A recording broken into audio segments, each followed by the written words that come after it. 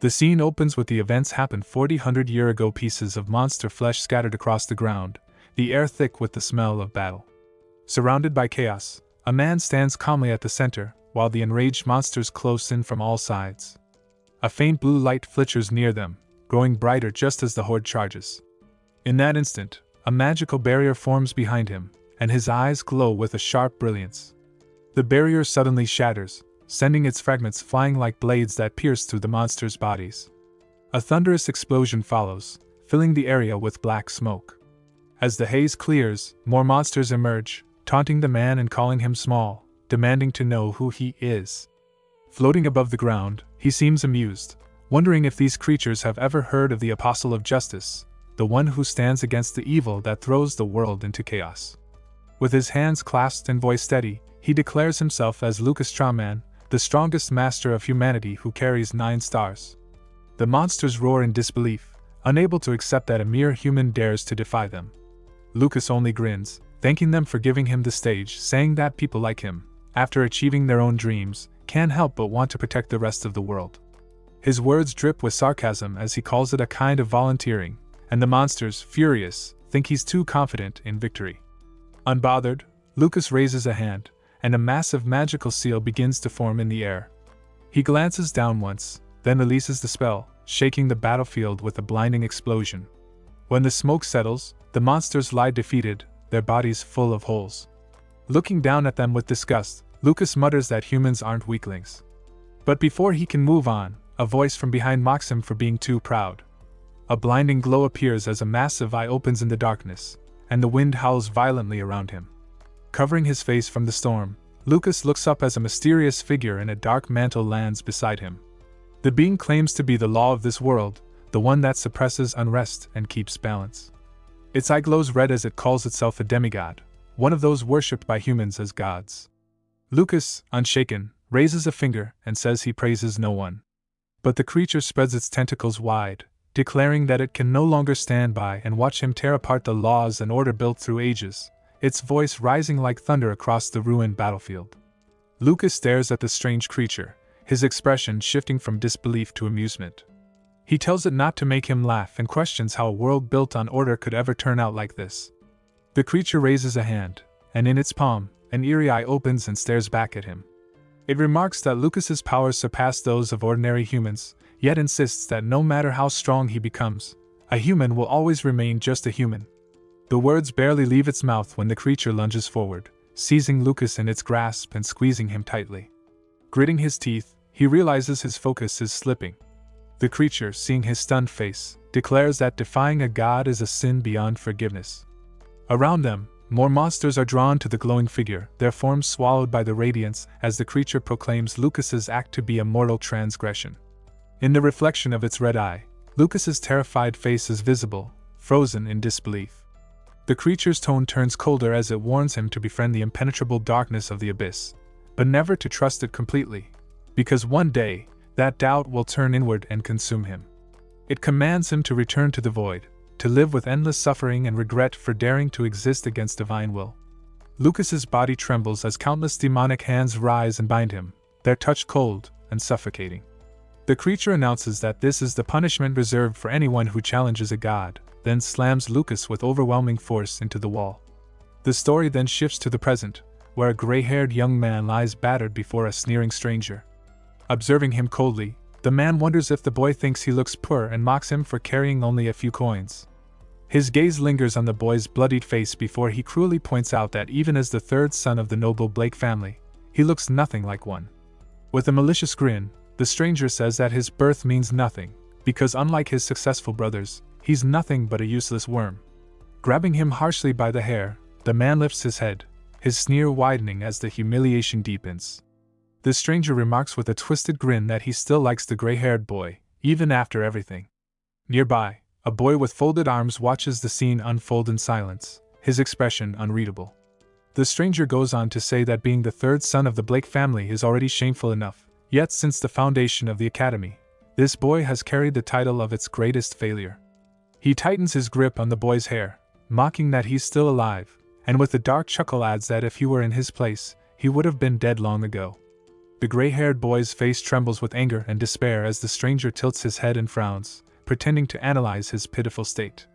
With a mocking smile, he claims that he's only doing his best for him before landing a brutal punch across his face. Watching him fall, the stranger says he never gets tired of hitting him, calling the sight perfect. Sitting on the boy's chest, he keeps striking again and again until blood stains the ground. When the boy crashes to the side, another man steps forward and drives his foot hard into his stomach. The gray-haired boy collapses, and they continue kicking him repeatedly, their grins twisted with cruelty. Gasping for air, the boy cries out in pain and begs them to stop. But the stranger, pressing his foot against his face, coldly reminds him about the magic class scheduled for tomorrow afternoon. Glancing at his bruised expression, the stranger tells him not to worry since they'll be partners, and assures him in a taunting tone that he won't overdo it, joking that he's a kind person after all. With a look full of disgust, he vows to make sure the boy remembers this beating for the rest of his life, warning that by tomorrow he won't even be able to walk properly.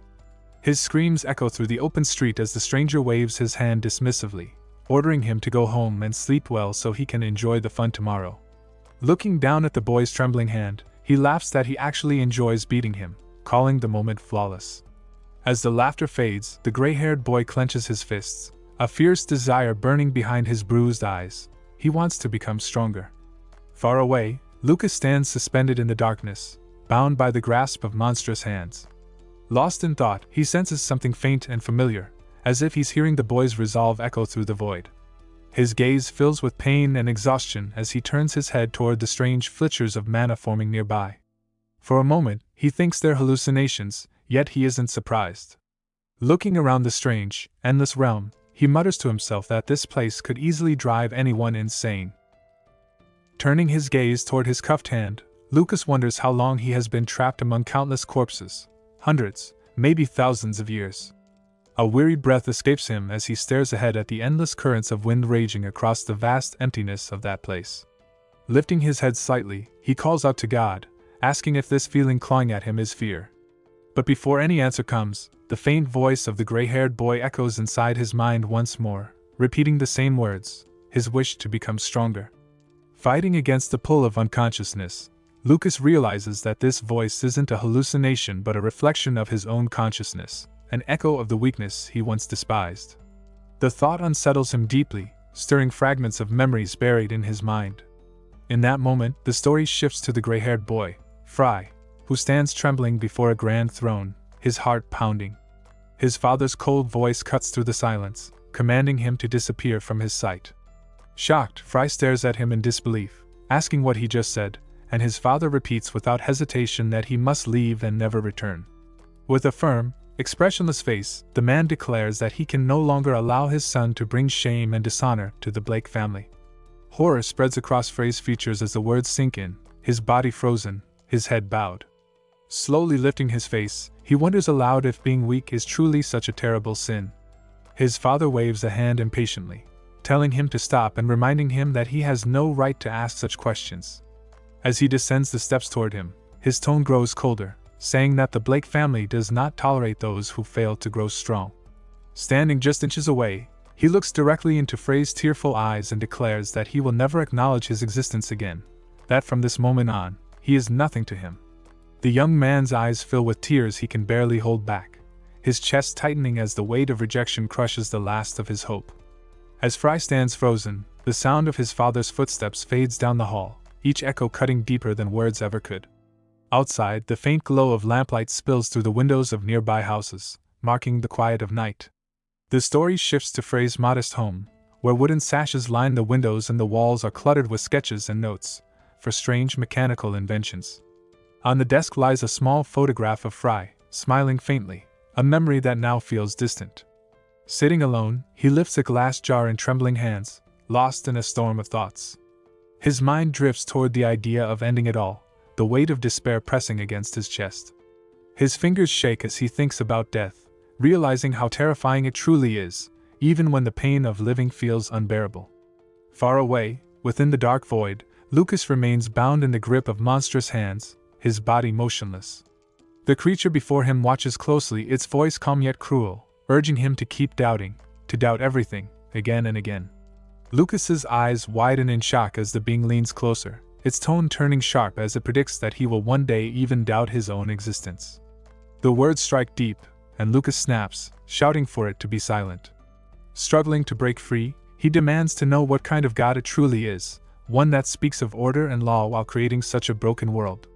His voice rises as he accuses it of approving this absurd reality, his fury trembling in every word. With clenched teeth, he declares that now he finally understands why this world is so cruel, because he has seen the very being responsible for his suffering. Consumed by rage, he roars that if enduring such agony means living through this existence, then he will accept this hell without surrender. At that very moment, Fry, far away in his small home, suddenly coughs up blood, his body shaking violently as if his pain and Lucas's fury are bound by an unseen thread. Horrified, Lucas wonders about the strange radiance spreading before his eyes as it engulfs the place of his suffering. Fry, clutching his bleeding stomach, hears a voice commanding him to die, and as his hand presses against the blood-soaked floor, he admits in despair that perhaps death would be easier. Lucas, startled, hears another voice echoing in his mind, calmly saying that no one is to blame, leaving him in confusion. Lost in thought, Fry reflects that a bird born without wings is fated to die just as nature intends. Struggling to support himself on trembling arms, he blames his own weakness, tears forming as he admits that he was born with wings but never learned to fly. The wind sweeps through his hair as he quietly questions if this is truly his fate. Around him, a furious crowd mocks and condemns him, calling him the disgrace of the Blake family and a shame to West Road Academy. A girl points at him with contempt, while another person sneers that if he were Fry, he would have chosen death long ago. Lying helpless amid their scorn, Fry thinks bitterly that those who judge him have no right to do so. Meanwhile, the monstrous hand imprisoning Lucas lifts above Frey's frail body. Without warning, the creature loosens its grip, allowing Lucas to move freely again. Shocked, he realizes the seals are fading and turns his gaze toward the motionless Fry, unsure what is happening but sensing that something within this chaos has begun to shift. At that moment, when Lucas enters Frey's consciousness, it feels as if a warm sunlight shines gently upon him while blood continues to pour from Frey's exhausted mouth. Approaching him slowly, Lucas wonders who this broken figure truly is, then places a trembling hand on his head and freezes in silence, tears pooling in his eyes. Deep within, Fry wishes that if rebirth were possible, he would seize it no matter the cost. As his eyes close and his final tear touches the ground, his fading mind whispers the resolve to leap high, to soar to the very peak of the world and see everything with his own eyes. Suddenly, a radiant light engulfs Lucas's gaze as Fry senses immense wings taking shape, wings stronger and grander than any before. When Fry awakens, he finds himself back in his room, kneeling as he inspects his trembling hands. His face bears streaks of blood that vanish within moments. Leaning on one knee, he steadies himself and rises, his mind swirling with confusion and realization. Looking around, he notes that he has finally returned. His eyes fall upon an ancient seal drawn on the wall, and he reflects that 4,000 years must have passed. Seeing the scattered pills nearby, he thinks that Fry Blake had once been the weakest man alive. But clutching his hair, he declares within that he is not Fry, but Lucas Train, the world's greatest magician. Removing the pin from his hair, he steps forward, accepting that from now on he and Fry are one and the same. Reaching the curtain, he calls it a symbol of freedom and throws it open, letting the moonlight wash over him.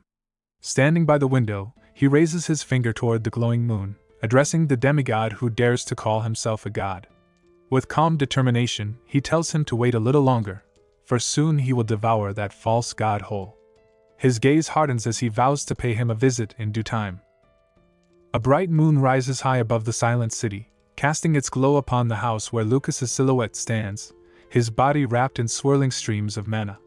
Focusing deeply, he closes his eyes and realizes that within Frey's body, his control over power is limited. Taking a steady stance, he decides that his first task must be to restore his energy and prepare this vessel to properly absorb mana. Gritting his teeth, he begins his training, his thoughts filled with the image of the demigods. To face them again, he tells himself, he must reclaim his former strength as quickly as possible, and then, with rising resolve, he swears to surpass even that. Memories flash through his mind, moments of terror and defeat, as a fierce aura bursts around him. Extending his palm, he reminds himself not to be greedy, knowing this opportunity comes only after 4,000 years of waiting. He takes a slow breath, deciding to temper his anger and steady his spirit before letting power consume him. As dawn begins to break, the world brightens with soft light, and Lucas stands unmoving beneath the rustling trees, certain that he must use every ounce of strength he has to rise again. When Lucas opens his eyes, a bright light flickers within them as streams of blue aura swirl around his hands. Observing the glow, he realizes that he has reached the level of 5 stars, but his expression quickly shifts to shock when blood spills from his mouth and splashes onto the ground. Kneeling, he understands that these are the toxins that have long built up in Frey's body and mind, and forcing them out, he lets the blood continue to flow as his body trembles. A violent surge of mana bursts from him, and he resolves to cleanse himself completely until nothing impure remains. Meanwhile, outside the academy, a group of students walk toward the building. Turning to David, Jack asks why he arrived so early, and David, smiling, explains that he came in excitement for the day's sparring matches. With a sly grin, Jack jokes that he only came to see Fry get crushed again. He warns his friend to be careful, saying that otherwise they might not get another chance to beat him. Laughing, David replies that he doubts Fry is even alive after the beating he took yesterday. Jack smirks, mentioning that he didn't see him in the infirmary and that he heard he had taken a bottle of sleeping pills before disappearing. As they continue toward the academy, David's voice echoes through the courtyard, suggesting that Fry Blake might have finally decided to end his own life. David confidently claims that the main character would manage to survive and even invites Jack to place a bet. Grinning, Jack agrees to wager 10 food stamps and asks if he accepts. Meanwhile, near the pool of blood beside Lucas, who continues his training, the exhausted magician clears his throat and wonders how much blood he has already thrown up. His gaze, caught between anxiety and excitement, follows the faint steam rising from the crimson puddle. Watching it curl upward, he wonders if it is truly steam or something emanating from Fairy's weakened body. Breathing heavily, he stares blankly ahead before turning his attention toward the academy and silently acknowledging that Fry had suffered more than enough. The gray clouds dim the city's daytime sky, and as his stomach growls, Lucas admits to himself that he is starving. Inside the cafeteria of West Road Academy, students gather around in disbelief as they watch the once disgraced Fry Blake devour food with unusual enthusiasm.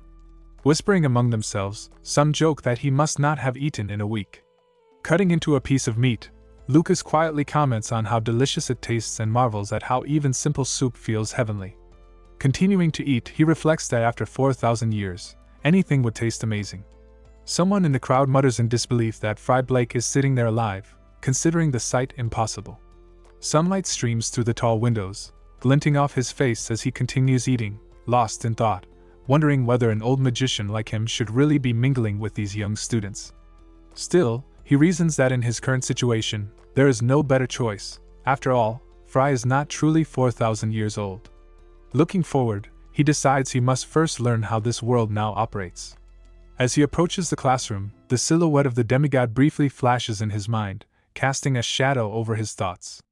Taking a slow breath, he reminds himself not to act in haste before finally pushing the door open. Inside, he catches the students whispering behind his back, their eyes filled with disdain. David's face lights up with disbelief as he raises his hand and excitedly declares that the main character really did survive, meaning he wins the 10 food stamps. Jack snickers, mocking that Fry couldn't even manage to kill himself properly. When Lucas looks at him with confusion, Jack laughs and adds that he should at least learn to be smarter about it. Suddenly, Lucas's sharp gaze focuses on them, and David, freezing with a smirk and one hand in his pocket, remarks that it's good Fry finally decided to show up, calling him a friend with mocking ease. Taken aback, Lucas begins to think about the strange words he just heard. A faint red glow flickers in David's eyes, drawing his attention. Turning his head, Lucas hears someone call out and notices Jack approaching. Slapping him on the back, Jack complains that Lucas caused him to lose his food tickets and insists he should make up for it. In his thoughts, Lucas assumes that Jack intends to hit him. Watching his anger, he wonders if such a person could ever be called a friend. Deciding it is unlikely, he reflects that no matter the era, there are always troublesome people like him. Suddenly, Lucas stops moving, his hands slightly raised as he senses something strange. He wonders if he is trembling because of Jack's shouting. Jack demands that he hand over his food stamps, then grabs Lucas by the face, preparing to strike. A loud roar echoes through the air as Lucas swiftly dodges to the side, narrowly avoiding the blow. David watches in shock, pointing at Lucas in disbelief, wondering what he just witnessed and whether he is the only one who saw it. The nearby girl looks equally confused, while Jack, stunned, stares at Lucas with a dumbfounded expression before letting out a crooked smile. Lucas quietly thinks that perhaps people like Jack are the same kind who make others lose hope. Gritting his teeth, Jack grabs Lucas by the head again, meeting his gaze with fury before tightening his fist to strike once more. At that instant, Lucas's hand becomes surrounded by a surge of energy, and with lightning speed, he counters the attack, landing a powerful blow to Jack's stomach that sends him flying to the side. At the moment Jack crashes into the wall, a storm of shattered desks and splintered chairs fills the room.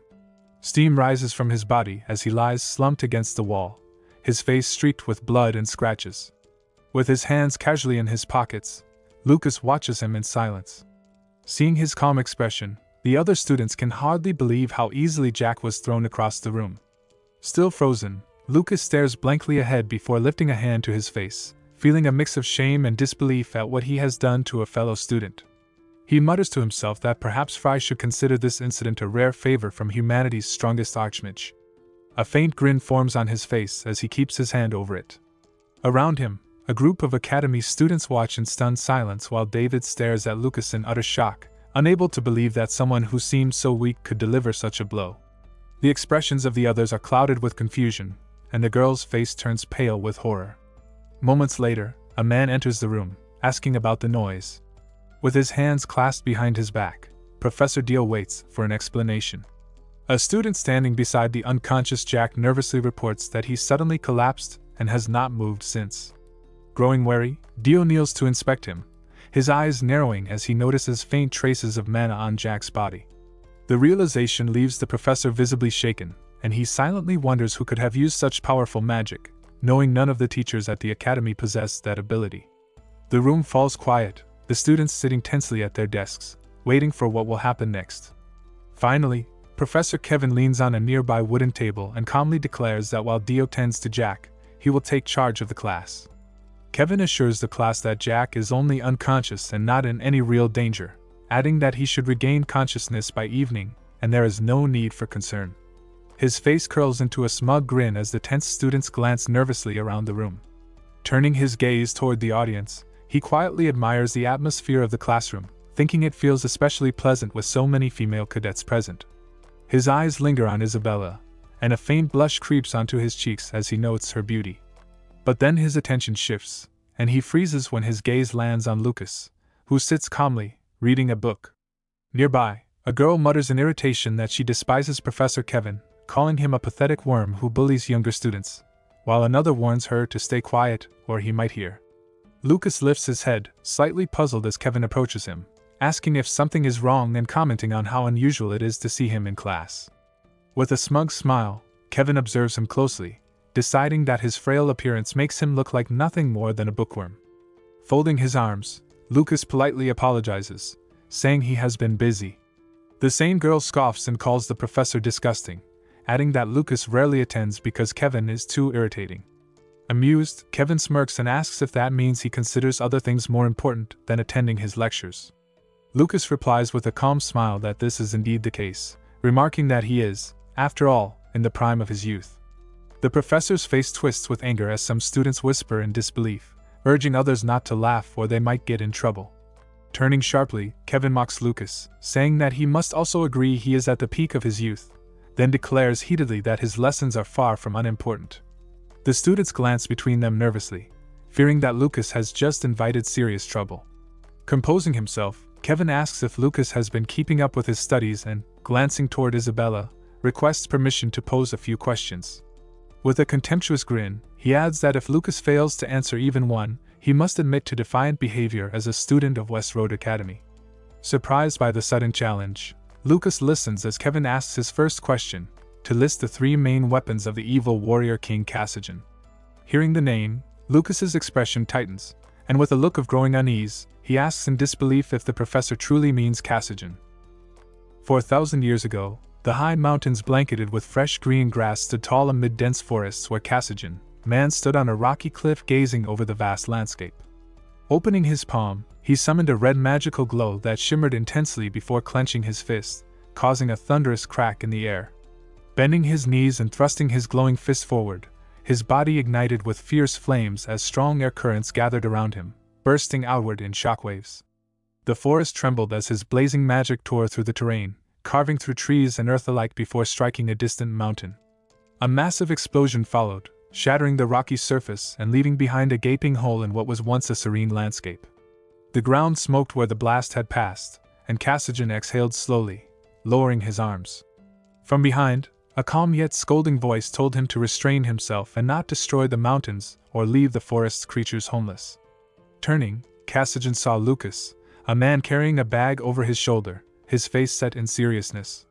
Frowning, Cassian muttered about their long separation while Lucas, sitting behind a wooden fence in the quiet green forest, rested his face on his palm, clearly annoyed by the other's relentless training. Irritated, Lucas asked if he planned to keep training even after meeting his old friend after so long. Cassian, still focused on his practice, told him not to be shy and to have some tea if he wished. Sighing with exasperation, Lucas called him hopeless but took the cup anyway, teasing that he probably hadn't married yet since he knew nothing but training. Cassian turned slightly, ignoring the comment before remarking that Lucas's heart was as complicated as a woman's. Offended, Lucas pointed at him, declaring that he had no such issues, but Cassian simply walked closer and said that falling for women only leads to losing control. Lucas instinctively leaned back, wary of where this conversation was heading. Cassian slammed both hands beside Lucas, shouting for him to be quiet as his voice echoed across the mountains. Leaning close, he said that desire weakens even the strongest man, making him unable to stand on his own. With a firm look, he told Lucas that true warriors must stay as steady as stone before women. When he asked if this rule applied to magicians as well, Lucas frowned, visibly offended. Man through his brow studied him carefully, while the man met his gaze with defiance before remarking that if he were a girl, he would date a rock, if it happened to look good enough. With a sigh, Cassian told him to just drink his tea. The memory fades as Lucas, now in the classroom, trembles at his desk, face buried in his arms, tears welling up as he pounds the table in frustration. His strange reaction catches the attention of a red-haired girl and a man nearby. Professor Kevin, watching the trembling Lucas, asks if he truly cannot answer the question. Two students seated close by whisper that no one could know the answer since it was never written in any textbook. Isabella's eyes widen as she realizes the professor is merely using Lucas to flaunt his own knowledge. Unable to stay silent, she stands up and tells Kevin that the question has nothing to do with their magic lesson. The entire class turns to her in surprise, and even Lucas, raising an eyebrow, finds himself thinking that she looks beautiful despite her stern voice. The professor's irritation shows as he mutters her name through clenched teeth while all eyes remain on her. Bracing herself with her hands on the table, Isabella declares that Cassian was a true warrior who used mana only for his own training, meaning he was not a magician at all. Her bold words hang in the air as she stares at Kevin with glassy red eyes. Folding his hands behind his back, the professor calmly ascends the steps, agreeing that Cassian indeed was no magician. Moving closer, he leans toward her with a mocking smile and asks if she intends to insult those who follow the path of the magical warrior. Isabella meets Professor Kevin's sharp gaze and calmly tells him that this is not the point of their discussion. The students watch with tense faces as Lucas, glancing halfway toward the professor, realizes that Kevin sees her words as an insult. In his mind, Lucas pictures an enraged Cassian shouting that he was a warrior, not a magician, and thinks that the real Cassian would have slain Kevin for such a claim. The professor furrows his brows, letting out a short, amused laugh before saying that this might turn into an interesting debate.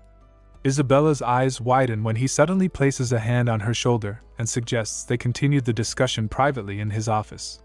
Shocked, she brushes off his hand and demands to know why he is behaving like this. Kevin looks down at his palm with a feigned sorrow before remarking that he once thought she was different, though now it seems she lacks all manners. Fear flashes in Isabella's eyes as sweat runs down her cheek, especially when the professor slams his hand on the table and leans toward her, ordering her to name the 3 sacred weapons of the magical warrior.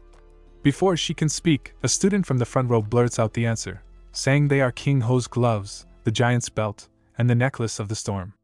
The classroom falls silent as Kevin freezes, his bald head reflecting the light, while the students in the lower rows stare at him with barely contained anger as he slowly turns to see who dared interrupt his exchange with Isabella. With a casual grin and his hands resting behind his head, Fry explains that Cassian never used anything other than those 3 items. The Lucas closes his eyes, pressing his lips together, thinking that Cassian never listened when told to dress a bit more stylishly. Fry admits he particularly disliked the necklace. But then he suddenly stops speaking, his gaze lifting in surprise toward the silent professor. The Lucas, uncertain, asks if he made a mistake, and Kevin, wearing a grim yet mildly surprised look, responds that his answer is correct. Feeling proud, Fry pumps his fist with a triumphant smile, claiming there was no way he could have been wrong, while his desk neighbor stares at the Lucas in disbelief.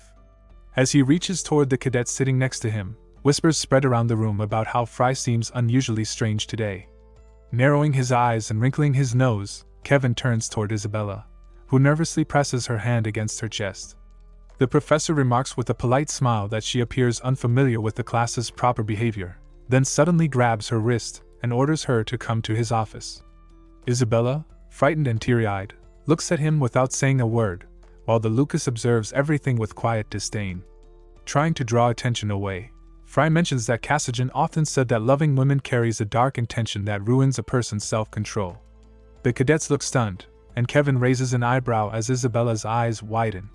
Fry continues, saying Cassian believed a warrior should remain unmoved like a rock before women, as the desire for affection weakens one's ability to stand firm.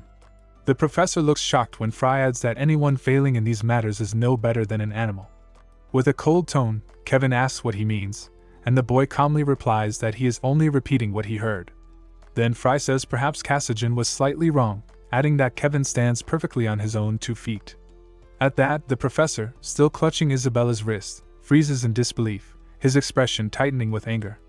His face distorts, his nose flares, and his lips press together as tension fills the room. Suddenly, he shouts Frey's name, his voice echoing through the class while he breathes heavily and sweats.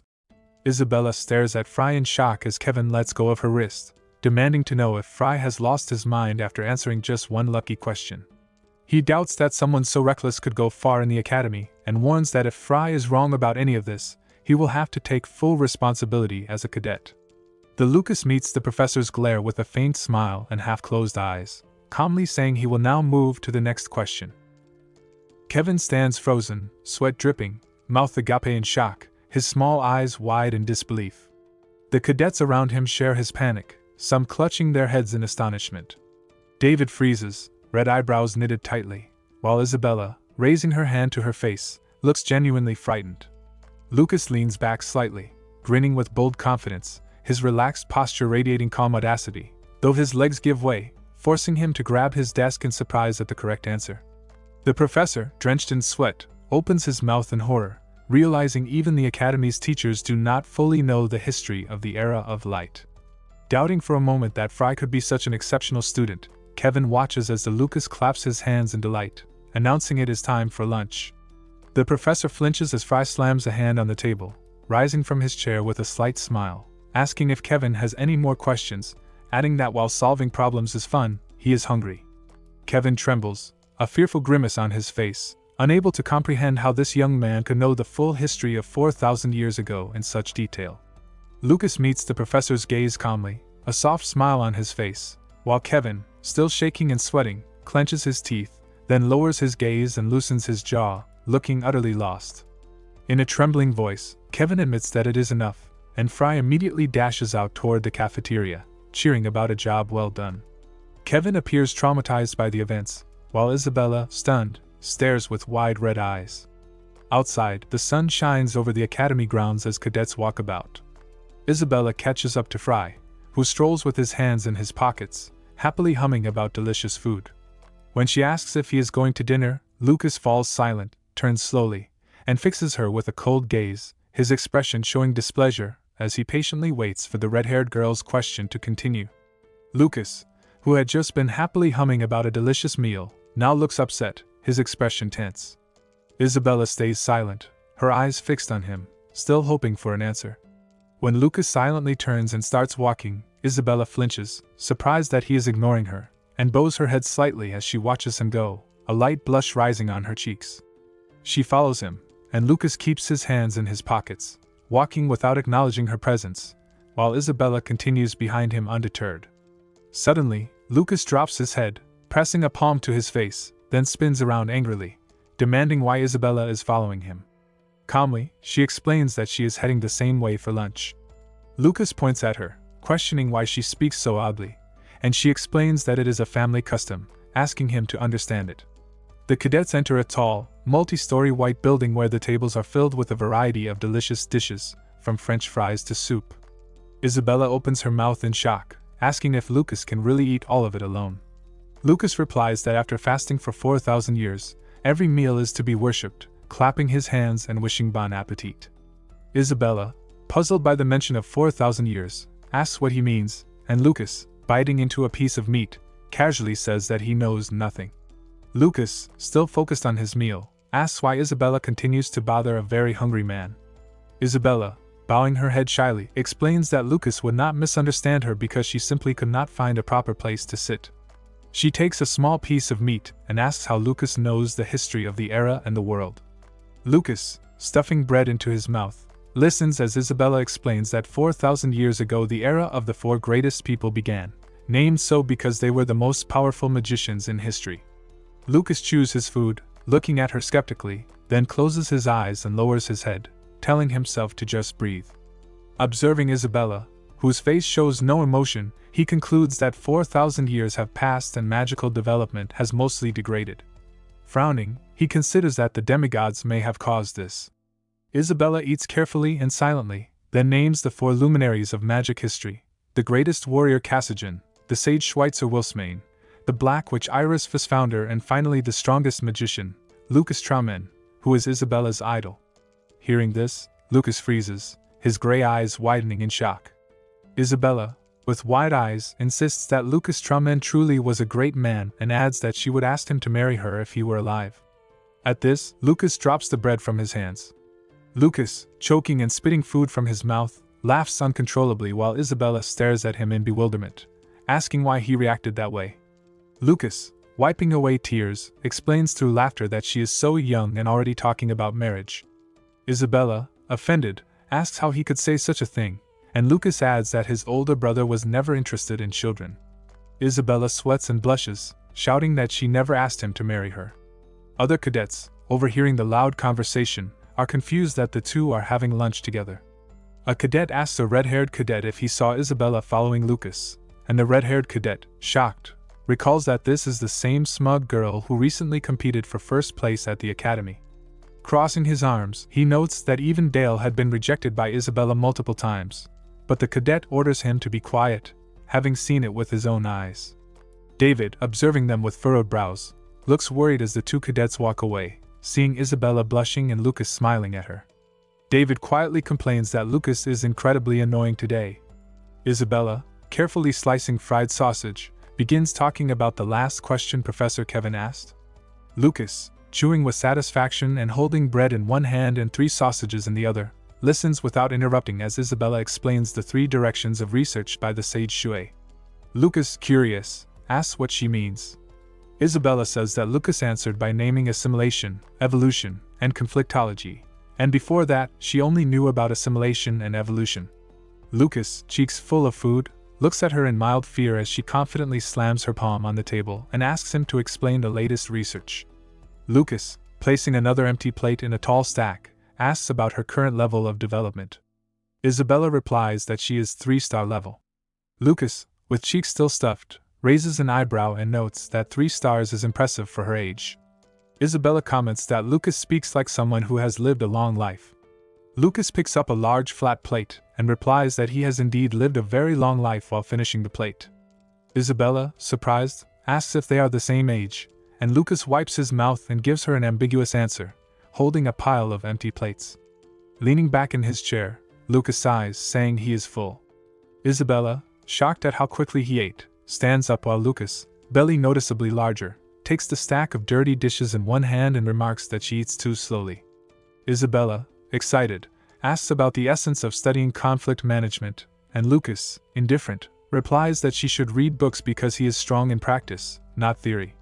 Isabella is stunned, asking if he means experience, a drop of sweat rolling down her cheek, while Lucas turns away, walking forward with one hand in his pocket and the other holding a dozen dirty dishes. A large crowd gathered in the massive open-air training hall as the teacher explained that the students would practice magic through one-on-one battles, and to keep things fair, only first-level magic could be used. David shot Isabella an intimidating look, while Lucas finally responded. Isabella, communicating with Lucas, explained the nature of their conflict, prompting David to question why she was even talking to the so-called pathetic worm. Professor Jane stated that the rest of the training would mimic a real battle, warning that any injuries would be the students' responsibility, so they should treat it with genuine fear as if it were real. Lucas, taken aback by her appearance, remarked that Professor Jane was beautiful, which immediately angered Isabella, who shouted that he was out of his mind for talking so lewdly about a teacher over 40 and asked if he was serious.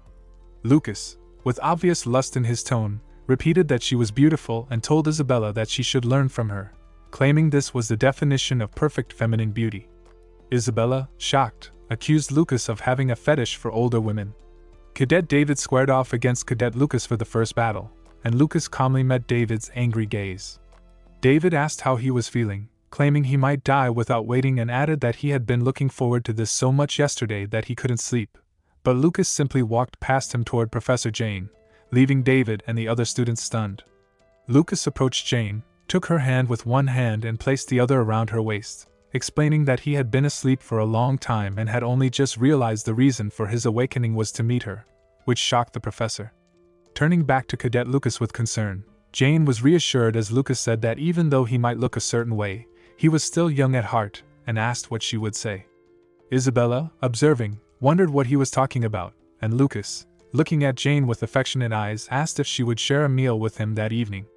The embarrassed professor told him to return to his place, warning him only once, but Lucas insisted he wanted an agreement.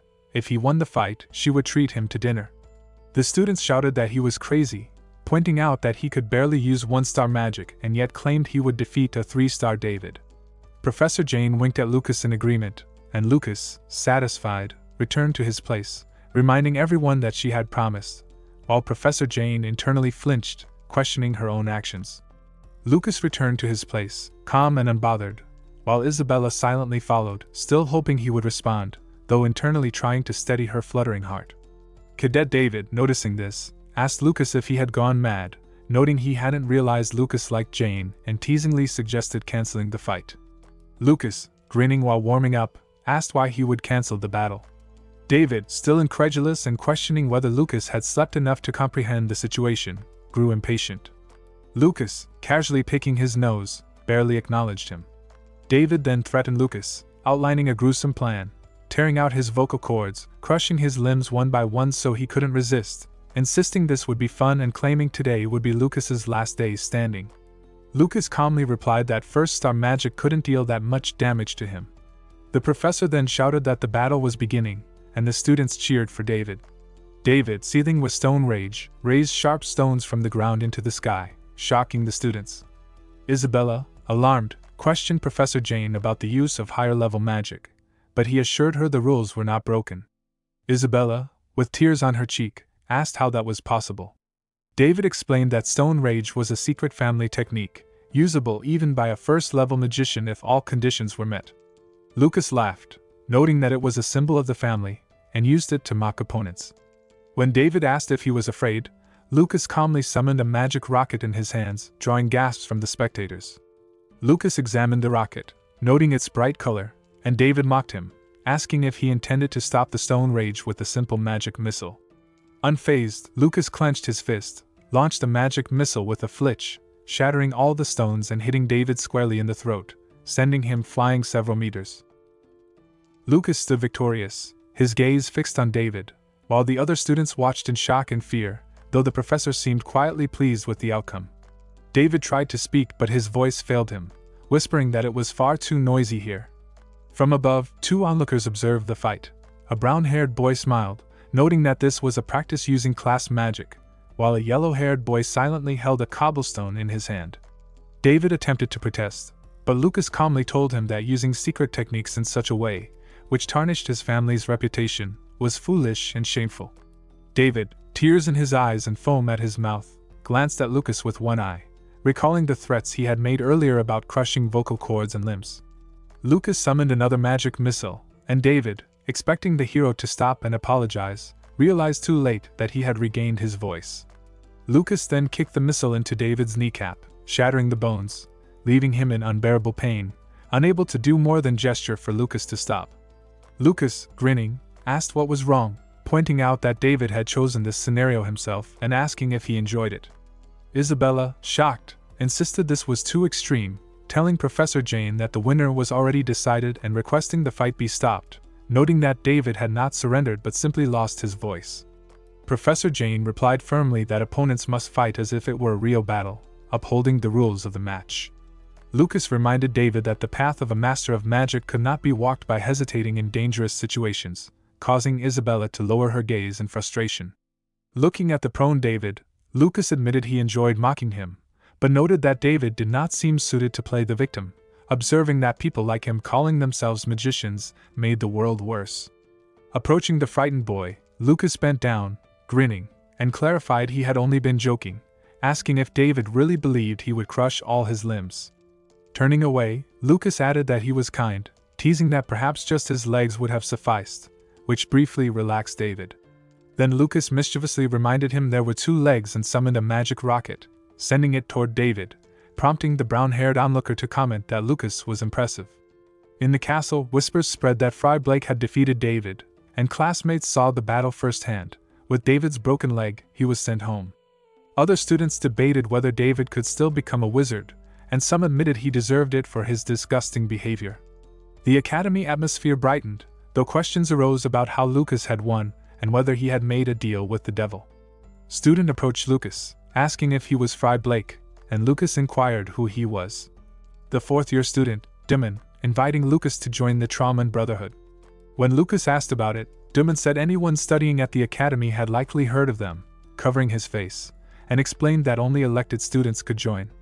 Showing a runic ring of real gold on his finger, Dimon confirmed membership, explaining it was crafted by Master Proteus himself, leaving indentations if bitten. Closing his eyes, Lucas mused on the idea of using someone else's name at will, then turned and walked away, covering his nose, reflecting that he now had no gender concerns. Dimon added that with the ring, after graduation, Lucas could do anything and never worry about food, but warned him not to fall, as the Trauman Brotherhood was led by none other than, before Lucas interrupted, refusing. Shocked, Dimon asked if he was serious, noting this was the same Trauman Brotherhood. At that moment, Peruin Jan appeared, declaring he was not one to be lured by such offers. Lucas turned to see him, and Dimon explained that Peruin Jan was the head of the Trauman Brotherhood. Peruin Jan apologized for Dimon, explaining that he actually supported his desire to see Lucas with the Trauman ring. Lucas smiled, thinking Peruin Jan was young but skilled, and then stated he had no intention of joining the Trauman Brotherhood. He asked who he would become if he did join, then turned to say he would not take anything from them and suggested they simply coexist. Dimon angrily called Lucas audacious and tried to confront him, but Peruin Jan stopped him, and Dimon apologized after a moment. Later, Lucas and Isabella arrived for dinner with Jane, who reminded Lucas that he had promised to treat Isabella. Lucas then noted that there was now one more mouth to feed and instructed Isabella to leave her fork on the table and not shove food in her mouth. Isabella remarked that they might not notice her, but Lucas shouted for her to leave, insisting she needed to understand the situation. Jane leaned on her arm, noting that she could not find any information about the battle anyway. Isabella asked what she was supposed to do if she received no guidance, and Jane told her to follow the professor until she was told otherwise. When Isabella inquired about Casagen's training methods, Jane admitted she had only heard a little about them at a scientific conference for magicians, and that no matter how she searched manuscripts, she could not discover the details. Isabella remarked that Fry must know about Casagen given how he had acted in the library. Jane added that if this was not just boasting, she would like to hear more. Lucas took a sip, stood up, and walked behind Jane, hugging her from behind and placing his hands on her collarbones, suggesting he could explain something better. He then advised Jane to go to her room after dinner. Jane felt embarrassed, wondering why her head and heart reacted so differently to someone more than 20 years her junior. As Lucas and Jane leaned in toward each other, Isabella slammed the table, shouting at Lucas for attempting something indecent with the teacher. Lucas simply noted that she really wasn't leaving. A few moments later, Lucas stepped outside under the starry sky, thinking that if a demigod ruled the world now, all traces of the past would vanish, But even after 4,000 years, the legacies of Lucas, Cassigen, Schweitzer, and Iris remained unchanged, and perhaps some still fought in their names. Isabella, embarrassed, approached Lucas, who then asked her who was the strongest in the academy now. Isabella, with tears on her cheeks, said he seemed like a kindergartner, but Lucas raised a finger, saying it didn't matter, and insisted she answer honestly about the strongest among all cadets and teachers. Isabella shyly reminded him that he hadn't answered one of her questions yet, and Lucas promised to answer if she did. Delighted, Isabella asked loudly if it was true, and Lucas was surprised by her excitement. She stated that among the students the strongest was Peruin Jan, and among the teachers, it was Professor Dio and Professor Adelia. Isabella added that the true strongest was her aunt Cirrus, the director of the West Road Academy. Jane then approached and explained that Cirrus was a 6-star magician, known throughout the kingdom as Eternal Ice. Lucas was surprised and asked about 6 stars, to which Jane replied that theoretically magicians could reach up to 9 stars, but the last person to do so lived around 3,000 years ago, and many doubted the truth of it.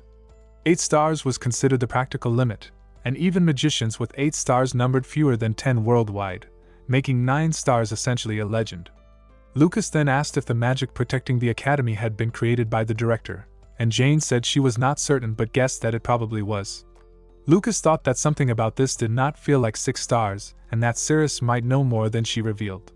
He decided not to tell Isabella yet, since he did not fully understand the demigod situation and did not want to involve her in potential danger. Lucas realized he would likely need to reach 7 stars himself, shocking Isabella, who exclaimed in surprise, while Professor Jane laughed and said that even achieving that level could take 10 to 20 years. Lucas noted that with enough effort, he might accomplish it during holidays, leaving Isabella and Jane stunned.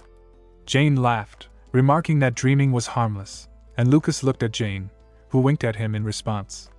Lucas approached her, claiming that he not only had great dreams but also great love, hugging her lower abdomen. Jane wanted to agree but remembered she was still a student. Isabella interrupted, warning them to be careful because she could tell her aunt everything they were doing, frustrating Lucas, who turned to say he disliked small-minded interference.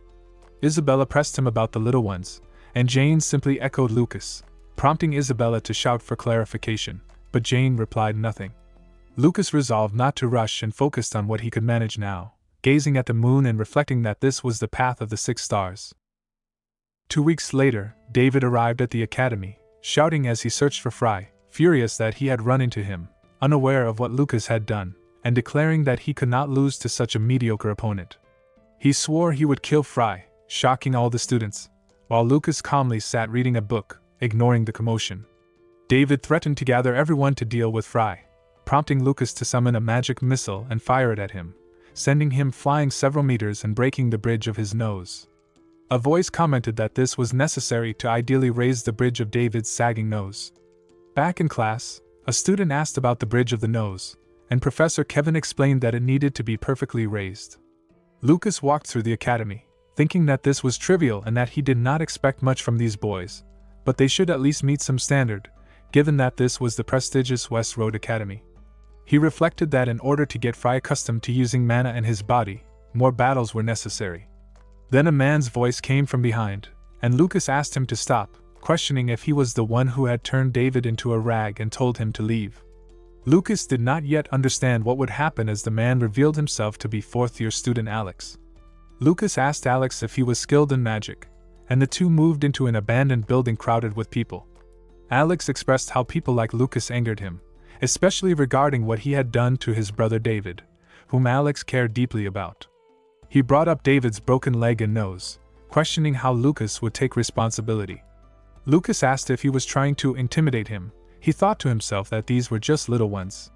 Alex then imagined himself all-powerful for having defeated David and declared that Lucas's funeral would be today. Lucas, bored by the words, began to yawn, noting that Alex had brought a poor freshman into the crowd to show off. Alex insisted Lucas should not be afraid because they were merely watching. Alex also claimed he did not need an audience to deal with Lucas, whom he called a pathetic worm, prompting Lucas to summon a magic missile that sent Alex flying several meters and knocked down 3 students. Others shouted at Lucas, accusing him of cowardice for attacking while Alex was speaking, but Lucas calmly apologized, saying he just found the situation amusing. Lucas called the group of students little ones, shocking them, and they demanded he speak up but not attack while talking. One introduced himself as the eldest son of the Gillard family, another as the second son of the Pinalarks family, and Lucas responded by summoning magic missiles, hitting them one by one. The others shouted for someone to stop him, but Lucas launched more magic missiles, repeatedly announcing he was a magic missile. After defeating everyone, he sat on one of the fallen students, thinking to himself that they were weaklings, little ones, and that sinking to their level would be pointless. Later, he returned to the academy and fell asleep at a table, thinking that everyone was weak. Isabella approached and asked what he had been doing, and the sleepy Lucas replied that it was her again. She mentioned that because he frequently used his magic missile, other students called him the death missile, which embarrassed Lucas, who panicked, realizing he could not use anything stronger. Isabella, blushing, thought he was cute, and Lucas asked why she had come. She explained that she had followed his instructions, noting that troll blood mixed in a 7:3 ratio with magical water was incredibly effective for sealing. Lucas thought that half-troll blood would be even better because of its unique energy mix, and Isabella agreed it would be amazing, asking what he would teach her next. Lucas pondered aloud when he had started teaching her, acknowledging that she was capable and could reach 8 stars with proper training. He then said he would tell her about the battle, but before she could respond, he interrupted, explaining that he would train during the holidays and that she could accompany him to witness the battle herself, though it was a dangerous journey that could cost her life. Isabella immediately declared that she would go with him and insisted he take her along. Isabella, carrying a huge backpack that made her look exhausted and a bit gloomy, caught the attention of Lucas, who had only a small bag and raised an eyebrow, narrowing his eyes at the sight of her massive load. Lucas pointed at it and asked if she was going on a hike, prompting Isabella to shriek that girls need many things and he wouldn't understand. Blushing with sparkling eyes, she asked where he was headed.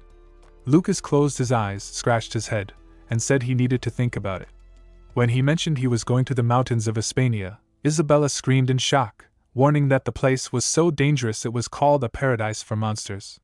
Lucas, having confirmed this, asked if she knew the way, and Isabella dropped her backpack, commenting that he always seemed to catch her off guard.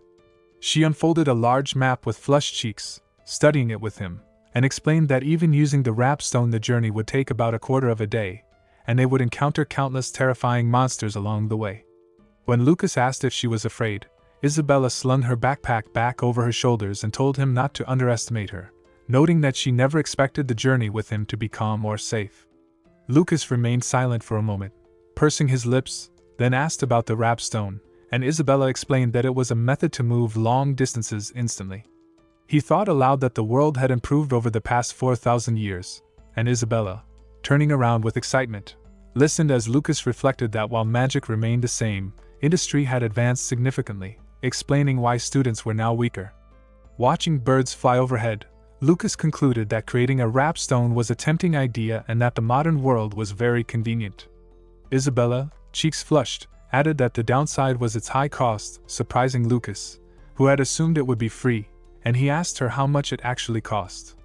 Isabella explained that the long journey would require about 10 gold coins, which made Lucas widen his eyes, raise his gray eyebrows, and gape in shock. Isabella looked at him in confusion as he turned away and began rummaging through his backpack, only to discover he had a single gold coin and wondered why the aristocrat inside him had nothing. Suddenly, Lucas's eyes lit up as he realized Isabella was also an aristocrat and should have plenty of money. Isabella, noticing his odd behavior, asked if he was feeling unwell. Lucas, forming a heart shape with his hands, ran up to her, grabbed her hand, and asked with a wide smile how much money she had. Isabella shuddered, not understanding, and replied that she hadn't brought any. Lucas frowned in shock, beginning to sweat, while Isabella, hands on her hips and eyes closed, explained that a wealthy life made people lazy and asked if she needed money to accompany him. Lucas pointed sharply to the side and shouted for her to go home and not return without money, but Isabella refused, saying the journey began with earning travel money. Lucas yelled that she was talking nonsense despite having brought so many things, and Isabella countered that it was different because girls needed a lot of things. Lucas, glum and resigned, concluded that she would probably come up with something once they reached the capital. He asked if she had ever worked, and Isabella admitted she had never done so. They arrived at a small port where a wooden ship was docked. As they walked past dark, muscular men with cigarettes and torn bags, Both froze in shock when they saw a giant wooden ship with large white sails. Lucas, astonished, asked if it was free, and Isabella, admiring it, explained that it was free for students of the academy. Lucas looked at the long queue filled entirely with young cadets and understood why so many students were here. Isabella and Lucas stood at the end of the line while Lucas salivated at the thought of the food. Isabella mentioned she had heard that the ship served only the most delicious meals, which made Lucas arch his eyebrows and blush with pleasure, admitting that even saying the word meat made his mouth water and that he loved their academy. A man holding a piece of paper put his palm forward and announced that there were no more spots, causing Lucas to almost fall from shock and scream loudly. The man explained indifferently that they would have to wait days for the next ship. Shocked, Lucas fell to the ground, tears in his eyes and mouth open, while Isabella quickly caught him. The man then suggested an alternative, Corteso, a small, somewhat old-looking ship, and Lucas and Isabella were both unimpressed. Lucas noted that while the small ship wasn't terrible, it paled in comparison to the luxurious ship beside it. The man smiled, saying that although this ship sailed to Jiathanbul, they would arrive in Kozumoni in 5 days, all for free. Confused, Lucas scratched his head and thanked the man, though he was clearly not impressed. On board, 3 men who looked like pirates sat at a table with mugs and food. A man with gold earrings and a red scar narrowed his eyes, telling the captain they were ready. A large man raised his eyebrows and said they would start work tonight, while another man with a black eye patch and a missing tooth laughed mischievously as he took a bite of chicken. The man froze in shock when the captain pointed at him and angrily demanded why he had torn out his eye. Lucas watched as the one-eyed pirate raised his clenched fist with a grin, claiming that having only one eye was a symbol of piracy. The captain angrily called his subordinate crazy and shouted that he should never have removed his good eye.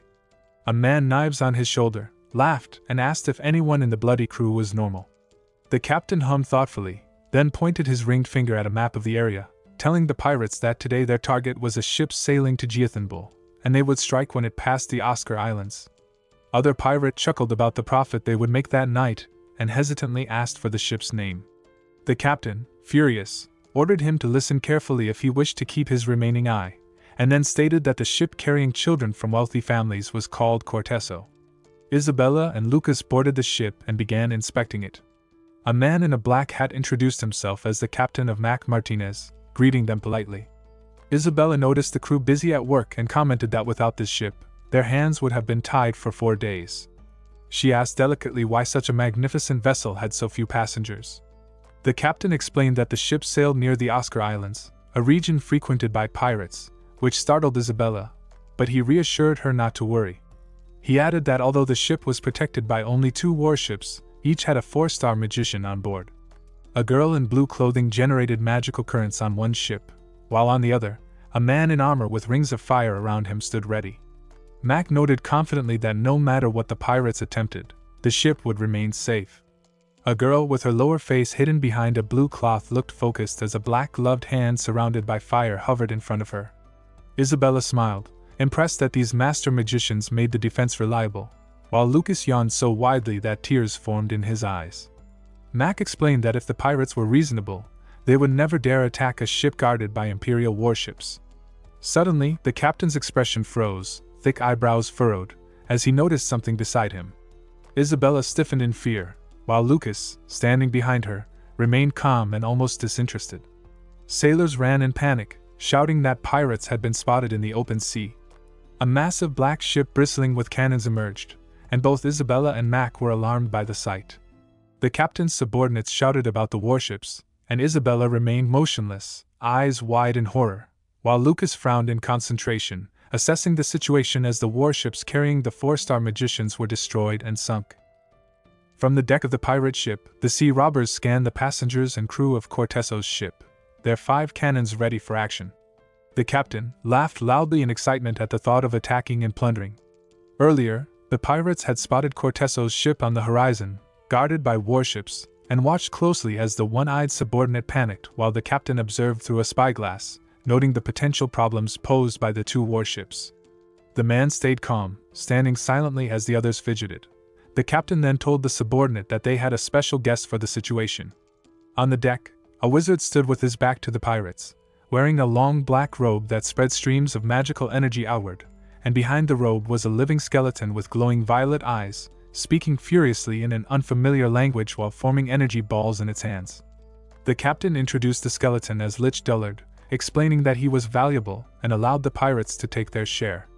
The one-eyed subordinate froze in fear, cold sweat dripping down his face as he listened to the skeleton, and at one point waved his hand and stepped back, making a frightened noise, while the captain folded his arms and looked at him with dissatisfaction.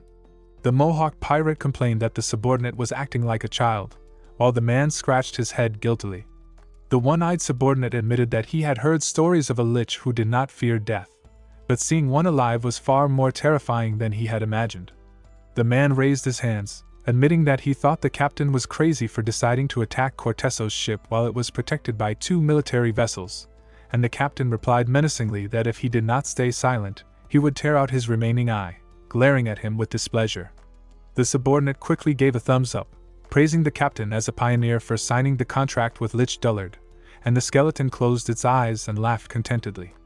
Meanwhile, Lich Dullard raised his hands, enveloping himself in a glowing energy ball of purple mana, his red eyes blazing as he lowered his bony jaw and shook the space around him.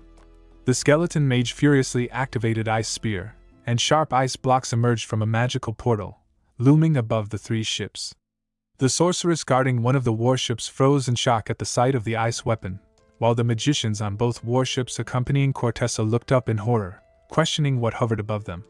The dark-skinned sorceress quickly channeled her blue mana to counter the ice, and a muscular mage followed suit, activating his powerful fire magic, but sharp ice blocks had already begun to fall. The muscular mage, filled with rage, extended his palm forward and concentrated energy for a powerful strike as sharp ice blocks headed straight toward the 3 ships. The protective dome created by the dark-skinned sorceress developed deep, bright blue cracks, sending shards of her magical barrier flying around her, and she raised her hands to the sky, dispersing air currents in circles. The shocked woman watched with wide eyes as the ice attack successfully sank the ships. The captain laughed loudly, urging his crew to seize the opportunity for gold, and the pirates, shouting furiously, charged toward the ships. Only the head pirate and the one in red were preoccupied with other matters, walking near where Lich Dullard stood and admiring his skill in demolishing the warships. Turning to the pirate, the skeleton mage menacingly noted that something strange had occurred, leaving the captain confused and fearful of the monstrous figure. Hidden in his robe, Lich Dullard observed the streams of his purple mana, realizing there were 3 ice spears in the sky, recalling clearly that he had summoned 3, yet the captain watched in bewilderment as the 3rd ship in the middle remained unharmed. Folding his arms, the captain subtly reminded the skeleton that he had been warned not to touch the surviving ship, while the head pirate, sweating and panicked, reported that the people on that ship must be taken hostage. Enraged, Lich Dullard turned toward the captain with burning red eyes, causing the pirate to stutter and lower his gaze, horrified at the vile presence of the small skull. Turning away from the frightened subordinate, Lich Dullard explained that his strike was meant to block ship and prevent the crew from escaping, clarifying that the power used was insufficient to sink the ship. Standing silently, purple mana streaming from his open mouth in multiple directions, the skeleton confidently stated that something on Corteso's ship had remained unharmed. All the cadets panicked, rushing frantically across the deck, while Captain Mac struggled to calm them, urging everyone to follow the sailor's instructions as terror spread through the ship. Amid the chaos, one young man sat quietly on a large wooden chest with his head bowed, the hooded man beside him hidden in shadow, sighing deeply. Fry and Isabella stood near the center of the deck, bewildered but completely unaffected by the general panic. Isabella's reddish hair glinted in the sunlight as she widened her eyes in surprise, pointing out in long pauses that the warships had been destroyed. Fry just sighed with his eyes closed, casually patting his partner on the head and telling her not to worry because these were only pirates, leaving Isabella frozen in awkward astonishment. He then glanced at the water, noting that his concern lay elsewhere, explaining that the 2 warships had been crushed by the ice spears, but the 3rd one, which should have fallen on their ship, had vanished along the way. Isabella, staring at the sunken vessels, asked in disbelief if Fry had actually eliminated the threat, and he shook his head, remaining silent. He recalled sensing the approaching wave of mana yet being unable to stop it, and a grim realization struck him that facing a demigod had left his mind blank for a moment, bringing back the haunting memories of being trapped in the abyss for 4,000 years. Sweat beaded on his forehead and his hand shook convulsively as he felt the presence of Lich Dullard's mana, and he tried to calm himself, reminding himself that the creature was not a demigod, only a resemblance, clenching his fist to steady the tremors and noting that the force he felt was the mana of the undead. Isabella, throwing up her hands in confusion, asked who had stopped the third ice spear if not Fry, and he fell into thought, running a hand across his long gray hair and covering his mouth, closing one eye as he singled out the lone figure sitting calmly on a chest, untouched by fear, declaring that he needed to meet the defender of the ship.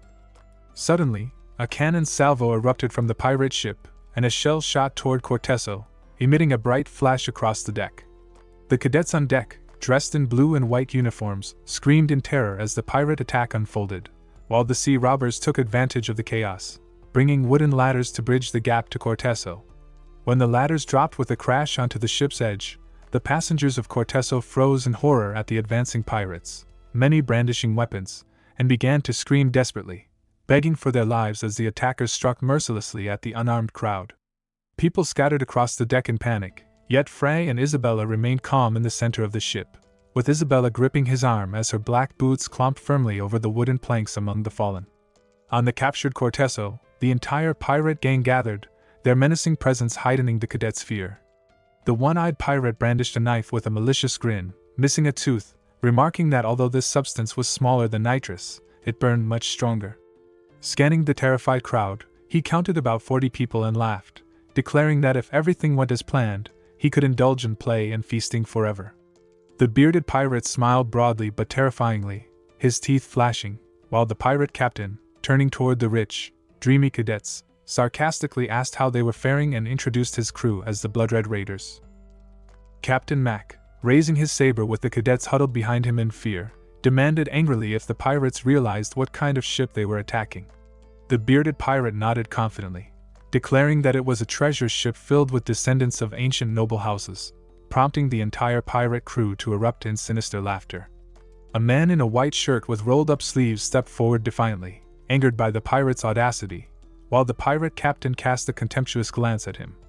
At the very edge of the deck, in front of the stacked boxes, the man clenched his fists and gritted his teeth, asserting that the pirates had no idea whom they were dealing with, since the students aboard were future elite magicians, and unfortunately for them, they had targeted the wrong ship. Captain looked on in horror, urging him not to provoke the pirates further. The man crossed his arms, chanting runic symbols while focusing intensely, activating the blue mana swirling around him. In the next moment, a weapon flashed through the air with a sparkling blade, and the daring student was suddenly pinned to the wooden boxes behind him with a knife, his eyes wide and mouth agape as a weak energy flow leaked from his hands. The pirate captain in the red camisole and the bearded pirate remarked with amusement that the student had not yet understood the situation, as no one would give him time to prepare before the fight. The student shivered, drenched in cold sweat, staring in panic at the knife lodged inches from his face, while the cadets screamed anew in terror. Fry and Isabella remained calm in the center of the deck, observing quietly, and Fry realized that someone had altered the knife's trajectory to save the man. Looking toward the source, he spotted a hooded figure standing motionless among the fleeing cadets, and concluded that this mysterious person had intervened just in time. The cadet, pinned near the wooden boxes, opened his eyes wide and gasped in panic as a hooded figure nearby instructed him to stay still and not stick his head out. The one-eyed pirate folded his arms in frustration at the captain's inability to strike the cadet, while the bearded pirate produced a sharp knife between his fingers. Captain Mac grimly told his subordinate that this time he would demonstrate the proper way, focusing on the small, bespectacled cadet, and declaring he would serve as an example. Terrified by the pirate's menacing attention, the cadet stumbled backward, tripping and wetting his blue pants, a small puddle spreading beneath him, and the captain noted that the boy had lost control out of fear. The bearded pirate moved to harass the pressed cadet, and a blue-haired subordinate in a bandana followed, advancing with malicious intent. Suddenly, the timid cadet was hoisted onto the pirate's shoulder and carried off as he screamed in desperation, but the hooded man intervened, refusing to let him be mocked. The bespectacled cadet was thrown overboard in a single motion, splashing violently into the water, struggling to stay afloat, and raising his hands for help among the wreckage of destroyed ships. Eventually, the panicked cadet sank, unable to keep himself above water, while the man watched in horror, covering her face in grief. One cadet leaning against the side of the ship observed closely and concluded that a second-class orc had just been killed brutally, as the bored pirate captain casually picked his ear with his little finger, unconcerned by the chaos. The cadets, spurred by fear and anger, began to take up arms against the corsairs, and 2 of them, enraged, aimed their magical weapons at the pirates, one of them wielding a bow that shot 3 arrows at once while mana concentrated in their hands. Captain Mac, casually examining earwax on his fingernail and blowing on his little finger, remarked lightheartedly that it had become too noisy. 2 powerful blue mana streams shot toward the bearded pirate, striking him and 2 others, but the captain remained calm, showing no intention of fleeing. As one sparkling blue stream headed straight for him, he watched with a smile while the lich's magic rendered him invulnerable, a black and gray magical ring forming around him to block the attacks. Both attacking cadets were stunned, unable to comprehend how the bearded pirate had protected himself, while he grinned contentedly as dark purple streams from the lich surged toward them. The purple ribbons chased the cadets across the deck, knocking them off their feet and swirling them into a glowing funnel, from which a skull with fierce red eyes began to emerge. The blue-haired cadet on the floor stuttered in shock, insisting this couldn't be happening, echoed by another Magic Academy student who cried out in fear at the arrival of the formidable lich in his black robe. Fry stood silently, expressionless, while Isabella, mouth open in astonishment, questioned whether it was really a lich. Mac called out familiarly to the pirates, asking if they had made a contract with the undead, immediately clarifying that such creatures do not do business with the living and were merely being used. Standing in front of the lich, the pirate captain noted with a grin that the monsters were only interested in money because they were pirates. One cadet in front of Frey and Isabella muttered that the robbers were insane, pointing out that in a situation like this, no amount of wealth could matter.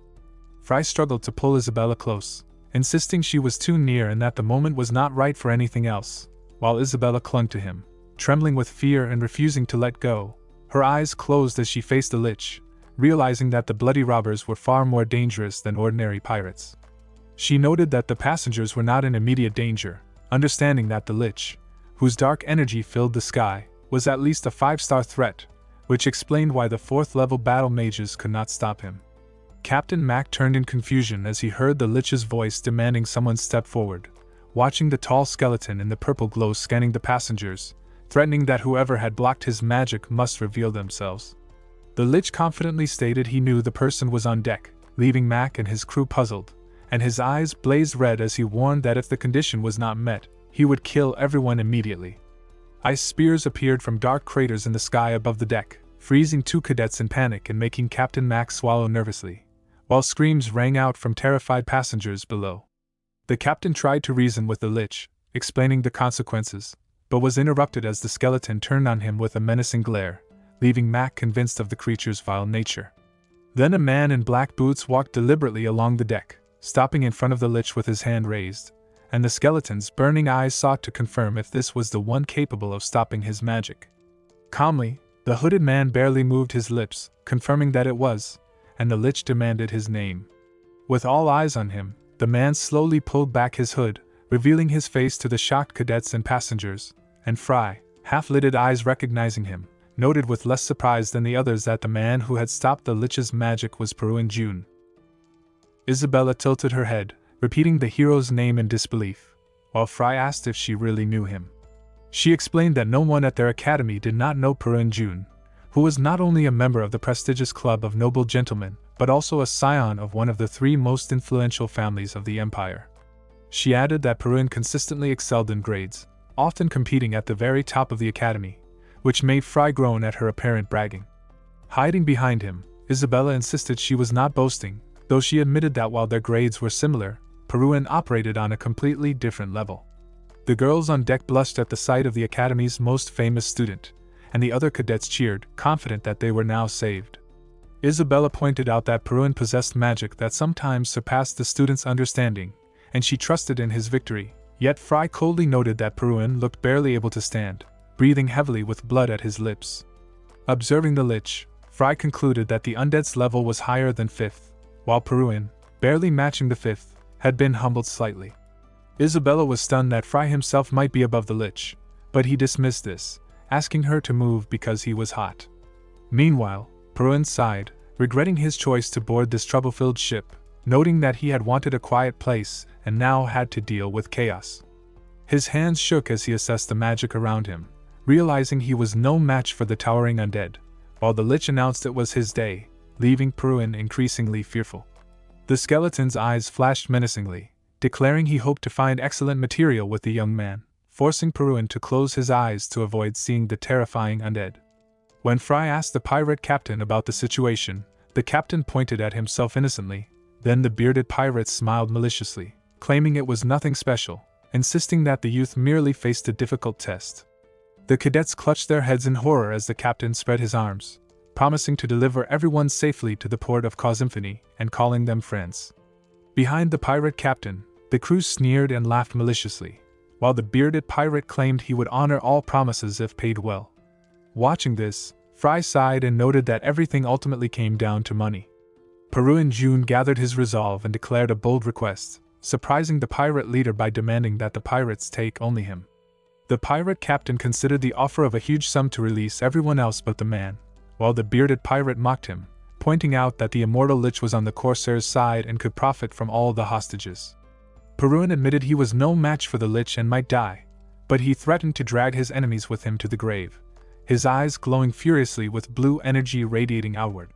The bright glow terrified the pirate captain, who jumped back in fear, while Fry watched with a satisfied smile, thinking that the crazier Peruin acted, the more he admired him.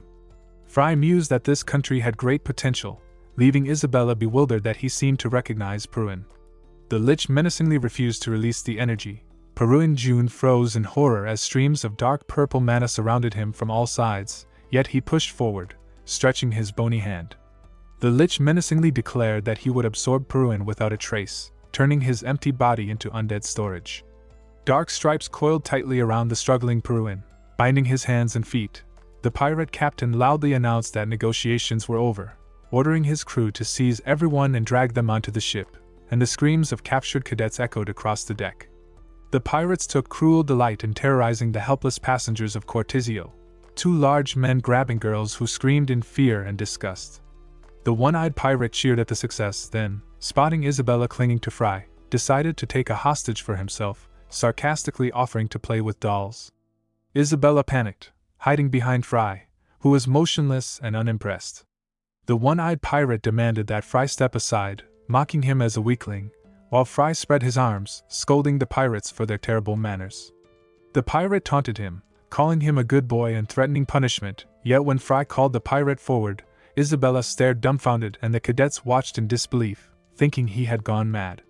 A dark-haired cadet shouted for Fry to calm down, but the one-eyed pirate stamped his patched boot and swung his saber furiously, intending to attack, terrifying the bound cadets trapped by Lich's mana.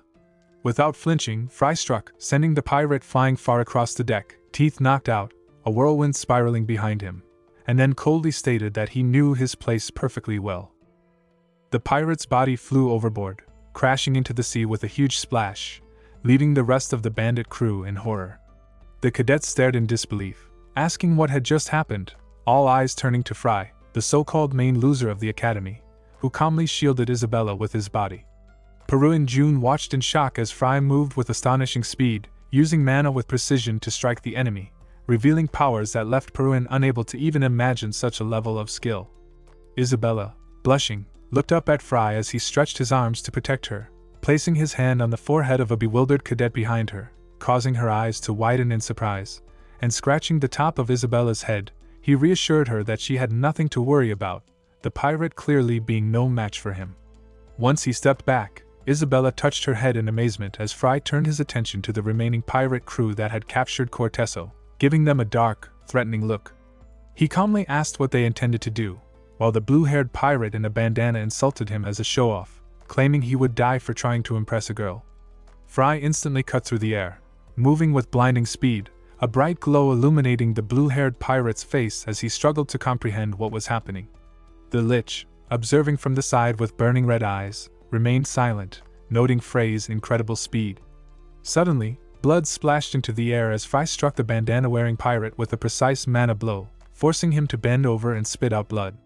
Fry coldly remarked that, unlike Peruin, he was not kind, warning the terrified pirates that everyone could have left unharmed if they had chosen peace, while streams of blood flowed from the man's eyes, nose, and mouth. Fry noted that the remaining pirates still barely resembled people as they lunged furiously from all sides, intent on attacking him. He fixed them with a cold gaze, a magical blue glow flaring from his eyes, and grabbed the blue-haired pirate by the neck, sending his body, riddled with a bloody hole, flying into two others and knocking them down. Streams of magical blue energy and swirling vortexes erupted from Fry, cutting through the crowd and leaving nothing but bloody devastation in their wake. 3 pirates attempted to sneak up from behind, but a furious surge of energy from Fry struck them instantly, blood gushing from their bodies as he spread mana in all directions. Gradually, the magical vortices near his hands dissipated, leaving the pirate captain standing in stunned disbelief while the lich in a black robe observed calmly behind him. Fry then shifted to physical combat, punching one pirate and sweeping another with his foot, creating a menacing energy vortex circling the bodies of his enemies in midair. The cadets who had initially tried to resist the pirates watched in shock at Frey's attacks, unable to believe how he had taken down so many at once. A large pirate in a red vest clutching a cadet tried to gauge what kind of person Fry was, horror spreading across his face as the man charged toward him at full speed, leaving a magical glow in his wake and raising dust beneath his feet. Fry advanced toward the pirate with furious, burning eyes, delivering a powerful magical kick that sent him flying to the side and freed the terrified girl. Rising into the air, Fry struck several pirates who rushed to intervene, crushing one under his boot as he landed. The remaining robbers scrambled across the deck, attacking each other in confusion while screaming, and the bald pirate furiously threatened to kill Fry. Concentrating mana in his hands, Fry formed a bright energy ball and angrily sent it crashing down on the frightened pirates, scattering bloody corpses and leaving only broken planks, weapons, and stains. Landing calmly among the swirling air currents, he scanned the remaining enemies and spotted the bald man holding Isabella hostage with a knife to her neck. Fry met the threat without flinching, questioning if he truly intended to kill her. Surprised, the pirate pointed the knife while Isabella whispered runic symbols, channeling her energy into glowing blue streams that struck the man with lightning, forcing him to cough up blood and foam as he fell backward, leaving dust rising beneath him. The Corteso crew and captain watched in astonishment at the red-haired girl's fierce attack, while Peruin, bound by the lich's ribbons, remained in shock. Calmly brushing her hair, Isabella looked at Fry and asked how he liked her magical skills, and he winked at her, smiling and teasing that she was showing off. Fry turned toward Isabella, noticing the pirate captain clapping and praising him. He asked if the captain believed he was a guard disguised as a student, and the captain chuckled, admitting Fry had surprised him. Standing half-turned, Fry surveyed the wrecked deck with Isabella safe beside him, the pirates' bodies scattered around, while the captain's men guarded the tied-up students kneeling obediently. The captain, face marked with cross-shaped scars, explained that he understood Fry was no ordinary student but would find it difficult to handle all the hostages alone. Fry sighed and asked the captain to speak, and the pirate proposed giving him half the students, suggesting it would make Fry a hero while allowing the pirates to profit. The fair-haired girl began to cry as Fry looked away at the tied students, one girl mourning her mother, guarded by a pirate with a machete, while others closed their eyes or cried in fear. The captain argued that the deal benefited everyone, claiming the loss of people was small compared to the gain, and started untying some of the students. One golden-haired girl ran to Fry, begging to be chosen, while a man shouted she would pay 100 gold pieces for her freedom. Fry observed silently, the chaos of the deck calming as the captain explained that if he accepted, half of all the hostages would be at his disposal. Fry watched awkwardly as the golden-haired girl begged to go with him, offering everything she had, while the rest of the students knelt, observing. One of the boys shouted to be chosen immediately, and soon a crowd rushed forward, offering various sums for their freedom. Fry turned, deliberately asking what he should do, glancing at Isabella, who furiously shook her clenched fists and rejected his idea. A faint smile crossed Frey's lips as he raised his hand and started an auction, with some students offering up to 200 gold pieces for their lives. Isabella stared in shock, scolding him for the spectacle, while students' faces twisted in horror, pupils shrinking, voices rising as they pleaded for family honor or government recommendation. Fry silenced them all, calling them hypocritical degenerates, then pushed the man toward the crowd, scolding her for standing too close and noting the heat, the crowded deck, and the sea's humidity. He reprimanded the students for wasting their parents' hard-earned money, leaving everyone open-mouthed in disbelief. Fry continued berating the students, humiliating them as they listened awkwardly, calling them mediocre magicians who trembled at every challenge and questioning what they would become when grown. He pointed at the crowd, declaring that a true magician is first and foremost a hero who protects the weak, no matter the danger. Isabella's cheeks flushed as she watched him lecture, hearing him insist that saving others comes before anything else. Raising his left hand, Fry emphasized the responsibility of protecting lives. Isabella, frustrated, yelled at him, questioning if he had a bipolar disorder. Nearby, Lich, whose body emanated dark purple mana with wriggling black tentacles beneath his cloak, observed silently alongside the pirate captain, who watched Fry intently with a serious expression. The captain turned to Lich, noting streams of concentrated mana flowing from his open jaw, and wondered if anyone could ever defeat him. Lich dismissed the thought, saying no one capable had yet been born. The captain's pupils narrowed in fear as he realized Lich could read minds, though he didn't understand why the silence felt so meaningful. Lich stepped forward, claiming curiosity, and the captain exhaled in relief while understanding he now had to guard his thoughts. Lich observed Fry and Isabella, noting their simultaneous gestures and conversation, and felt an unprecedented surge of mana from Fry, who glowed intensely despite a drop of sweat running down his cheek. Lich estimated Fry at most level 5, his torn clothing barely containing the raw power radiating from him. Dark energy swirled around Lich, his body dotted with depressions housing red mana sources, and he did not consider Fry a worthy opponent. The pirate captain watched Lich, fully agreeing with his assessment. Fry turned to look at Lich alongside Isabella, sensing the massive mana radiating from him. Lich opened his jaw, telling Fry he could not let such a fine body live, and demanded he give up and belong to him. Fry massaged his shoulders to prepare, complaining about Lich's tactlessness while Lich's mana coalesced into a strange form. From the mana sources on his legs, tentacles rose, transforming into sharp blades. Lich spread his arms, casting a living rocket spell, and Isabella, recognizing the danger, shivered in fear. The blades shot toward Fry, raising dust beneath him and making his hair lift. Fry dodged the flying blades and heart-shaped missiles, which passed over the pirates' heads, forcing them to duck and cover. The projectiles circled back toward Fry, and Isabella warned him that the homing magic would relentlessly pursue him. Fry twisted in midair to evade again, while Peruin, watching from the sidelines, gaped in shock, realizing the danger of Lich's homing spells and wondering what other tricks he had. Lich's jaw dropped as he cast the cursed right hand, causing a binding circle to appear on the deck, routing the boards to black instantly. Skeletal hands erupted from the circle, and Fry, dodging the missiles, quickly focused on the bone hands approaching from behind. The pirate captain clenched his fists, shouting in triumph that Fry had fallen into a trap. Isabella, terrified, screamed to warn him as the bone hands collided with Fry, triggering a thunderous explosion.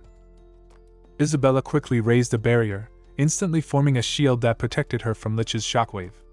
The students behind her scattered in panic, dodging lingering magic, some screaming, some barely managing to escape. Isabella braced herself, holding the barrier firmly, eyes widening as dust rose from the explosion, but Frey's figure was nowhere to be seen. Once the smoke cleared, the damaged deck and broken railings of the ship came into view, and Isabella, pounding her fist to her chest, called out for Fry. Peruin, still partially bound, began struggling toward her, clenching his teeth and cursing the situation. Suddenly, one of Lich's magic missiles veered off course, tilting unexpectedly, and he turned his head in surprise. The missile shot toward Lich but crashed harmlessly into a purple barrier. Lich spread his arms, rising slightly, and cast his own protective barrier to block the stray missiles, squinting in confusion as he considered what had gone wrong. The magic binding Peruin weakened, freeing him, and a circle of concentrated mana formed around Lich's hands as he destroyed the missiles. He stared at their remnants, puzzled. They should have pursued the white-haired target and evaporated if it vanished. As the smoke dissipated, Fry appeared behind Lich, and Isabella and Peruin looked on in horror. Isabella asked if he was all right, and Lich, realizing something, opened his jaw. Fry stood behind him, moving effortlessly each time Lich turned, and verbally mocked him while remaining unseen. Lich mentally noted how Fry had dodged attacks from 4 sides and instantly appeared behind him, jumping into the air and spreading his arms wide. Looking down at Fry standing calmly on the rocking deck, Lich considered the difficulty of accounting for 5 factors simultaneously and admitted even he could not replicate such skill, though he could not understand how anyone could possess abilities like Frey's. Fry raised his head to meet Lich's gaze, and Isabella called out, asking how he was feeling. Fry nodded, leaving Isabella stunned, her hair fluttering as she admired him and imagined Lucas in his place. Behind Fry, Lucas's figure appeared, both gazing at her tenderly, widening her pupils in surprise. Peruin looked up at Lich, who hovered in a manosphere with arms crossed and knees bent, collecting power as massive ice cobblestones formed around him. Using ice spear magic, Lich sent huge icicles crashing toward the ship, raising clouds of dust and horror among the students. Despite regretting Peruin's loss, Lich chose caution, but as all the ice blocks collided, they struck a massive barrier above the ship, surprising him. Lich stared in shock, questioning the enormous barrier above the ship, while Fry stood with his hand raised, the core of the barrier hovering above him as dust swirled under his feet. The Lich was dumbfounded, unable to accept what he saw yet clearly perceiving the reality. Peruin sweated nervously, almost losing consciousness from disbelief, while Isabella stared at Fry, awed and curious about his origins. Rising to full height, Lich stretched out his arms, forming an enormous ice spear and insulting Fry as pathetic, while Peruin shouted at the sheer size of it. Lich directed the spear downward, forcing Fry to crouch and distribute his weight on his forefeet, then leaped straight onto the ice, leaving a white trail as the spear began to collapse, shards scattering, leaving Lich still hovering amid dissipating violet energy. Suddenly, an enraged Fry appeared in front of Lich, and Peruin and Isabella raised their hands, forming a barrier that enveloped the ship in a protective dome against the falling ice. Lich insisted that a person barely reaching level 5 could not challenge him, but Fry ignored this, asking if he knew magic beyond level 5. Confused, Lich clenched his right fist and asked if Fry wanted a demonstration of magic above the 5th level, while Fry calmly rested his hand at his side and advanced on him. Fry noted that it had been a long time since he faced anything stronger than magic missiles, which made the Lich's anger all the more satisfying. Lich shouted furiously, demanding how Fry dared speak like that and asking who he really was. Fry extended his hand and introduced himself as the eternal loser of the West Road Academy, Fry Blake, though his expression became serious as he revealed his true name, explaining that he had returned after 4,000 years to teach fools like Lich a lesson. Peruin and Isabella looked up in awe at the two figures hovering in the air, Isabella pressing her hand to her chest and questioning the impossibility of Frey's claim. Lich launched forward, casting a darkness spell, but Fry appeared immediately behind him, striking with a flash of light and blood as he pierced Lich's body, holding his heart in his hand. Fry coldly asked if it was true that this heart-shaped life machine sustained him, and Lich, enraged, shouted for him to stop. The heart glowed brightly as Fry destroyed it, and Lich's skull crumbled before his entire body disintegrated into ashes. Fry hovered in the air, palm clenched where the life machine had been, his expression indifferent and cold, hair shadowing his eyes as Isabella and Peruin stared in shock at his effortless victory. The remaining pirates grew nervous, and the captain shouted in disbelief at Lich's death, ignoring the sudden flash of light behind him. Fry appeared behind the captain, hair whipping in the wind, frightening him as Fry warned coldly that they would all die here. The deck of the ship was damaged in several places, littered with the lifeless bodies of pirates, some bleeding from wounds inflicted by Fry. Broken boards, daggers, and severed limbs of their comrades lay scattered around. The captain leaned against the mast, his right side and arm badly destroyed, a frozen grimace of pain and horror on his face.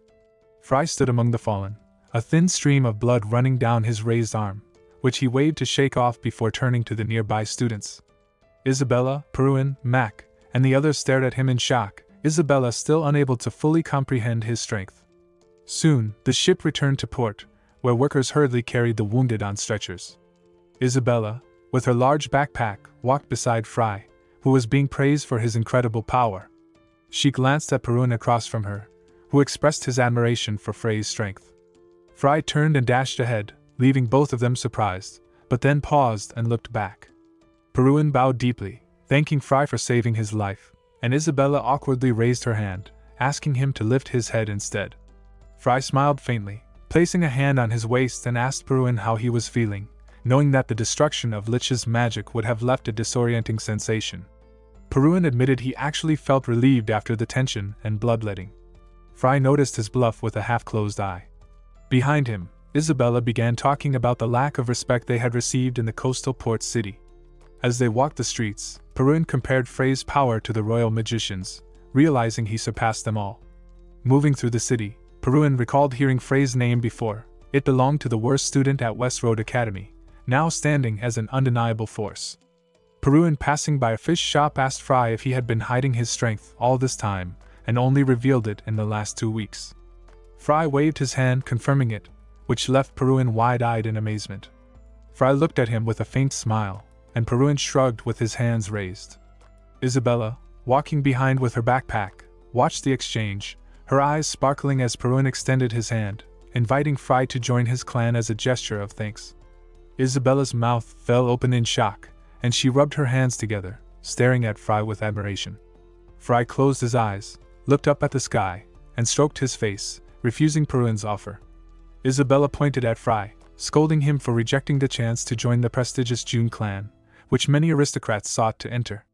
Fry then approached Peruin and asked for 20 gold pieces, prompting Isabella to bow in frustration, clenching her fists as she scolded him for taking advantage of Peruin's kindness. Fry reminded her that she had refused to take a penny from the ship, and Peruin, raising his hands, said he had no issue with money and asked why Fry needed it. Fry, pushing away the enraged Isabella who grabbed him, explained that he intended to use the warp space in infinity, which Peruin understood, even as he began unloading his backpack. Despite the large sum given, Fry was surprised at Peruin's generosity. 3 coins, each worth 100 gold, lay in Frey's hand as a token of gratitude, which he did not need to return. Fry extended his hands, asking Peruin for only 20 gold, but Peruin waved his hand, saying he did not carry small change and insisted Fry take it. Fry froze, calling Peruin a big spender, and they continued walking through the city streets with Isabella. Peruin talked about preparing for his wedding while Isabella glanced at the fish stalls, listening. Peruin scratched his head, explaining that his father-in-law was handling all the wedding preparations, which cast a shadow over Frey's face as he walked, thinking. Abruptly, Fry turned to Peruin, asking if his daughter-in-law had a sister. Peruin waved his hands, clarifying it was a man from the kingdom of Lunable, but Fry dismissed it, saying it was unimportant and he at least needed an aunt. Isabella screamed behind them, urging him to calm down. Peruin walked ahead, speaking about his daughter-in-law from the Accord House, admitting he wasn't sure she was suitable but noted the clan produced many exceptional knights, and worried that if they learned the groom was weak in magic, they would be disappointed. Isabella winked at Peruin, teasing his academy status. Fry called out, putting his hands on Peruin's shoulders, urging him not to lose heart because he was handsome. Peruin awkwardly thanked him, and Fry tightened his grip, mana swirling around him, asking seriously if his daughter-in-law had a sister or aunt, insisting he be told. Isabella pulled Fry away again, scolding him for his lewd thoughts. Peruin laughed loudly, stretching his lips, causing Fry and Isabella to look at him in surprise, and Peruin admitted he had not laughed so much in a long time, calling them cheerful. They were then transported to a massive stone bridge over a small river. Isabella and Fry stood opposite Peruin, saying goodbye, and Peruin reminded Fry to visit their clan and not seem ungrateful. Fry shocked Isabella by promising they would visit if they had time. Peruin smiled awkwardly, then calmed down, looking at Fry. Fry met his gaze while Isabella watched from behind, cheeks flushed, noting how well they seemed to get along like old friends. Peruin turned and left, waving goodbye, and Fry waved back. Standing together, Fry commented that Peruin was normal and that all aristocrats should be like him, recalling the money he received with a smile, while Isabella's mood darkened, her whole body trembling with rage, and Fry noticed her unusual reaction. Isabella began a fresh round of swearing and complaints on the bridge, posing in a knight costume with a huge sword. After changing into the outfit with a bright red cloak, she asked how she looked, but Frey's face flattened in irritation, suggesting she go naked instead. He bent down, scolding Isabella for attempting to head to the mountains in such clothes, advising her to choose something light so nothing would interfere and she could change quickly if needed. Isabella pursed her lips, steam rising from her flushed face as she yelled that she just wanted to try on beautiful things. Fry and the seller watched her leave with puffy cheeks, the seller crossing his fingers, noting that Frey's companion was not yet used to such trips. In the city streets, a small fountain glimmered as people walked around, and a distant wall with a gate led into the city. Fry, with a sword on his back and in new clothes, walked next to Isabella, who had purchased purple leather armor resembling a dress along with armlets, pauldrons, stockings, and shoes. Fry raised a magical bag in surprise, noting that objects far larger than the bag could fit inside. Observing Isabella, he asked why she was in such a bad mood, and she closed her eyes, asking why he cared.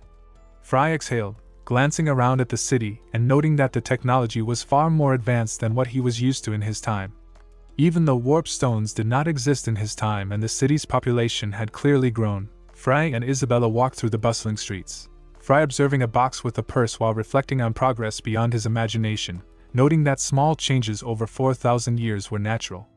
He remembered a demigod who could deliberately interfere with civilization's development, and wondered why, questioning whether it was fear of humanity's eventual strength, though that seemed unlikely since humans were considered insignificant.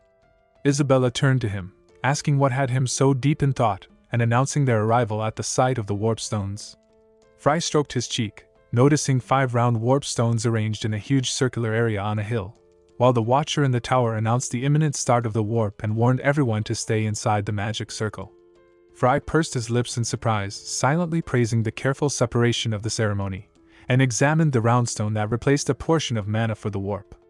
Isabella began scolding him, feeling embarrassed by his behavior, and as a magic circle appeared above the platform where the crowd stood, Fry smiled at her and warned her about nauseous, prompting Isabella to shout that she already knew everything. As the light from the portal spread across the area, Fry told Isabella to stop acting like a hillbilly. She gasped in shock, calling out to her mother, while a circular teleportation formation appeared in her pupils and mana gathered in the air, illuminating everything. The space twisted into a tunnel above the crowd, and a magic circle appeared beneath the platform, vanishing all the people along with the small platform holding a single warp stone, leaving only scattered mana in the air. Soon, a massive flare of mana appeared on another platform, and the crowd reappeared on it, raising clouds of dust. Fry looked toward the distance in awe, seeing the mountains of Hispania and a city at their foot, its walls guarded, noticing that some places had barely changed in 4,000 years. He asked Isabella to move forward, but she could not, leaning against a building and vomiting slightly. Fry recalled her earlier warning about getting sick out of habit, and she wiped her cheeks and lips, explaining she hadn't eaten since morning. Fry closed his eyes, hearing her insist that filling her stomach would make everything normal, and he wondered why he had brought her along. Later, inside a 3-story building with all windows lit, a bar on the ground floor held men eating and drinking while the bartender wiped a wine bottle. Responding to a request for bread and meat for 5, Fry pulled out a chair and asked for a glass of beer, causing Isabella to blush in surprise. She sat down, scolding Fry for ordering alcohol, and he calmly told her to be quiet, noting how long it had been since he last drank, while her whole body trembled at his words. Isabella stared in amazement, eyes and mouth wide, when Fry asked why they didn't sell beer at the academy. The bartender carried Frey's order with an expressionless face, setting a plate on the counter that made Frey's mouth water. In front of them lay a dish of meat and sausages, a salad of greens, a basket of bread, and a mug of beer. The bartender asked if they were mercenaries, glancing at the couple and concluding that anyone planning to go to the mountains of Hispania must be beginners. Fry grabbed his mug, listening to the bartender ask if he really thought that a new chain mail, and with a new sword they could face a dragon. Raising the mug, Fry took a sip while the bartender, towel in hand, sighed, knowing courage was the lot of the young. Fry set down the mug, savoring the taste, and the bartender turned to advise them to return after dinner, warning that the mountains were beyond their strength. Isabella explained that they had heard the area was called a paradise of monsters, making it seem dangerous. The bartender, irritated, asked what they really knew about it, and Isabella held his gaze, surprised by his attitude. Mercenaries in the hall watched, smiling, as they discussed Fry and Isabella's journey. Fry, ignoring everything, enjoyed the meat and bread while the bartender, rubbing a bottle of alcohol, recalled his own son, stubborn since childhood, training to become a mercenary. Seeing Fry and Isabella reminded him of that story. Isabella stared at the bartender rubbing a bottle of wine and asked about his son, but his answer shocked her, pupils widening as she learned that his son had died in the mountains of Hispania. The bartender explained that his son had been tasked with guarding a mother and daughter who went out to gather medicinal herbs, and only one daughter returned alive to report his son's death. Imagining the dangers of the mountains of Hispania, he warned that even experienced mercenaries had little chance of returning safely, describing the place as hell. Isabella looked at him in disbelief, then turned to Fry, who laughed happily at the delicious food.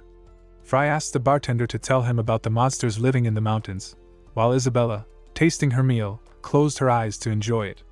The bartender sighed, questioning whether it was really necessary for them to go there even if death awaited.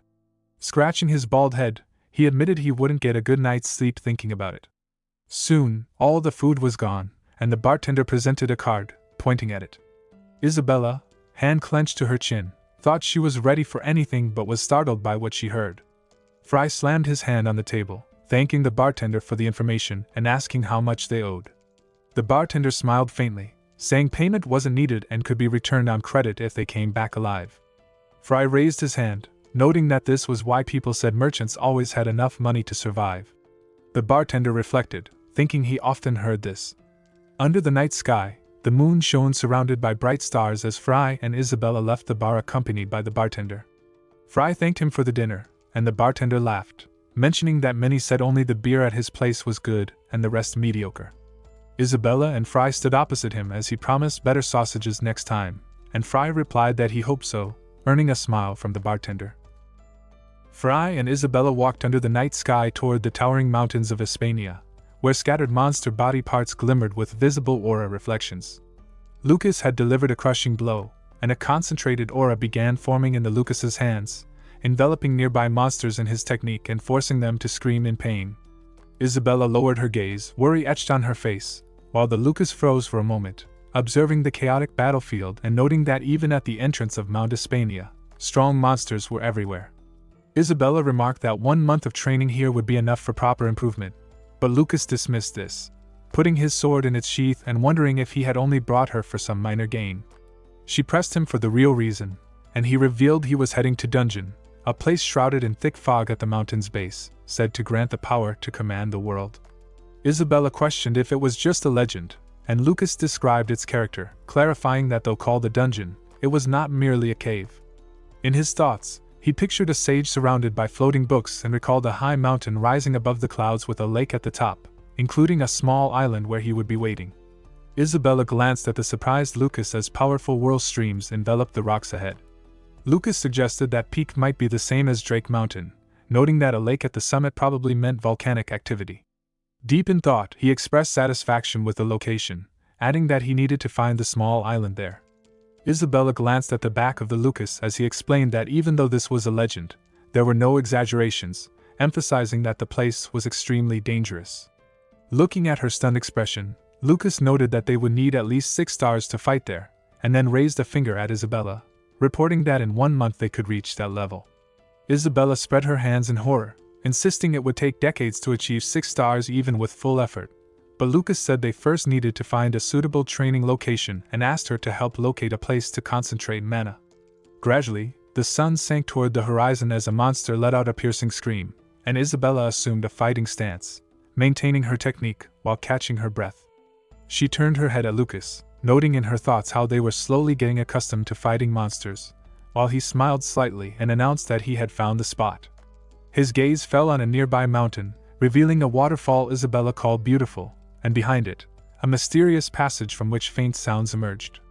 Entering the cave, Lucas activated a technique called Glow, raising a cloud of light, and declared that they would train there for a month. Then, turning to Isabella, he announced that he would teach her the training method she had long wanted to learn, filling her face with genuine delight.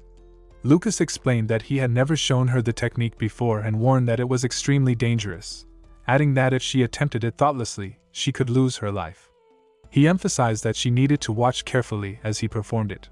Stretching out his palms, Lucas began forming the technique, floating in the air, and Isabella stared in shock at the sparks emanating from it. Particles of aura scattered throughout the cave, and the sounds of his technique stung the air. He continued concentrating, a magical seal forming on his stomach, while Isabella, hands on her knees, realized he was absorbing mana from all over Mount Hispania, her thoughts filled with disbelief at the sheer scale of it. A purple glow radiated from the collected mana, streams of aura flowing even from the waterfall outside. As morning light filtered into the cave, the purple aura cloud grew larger. With his eyes closed, Lucas froze in place and exhaled, declaring the preparation complete. Turning to Isabella, he noted that a purple aura cloud was also forming on her stomach. Surprised, he closed his eyes, standing next to her, and admitted in his thoughts that her abilities exceeded all expectations, impressed by her thirst for knowledge. After finishing the training, Isabella slowly opened her eyes to see a smiling Lucas staring intently at her, leaving her bewildered, and when he gently invited her to start eating, a blush appeared on her cheeks. Lucas held a book sealed with a magical aura, from which a flurry of mystical items erupted, scattering in all directions. He actively searched for something while handing Isabella a portion of food, telling her to eat and confirming that everything was fine. Isabella admitted she was not hungry and asked him to save some for later, but after chewing a piece of meat, Lucas explained that it was infused with manna, which made her feel full. He insisted she eat, even if she had to force herself, and she sat on the spread carpet, taking another bite while closing her eyes. Isabella reflected that until recently she could not have imagined living like this with Lucas, noting an unusual energy about him, and wondering whether it was his strength or sheer will. A faint smile crossed her face as she observed him leaning against the wall, remarking that he had seemed different lately, moving with certainty and purpose as if he always knew the right path. Lucas, smirking slightly, pondered where his true self was, while Isabella, surprised and intrigued, teased that people do not change but only grow, leaving Lucas lost in thought. Isabella rested her hand on the book's cover, feeling a mix of gratitude and embarrassment, as she realized she had to thank Lucas for the dimension he had prepared, recalling that earlier it would have only been for training sessions. The two of them had been alone in the narrow cave, and the thought of a month spent like that made her pause in shock, biting her lip in contemplation. Lucas got to his feet and told her not to worry about trivial matters, and though she felt a strange, uncomfortable flutter, she couldn't understand it. Observing him forming a magical seal on the stone wall, she asked what he was doing, and Lucas explained he was setting up a protective field so no monsters would disturb them while they slept. After laying down on the carpet, he said he would sleep, marking the first day of their stay, and urged Isabella to rest well. She watched him fall into a deep sleep with a slightly frustrated expression, feeling both relief and an inexplicable urge to punch him once. The sounds of manna circulating in the cave continued around them, and as she lay under a blanket, reflections of light woke her from a dream. Lucas immediately noticed and asked if she had rested enough, wiping her face gently as she sat up, and Isabella inquired how long he had slept, prompting him to reply that he had rested for 5 hours while drawing her attention to sit next to him. Lucas told Isabella to take this moment as her last rest, noting that real training would begin from that day. Clenching his fist, he warned that the upcoming battle would be intense, referring to Kasajan's move, and emphasized that this was a very dangerous form of training. He instructed her not to imitate him rashly, only to observe. Immediately, his body was enveloped in a powerful stream of purple aura emanating from his stomach, while red and blue energy began forming within the aura, gradually merging and swirling together, producing an almost musical sound. Surprised, Isabella realized he had divided the mana in his body into fire and water, and she noticed the energies clashing within him. Mysterious creatures composed of fire and water appeared before her, looking as if a miniature war had broken out inside his body. With lightning speed, the fiery creature struck, while an ice creature raised its hands to defend itself, both locked in fierce conflict. Isabella observed how Lucas balanced the energies carefully so that neither side gained superiority, imagining mysterious creatures on scales being adjusted to keep perfect equilibrium. Fascinated, she recognized it as an incredible method and, inspired, tried to replicate the technique herself. A cloud of aura began forming on her stomach, shrouded in a purple glow as she concentrated intensely, crouching on her knees and biting her lip in focus. Isabella struggled to connect her fire and water aura, trying every possible approach, but suddenly blood gushed from her mouth, falling to the ground. She writhed in pain, staring at the drop of blood and realizing that even a slight imbalance could be excruciating. Looking at Lucas beside her, she noted how calmly he trained, as if in deep meditation, his hair fluttering from powerful gusts of wind, and she once again wondered who he truly was. Isabella entered the powerful waterfall, placing her hand on her head to wash herself and draping a towel around her neck. On land, she froze for a moment before putting the wet towel into her backpack. Her gaze fell on scattered cobblestones, and she brushed the rubble off a nearby stone, placing it neatly next to another. Realizing that about 2 weeks had passed and noting that Lucas had not moved all this time, she became lost in thought while staring at the raging waterfall, wondering how long these grueling lessons would continue. Passing through the magical barrier, she found herself inside the cave, squatting to set her backpack down and noticing powerful bursts of blue aura in the air. Lucas, folded-legged in deep meditation, surprised her with the materialization of mana, indicating he had reached 6 stars in just 2 weeks. Standing in disbelief, Isabella reflected on such incredible growth, while the blue aura continued to radiate from Lucas. Frowning, he thought the pace was still too slow and that training needed to be faster and more efficient as sudden bursts of blue aura filled the cave while he sat down next to her. Isabella placed her hands on her knees, closing her eyes to concentrate as she tried to form a fighting technique. Outside, heavy rain poured down, streams of water overflowing with aura, while a bush near the cave swayed violently in gusts of wind. Drops of rain scattered across the stones as bursts of blue aura filled the bodies of those concentrating nearby. Suddenly, sharp pain made Isabella bend down, clearing her throat and wiping her face, realizing that losing focus for even a moment would disrupt the entire balance. She looked at her hand, glowing with blue aura, and struggled to believe such growth was possible.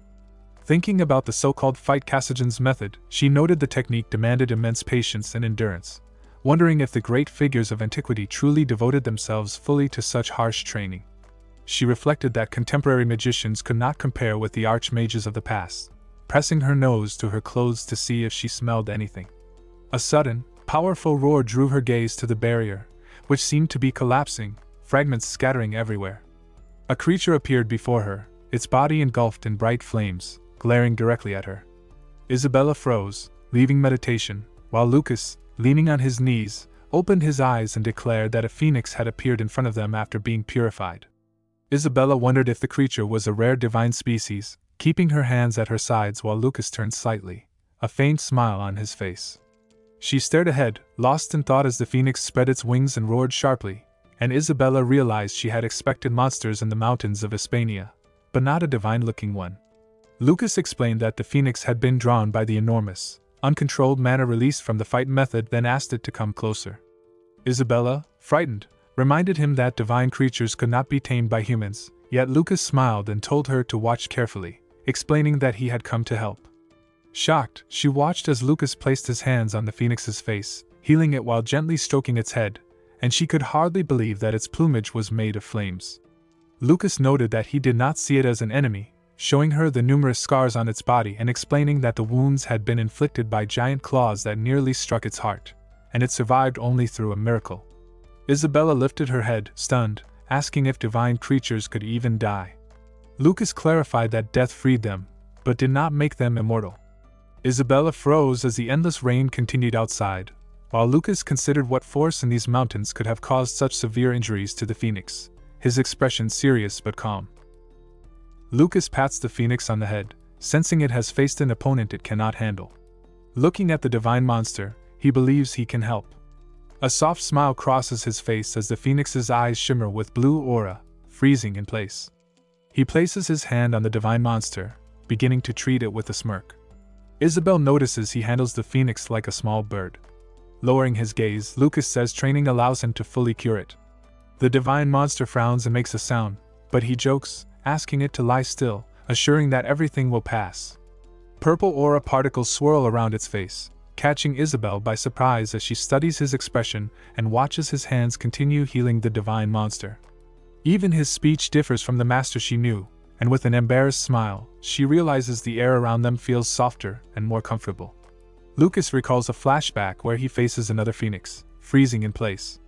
Turning to the divine monster, he comments on the cool weather and asks it not to claim helplessness because of the rain, pointing out that as a phoenix, a little rain cannot stop it from spreading its wings and taking off.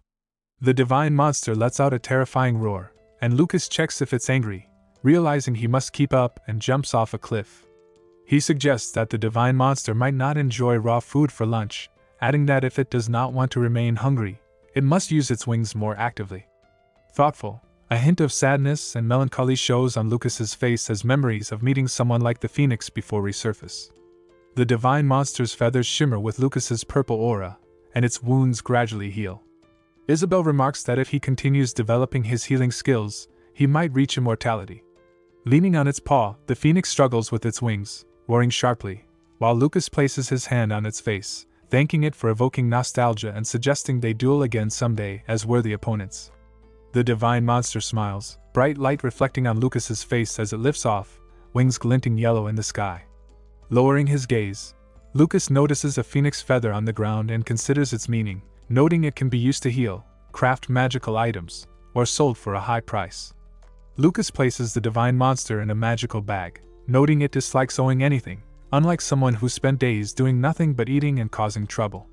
Isabel wonders if he means a certain young girl as she watches him sit on the carpet, considering if he should have asked first.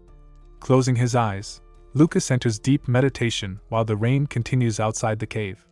By morning, the rain stops, dew glistens on leaves, and sunlight casts shadows over cobblestones and small stones. Next to the meditating Lucas, Isabel drinks water, noting the 4th week has passed without a drop of poppy dew for Lucas, who remains serious and focused. She worries about his withered state but also feels a mystical, almost divine presence in him. Lost in thought, she calls him strange, recalling his lightning-fast strikes and gentle moments with the divine monster, reflecting his conflicting nature, cold and calculating yet soft and phoenix-like. She admires his experience, thinking of him as a wise old man and ideal magician, picturing his true form above his meditating body and calling him a great archmage. Aura shimmers near her face as she reflects on his history and essence, placing her hand on her chest to declare her love and respect for Fry. A sound escapes Lucas's mouth, and a blue aura envelopes him. Slowly opening his eyes, he rises, leaving Isabel surprised and shocked, smirking as she realizes he has achieved his goal in just a month. She congratulates him on reaching 6 stars as the half-naked hero stands surrounded by a glowing blue mist, staring blankly at his palm. Isabel, eyes wide in shock, watches Fry, finding the scene almost unbelievable. Holding her shoulder, she admires the youngest magician to reach 6 stars at just 35, thinking the world would turn upside down if an academy student did the same. Fry, long white hair falling over his chest and back, closes his eyes, raising his head as he realizes he can now gather mana with just his breath.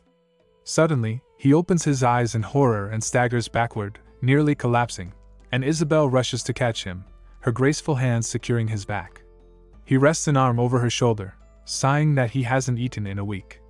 Isabel offers dried meat, but he declines, saying hunting would better refuel his body.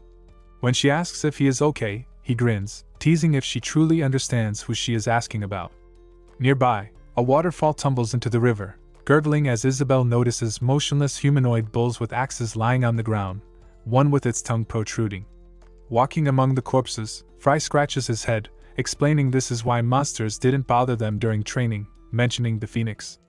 Isabel smiles warmly, realizing the phoenix has been protecting them. One bull hums weakly as Fry heals it, noting his training allows him to restore it fully. He reflects that such simple phrases leave lasting marks on the soul and hopes to meet again. Nodding, Isabel listens as Fry smiles softly, saying there's no need to hunt because they will eat the monsters and head straight to dungeon. But suddenly, a deafening scream echoes through the forest and mountains. Fry frowns wearily at the deafening sound while Isabel trembles, a bead of sweat running down her cheek. Both are shocked to hear a human scream nearby. Tensing, Isabel watches as Fry says he is still hungry, but it is not the time to eat. He bends his knees, extends his arm, and creates roaring air currents around him. Eyes wide, Isabel watches as he leaps into the sky with lightning speed, rushing toward the source of the scream. She shrilly calls his name, but he does not answer, leaving her staring at the spot where he once stood, uncertain what to do alone. Below, a man presses himself against a tree, sweat and bruises marking his face, sobbing and begging for his life. He is tied to the trunk, while 2 others lie nearby with knives in their heads. A man wields a weapon, while 2 more tied men hang limply, daggers embedded in them. A muscular man grins with 2 comrades, mocking one who missed a target despite claiming mastery. When asked if the man felt ashamed, he angrily blames the hangover. One man grabs a knife from Victor, and the man glares indignantly. Lawrence yells to finish the task, while Juan, scratching his head, suggests trying again as the lion has stopped. Lawrence wipes his mouth, seething, asking when the woman would return, noting that more than a month has passed.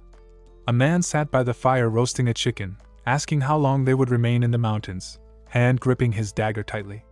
Juan shouted at his comrades to show who the master was, while the man tied to the tree howled in fear. Juan threw a blade toward the prisoner, aiming for his face, and the man screamed, eyes streaming with tears and teeth bared. Just before the dagger reached him, it was knocked aside with a loud clang, spinning to the ground. Bewildered, the robbers stared at the weapon. Victor laughed, clapping an angry Juan on the shoulder, saying the wind was not on his side. Juan growled in frustration, but Victor froze, shocked by Fry standing before him with a stony expression. Rolling out a sickle, Victor shouted, calling him a goat, while Juan raised his blade in rage. Fry remained silent, gazing with contempt at the robbers and the recently alive, now lifeless, tied men. The red-haired prisoner caught his attention, and he concluded these robbers were next as bad examples. One approached cautiously, while Victor mocked him for talking. Suddenly, red blood shot into the air as Victor's neck was severed. His head fell some distance away. Juan stared in shock, and the rest froze in fear. Lawrence, holding chicken, widened his eyes, while Shakes, purple-cloaked and gloved, clutched a blood-stained white braid. Fry stood with hands in pockets, observing the carnage as weapons glowed briefly then vanished. Recognizing level 5 magic, the robbers froze completely. Fry grinned ominously, announcing it was time to teach them a lesson. Isabel wandered among the tall trees, breathing heavily, panic making her sweat and steam rise from her mouth. Fry stood calmly amid the sprawled corpses of robbers, his face peaceful. Approaching him, Isabel asked if he had really killed them all. Fry replied that he had left one alive, casting a psychic spell to freeze him. Isabel widened her eyes in shock as she saw Lawrence, frozen with his mouth open and a missing tooth. Fry assumed he was just a henchman, implying the robbers had a leader. Isabel asked if he intended to burn them all, and Fry explained he could not ignore the sight of bandits killing innocents for no reason. Mentally addressing the demigod, he reflected on how humans regress, kill, and hate each other, ready to scatter ashes with a gloomy face. A man tied to a tree called out tremblingly, bleeding and bruised, begging if they would save him. Fry replied indifferently that he had lost too much blood to take him along. The man screamed, pleading to reconsider, declaring he could not die like this, tears streaming as he wished to apologize to his father. Before leaving, Fry paused and looked at the sobbing prisoner, asking if the third platoon had been captured by a ghost. Nearby, a man sat by a tree, surrounded by a dozen hostile-looking people. A man asked if he was drunk, while another wearing a black headband confirmed to Captain Karlst that it was true, insisting he saw it with his own eyes. The robber described Fry as having long, disheveled hair, appearing suddenly and silently, unleashing his full fury on them. Karlst and a man with round glasses listened in disbelief as the robber explained that Fry was no ordinary man, so skilled in battle that no one could approach him. In an instant, all members of the group became corpses scattered in different directions, leaving only the robber alive. Karlst pressed his hand to his lips, frowning thoughtfully, concluding that Fry was a magician. The man with glasses confirmed this, adding that the situation suggested he was capable of a double throw. Karlst arched his thin eyebrows, agreeing that Fry was indeed a battle mage, and the man beside him nodded in affirmation. A foot in a metal shoe stomped loudly on the ground as Karlst stood, clenching his fists and ordering the robbers to reinforce the borders and signal immediately when the ghost appeared, instructing them to attack at the first report. The bespectacled man asked if the Lucas had been hired by the Awkward family, and Karlst chuckled, saying such a snob a family could not hire a mage as a bodyguard. Pointing at a robber, he asked if they had been playing human darts again. The terrified man babbled that it was out of boredom. When asked what kind of people they were playing with, the robber said they were ordinary mercenaries, captured previously while accompanying 2 women gathering herbs. Karlst, furrowing his brows, concluded these were not the type to hire a battle mage, and he could not understand who the Lucas really was. In the middle of the green forest, a broken wooden cart lay on its side, and knights lay motionless, spears, swords, and sticks protruding from their bodies. Karlst, smiling, said that the man in front of him made him feel weak, and he had sought him for a long time. Sonia, eldest daughter of a famous knight family, barely stood, sword in hand, breathing heavily, while 2 women in religious robes sat behind her. 3 robbers attacked, and she blocked an axe with her sword, breaking it and cutting half of one robber's body. A black-haired robber froze in fear as her weapon flashed, and she cut off half of his head. Weary, she moved forward, swinging her sword at Karlst, who stood motionless with a smile. Her sword clashed with a man, her teeth clenched in tension as he smirked, swinging her back with a deafening strike. She planted her sword and bent her legs, leaning on the hilt to recover, breathing heavily.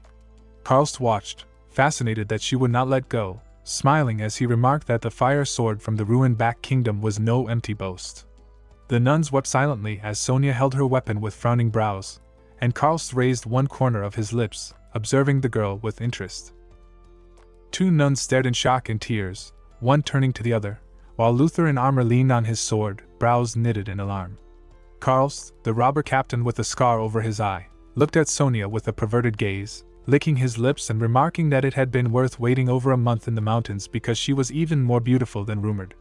He pointed out that she was not only the eldest daughter of a prestigious knight family but more talented than a male heir, having earned a knightly title from the king at only 18.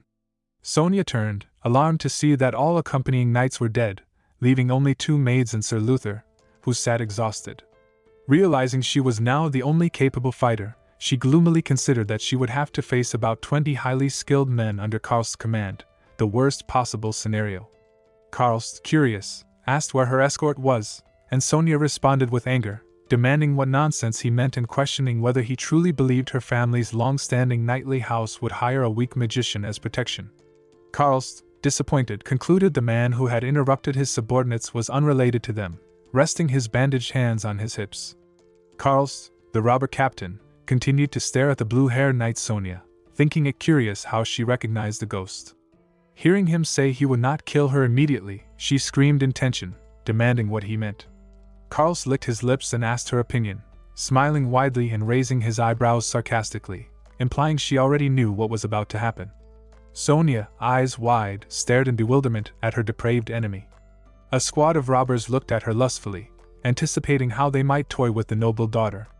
Angry, Sonia's pink eyes burned as she muttered that their intentions were nonsense, declaring she would rather bite her tongue than become their plaything, holding her sword ready. Karl, not moving his scarred blind eye, said this would not matter, for if Sonia fell, the 2 nuns behind her could then be exploited, which made them visibly anxious. He added that his band had waited over a month for her, and his men were now starving. Sonia, understanding the robbers' vile motives, thought angrily why the girls had been left alive. The 2 nuns hugged each other for comfort, trembling, then shouted that they would not let anyone harm their mistress, looking at Sonia with tear-stained eyes. Sir Luther sits a short distance away, clutching his wounded side and saying it would be an honor to die for Sonia, who listens with sadness as the red-haired knight exhales steam and sighs without taking his eyes off his mistress. Sonia worries for Sir Luther and closes her eyes briefly, then opens them with a hard, hate-filled stare at her foes, turning her back on her surviving retinue and gripping her sword as she blames herself for the fallen knights. A freckled nun with green eyes smiles and tells Sonia not to regret, while the plumper sister proclaims that they grew healthy under the care of the respected house of Aquarid, which makes Sonia pause, touched. Captain Karl and his squad watch closely, and the nuns, hugging each other, implore Sonia to end their lives to preserve their honor. The plumper nun insists that if they are desecrated they will not be denied heaven. Sonia's hand trembles on the sword but she yields, agreeing to grant them a proud death so they may meet with dignity. Captain Karl interrupts with displeasure, and Sonia, tears in her eyes, lifts her blade over the 2 humble sisters and vows to lead them on a new journey. Captain Karl pointed at Sonia threateningly, ordering his squad of robbers to stop her, and they charged forward with enraged looks, weapons ready. Sonia, tears streaming, swung her sword sharply toward the nuns, cutting through the air with furious precision. The robbers froze in shock, mouths agape, while Karl screamed in disbelief. Sonia clenched her teeth, crying with her eyes closed, unwilling to witness the death of her subordinates. When she opened her eyes, the nuns were unharmed, staring at her in bewilderment. Shocked, Sonia realized her sword had vanished from her hands without her noticing. Casting a glare at the perplexed bandits responsible, she felt the weight of a night's worst humiliation. Apologizing to the nuns for failing to give them a dignified death, she resolutely ordered them to bite their tongues, and they screamed as instructed. Karl, watching, smirked, recognizing that the true strength had finally revealed itself. Fry appeared behind Sonia, holding her sword carefully, and Karl muttered that this was indeed a ghost. Near the shocked blue-haired Sonia now stood not only Fry, who had skillfully taken her sword, but also Isabella, holding a blonde child on her shoulder. Sonia, the 2 nuns, and Sir Luther looked amazed at the arrival of heroes who could now aid in the fight against a large detachment of robbers. Isabella held the child's hand, her expression puzzled, while Captain Karl, smirking, remarked that he had heard rumors of Frey's previous actions against his men. Frey's gaze followed the flying sword with quiet focus, asking if Karl was truly their leader. Sonia extended a hand anxiously, gripping her blade with both hands, while Karl frowned at the ghost-like figure. Fry remained calm and silent, unmoving, as Karl raised a finger to point at him and asked if the man had come from the forest camp above. The captain admitted it grimly and detailed what Fry had done to his men, prompting the main character to mockingly note that the answer was obvious. He had taken good care of them. Enraged, Karl bared his teeth, cursed Fry, and ordered his squad to attack immediately, intending to prevent him from using magic. The bandits charged with furious screams, believing the man to be a battle mage. But even as two of them acknowledged his obvious power, they relied on their numerical advantage. Meanwhile, blue energy began emanating from Fry as he focused and activated his magical power, preparing to confront the approaching enemies. White ribbons shot from Fry toward the robbers, effortlessly slicing through their bodies and severing heads as the fallen corpses flew through the air. Captain Carl swung his sword furiously, trying to block the ribbons, but his blade began to tremble, and he questioned whether he was facing mere firepower. The man a worried glance, watching the carnage as all the robbers were thrown into the air, torn apart by the ribbons, while a large explosion erupted nearby. Isabella and Sonia watched in horror at Frey's subtle but devastating attack, and Sonia angrily asked her red-haired companion who these men were and what they wanted. Isabella, holding the blonde child, closed her eyes and smiled quietly, reassuring her partner that they were not enemies. Karl's boots dug into the ground as he tried to counter the powerful stream of attacks, swinging his sword fiercely, claiming he knew about battle magicians and dismissing them as ordinary wizards. He decided Fry would not last long, noting the continuous cycle of spells he had cast, and determined to make him his sole target. Grinding his teeth to cut through the ribbons, he wondered whether Fry would fall from fatigue before the blades of his subordinates could reach him, confident that the magician's life was doomed. Meanwhile, Fry, surrounded by glowing magic balls, continued to strike with deadly precision, his white ribbons annihilating one robber after another as screams of pain filled the battlefield, leaving Carl sweating and horrified at the impossible scene unfolding before him.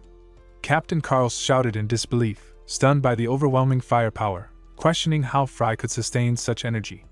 Fry hovered in the air, palms outstretched, back to the ground, eyes glowing blue, as white ribbons continued their deadly work. After another failed attempt to block the attack, Karlst was thrown back, his sword broken, sliding along the dusty ground, drool escaping his mouth as he begged for mercy, leaning on a nearby sword.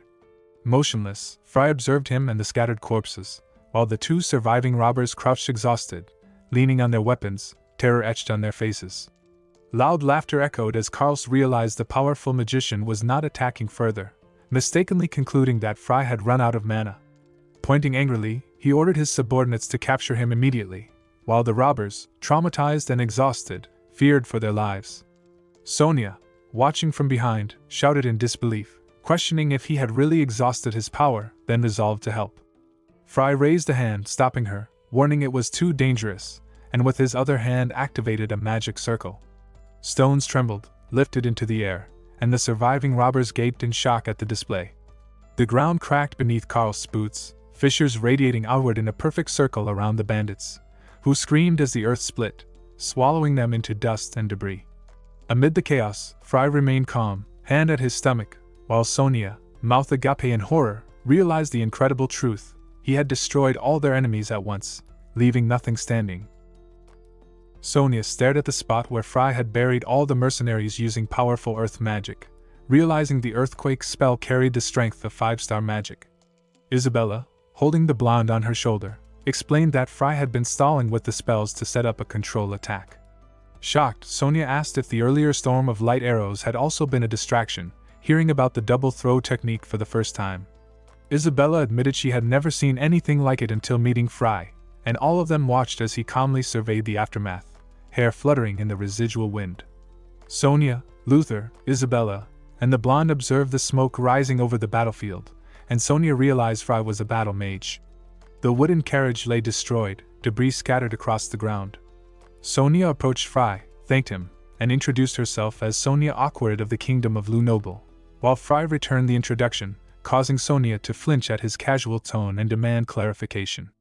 Isabella stepped in, calling Fry bad-mannered and introducing herself. Fry looked at her with curiosity. Sonia covered her nose at the lingering smell, and Isabella teased him about being at least half as considerate as he was with Phoenix, leaving Sonia and Luther behind to watch the playful exchange. Sonia, overwhelmed by the stench, could not tell who Lucas and Isabella were, though they clearly were not homeless, and assumed they might be mountain hermits. Luther, standing beside her, explained that he understood Lucas's origins, revealing the Blake family as one of the Empire's strongest supporters of the Caste-Ka Empire. He spoke of Isaka Blake, the head of the family, ranking 7th among the Empire's 8 ranks and considered the 6th strongest. Sonia asked why Lucas looked so unkempt, and Lucas, holding Isabella by the head with one hand, asked where they were headed. Luther said they were going to the nearby city Espiala, and Lucas confirmed he was also heading there and asked to accompany them. Luther recalled the scattered bodies of the escort knights, most impaled on weapons, and thanked Lucas for his help, noting they needed time to return the bodies. Lucas asked if they planned to bury them there, and Luther explained they had no choice.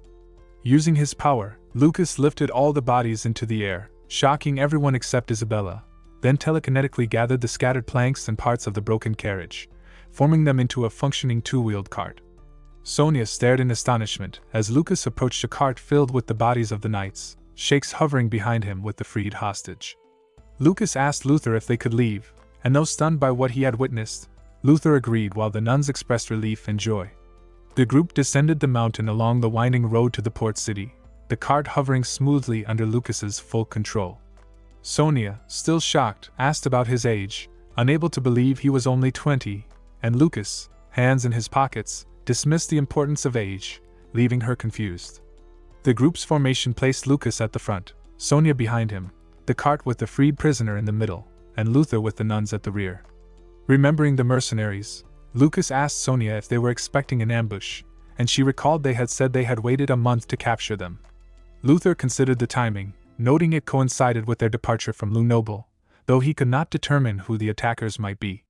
Sonia observed the path ahead, recognizing the skill of the mercenaries and concluding that whoever had carried out the assassination must have been extremely powerful. Sonia leaned toward Lucas, recalling how he had treated all the mercenaries as trivial, and winked at him, asking how he had gained such power. Lucas listened to her reflection on how she once thought all magicians were weak but had changed her mind completely today.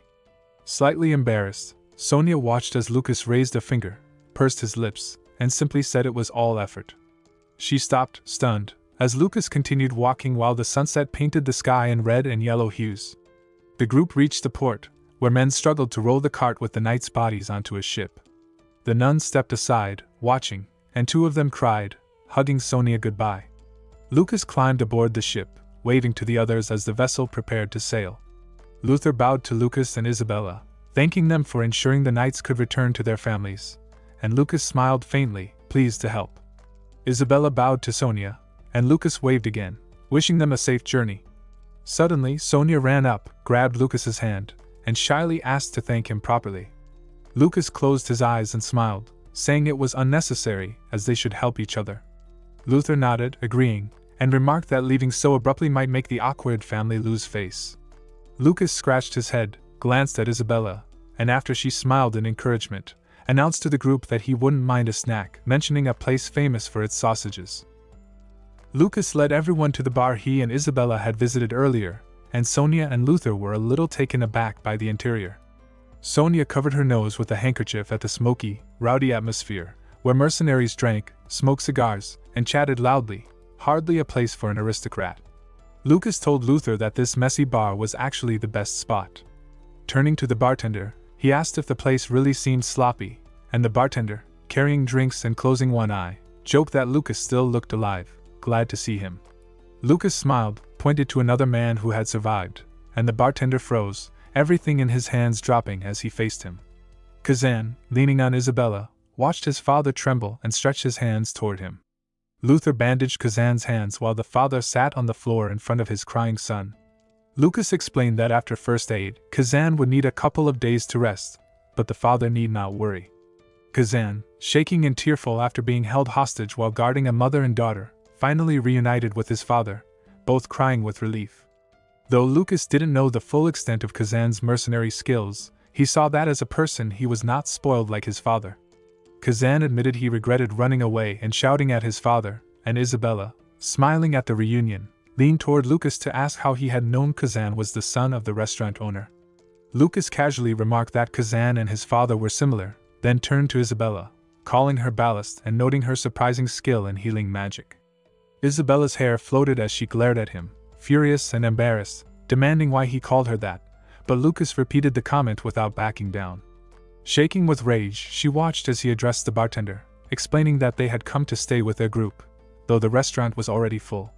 Luther praised the crowd, suggesting they look for another place, but Lucas admired the establishment.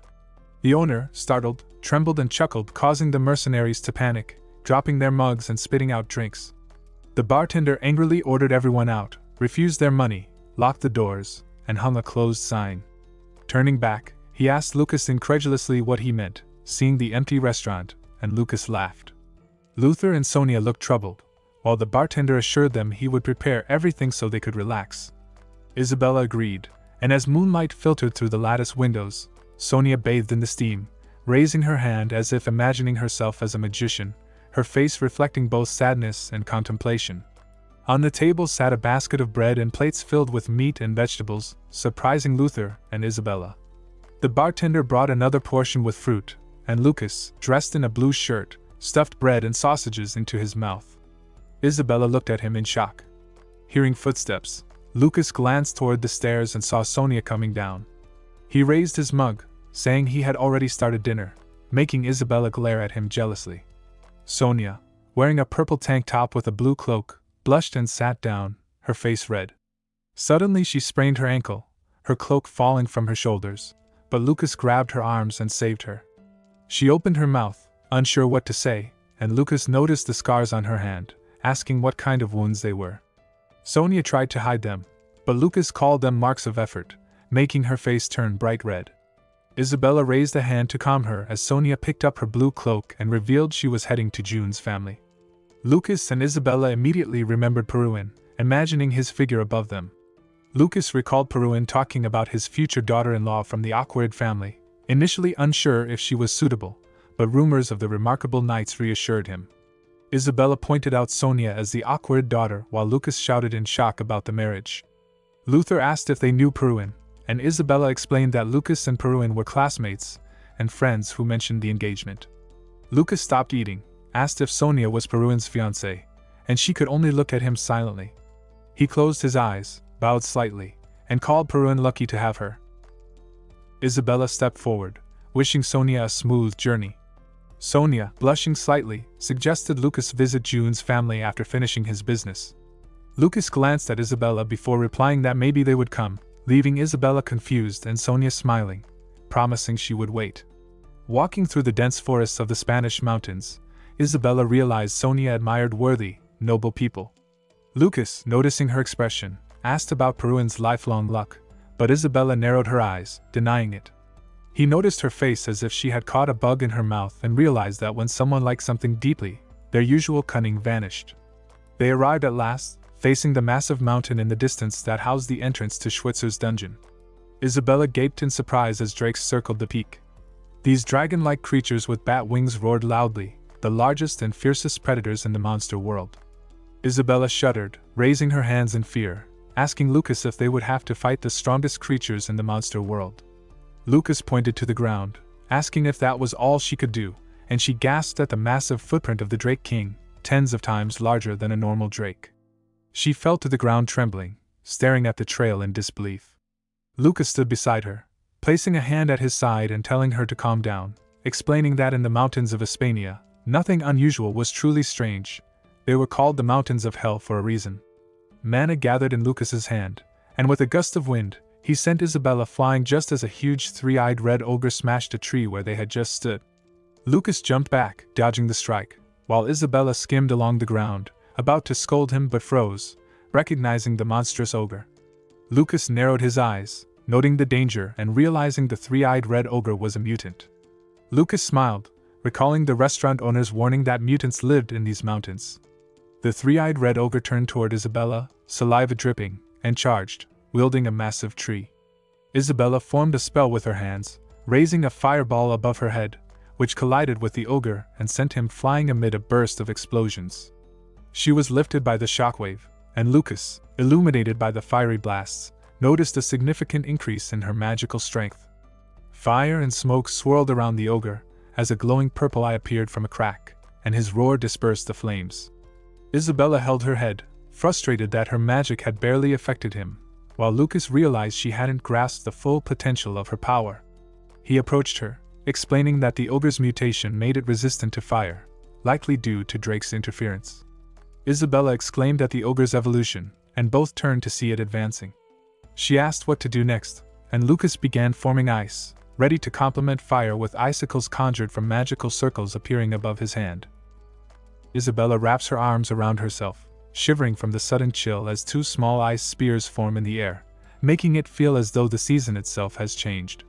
Lucas stands with one hand raised, the spears hovering above it, his calm focus reminding her of the Lucas Trauman she once knew. He extends his arm, sending both spears flying toward the ogre. One pierces its head and the other its torso, lifting the creature off the ground. Isabella, holding herself with one arm, watches in awe, but the admiration turns to fear as the ogre, shards of ice still lodged in its body, slams the ground with both fists, splitting the soil and forcing them to leap back. She stares in disbelief as the monster turns its gaze toward her, the powerful ice attack barely piercing its thick hide. The spears remain stuck, useless against its impenetrable skin. As they retreat, the ogre smashes through trees, clearing a path in pursuit. Lucas notes the monster's immense strength while Isabella lifts her hand, forming 3 blazing fireballs beneath her palm. They shoot forward and burst against the ogre's head in sharp explosions, but the beast roars, scattering the flames. It halts, growling as it scans the path, unable to locate Lucas and Isabella, who have already vanished into the shadows of the broken road. Hidden inside a small graven, Lucas and Isabella whisper among themselves as the distant sound of destruction echoes through the forest. Leaning against a hill, Lucas remarks in quiet admiration how the mutant ogre's evolution has gifted it flawless strength, skin and bones harder than steel. Isabella, frustrated, reminds him this isn't the time to be impressed and insists that if the monster's body is so dense, then fire magic should work best. Lucas lifts his gaze, calmly pointing out the creature's resistance to fire. She clenches her fist against her palm and suggests using an earthquake to bury it instead, but Lucas raises a hand awkwardly, calling the idea reckless. Outside, the ogre continues smashing through trees, its massive blows echoing through the mountains. Lucas warns that such chaotic magic would draw the attention of all the drakes nearby and that the ogre alone has already made enough noise to expose them. Rising slowly, he decides to use the most effective approach. Isabella, still crouched against the hill, asks what strategy he has in mind. In response, Lucas steps into the open, addressing the red ogre as his friend while lifting his hand to summon a storm of ice spears that begin to shimmer and spin above him. Isabella hugs herself tightly, shivering from the cold, and turns to Lucas, trembling as she questions why he keeps using ice spirit when it seems useless. He calmly replies that only through diligence can one succeed. Narrowing her eyes, she asks what he means, but Lucas simply raises his hand toward the ogre. The ice spears floating above him align in midair, all aimed at the roaring creature charging toward them. As the ogre rushes forward, Lucas tells it to be quieter and extends 2 fingers like a gun, firing the first ice spear that pierces its third eye, though it keeps advancing. Isabella spreads her arms, panicked, insisting the spears are pointless and urging him to use another spell, but Lucas, focusing intently, snaps at her to stay quiet. Squinting with one eye, he fires again. 2 more ice spears hit the same spot, followed by a 4th that strikes the end of the last one. The ogre, still thrashing, charges forward until Lucas launches another ice spear, hitting with perfect precision. The creature's movement falters, its massive frame tipping backward as the final 8th ice spear shoots straight through its skull. Blood spills from its mouth as Isabella stares stunned. Lucas lowers his hand, blowing off the cold mist from his finger before the ogre's body crashes to the ground, kicking up a storm of dust. Pointing at the fallen beast, he tells Isabella that this is what he meant about diligence. Before they can rest, the sky darkens with the sound of screeching wings. An entire flock of drakes descends toward them, drawn by the earlier battle. Lucas curses under his breath, realizing the noise had lured them in, while Isabella, frozen in fear, looks up at the roaring creatures. Lucas smirks slightly, remarking that this journey leaves no room rest. Flames spread wildly through the forest, burning trees as a drake above unleashed a torrent of fire toward Lucas and Isabella. Raising his hand, Lucas cast a barrier spell, shielding them from the blazing attack. Nearby, several drake corpses lay motionless, their skulls pierced cleanly by ice spears. The 2 dashed through the forest as another drake swooped after them. Isabella, panting, turned mid-run and launched an ice arrow from her right hand, but the projectile bounced harmlessly off the creature's tough scales. The drake reared back, gathering flames in its throat, preparing to burn her alive, until its eyes suddenly contracted in pain. Lucas leaped high above it, forming a massive ice spear that pierced clean through its neck. Suspended in midair, he looked down as the drake's light faded from its eyes before it crashed to the ground. When Lucas landed beside the smoking corpse, The forest fell silent except for the crackle of fire. The smoke began to clear, revealing the immense carcass at their feet. Just as Lucas turned, Isabella's face went pale with horror. Following her gaze, Lucas froze. Before them rose the colossal figure of the Drake King, towering above the trees, dark smoke curling from its mouth as it glared down at them. Lucas quickly covered Isabella's mouth before she could scream, pulling her close and hiding behind a tree. Without paying attention to her muffled protests, he set her down quietly on the ground. The towering Drake King loomed above them, an opponent far beyond what Lucas could handle now, so all they could do was stay still and wait for it to leave. Both watched tensely as the creature's piercing gaze swept the area, its roar shaking the earth. When its massive paws slammed the ground near them, Isabella trembled uncontrollably, her breath catching under Lucas's hand. The Drake King finally turned toward the distant mountains, leaving a trail of torn soil and crushed trees in its wake. Once it was gone, Lucas slowly released her, and Isabella gasped for air, while his eyes remained fixed on the beast's fading silhouette and the massive footprint it had left before them. Time passed, and the scene shifted to the mountain foothills where a river flowed beside a small port city. Lucas, surrounded by a steady stream of mana, sat atop a large cobblestone, eyes closed in deep meditation. Beside him, Isabella knelt, weaving healing magic as glowing circles formed around her hands, mending the gaps in his mana flow. The air shimmered gently with power, lifting strands of her hair as she sighed and softly told him that his healing was done. A butterfly with delicate red-violet wings fluttered down, landing on Lucas's finger as calm returned to the air. Lucas sat on the edge of the cobblestone, quietly watching the butterfly perched on his finger. After 2 weeks of constant battles against monsters, his body and mind now moved in perfect harmony. Coming to this mountain range had proven worthwhile. It had given him what he sought, but there was still something left to settle. The butterfly suddenly fluttered away into the sky, its wings fading into the distance. Isabella, lifting her travel bag, glanced toward Lucas as he called out to her. Above them, dark clouds gathered, though the peak of Drake Mountain still shone brightly in the light. Both stood gazing at the distant mountain where Schweizer's dungeon awaited. Using wind magic, they took flight, gliding toward a vast lake below. Lucas, flying slightly behind Isabella, warned her to stay cautious, saying that knowing Schweizer's nature, he wouldn't be surprised if the man had filled the lake with monsters. Turning back, Isabella asked how he could be so sure that the dungeon was there. Lucas, wind swirling gently around his head, replied that Schweizer had a habit of boasting about his plans. As they soared above the shimmering lake, he recounted Schweizer's dream, to live atop a mountain above the clouds, beside a magnificent lake with a small island at its center, far from the world's noise. When Isabella looked at him curiously, about to ask more, Lucas cut her off with a calm voice, telling her the exact location ahead. Lucas and Isabella landed softly on the sandy shore, where the sunlight shimmered across the calm waves. She looked around in awe, admiring the island's beauty, while he stood still, eyes fixed ahead. The place was breathtaking. Lush trees covered the land, and the rays above painted the clouds in hues of gold and violet. Turning toward him, Isabella noticed Lucas muttering about Schweizer, calling him a scoundrel.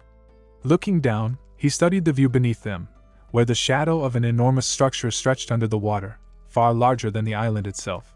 Shock filled Isabella's face as Lucas, resting a hand on his hip, told her that the island was merely the dungeon's entrance. The thought left her speechless, amazed by how extravagant yet straightforward the design was. Above the forest, particles of mana drifted like glowing dust, lighting the air as they walked beneath the tall trees surrounded by rare plants. Eventually, they reached a massive tree whose hollow formed a perfect archway.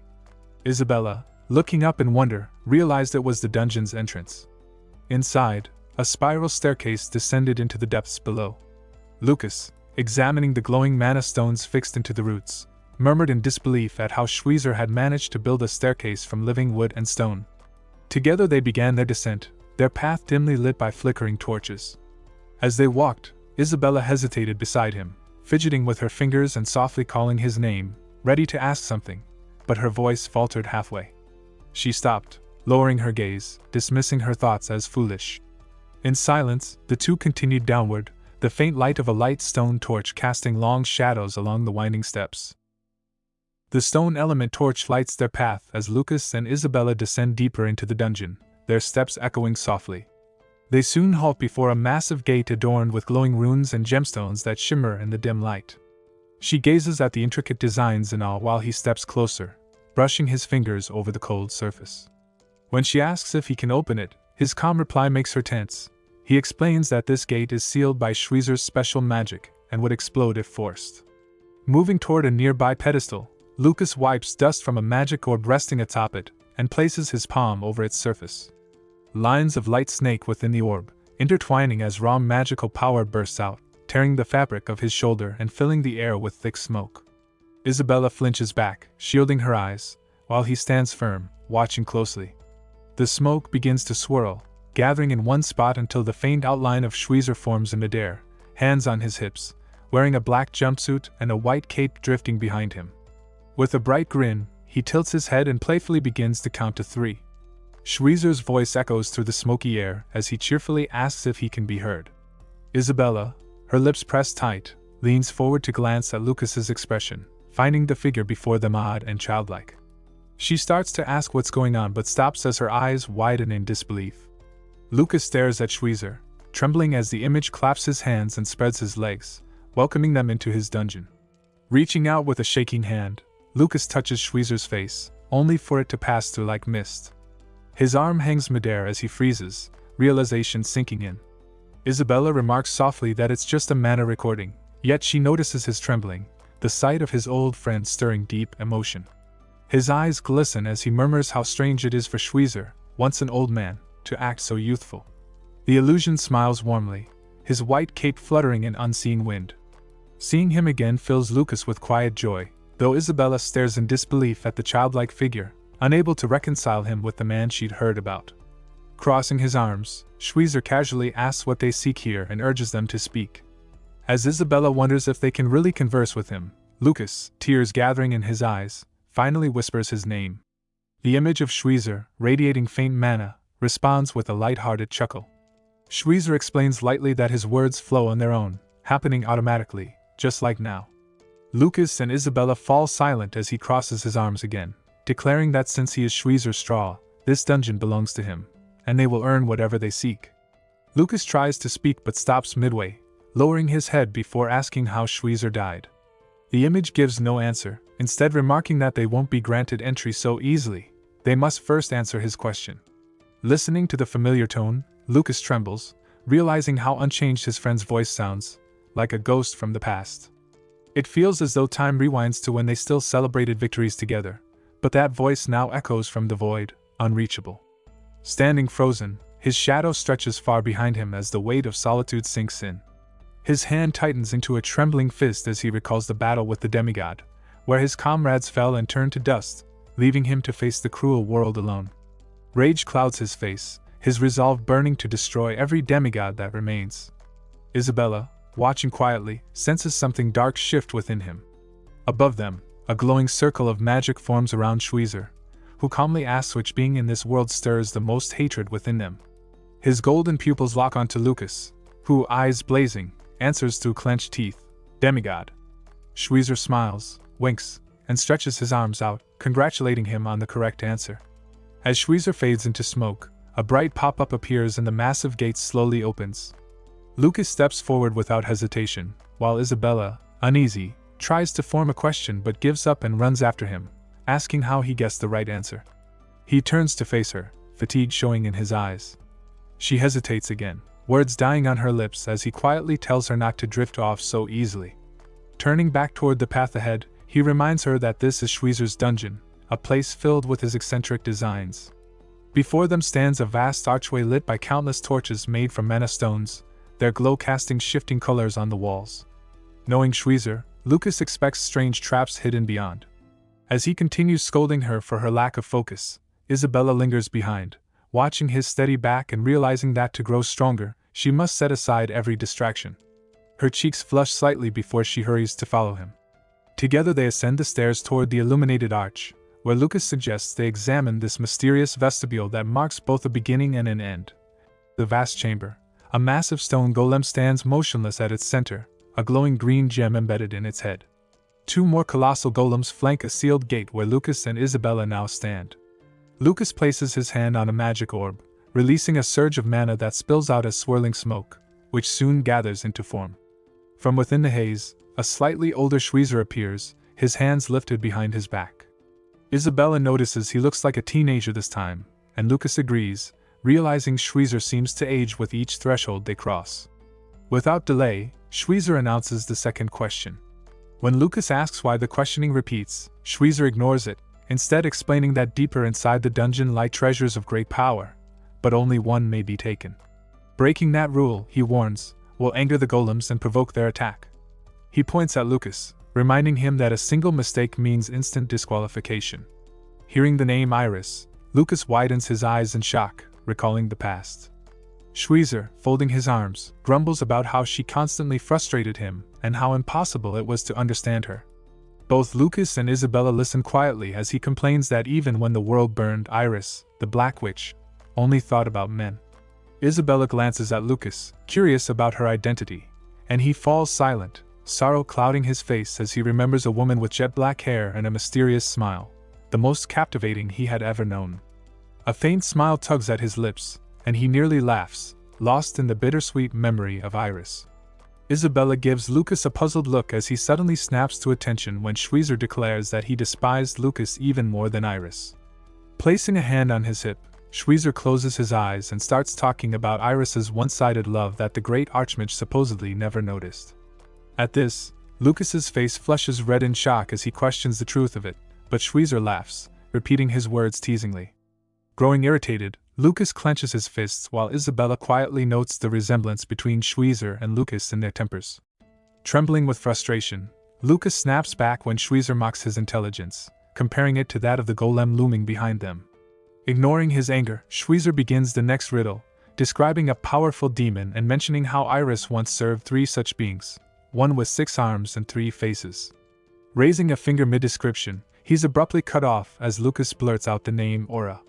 Schweizer's form instantly dissolves into smoke, and the massive gate before them swings open. Without hesitation, Lucas strides forward, leaving Isabella startled at how he answered without even listening to the question. They enter a grand chamber glittering with treasures, walls lined with ornaments, artifacts, and relics.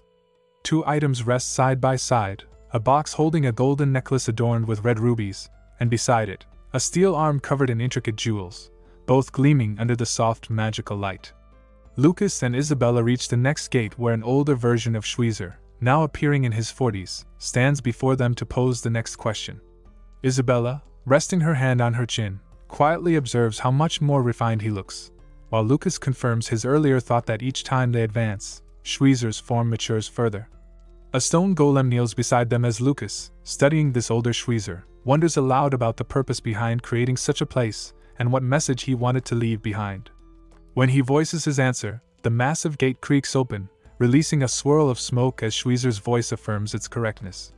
Stepping through, Isabella glances at Lucas with admiration, realizing they have already cleared 5 rooms. He strokes his chin thoughtfully, finding it odd that the deeper they go, the less the questions relate to magic. Isabella watches him in silence, impressed by how confidently he answers them all. They soon pass under another archway and enter the next chamber, where Schweizer, now aged with a gray beard, declares this to be the final room. Lucas's eyes widen in disbelief at the sight before him. Schweizer, dressed in a flowing white robe and leaning on a staff, looks upon him with calm recognition and softly addresses him as Lucas Draman. Lucas continues to stare at Schweizer in silent disbelief as the old man's form begins to scatter into shimmering particles of mana. With a calm voice, Schweizer speaks of Fry, an archmage who reached the peak of his craft by the age of 40, a teacher revered by all, and says that befriending such a man was the greatest honor and joy of his life. Isabella looks at Lucas in astonishment, as his body trembles and his eyes fill with tears. He responds that the feeling was mutual, that knowing someone like Schweizer was his own greatest pride and happiness. Confusion clouds Isabella's face as she watches the scene unfold. Leaning on his 3-headed staff adorned with glowing stones, Schweizer smiles gently and says he has one final question, to tell him his real name. Standing in the dim light, his face hidden in shadow, Lucas realizes that every question so far was designed for him alone to answer. Turning aside, he quietly says Schweizer's true name, Schweizer Weissman. Isabella gasps, surprised that his real name was not Schweizer Straw as she had believed. A faint, peaceful smile touches Schweizer's lips before his body begins to dissolve into a stream of mana. He tells Lucas that everything is now ready for him here and invites him to step forward. Eyes wide with anguish, Lucas reaches out, begging him to wait, but Schweizer only smiles as he fades completely, calling him Lucas one last time and asking him to return soon. As the gate opens and Lucas stands frozen with his hands still outstretched, his whole body trembles with grief, mana surging wildly around him. Behind him, Isabella watches in shock, slowly realizing that the man who had just vanished before them, the great sage Schweizer, had addressed Lucas by name. Lucas and Isabella step through the wooden door into the final room of the dungeon, their eyes adjusting to the dim light of a single burning candle resting beside a pile of books on a wooden table. Lucas, focused and calm, walks ahead while his partner pauses by the table, remarking that this room feels alive unlike the others. Her eyes widen as Lucas, rummaging through an old chest, announces with delight that he has found something valuable. Holding up a small bottle of liquid, he explains that it is the Ice River, though Isabella, startled, recalls from legend that the Ice River is a rare oil found only once in 1,000 years in underground caves, so powerful that even an ordinary person could reach 4-star strength after using it. Hearing this, Lucas looks at her with amused surprise, impressed by her knowledge. Excited, she reaches for the potion, admitting that she always believed it was only a myth, while Lucas, still turning the flask in his hands, says he needs it to ascend to 7 stars. As she crouches by the chest, sorting through its contents, she understands his motive for entering the dungeon.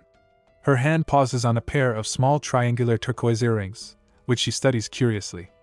Watching her, Lucas grows uneasy, noticing their faint glow.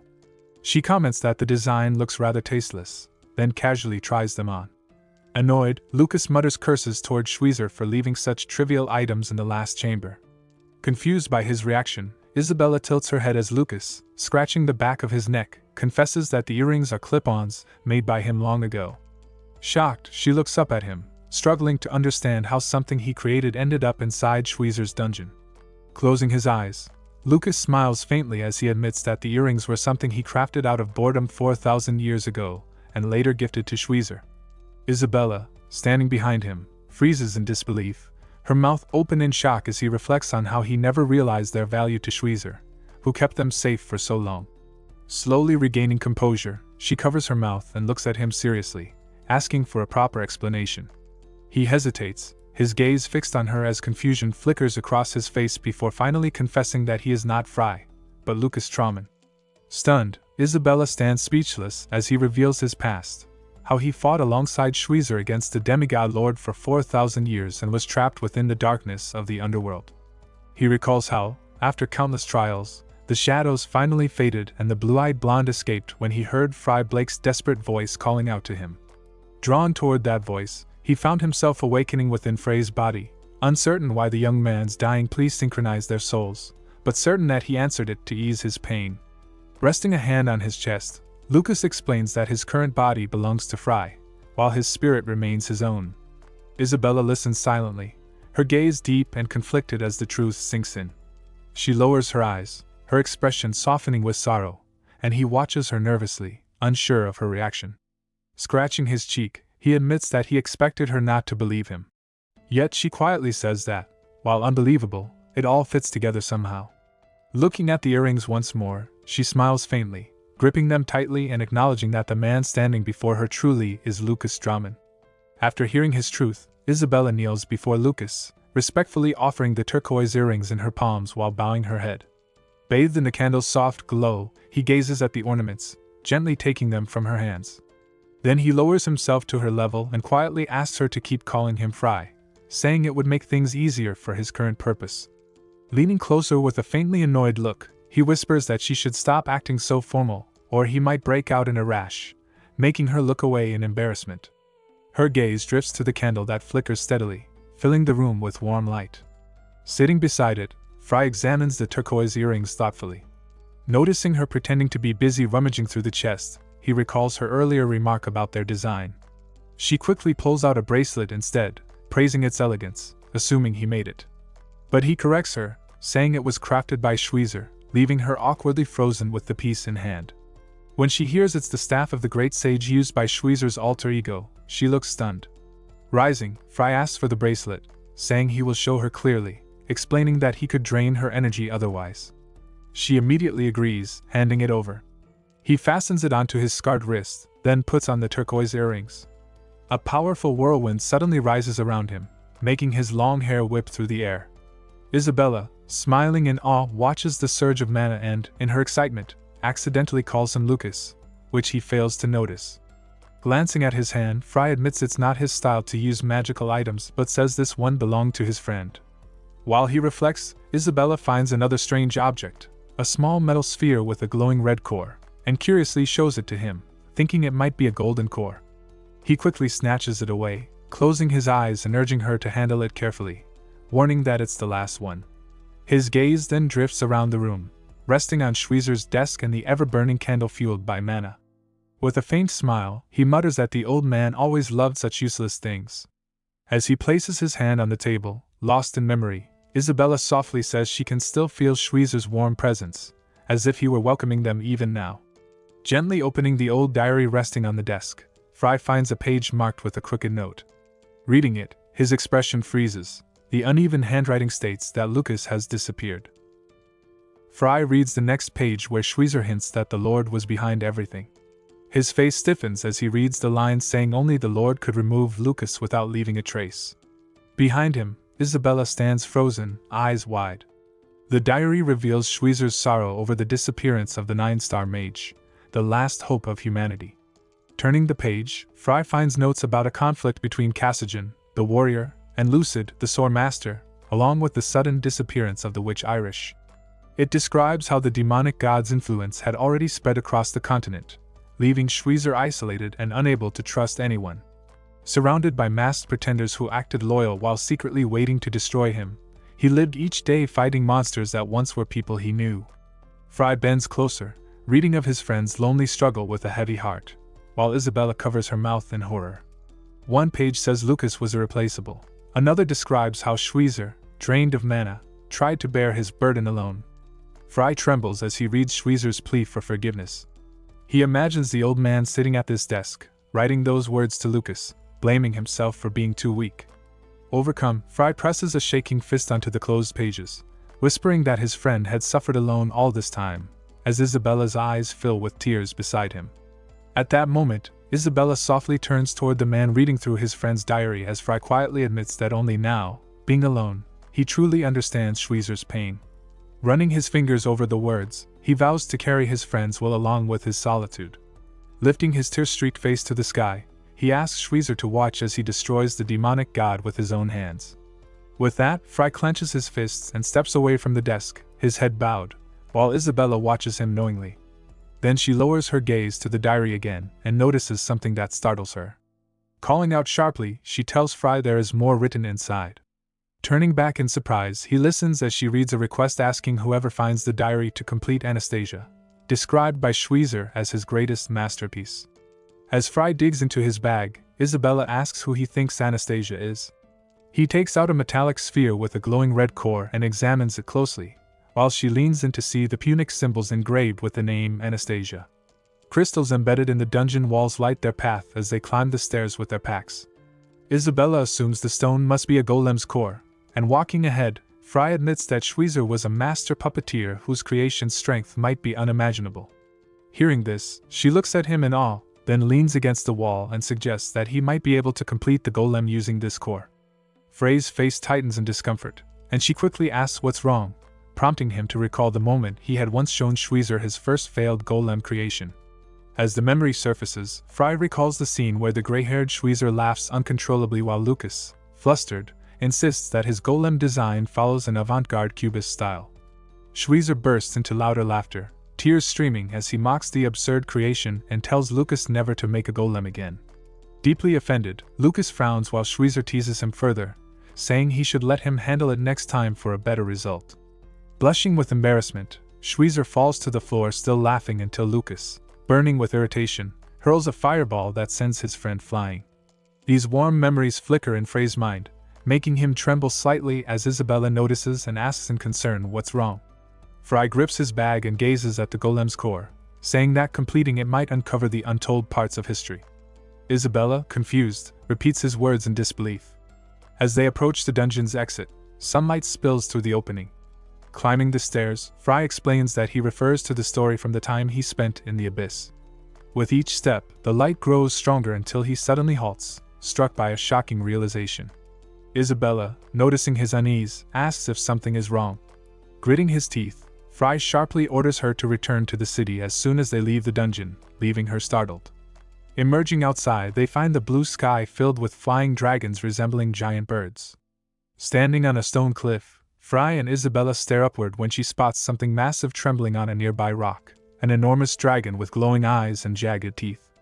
Fry calmly asks if it has been waiting for him, and the Drake King responds with blazing eyes and a roar of hot steam from its fanged mouth. Lucas and Isabella reach the mountain's peak, where a massive dragon towers above, with several smaller ones circling behind it. With sharp anger, Lucas demands to know if the beast has been waiting for him. Facing it directly, he remarks that it clearly possesses intelligence, and orders it to speak.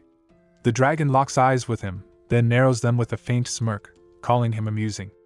Its tone shifts to rage as it lets out a roar, declaring it has indeed been waiting and questioning his audacity to trespass into the kingdom of Tad without fear. Lucas glares back, asking if it noticed them in the forest earlier, and why it pretended not to see them. Watching him, Isabella senses that Frey's voice trembles. She has never seen him this tense. The Drake King groans before saying he awaited Lucas' exit from the cave of the tallest tree, adding that the man who entered there possessed one valuable thing. Anger flashes in Lucas's eyes as he recalls the rarest potion, its ingredients surfacing only once in 1,000 years. He then says he understands why the dragon has grown so arrogant, accusing it of hunting travelers near the dungeon. The dragon beats its wings in irritation as the hero clenches his fist, realizing the beast has turned the dungeon his friend once cherished into a mere feeding ground. His eyes glow a cold blue, and his aura intensifies. Lucas declares that the Drake King must be punished. The dragon's expression shifts in shock, recognizing the look in his eyes. It's familiar, unsettling. A memory flashes in its mind. A girl with violet eyes once stood before it, palm outstretched, warning that if it ever followed her, she would kill it. Snapping back, the Drake King growls that he dislikes Lucas's expression. Unfazed, Lucas turns to Isabella, ordering her to run, though fear keeps her rooted. Shouting, he admits he may not be able to handle this fight and insists she escape, but she yells back that she won't leave. The dragon gathers a massive fireball in its jaws, mocking that they both look delicious. As it lunges, Lucas raises his hand, summoning several magical artifacts until Schweizer's staff appears. Recognizing it, he channels energy through the weapon, and streams of aura swirl from the artifacts. With a swing, he conjures a stone wall that slams into the Drake King's head, drawing a deep grunt of pain. Glancing toward Isabella, Lucas shouts that she isn't sensing the danger, his voice sharp as he tells her not to interfere and calls her an insect. Her face twists in hurt and anger, but after clenching her teeth, she yells that she'll return soon and runs off. The dragon inhales, forming another fireball, muttering that Lucas is bold, then unleashes a fiery blast. The explosion sends him flying through the air. Regaining control mid-flight, Lucas steadies himself with Schweizer's staff, glaring at the dragon as it gathers an even greater surge of flame before releasing a massive magical inferno. Lucas swiftly dodges the blast as the fireball detonates, shattering the surrounding stones. Pushing off a floating slab, he darts in the opposite direction, eyes sharp and body braced for battle. Several smaller dragons dive toward him, prompting him to click his tongue sharply. His triangular earring glows, followed by the shining tip of Schweizer's staff. He points it forward, summoning a volley of icy spears that streak toward the incoming creatures. Then, raising his other hand, he conjures a spell of storm wind. The sudden burst of violent air surges forward, striking the dragons with immense magical force. A powerful beam cuts through the sky, sweeping past them, its path clearing as the dozen creatures fall defeated. Within the roaring current flies Lucas himself, his expression fierce as he thinks that this battle will drag on until the Drake King is slain. The massive dragon charges again, and Lucas, narrowing his eyes, realizes there's no end until he eliminates it. Tilting his staff, he traces a glowing seal into the air, calculating the beast's speed and trajectory. The countdown from the sigil flickers visibly before him, 3 seconds to impact. A second seal forms further ahead, right in the dragon's path. As the Drake King dives with jaws open, ready to strike, Lucas shouts his command. The seal ignites in a blinding flash, erupting beneath the dragon in a massive explosion. The Drake King plummets, groaning in pain, but suddenly beats its colossal wings, scattering the flames around it. With a strained grin, it admits that Lucas isn't bad, noting how calculating its speed that precisely must have caused the explosion. Then, smirking, it mutters that the tactic was clever, but his strength was pitiful. Calling him an irritating insect, the dragon whips its massive tail, striking him hard.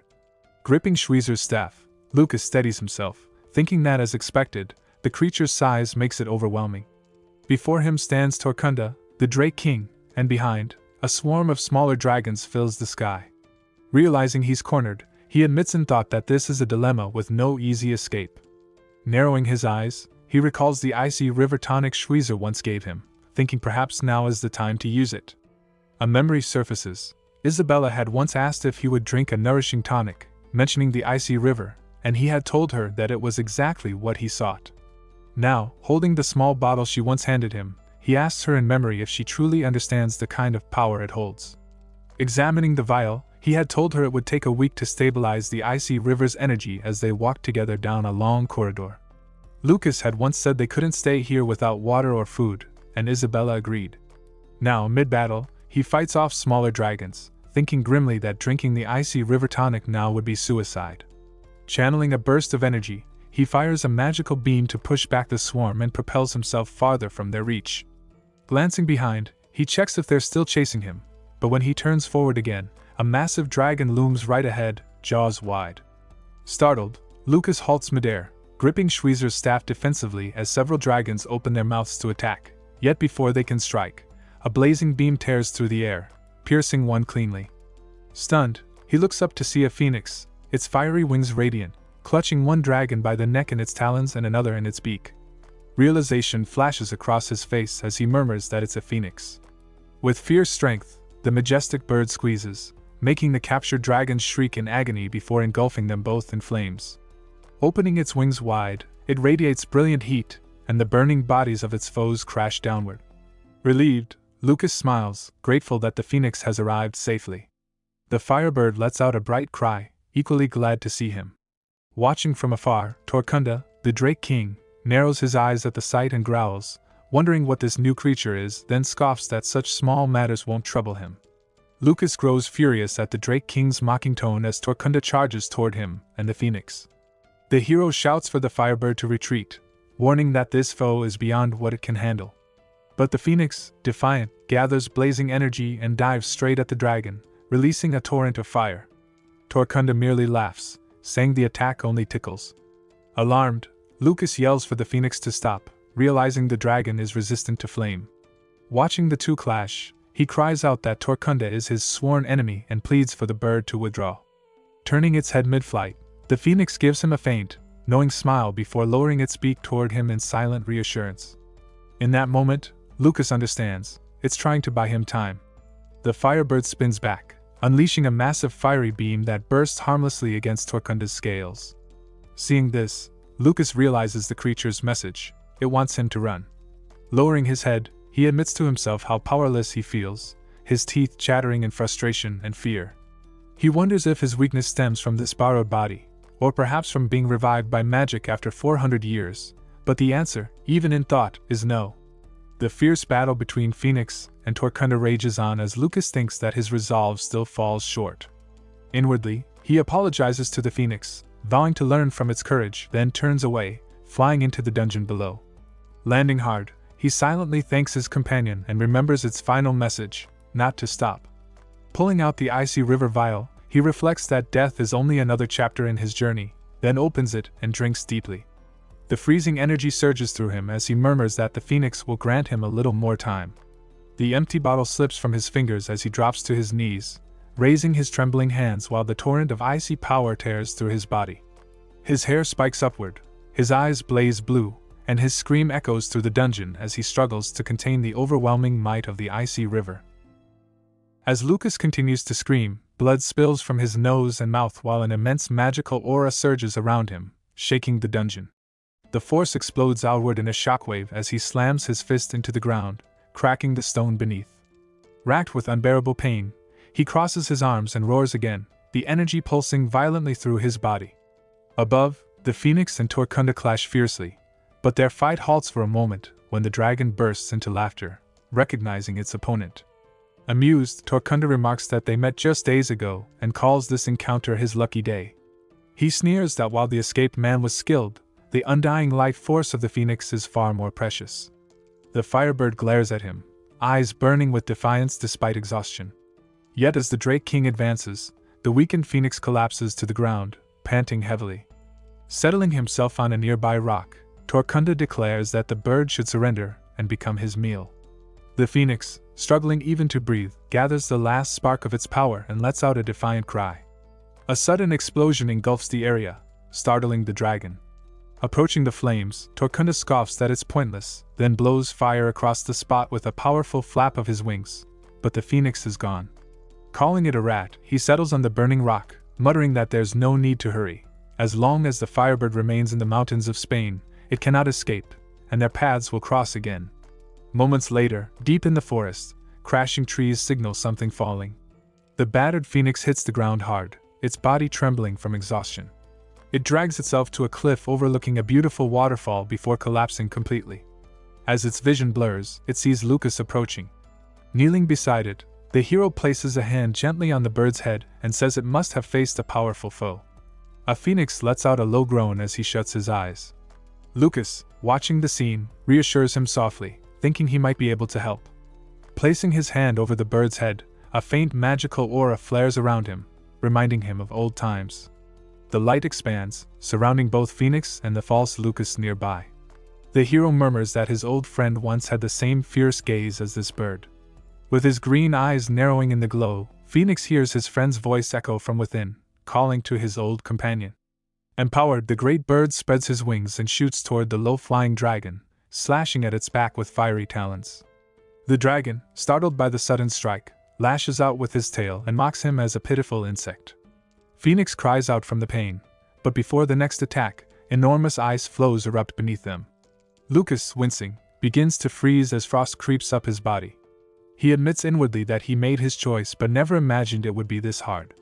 Lowering a trembling hand to the ground, he sends a thought to Schweizer confessing that his borrowed life now feels as fragile as a bubble. Surrounded by freezing energy, he blames this tragedy on his own arrogance and pride, whispering silent regret. Collapsing, he realizes his body can no longer absorb the elixir, drained of all strength, perhaps from exhaustion, perhaps from lost resolve. As darkness closes in, a voice speaks gently that warmth still remains. A pair of glowing hands appears, radiating comfort. When Lucas opens his eyes, he finds Isabella kneeling beside him. He weakly asks why she is here, but she tells him to rest. His energy has not yet recovered. Spotting the untouched food nearby, she reminds him that he once said nourishment was needed to endure the icy current. Meeting her gaze, he asks if she came from town. She recalls how he once said he was left alone, and now, seeing his frozen face, he remembers those same words. Only now he understands their weight. Sitting close, Isabella admits she doesn't fully grasp his purpose in this world but says she believes in him, and that's why she won't hear him speak of being alone again. He chuckles weakly, admitting he can't even take care of himself, and thanks her with a faint smile. As she continues to warm him, he turns his thoughts once more to Schweizer, realizing what he had truly lacked wasn't strength or resolve, it was trust in those around him. The clash between Phoenix and the dragon halts briefly as Torkunda shifts his gaze toward the cave, sensing an unnatural chill seeping from within. Wondering aloud about the cold, he spots ice forming near the entrance just as Phoenix narrows his eyes and dives in again. The fiery bird drives its beak into the dragon's eye, drawing a roar of agony. Blood surges as Torkunda, furious, snarls at the bird's audacity. With a swift snap of his jaws, he clamps down on Phoenix's neck, wrenching a shriek from the creature before slamming him violently into the ground. The dragon growls, calling his opponent a miserable pest and demanding he die where he lies. Despite the pain, Phoenix lets out a mocking screech, taunting him further. Offended, Torkunda bellows if the bird truly dares to mock him and soars upward, vowing to end him. At that moment, a faint trace of Lucas's technique flickers from within the cave. A sudden magical beam bursts forth, streaking toward the dragon.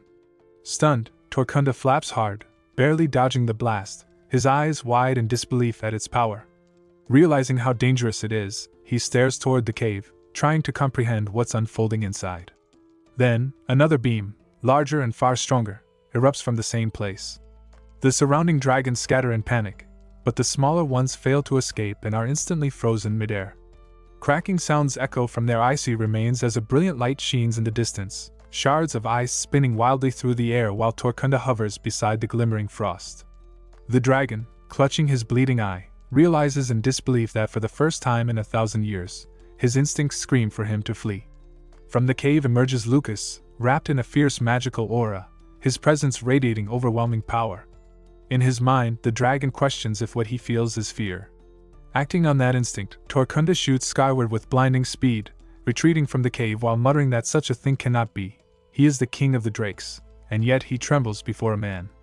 With one eye closed and his jaw clenched, he tries to reason that no matter how strong humans become, they remain mortal and can be defeated with time. Suddenly, Lucas teleports ahead of him, appearing in his flight path.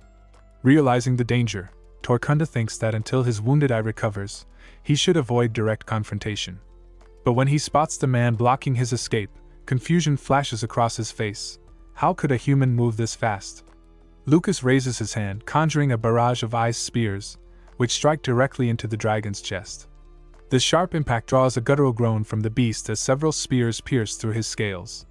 Spreading his wings wide, Torkunda rips them out and growls that despite everything, Lucas is still only human. But before he can counter, the man vanishes from his sight, leaving the dragon startled. Lucas's calm voice echoes that the 1,000-year-old fool has grown arrogant, relying only on his vision.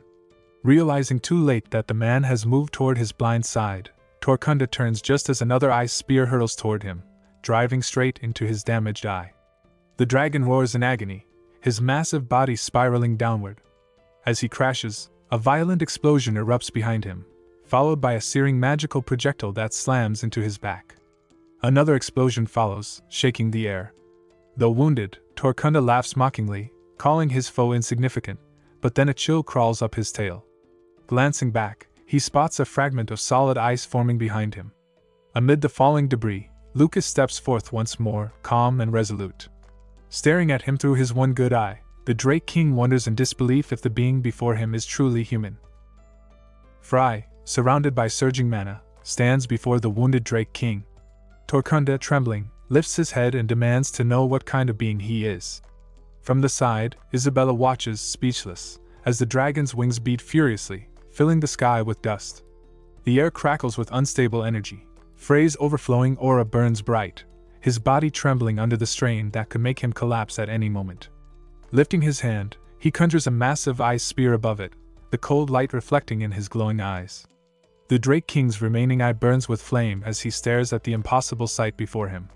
Shocked by the overwhelming energy, he snarls and asks if Fry truly intends to defeat him. Concentrating his power, Torkunda gathers searing fire in his throat, refusing to believe that anyone, human or beast, could withstand his flame when even the phoenix failed. With a furious roar, he unleashes his fiery breath toward his foe. In response, Fry lowers his hand, releasing the massive ice spear toward the dragon. The two forces collide midair, fire and ice clashing with a deafening explosion. The impact sends violent gasps of wind tearing through the battlefield. Shielding herself with her arms, Isabella squints against the blast, astonished as the shockwave ripples through the mountains. The collision clears the air of dust, revealing the blinding light of fire and ice locked in combat. The entire mountain range trembles beneath their power, the sky lit by a storm of flame and frost. Between the two opposing forces, fire and ice clash violently as Torkunda's flames surge forward, pressing harder against Frey's spell. The Drake King's fiery breath roars unbroken, overpowering the stream of frost. Isabella watches in panic as Fry begins to lose ground, unsure how to help as the flames grow stronger. Then she notices a glowing magic circle behind the ice spear, feeding it with endless mana, even as Frey's body vanishes from sight.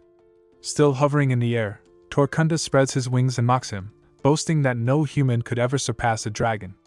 Mid-taunt, his pupils suddenly fade, and his speech cuts off. A chill wind sweeps the battlefield as Isabella gasps. The dragon's head has been severed cleanly, the cut marked with a shimmer of ice magic. Above the motionless body, Fry hovers with his arm extended, an immense ice scythe dissolving in his grasp. Torkunda's body and head crash to the ground in separate directions, the impact shaking the land and throwing up waves of dust.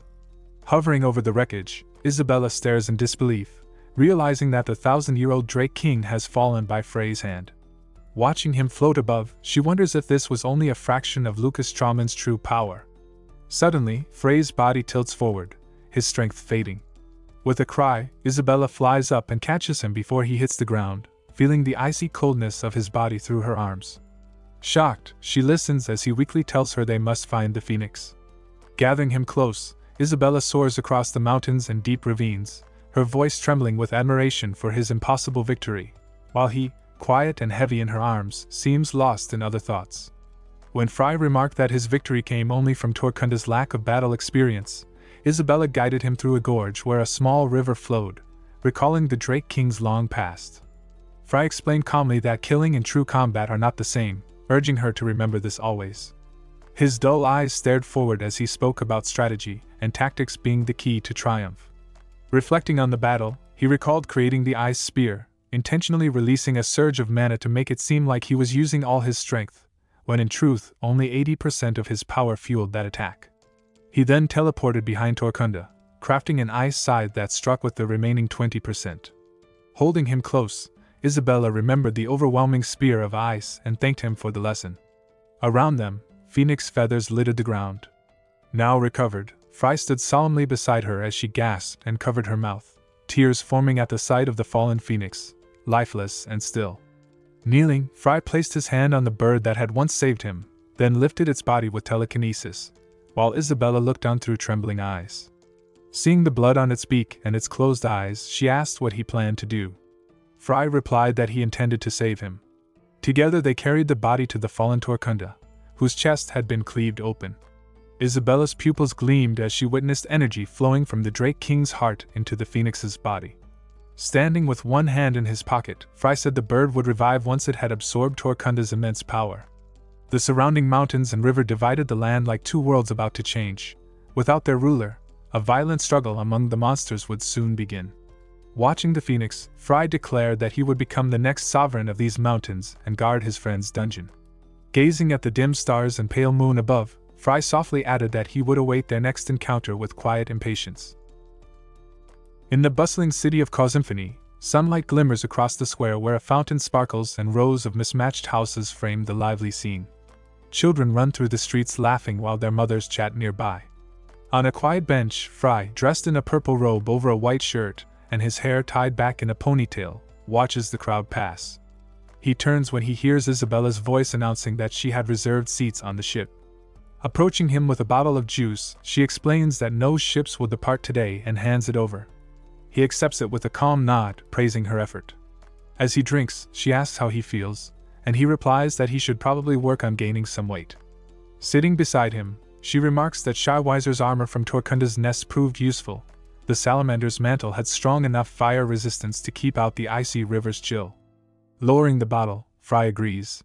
She then taps the heavy spatial bag, wondering if he really needed to bring every weapon from the nest. Staring toward the square, he says that even if those tools go unused, he can't let his friends' belongings decay there. They fall into a peaceful silence, sipping juice together. Holding her bottle with both hands, Isabella comments that the new semester is near and that this break feels unusually long, almost like a year has passed. Closing one eye, Frey counters that they only stayed in Hispaniola for a week. Sharing a brief glance, Isabella looks up at the sky scattered with thin clouds and suggests they visit Peruin's mansion next. Frey asks about Peruin's whereabouts, then agrees to Isabella's suggestion. Soon after, they stand before the grand entrance of the Dune family mansion, where two armored guards with halberds stand watch. Both are awestruck by the mansion's size and elegance. One guard, sporting a long mustache and a black and burgundy beret, steps forward and demands to know their purpose. Caught off guard, Frey calmly asks if Peruin is home, which surprises the guard. Regaining composure, he requests their identification, but Frey, not grasping the formality, simply replies that he is Peruin's friend. The guard hesitates, then awkwardly asks for his name, silently amazed at the boy's confidence. Frey smiles and introduces himself by his full name. Recognition flashes across the guard's face as he recalls Peruin's instructions. His friend Frey Blake, one of the 3 sons of the Blake family, might visit before the holidays, and all guards were to treat him with utmost respect. Realizing this is the guest Peruin mentioned, the guard straightens and greets him more politely, while Frey, unaware of the reaction, gazes up at the massive mansion in admiration. Suddenly, a carriage rattles toward the gates, raising clouds of dust. The second guard calls out that the lady has returned. A luxurious black carriage trimmed with gold halts before them. The balding coachman steps down and opens the door, revealing a stunning girl with golden hair and jade blue eyes, Lilia. Sunlight gleams in her hair as she descends gracefully, asking what is going on. The guards, clearly flustered by her beauty, straighten nervously. One even scratches his head while leaning on his halberd. He gestures toward Fry and Isabella, explaining that Peruin's friend has arrived. Turning to Fry, Lilia smiles faintly, recognizing him from her brother's stories, then gestures toward Isabella, correctly guessing her name and leaving her momentarily stunned. Isabella, eyes wide, opens her mouth to respond, unsure what to ask first.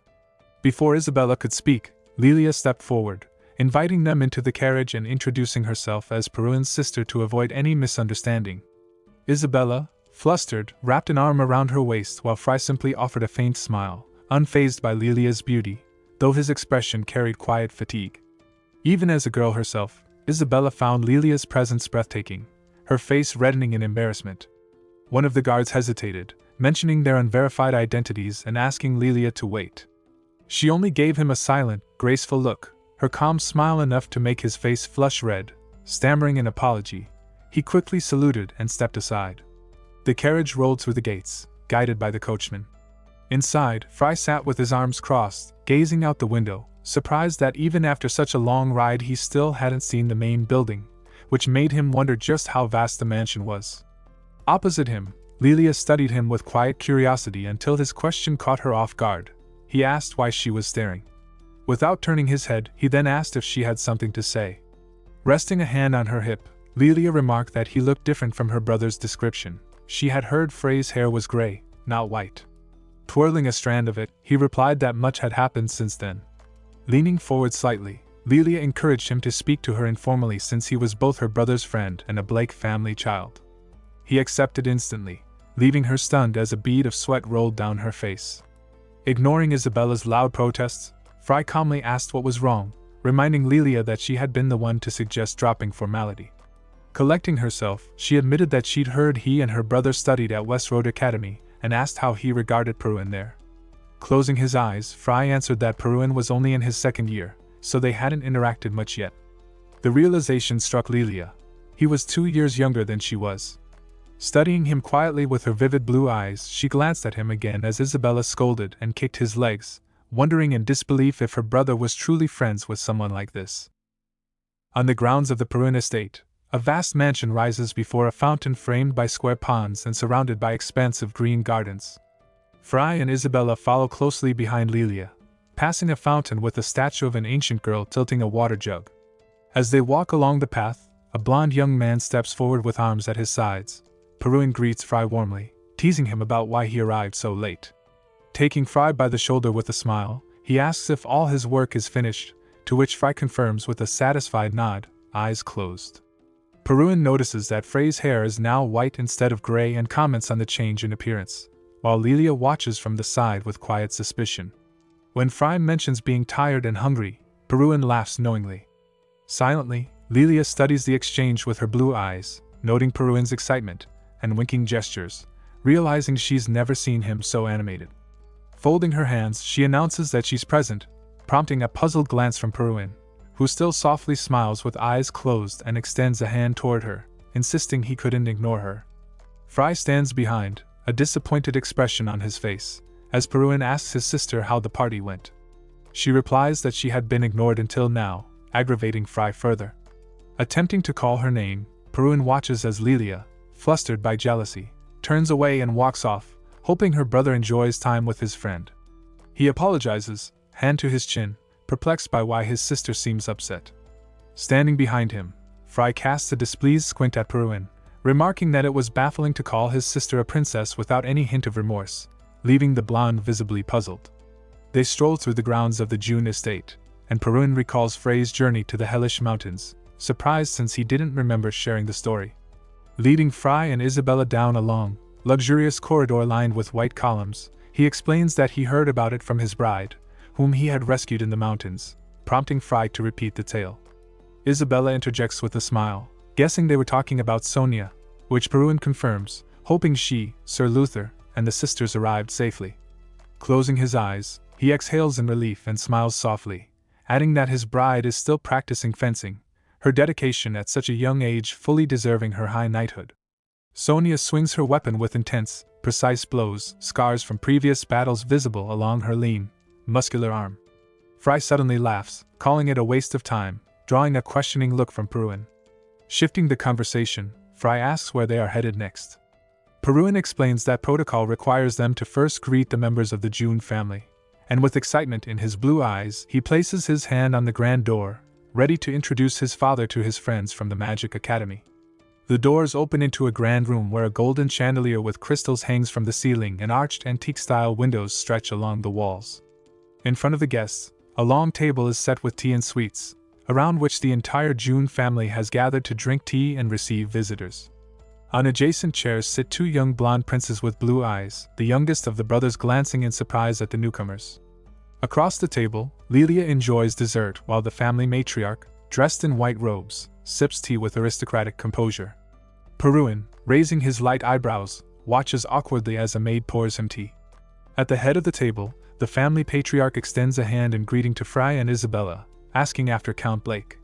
Isabella freezes, sensing the man's formidable energy, while Fry, closing his eyes and folding his hands politely, reports that his father is in good health. Lucas, inhabiting Frey's body, feels nervous, biting his lip, having never met the elder before. Casting a sharp, focused glance, he studies the head of the family, Shepherd June, holding a mug, 7-star mage, master of the 4th tower, and one of the 5 most prominent figures in the empire. Frey's eyes glow blue as he considers that this man might hold the key to unlocking the demigod. Lowering his cup, Shepherd June explains that the 6th tower is far away, so he only meets the Count once a year during formal gatherings. Fry feigns a downcast look and apologizes, while the elder remarks that conversations with his father are always pleasant and meaningful. Fry continued to study Shepherd June closely, noting every detail of his face. He recognized the magical crescent moon tattoo beneath the man's eye and realized Scheiweiser had crafted it. Recalling the rescue of Sonia, Fry felt gratitude but quickly said thanks were unnecessary. Curious, Shepherd June asked what business had brought him to the hellish mountains. Fry, keeping it vague, replied that it was a personal matter, causing Isabella to glance at him sadly. Frowning, the patriarch pressed again, and Peruin looked unexpectantly, but Fry dismissed it as trivial, earning a slight chuckle from the head of the family. Sunlight streamed softly through the estate's windows as Shepherd June inquired about preparations for the banquet. Peruin assured him all was underway, and the father reminded him to monitor carefully since many important guests would attend. Peruin, eyes closed, nodded in agreement, while the middle brother looked bored and the youngest yawned. Turning to Fry, Peruin invited him to accompany him, and Shepherd June, clearly pleased, mentioned he had been experimenting with magic and was eager to hear Frey's perspective. Fry, ponytailed and hesitant, raised his eyebrows but didn't immediately respond. As the youngest family members left the table to stretch, Peruin encouraged his friend to join them later in the banquet hall, wishing him luck. Fry asked Isabella to assist, and she immediately agreed, nodding with her eyes closed. At a large table with only candelabra, Fry sat opposite Shepherd June, waiting. When addressed by his full name, he lifted his gray eyes to meet the man's glowing blue gaze. Shepherd June leaned on his folded hands, silent but commanding, studying Fry intently. Anxiety prickled through Fry as cold sweat dotted his forehead. He met the head of the family's unwavering, piercing gaze, trying to anticipate what the man intended. With a stern, dissatisfied expression, Shepherd June demanded to know why a man from the Trauman Brotherhood had entered his home. Caught off guard, Fry replied that there must have been some misunderstanding. The patriarch remarked that using Peruin to gain entry was clever, then asked if the visitor had heard from him that he would be present today. Pointing directly at Fry, the man warned that coming here with them had been far too reckless, leaving Fry inwardly confused but starting to grasp the concern when Shepherd gestured to the turquoise triangle earrings on his ears. Pulling one back, Fry stared at it blankly, thinking the Brotherhood must be a simple academy club founded by Peruin. Keeping his composure, he explained that he had no idea what Shepherd meant and that the earrings were his own discovery from the mountains of Wyspania. The man, frowning, asked if he truly wasn't part of the Trauman Brotherhood, and Fry calmly affirmed he was not, adding that Peruin had once invited him to join, but he refused since he disliked such groups. Shepard, clearly bewildered, leaned forward, then slammed his hands on the table and rose, shouting that he wasn't referring to any club his son had formed. His eyes burned with fury, fixed unblinking on the young man before him. After a tense pause, the patriarch forced himself to sit back down, exhaling sharply before concluding that Fry was merely a wanderer. Covering his face with one hand, Shepard June, both embarrassed and relieved, realized he had finally understood the truth.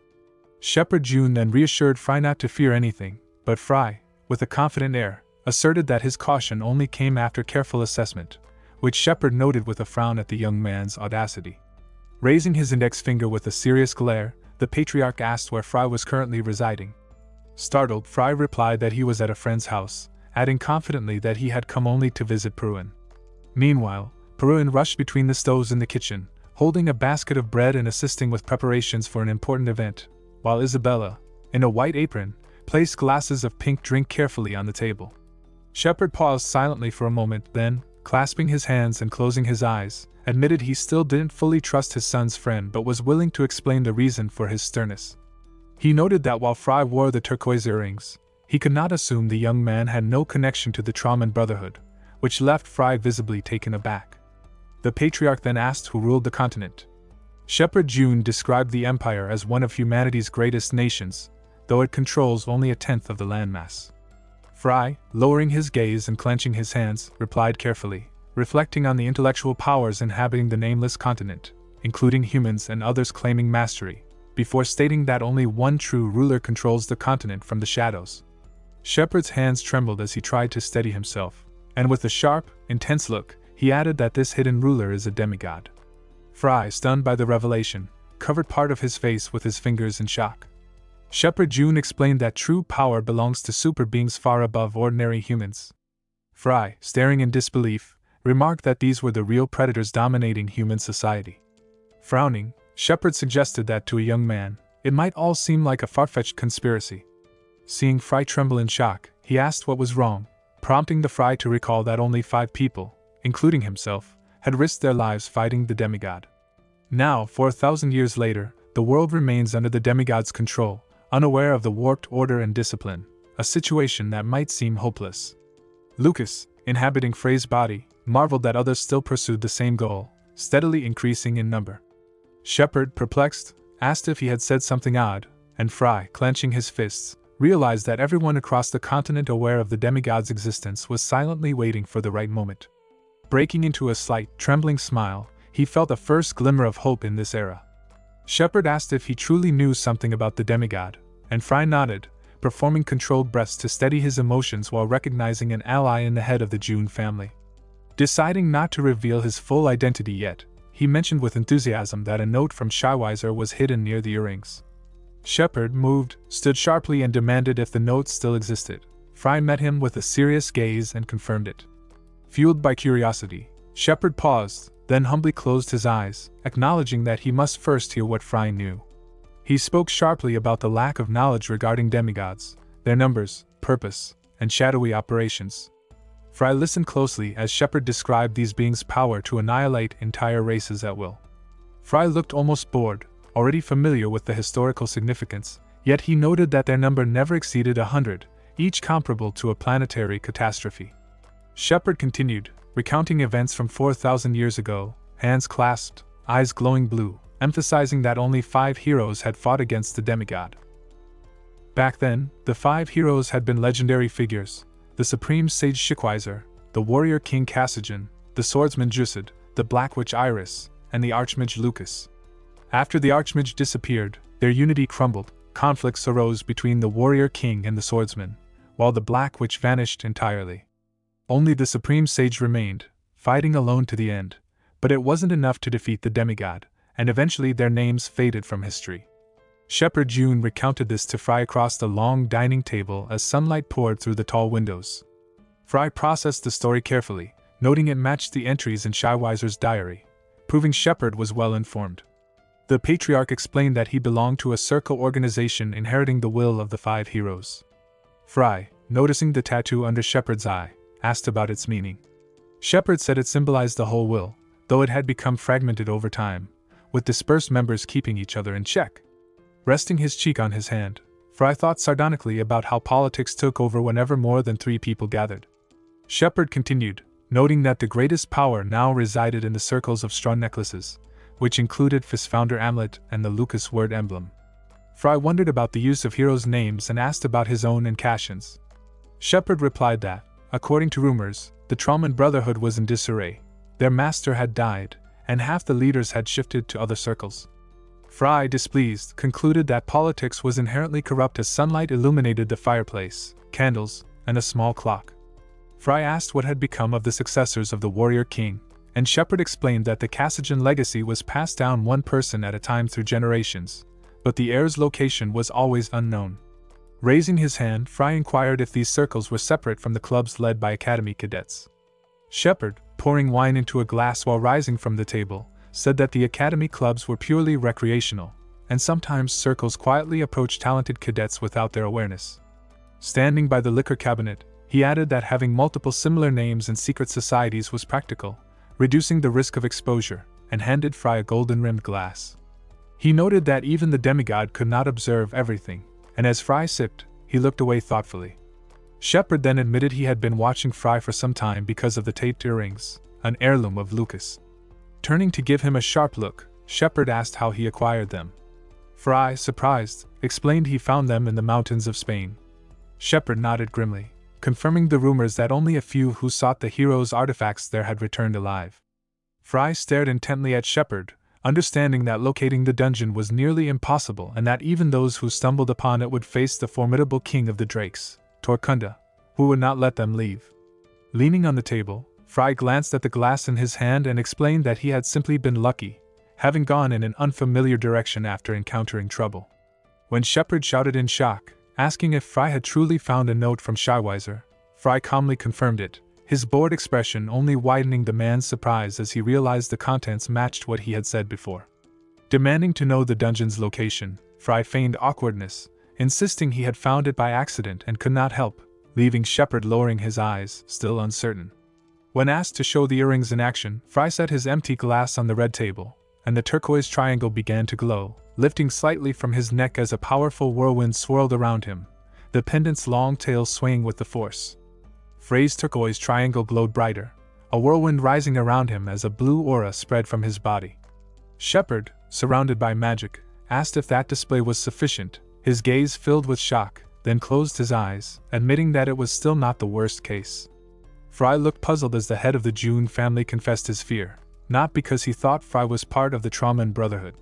Night fell outside, stars scattered across the dark sky, and the estate's windows glimmered with light. The Duke's reception hall brimmed with luxury, perfectly arranged tables laden with dishes, guests chatting over sparkling wine or sitting quietly on velvet sofas.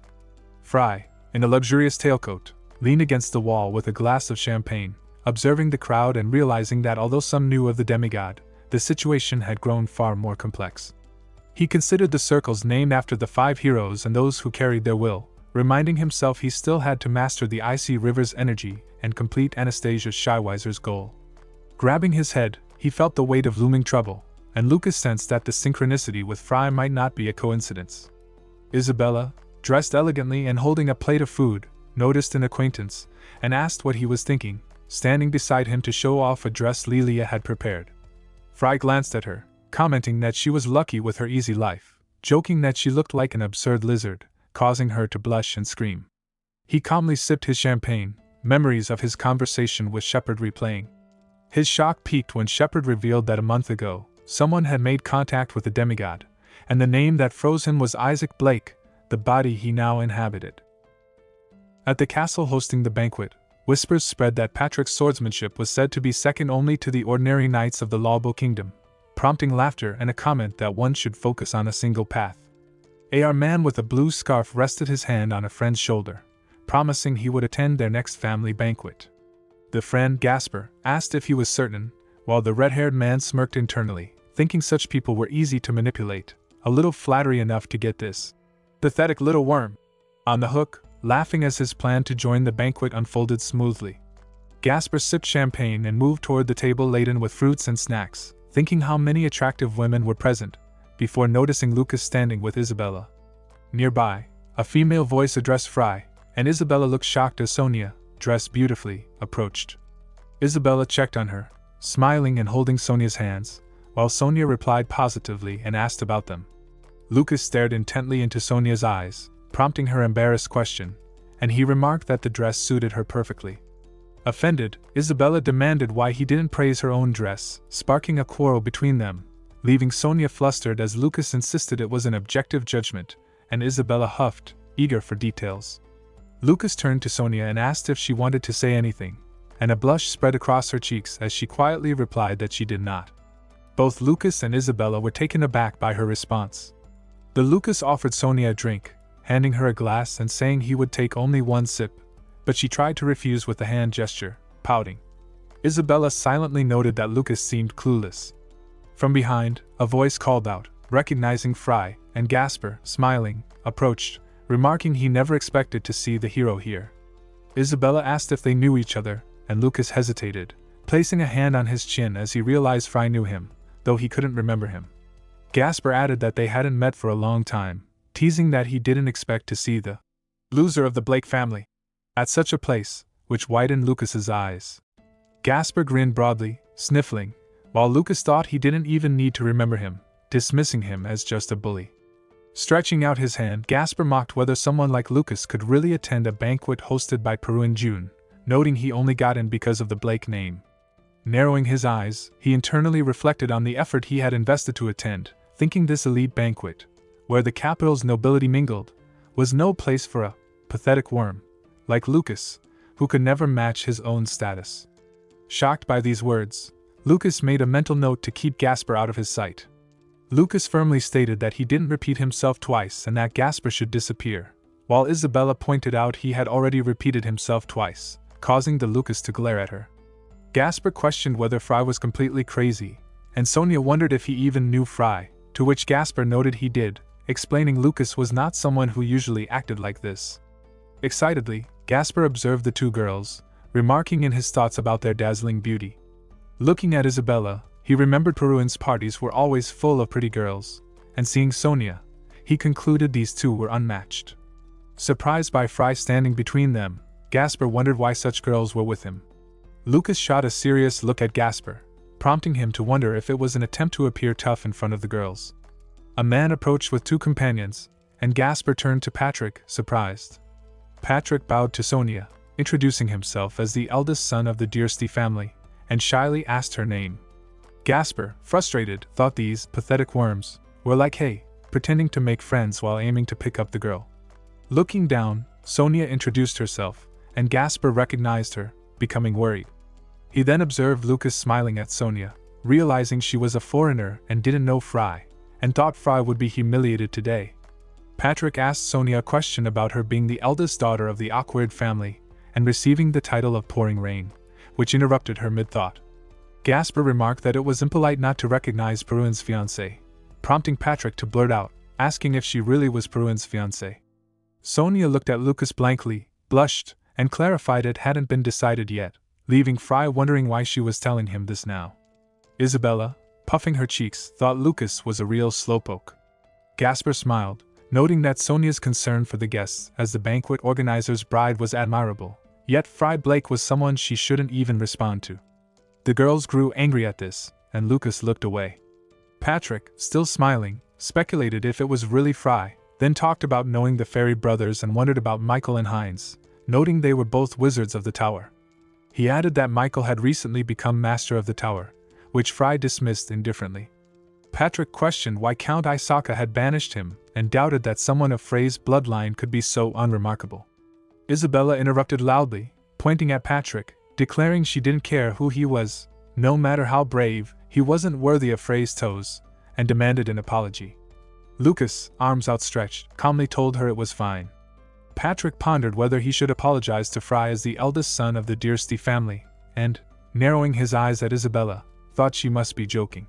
He added that anyone invited to such a party, regardless of their place, should apologize for intruding and ask who had invited them. Two men behind Patrick laughed, and he and Gasper grinned at Lucas, until Peruan June himself approached, smiling, and suggested he might have offended them, leaving Patrick and Gasper shocked. Patrick stuttered loudly in surprise, but Peruin smiled and explained that he himself had invited Fry. Gaspara hadn't expected to see Peruin, and the prince noted that this wasn't the person Gaspara anticipated. Peruin stepped closer to Patrick, apologizing for disappointing him, leaving Lucas and the girls stunned. Peruin admitted he hadn't thought he needed permission from the Tiz family to invite a friend since it was his own party, prompting Patrick to deny everything loudly. Peruin calmly apologized and asked Patrick to name the most honored guest he'd ever invited, leaving Patrick horrified and apologetic. Peruin then told everyone to relax and enjoy the party, reminding them they were guests in his home, while an excited Gaspara leaned in silently to listen. As Gaspara turned to leave, Peruin touched his shoulder and put an arm around him, explaining that if it weren't for this, they'd all already be dead, which terrified Gaspara, Patrick, and the other two men, who ran off in fear. As Gaspara, Patrick, and the others ran off, they shouted apologies for their rudeness. Standing beside Lucas and Isabella, a cheerful Peruin waved after them. Fry, smiling, commented that Peruin's character was far worse than expected, prompting Peruin to laugh, admitting he had been observing him. Lucas added that Fry was dazzling and gentle, making Peruin wink and question whether Lucas ever looked in a mirror. Fry remarked that he couldn't see his own face because of the brightness, and Peruin teased that maybe his shining hairline was too blinding, which made Sonia and Isabella laugh. The two men watched the banquet unfold as Peruin noted to Fry that he was equally eccentric, then mentioned to Lucas that showing his abilities to Cortizio ensured no one would dare call him a loser publicly. Lucas recalled an event on the ship, while Fry remarked that real men don't boast, making Peruin laugh. Peruin looked at Lucas curiously, wondering what he had discussed with his father, and Lucas noted that Peruin's father seemed suspicious of him being in the Traman Brotherhood, which surprised Peruin, who sipped his glass and considered whether Lucas might finally be interested in joining their club. Looking down, Fry said that returning seemed unlikely. Lucas recalled his conversation with Shepard, who had mentioned that doubts could be cleared not just by the earrings but because someone had confirmed his identity. Fry didn't immediately understand and wondered who it was. Peruin's father revealed it was Heinz Blake, leaving Lucas shocked.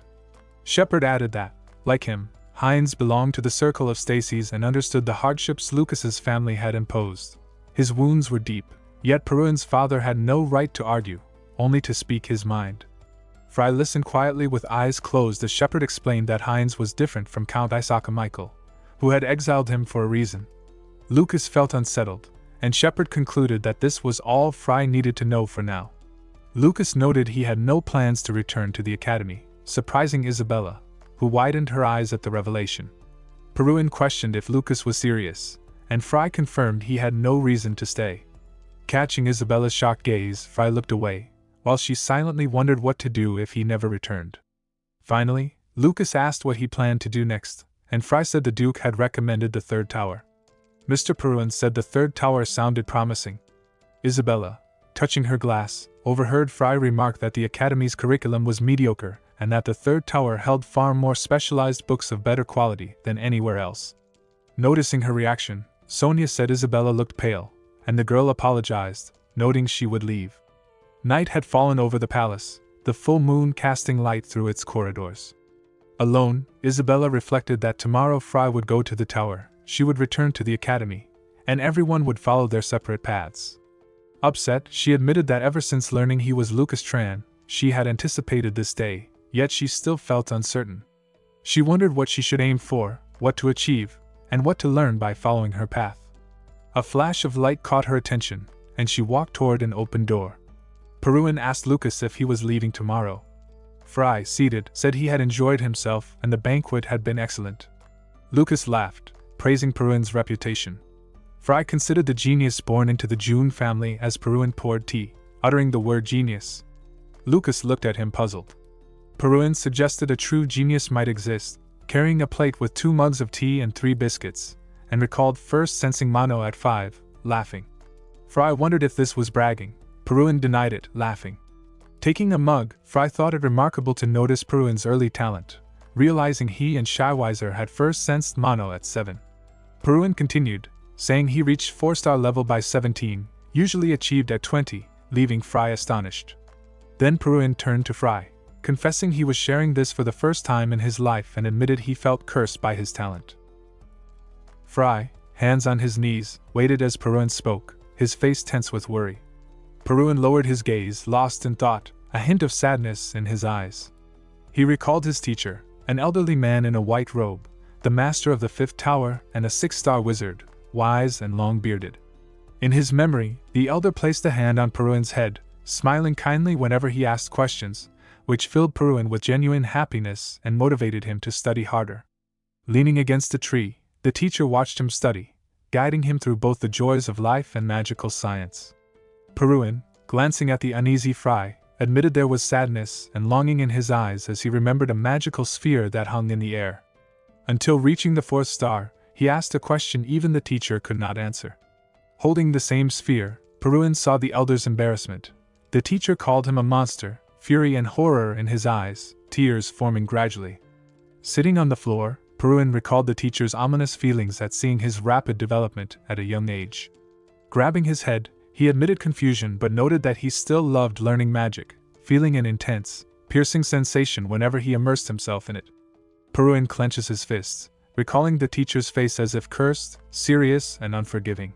Lucas listens intently as Peruin explains how he curses his own talent tens of thousands of times a day, covering his face with hands wet from bitter tears, wishing he could be ordinary and enjoy magic more freely. Rising from his chair, Lucas stamps his foot, noting that if Peruin's wish were true, the teacher would never have called him a monster. Placing a hand on Peruin's shoulder, he gently turns him to face him, telling him he overestimates himself and that his struggles are minor. Images of countless books stacked like a mountain appear in Lucas's mind as he speaks of a place not easily reached, even by a genius, warning that talent alone cannot reveal the true meaning of magic. Turning his head, Lucas tells Peruin that this world is not one where a student should get lost due to a harsh teacher's jealousy or envy. Peruin, eyes brimming with tears, looks back, and Lucas swears that next time they meet, he will be many times stronger than he is now. Peruin smirks, noting that Lucas is overly self-confident and vain, while Lucas suggests he should be the same. Peruin grows pensive, eyes widening in horror as Lucas explains the existence of the demigod. Lucas fixes his gaze on the night city outside the window, stating that this false god rules not only humans but all minds, altering the world's laws, and that blindly following him, even knowingly, is unreasonable. Yet he insists this is humanity's chance to resist, to fight and change the world, a task only humans can accomplish. Turning to Peruin, Lucas says that if he wants to live pretending to be a genius, he may continue as he is, but if he wants to defeat the demigod, his goal must be to uncover the true meaning of magic. With determination, Lucas declares he would choose the latter and asks Peruin what he would decide, as doubt clouds Peruin's gaze and he places his hand thoughtfully. Peruin leans on the table, lost in thought, then smirks and spreads his arms toward Lucas at the exit, saying that a guide is not always just a teacher. He tries to gauge if Lucas means competing with rivals and forging his own path. Lucas turns his back, bowing slightly as an image of his comrade flashes in his mind. Sighing, he closes his eyes and places a hand on Peruin's shoulder, promising to always stay one step ahead and asking him not to worry. Frozen, Peruin calls after him as Lucas walks toward the exit, smiling and noting that Peruin seems like a true friend. At the entrance, Isabella hides her face, bitter tears streaming, while the daytime city sky drifts under slow clouds. Lucas, backpack on, declares it's a great day to set out, and Isabella, noticing his stance, wonders if he'll take his ballast with him. She freezes briefly, then stretches her hand, declaring she is attending the academy to learn magic but will follow him, acknowledging that in front of her stands the greatest magician in history and asking if anyone could compare to Lucas. The Lucas notes that she will regret it if she falters. Walking alongside him, Isabella says she will stay by his side no matter how hard the path, and Lucas smirks, exhaling before they turn and head off together. A shadow from a window falls across the floor, and Patrick, noticing their proximity, spreads his arms and states that Peruin announced Lucas as his most honored guest, making it known to everyone at the banquet. Michael, puzzled, wonders why it matters, while Patrick insists the Lord should know. The Lord, leaning on a desk and lost in thought, observes a nearby candlestick and notes the surprise of Peruin being friends with Lucas, thinking even a snail can crawl and guessing what trick he used. Michael looks for Hein's reaction, who shrugs, unconcerned since they share the academy, seeing nothing strange in their closeness. Michael anticipates Hein's response, and the Lord smiles, eager to inform his father of this development. Heinz lowers his head, lost in his own thoughts as sunlight falls across his face. Isabella held a sign in her hands, wondering what it was, while Lucas walked beside her, explaining that he had received it from Duke Shepard as a kind of qualification for taking the entrance exam to the circle. Bringing the object closer, Isabella noted that the circle was a secret association formed to correct the world, and that joining it would be the best way to learn more about the demigod. Seeing her wary expression, she admitted she had never heard of the demigod, picturing a group of people in fighting stances. She also hadn't heard of the 5 heroes Lucas was part of, though she understood they were great people striving to fix the world's system. She acknowledged that their lost battle had been against a demigod. A mysterious glow came from Lucas's eyes in his older form, and Isabella admitted that without his explanation, she might have dismissed it as a wild conspiracy theory. With a look of despair, Lucas said the truly terrible power was invisible, scanning the crowded city streets and explaining that people could not think or plan for themselves, only consuming what they were given. Hands in his pockets, he called them happy fools, satisfied yet unaware of being controlled, reflecting the state of humanity. Turning to Isabella, he called out to her, asserting he had never lost and would always win. Their gaze then fell on the tower before them, and Isabella, stunned, said it was the first time she had seen a magic tower, noting the immense pressure it radiated. Lucas thought that in 6 months he would be ready to join the circle, and until then he would train here to stabilize the ice river and restore his original state. A faint smile crossed his face as he closed his eyes, memories of childhood surfacing where he had pointed at a document with a bright smile. The magic tower was where he had truly focused on learning magic, and he froze for a moment, lost in thought. Suddenly, the sound of stomping caught his attention, and turning, he saw a group of unknown figures approaching. Snippets of conversation reached them, and Lucas quickly guessed they were dark elves. Isabella noticed his surprise, reminding herself that elves and dwarves traveled freely among humans. Lucas, taken aback, recalled learning about them back at the academy. The dark elves paused, frozen, while he marveled that he was seeing them in person, something unimaginable over the last 4,000 years. Observing them, Lucas noted their remarkable unity, wondering if all the dense northern forests were their homeland.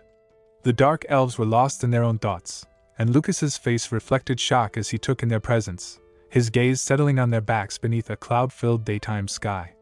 Lucas took a fighting stance, forming a magical sphere in the air as he prepared to attack, casting a spell over the building's grounds. Isabel knelt, concentrating, and began generating a cloud of powerful aura particles, her face glowing as she lifted off the ground, now accustomed to combat training techniques. Turning her head, she saw Lucas moving frantically, barely keeping his balance, swinging his limbs in chaotic yet precise motions that left her baffled. Observing him, a stranger tried to determine if Lucas was her friend, noting rumors from the tower that he spent all day dancing and all night in the library, marking him as strange. Isabel, watching carefully, realized she could now read energy flows, track fighting techniques, and process them at unimaginable speed. Lucas executed various attacks so swiftly that they were invisible to normal eyes, his movements blending into a smooth, dance-like flow. When the stranger called his performance a strange dance, he collapsed, bleeding, shouting that he had lost. In front of him, a dark elf assumed a fighting pose, calling others weak. His comrade warned that such words were disrespectful to a defeated opponent, questioning if this was the warrior virtue Liam-sun spoke of. Liam-sun corrected him, then helped the fallen man to his feet, all while keeping his attention on Lucas, who continued training. Isabel, guessing who it was, noted it was the same dark elf from the tower entrance. Liam-sun studied Lucas, trying to see if he was a battle mage, but Lucas stated he was an ordinary magician. Staring into the void, Liam-sun struggled to understand how an ordinary magician could move with such skill. The Lucas asked to be called Fry, and Liam-sun, pointing to himself, introduced his name and challenged Fry to a fight. Lucas's face showed confusion as Liam-sun explained he meant a fight, asking if he had expressed himself correctly. A teacher behind Liam-sun clarified that he meant sparring, which Liam-sun confirmed, placing a hand on his chest. A dark elf, introducing herself as Camille, said she was looking forward to training with Fry, and turning to Isabel, noted the same applied to her. Liam-sun explained that he had interrupted Frey's practice, apologizing and asking him to disregard it, while Camille asked not to mind him.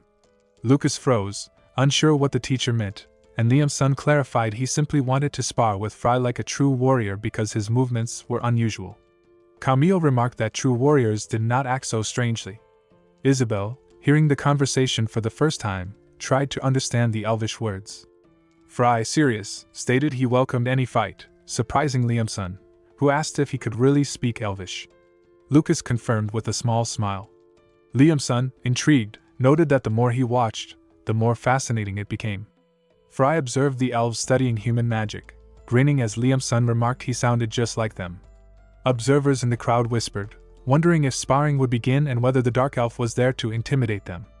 A group of dark elves, hands folded, assumed fighting stances, ready to spar. Liam-sun prepared to strike, and Fry noted in his thoughts that such intricate movements were typical of dark elves, resembling a night predator's lightning-fast attacks. Liam-sun lunged at Fry, who raised his hands just in time to block, baring his teeth. Liam-sun was astonished that Fry could defend against the blow. The dark elf followed with a rapid flurry, all parried expertly. Fry prepared his next move, announcing the shadow silent step technique, knowing the key lay in precise footwork. Liam-sun extended his leg to strike, but Fry blocked it with a hand behind his back. Then, Fry countered with a devastating punch, knocking Liam-sun down to his hands, forcing the elf to retreat, smirking. Fry observed, noting Liam-sun's movements mirrored a wild animal. Amused, the dark elf found the fight entertaining. Fry froze, lightning fast, as Liam-sun launched another series of strikes. A man watching the battle gaped in shock, unable to believe the incredible speed, stretching his hand forward and wondering who this extraordinary magician was. An elf nearby remarked that Frey's kicks matched Liam-sun's. Fry jumped, preparing to strike, and Liam-sun screamed, charging forward. Their collision sent a roar through the air, and onlookers struggled to catch their breath. Observing quietly, Camille noted that despite Frey's body lacking the bulk of a typical magical warrior, he resisted Liam-sun's blows with precision and skill. Liam-sun, fueled by rage, let out a high-pitched scream and swung again, but Fry blocked each attack flawlessly. Camille marveled at the exact mana control, amazed that someone around 20 could move like this. Turning to Liam-sun, she urged him to stop, calling the sparring pointless, and smiled as Liam-sun praised Frey's technique. Fry returned the compliment, noting that on a dark street, he could not have resisted so well. Liam-sun, surprised, admitted he wasn't accustomed to barefist combat, then laughed heartily at Frey's words. Taking a towel from Isabel, Liam-sun asked how long Fry would remain in the tower. Fry said about 6 months, punching his fist in determination. Camille acknowledged his skill, impressed that he was a real person. Suddenly, her gaze landed on Frey's earrings, and she froze, puzzled.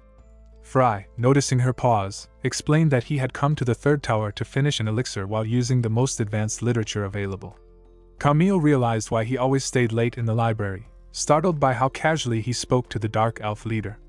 The stranger thought Fry was just an ordinary, strange dancer, but Fry dismissed it, noting he had combed through the library without finding what he needed. Camille, standing nearby, imagined the immense library and noted that only third-grade books were accessible, with first-grade books available only after passing the Guardian's magical book test. Smiling, she awaited Frey's response about when he would take the test.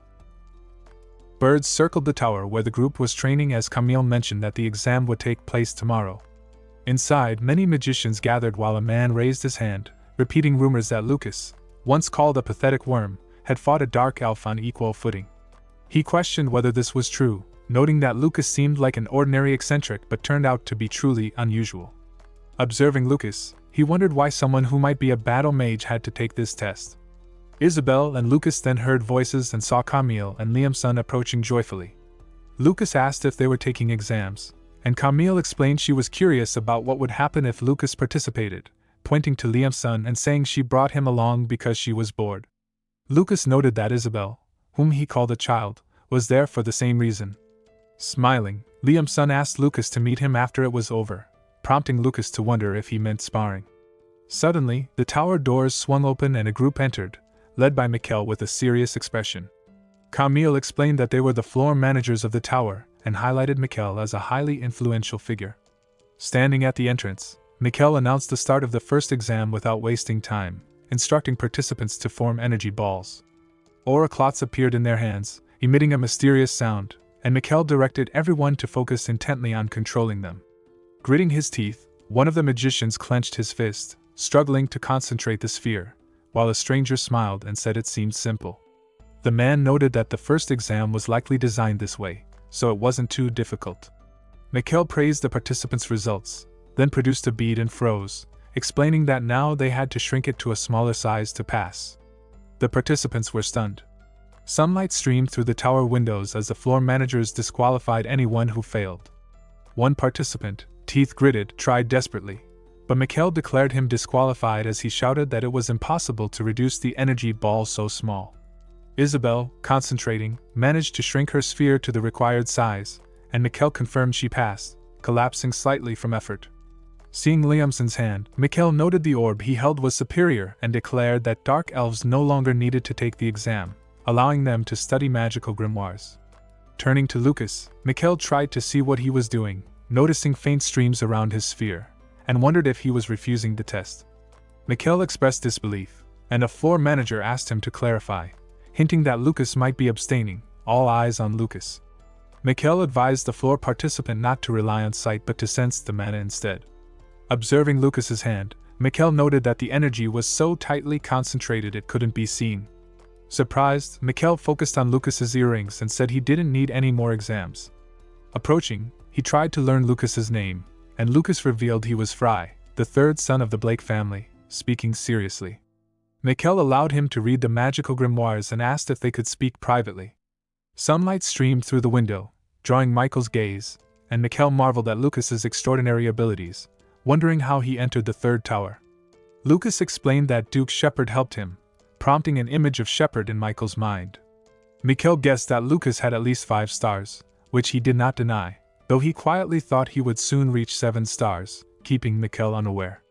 Looking out the window, Mikhail wondered if Lucas knew anything about the demigod, and Lucas replied he knew a little, smirking. His voice carried from the tower window as he mentioned that traces of a demigod had recently been discovered in Yuxiano, asking if it was true. Mikhail explained that the symbol represented the apostles, showing an image of unknown shadowed beings in his mind. He said they were chosen by the demigod to wield divine power, and called themselves apostles. Observing Lucas's astonishment, Mikhail noted that the demigod's fanatics were already gathering around them. Lucas realized he had never heard of such beings and that nothing like this existed 4,000 years ago. Wondering what Mikhail required from him, he listened as Mikhail explained that Yuxiano was under the jurisdiction of honor, a level of respect given to city tower leaders. From the window, they saw ruins still smoldering from fires, and Mikhail warned that some cities could vanish instantly, urging an immediate investigation. He asked if Lucas would join him, and with cautious agreement, Lucas accepted. Mikhail admitted it was a dangerous mission but offered time to consider. Lucas asked one question before proceeding, noticing a tattoo on Michael's arm and wondering if it was an iris relic, horrified at the possibility that Mikhail belonged to the Amulet Circle. Mikhail explained that after the Circle's master Trauman was killed by the demigod, their actions became more secretive. He added that the dark elves in the tower were the Black Fang's reinforcements they had requested and mentioned the type on the earrings Lucas was wearing. Fry smiled and said he had noticed the earrings by chance. Holding one in his hand, he thought he had never paid much attention to them, and realized they were quite famous. Watching the sunlight glint off them, he considered when to move forward. Mikhail said preparation would take about a week. Thinking ahead, Lucas noted he needed to stabilize the icy river during that time. Mikhail asked why he required a grimoire, and Fry explained he wanted to make an elixir, so he needed to study alchemy. From behind a closed door, Mikhail suggested it would be easier to ask Adelia for help than search for a suitable grimoire. Surprised, Lucas asked who he would meet. Opening the door, Adelia appeared, and Fry introduced himself as the third son of the Blake family, noting that Mikhail had sent him to her. Lucas thought that Adelia was known as the genius professor at West Road Academy, noting it was his first time seeing her. Adelia, leaning on her chair, asked him to sit briefly, her attention caught by the jars on the table. Stretching out her hand, she told him she was very busy, exhausted, and her blood pressure was low, requesting he summarize everything in 5 words. Lucas turned his head, and she asked the purpose of his visit. He announced he was creating liquid mana. Adelia noted he wasn't very talkative, and Lucas confirmed he had explained it in 5 words. Adjusting her glasses, she observed he was confident but polite and asked what kind of liquid mana he meant. Placing a small bottle on the table, he told her to see for herself. Taking it, Adelia studied the contents, alarmed by the extreme mana concentration. Lucas mentioned that he has exceeded the word count she asked him to explain without frustrating her. An image of a terrifying monster appeared in Lucas's mind. He revealed it was the heart of a 1,000-year-old drake, with estimated mana of 100,000. Surprised, Adelia considered whether Lucas could make an elixir from it, and noticed that his words and expressions were oddly separate. Placing a hand to her head, Lucas wondered if this was too difficult, and Adelia replied that the recipe seemed complex mainly due to the ingredients, adding that she could handle it. Adelia said she needed something she couldn't obtain herself. Lucas, curious, asked what she meant. Surprised, Adelia explained it was for the rebirth of the phoenix. Lucas set his pen down on her table and asked if anything else was required. Taking a phoenix feather, Adelia said she needed a skilled assistant capable of distributing mana precisely, enough to shrink an energy ball to the size of a marigold. Lucas formed a clair in his hand and began compressing it, reducing the aura to an astonishing size, which Adelia called amazing. She then focused on creating liquid mana, shaking the flask as she studied him, noting that if he was from the Blake family, his father must be Count Isaka, and asking if that was true. She mentioned hearing Mitchell and Hines often but never Frey's name. Confused, Lucas listened as she praised his mana distribution and alchemy, calling it slightly old-fashioned.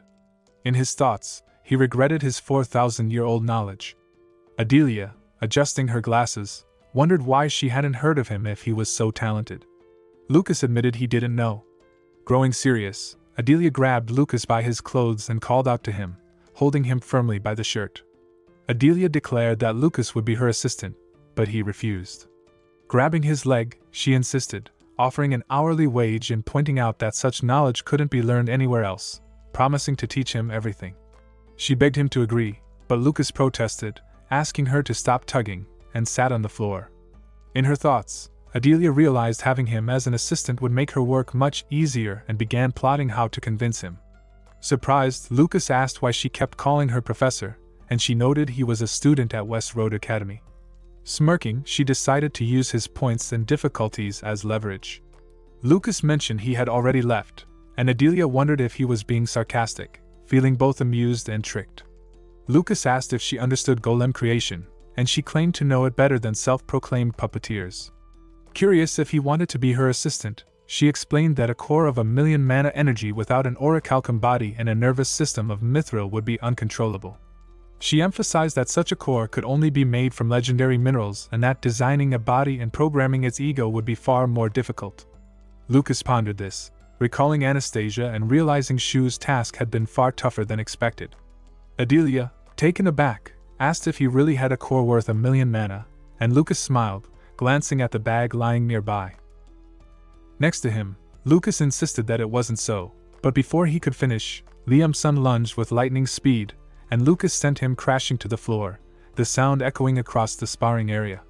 Leaning up, Liam-sun admitted it was his first defeat, and Lucas remarked that he now fully understood his opponent's movements, telling him not to waste words. Liam-sun shrugged, saying he was just a bit distracted, while an onlooker exclaimed in awe, clapping at the display. The Dark Elves reported they had distributed their mana exactly as Isabel instructed, making it easier to control, but Isabel denied any personal credit, saying it was purely their effort. Camille smiled, praising Isabel's lessons for being thorough and clear, noting the elves had opened their hearts to her. Approaching Lucas, Isabel asked if the elixir was finished, and he confirmed it would be completed tonight, prompting her delighted approval. Speaking of the 7-star level, Lucas noted he was currently just standing at the entrance.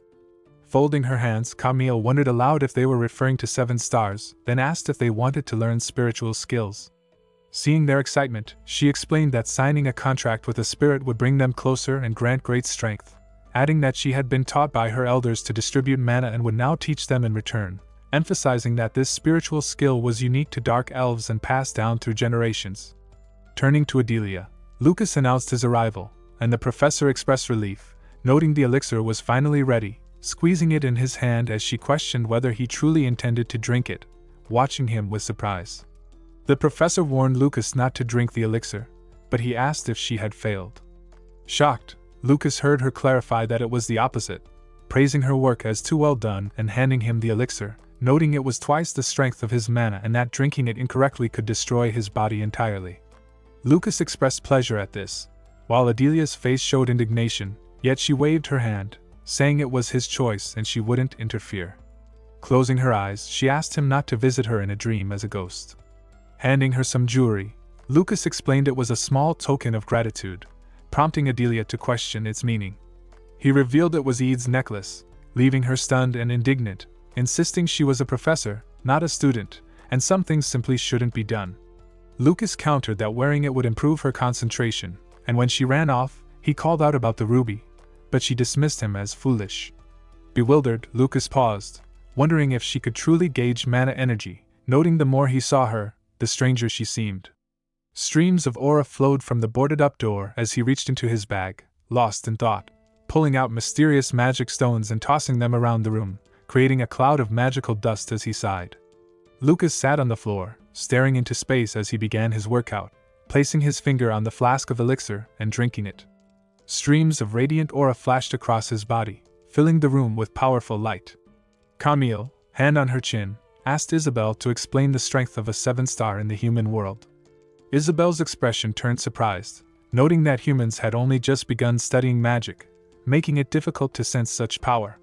Camille wondered if magic ranked like a stat class, and Isabel explained that only the greatest wizards earned the title of Archmage, showing an image of a grave and a blade. She added that a count's title would be etched in history on Imperial Palace tablets, ensuring their name endured. Camille smiled, suggesting Lucas had already achieved success, while Isabel shook her head, warning that his real goal was far tougher. She told Camille about the demigod, and as powerful gusts lifted Lucas's hair, he straightened his arms and froze in place, using his aura to restore peace. Isabel confirmed his aim was to reach 7 stars. As clouds shrouded the evening sky, the group left the tower. Mikkel pointed out they were in Hall Bridge, noting traces of the apostles. Lucas remarked the city was smaller than expected, while Isabel sensed an ominous energy from the surrounding houses. Lucas identified it as divine power, recalling he hadn't felt such energy in a long time, and admitted it made him physically uneasy. Watching Mikkel, he reflected on the powers the demigod bestowed on people, curiosity and caution mingling in his thoughts. Camille, Liam-sun, Mikkel, Fry, and Isabel arrived in a small, self-contained town of 500 people with little contact with nearby villages. Liam-sun, walking to Michael's left, remarked that using the apostles was a clever tactic, while Mikkel reminded Fry, on his right, of the mission's dangers. Noticing Isabel had been silent the whole time, Mikkel checked if she was alright. Fry looked at Isabel, hand on her chest, assuring Mikkel she had her own role.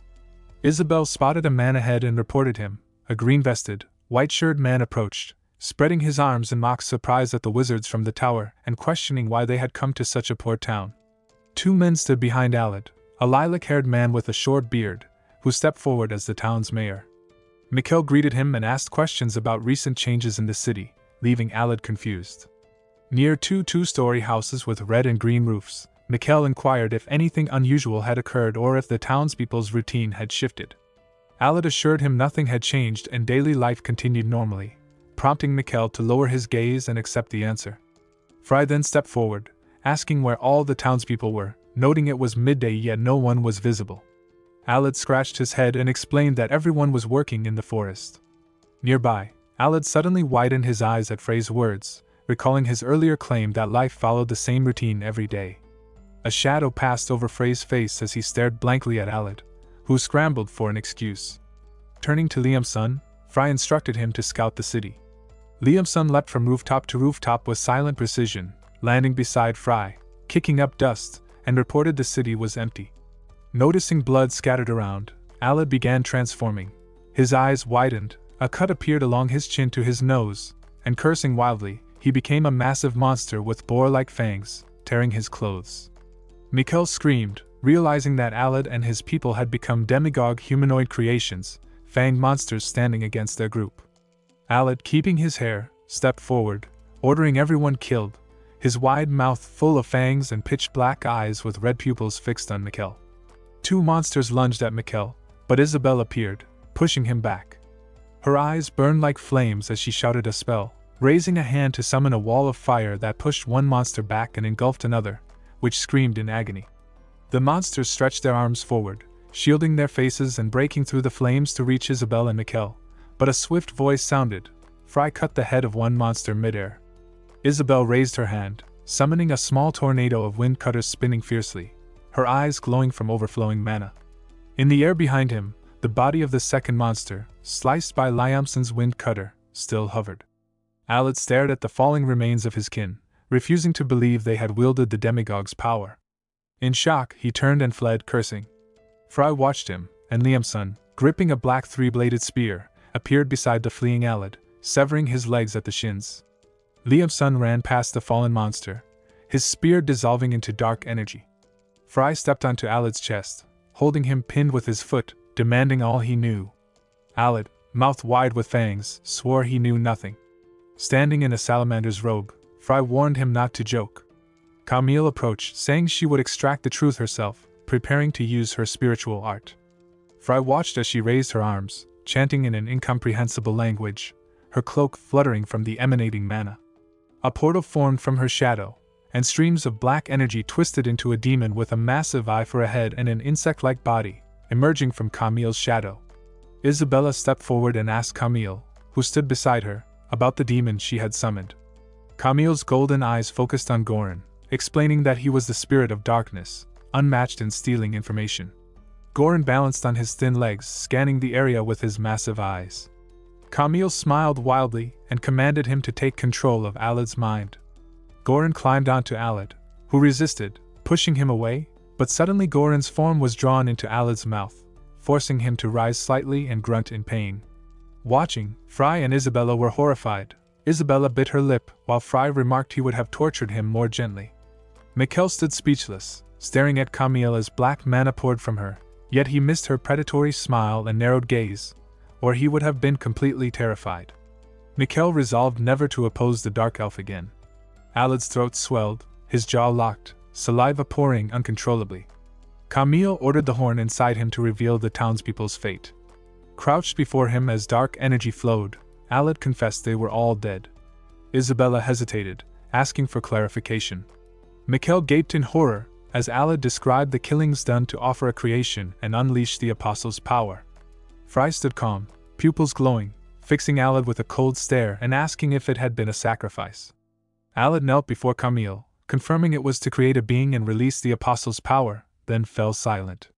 Camille remained in front of him, waiting, before spinning and screaming for everyone to leave as a massive explosion erupted. The flames from the explosion lit the sky in the distance, and Mikkel closed his eyes, shielding his face with his hand. Camille raised her palms to protect her head from the blast, while Liamson crossed his arms to guard his chest and face. Lamson's earrings and Fraser's glowed as a spherical wind barrier formed around them. Fry, Camille, and Isabel extended their arms to maintain a protective shield for the group. Assessing the situation, Mikkel leaned forward and urged the group to retreat for the day, but Isabel, still supporting the barrier, glanced back at him. Mikkel, sitting on the ground, warned Fry that if an apostle capable of creating such creatures was here, they could not handle him. Fry refused, insisting they had to press forward, and closed his eyes, reasoning that the apostle had likely already noticed them and losing him now would forfeit their only chance. Mikkel, kneeling behind him, trembled with fear and tried to persuade him to wait for Honor Luke. The group stood on higher ground as Mikkel emphasized that confronting a powerful apostle without Luke, a 7-star magician, would be suicide. Fry looked down at Mikkel, declaring he would take Luke's place, and Mikkel warned that it was arrogant, noting that a 7-star could merge incompatible phases. Camille, standing beside Liamson, asked about merging incompatible phases. Mikkel, looking at her against the backdrop of the explosion, explained that elements with opposing properties could be controlled and unified by a 7-star magician. Fry raised a clenched fist, insisting he was not boasting, and magical circles of different colors appeared on his hands.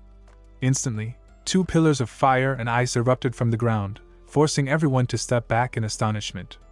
Mikkel held his wand and stretched out a hand toward Fry, shouting for him to stop, but Fry brought his hands together, and the fire and ice intertwined like 2 serpents, forming a swirling tornado beneath the awed cries of Mikkel, who insisted such power was beyond a young man. Overcome by amazement, Mikkel rose, watching the flames coil around the ice. The group stared in disbelief at Frey's control of such immense elemental force. Mikkel, with his arm outstretched toward Fry, asked if he had truly reached 7 stars. Fry separated his palms, hair lifted by the wind, gaze fixed on Mikkel, and declared he would take Honor Luke's place. That night, Camille, Fry, Mikkel, Isabel, and Liamson moved through the partially destroyed city, searching for clues, when Camille called Fry over. Fry halted at Camille's call. Camille crouched among the ruins before a charred man whose body lay torn from a lightning strike. Mikhail approached and suggested that the apostle's wielder was a demigod controlling lightning. Fry rubbed the back of his neck, recognizing the danger of someone using a demigod's power. Bowing his head, he looked at the ground while Mikhail noted that the existence of apostles wasn't entirely a disadvantage. Fry asked for clarification, and Mikhail recalled an ancient battle, explaining that their first enslavement of an apostle had unforeseen consequences. Fry widened his eyes in shock when Mikhail said that after killing the apostle, the overseeing demigod vanished. Fry asked how that could happen, and Mikhail shrugged, admitting they didn't always know. Mikhail added his belief that eliminating apostles imbued with demigod power would impact the demigods themselves. Fry stared at the burned corpse, pondering why demigods risked using apostles. He recalled that 4,000 years ago, apostles didn't exist. Under the starry night, the dead forest revealed a trench and the roots of long-dried trees rising from the ground. Fry and Isabella walked side by side over the dried, blackened grass, leading the group through the forest. Fry scanned the surroundings but felt no life force. Liamson behind Isabella remarked that the forest was dead. The massive trees loomed, twisted together into an impenetrable barrier, yet everything, trees, animals, even insects, was lifeless. Camille clenched her teeth, noting that all life energy had been drained and questioning why anyone would harm nature this way. Isabella crouched, placing her hands on the soil, sensing the ground, and explained that a powerful barrier had been erected, making further reconnaissance nearly impossible and likely marking a trap. Rising, she turned sharply to Fry, who had started to prepare to destroy the forest. Camille watched silently, aware that fire could spread to nearby villages if Fry acted. Fry closed his eyes in agreement, and Mikhail warned that dismantling such a complex barrier could take at least 2 days. Fry knelt on one knee, placing her hand against a tree, preparing to act. Camille, watching Fry, asked what she was doing. Isabella explained that she was scanning the barrier to dismantle it.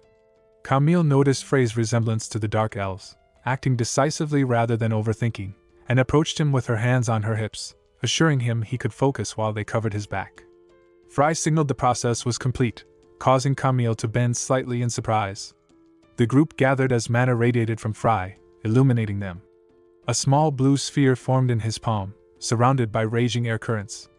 The storm's magic surged outward, tearing down all trees and vegetation, massive wind cutters cleaving trunks.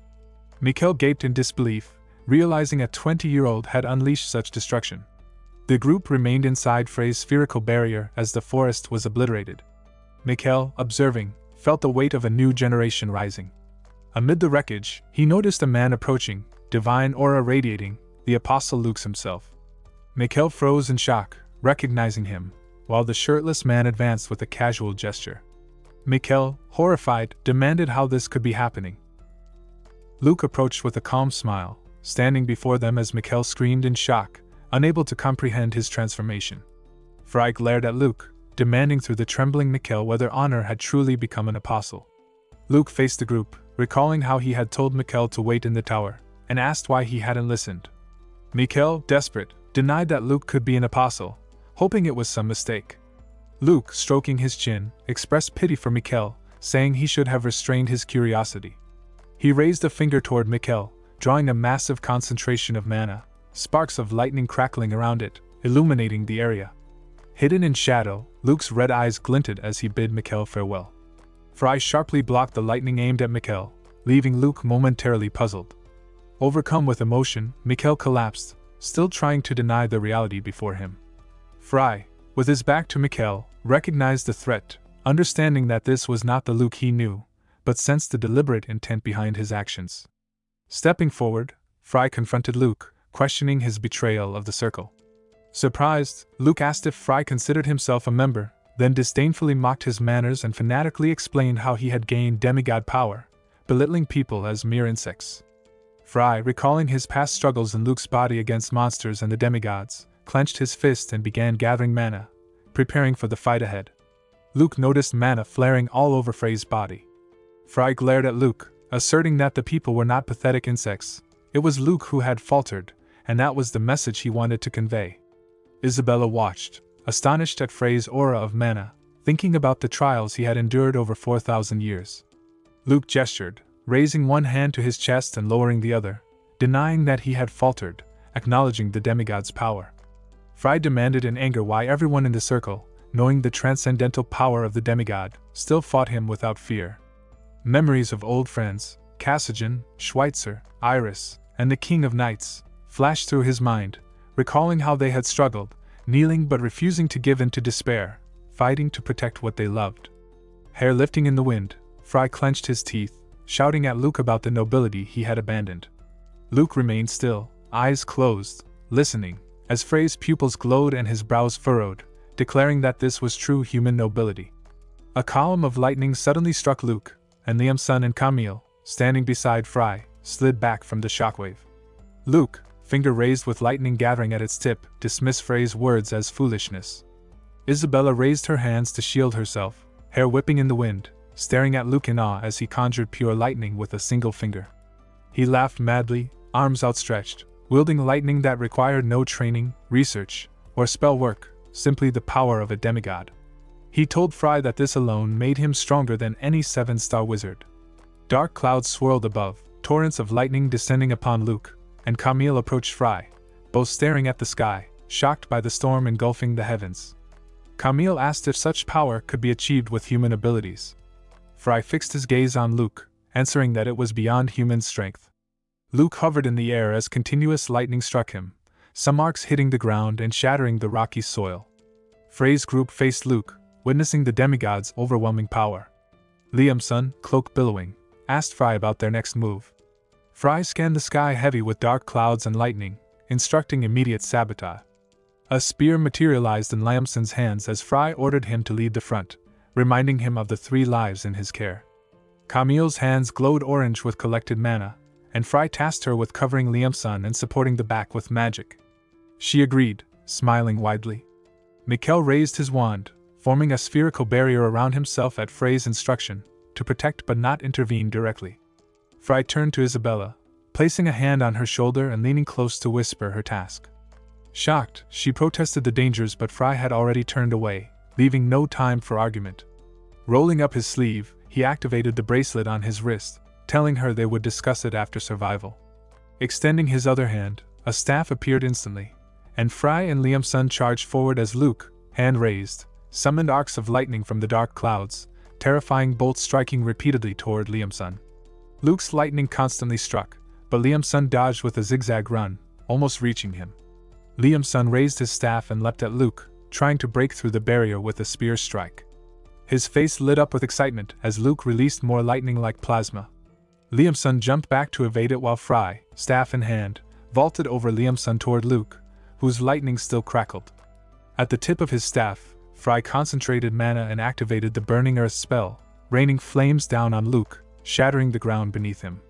Mikkel, hiding behind the barrier, watched in shock as the ground fragmented and scattered, marveling at Frey's skill.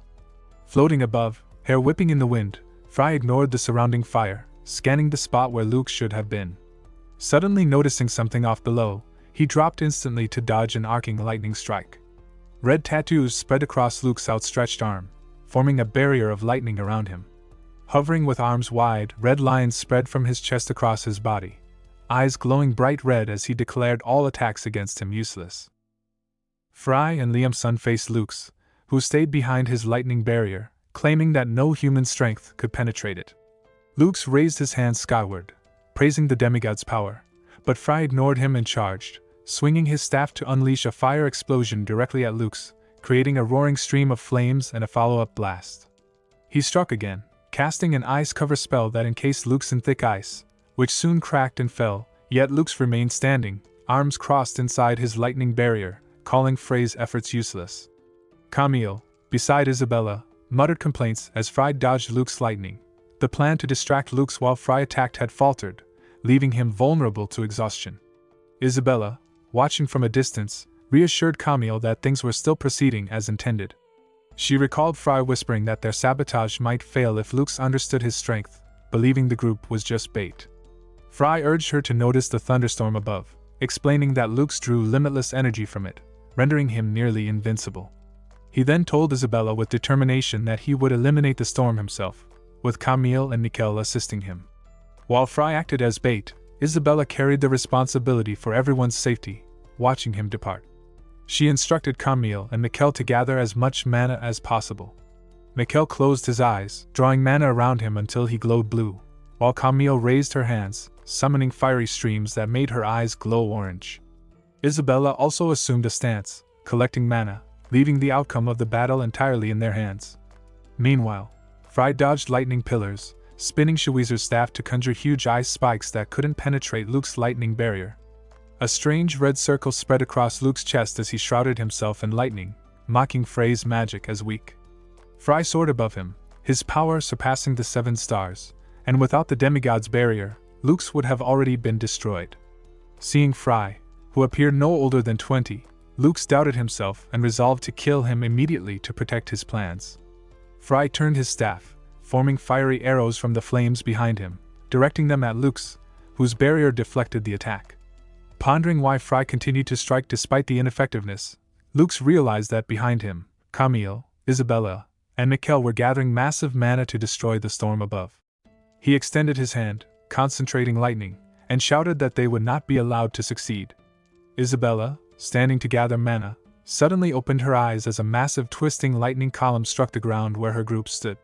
Fry screamed her name in rage as smoke cleared, revealing Isabella, Mikkel, and Camille groaning in pain. Luke's raised his hand, forming a ball of lightning above his palm, seeing them as nothing more than prey to be cut down. Fry surged toward Luke's, shouting that he was the opponent, cursing internally at Luke's cunning. Just then, Lamson leapt in front of Luke's, blocking his hand with his spear. Fry called out to him, eyes burning with rage, as Lamson gritted his teeth, trembling from the impact, then swung his staff to knock Luke's back. Fry flew to Isabella, holding her in his lap, asking if she was alright, but stopped midair at her command to focus on the apostle, not them. Isabella's group rose, resuming mana collection, while Camille, with a bleeding eyebrow and one eye closed, assured Fry they would clear the thunderstorm. Lamson leapt onto Luke's barrier, striking with his staff, then jumped back to strike again, destabilizing the barrier and causing it to bend at the top, as Luke's watched another blow hit him. Lamson's neck was suddenly seized by a hand of lightning as Luke stood behind his barrier, shaping it into a massive grasp. Luke's face glowed with the crackle of electricity as he taunted Lamson, asking why someone so young rushed toward death. Lamson, arcs of lightning swirling around him, quietly whispered Luke's name, bracing his spear with his feet and swinging with his legs to shatter the lightning barrier and wound Luke's chest, blood spilling as he landed on his back, the ground bending beneath him. Luke restored his barrier and raised a hand to heal himself while Lamson struggled to stand, coughing and holding his throat. Flames touched the ground around Luke, illuminating everything, but his shock grew as he saw Fry above, surrounded by raging fire and an enormous magical formation, mana energy unlike anything he had ever witnessed. Fry crossed his arms, formed magic circles igniting in the flames behind him, and opened his glowing eyes, knowing he had to expend every drop of mana to shield everyone. Luke observed from his barrier, realizing the risk even for him. Fry, roaring like a wild animal, ordered Lamson to flee. He instantly understood, grabbed his spear, and leapt away. Luke raised his hand to block the light of Frey's fire, but a massive explosion erupted, the force instantly reaching the edge of the forest and cutting through the surviving trees, thunder rolling near the town. A massive explosion rocked the battlefield, and Fry hovered near it, noticing his mana was completely depleted. Lamson groaned at the force of the blast, surveying the enormous crater and silently wondering if this was truly Frey's full strength. Through the lingering smoke, Luke muttering the word devil, and taunting Fry as a pathetic worm. Fry swore he would make Luke pay, seeing him kneel, but Luke only laughed, noting that Fry seemed out of mana. Raising his hand, Luke prepared a magical strike, shouting that he couldn't believe Fry had burned all his mana and boasting he would demonstrate the gap in experience. Lucas, leaning on a stone nearby, explained silently that Fry could fight without mana because Luke was an outdated, weak opponent. Lamson, watching intently, realized Luke wouldn't surrender easily, and Fry resolved that Luke's unstable barrier couldn't be allowed to recover. When Luke fired a magic beam demanding surrender, Fry dodged, sprinted forward, and struck him in the stomach. Luke grunted, clutching his palms, as Fry activated a potent aura with his technique, sending him flying several meters back on a surge of wind from the overwhelming blow. A strong gust of wind rose as the injured Luke turned toward Fry, questioning if they were truly the same person. Meeting his gaze, Fry also wondered if this man was his reflection. Luke clenched his fists, declaring that Fry was no longer human but just a servant of the demigod. Trembling, Fry doubted if what he saw was even real. Luke lifted himself into the air, lightning swirling around him as he shouted not to mock him. Raising his hands skyward, he summoned a massive thunderstorm, claiming that as long as it raged, his mana would never run dry. Laughing, he said that no matter how much Fry resisted, he would remain an insignificant insect to be reduced to ashes once Luke's energy was fully restored. Suddenly, Lamson leaped up and kicked Luke in the face, yelling for him to shut up. Luke crashed into the ground, sending dust flying. Nearby, light auras surrounded Isabella, Mikkel, and Camille, while Isabella thought that they had little time left. The fight between Fry, Luke, and Lamson raged with increasing intensity. Furious, Luke summoned another wave of lightning, calling them arrogant worms as he struck Fry and Lamson, hurling them backward in agony. Fry, burned and wounded, lay on the ground gasping when Luke, holding lightning in both hands, stepped on his chest and called him a pathetic insect he would rip apart and burn alive. The demigod's vessel unleashed a bolt of lightning at him, making Fry scream in searing pain. Luke laughed in delight as Fry screamed in pain, but a sudden voice called out from behind him, invoking howling storm. A flash of light touched the back of Luke's head, his eyes widening as he turned to see a powerful aura swirling around Mikkel, Isabella, and Camille. With both hands extended, Camille gathered the radiant energy and directed it toward Mikkel, freezing in concentration. Isabella caught the surge with her hands, channeling it upward as a massive beam of light shot into the sky. The blinding ray tore through the storm clouds, opening a hole that let sunlight pour down. Luke, still pressing his foot against Frey's chest, began to burn under the sunlight, his body smoking as he stared in disbelief. Hearing Frey's strained voice declaring his loss, Luke looked down, stunned, as the light continued to consume him. The rays scorched his flesh, and he muttered in shock that he had been defeated by such weak people. Watching his body melt away, Mikkel and the others stepped closer. Luke, trembling and half-burned, whispered that the demigod would save him, but the sunlight only grew stronger, burning him to ash as he collapsed to his knees. As silence fell over the battlefield, Mikkel exhaled and said quietly that it was finally over. Exhausted and shaken, Mikkel wondered why Luke had betrayed them at such a moment. Kneeling beside his charred body, he listened as Luke spoke weakly, saying the demigod had promised to save humanity, freeing people from disease and mortality through evolution. He said they were the ones who had hindered mankind's progress. Summoning a faint aura into his hand, Luke muttered that if everything had come to this, he should end it properly. Fry urged him to wait, but Mikkel, still trembling, said it had to end now. Raising his voice, Fry pleaded for a little more time. Turning to Honor Luke, Mikkel said he understood his choice, and Honor asked if he pitied him. Lowering his gaze, Mikkel replied that Luke's path was wrong, yet their intentions had always been for humanity's sake, then quietly asked if he could still fight beside them. Luke reached out, taking Michael's hand and softly calling his name. As Mikkel bowed his head, his eyes widened in alarm when Luke's body began to glow with radiant light. Whispering that he had gone too far to turn back, Luke apologized. Fry, realizing what was about to happen, shouted for him to step away. Behind them, Isabella froze in horror as a blinding flash erupted between the two men. A massive burst of magic exploded, leaving behind a smoking crater and a thick cloud of dust. One of the onlookers murmured that Luke had taken Mikkel with him. Isabella, stricken with grief, ran toward the crater, crying Michael's name and asking why, while Fry held her back, stopping her from rushing into the devastation. Tears streamed down Isabella's face as she muttered that it couldn't be true, asking why someone who had only meant to do good had to die and what had gone wrong. Fry gently held her, agreeing that something had indeed gone wrong. Following her, Mikkel said that everything in their world had fallen apart, and now they had to set it right. Looking at the shaken Liam-san and Camille, Fry told Isabella to remember that next time it could be her or even him in Michael's place, but they still had to endure. As they walked away, Mikkel thought of his old friend Shuizer vowing silently that even if left alone, he would fight until the end. Some time later, they returned to the tower. Fry lay on his bed, quietly studying an object in his hand when a knock came at the door. Turning his gaze, he saw Isabella enter, saying that Lady Camille had gone to visit his founder Armlet. Still toying with the glowing shard between his fingers, he replied simply, telling her it was fine. Seeing the crystal, Isabella asked what it was. Fry explained it had emerged from the apostle's body and could grant power depending on how it was used, adding that he planned to show it to Professor Adelia. With a troubled expression, Isabella sat beside him, confessing that it was the first time she had witnessed the death of someone who had fought by their side. She added that she heard Mr. Mikkel was in Fistfounder Armlet, but apparently not only witches resided there. Fry confirmed it, lost in thought as memories of Mikkel surfaced. He remarked that it had been surprising to learn that Mr. Mikkel was part of Fistfounder Armlet, and at that moment, Mikkel, alive in memory, turned his head slightly and asked what he had just said. Lucas approached Mikkel and remarked that when he first heard of Fistfounder Armlet, he assumed it was a circle of witches. Laughing softly, Mikkel explained that despite being called a secret community, they constantly lacked members since anyone skilled enough could join. Glancing at Lucas, he added that someone like him would always be welcome there. Folding his arms behind his back, Mikkel looked up at the towering tree and said that while Fistfounder Armlet were indeed summoners and contractors, their influence was far smaller compared to other circles. Placing a hand on the bark, he mentioned that their reach was still remarkable, then revealed that Master Alton was a top contractor who had forged a pact with Barbatos.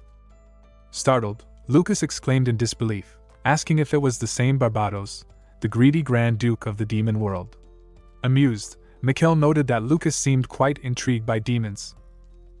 Remembering the demonic prince, Lucas thought that the great rulers of the demon realm were prideful beings who viewed humans as nothing more than insects, making contracts with them nearly impossible. Still, he had only ever known one person capable of doing so, Iris. Lying back on his bed and turning the crystal in his fingers, he wondered what kind of man Master Alton was. Looking toward Isabella, he said they needed to learn more about Fistfounder Armlet. Just then, a knock on the door drew their attention. When Lucas opened it, a woman stood before him, introducing herself as Professor Adelia. Smiling, he said he had been meaning to meet her anyway. The professor peeked curiously into the room, asking if he had company, prompting Lucas to raise a hand as if to stop her. Excited, Isabella quickly greeted Professor Adelia, but Lucas clarified that she was not merely a guest. Adelia informed Lucas that Mr. Uline was looking for him, prompting Lucas to repeat the name in confusion. She clarified that he was the head of the Tower of Mages, which made Lucas ask again in surprise if she truly meant the head himself. Later, when Lucas and Isabella arrived at Uline's office, Lucas remarked that it was their first time meeting in person, and Uline replied that he had already heard much about Fry. Introducing himself as Uline Montalive, head of the Third Tower of Magicians, he carried an air of calm authority. Lucas acknowledged his reputation as a highly respected figure, while Adelia thought quietly to herself that Lucas likely hadn't even realized who she was referring to earlier. Uline mentioned that he had read the report Lucas submitted about the incident 4 days ago, praising its clarity in describing the apostle's abilities. Moving toward the window, he expressed regret for what had happened to Mikkel, calling him a deeply loyal man. Isabella lowered her gaze at the mention of his death, her expression shadowed with sorrow. Staring out the window, Uline noted that the report contained no personal information on the apostle and asked if Lucas had known him personally, to which Lucas answered that he had. The head of the Third Tower sighed, admitting he had been too hasty and should have waited for the head of Luke's tower before sending Mikkel there. Uline then wondered aloud about Michael's final moments, and standing beside him, Lucas closed his eyes, replying that Mikkel had died with unshaken faith and honor. Turning to him, Uline said solemnly that Lucas should continue Michael's duty and take up the mantle as the new owner of the floor. Adelia flinches in surprise, sharing a stunned glance with Isabella after hearing Uline's unexpected proposal for Fry to become the next floor master.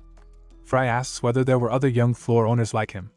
Raising his hand, Uline recalls how Michael of the Blake family gained the same title at 26, suggesting Fry would surpass him as the youngest. Placing a hand on his arm, Uline remarks that the Blake family has always been filled with prodigies and adds that Frey's father would have been proud. Fry looks down, sadness flickering in his eyes, though Uline, unaware of his mood, keeps urging him to accept, insisting it's not an offer to hesitate over. Becoming floor master, he argues, would give him freedom and influence for his work. From the side, Isabella and Adelia listen as Uline lists privileges: a personal mansion, a laboratory, full institutional backing, and resources for his research. Adelia, excited, raises her hands in delight when Uline even promises rare materials and magical devices depending on Frey's success. Yet despite all the advantages, Fry calmly declines. Adelia's joy fades instantly as she stares at him in disbelief, asking if he truly means to give up the position of floor guardian. Facing him again, Yuline speculates that Fry refuses because he plans to join a circle, but Fry explains that's not the only reason. As he finishes, the low, firm voice of the office's master echoes through Yuline's chamber.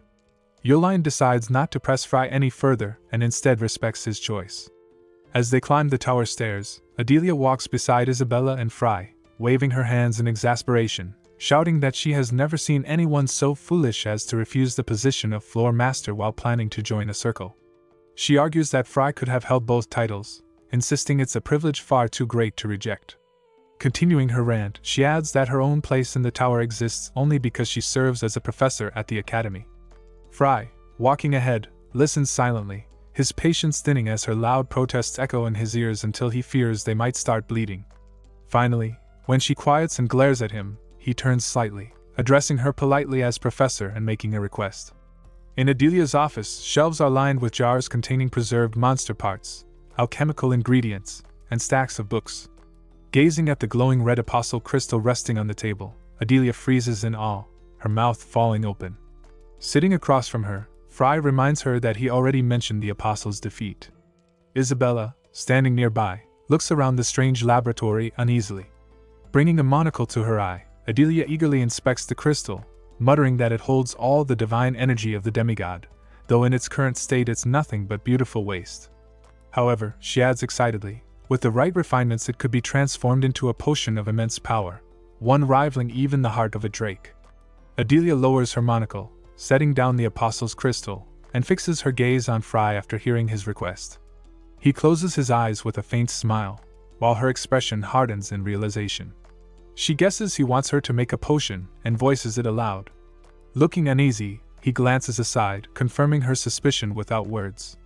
Her lips twist into a wild grin as she clenches her fists, calling his idea insane yet thrilling. Taking her reaction as consent, he thanks her, saying he'll rely on her. Soon after, Fry, accompanied by Liam-sun, notices a group approaching. Camille removes her hood as she nears, and he greets her politely. As she passes, she glances back and warns him that the shabby old man with her, Degenzer from Fistfounder Armlets, is as unpleasant as he looks and should be treated carefully. Degenzer, hearing her whisper, raises a hand toward her and orders her to speak in the human tongue. Throwing off his cloak, he reveals his nearly bald head and snaps at her for muttering like a rat. Then he points at Fry, mocking him as a mere brat who dared face the apostle, and commands him to recount the entire battle.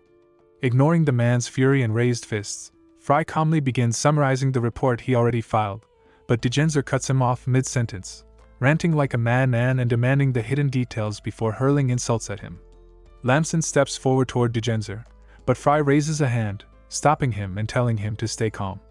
With his eyes closed and a faint smile, he reminds Degenzer that he isn't part of Fistfounder Armlets, yet the man only shouts louder, insisting on his stance. Irritated, Fry opens his eyes and meets his glare, warning that he won't put up with such disrespect. Degenzer points a hand at him and starts to advance, but his companion in a black cloak grabs his arm, urging him to stop and saying he'll handle the rest. Degenzer, unwilling to yield, jerks his hand free, ready to strike, until his partner's calm but sharp voice calls his name. The gray-haired man, draped in black, asks if he needs to repeat himself.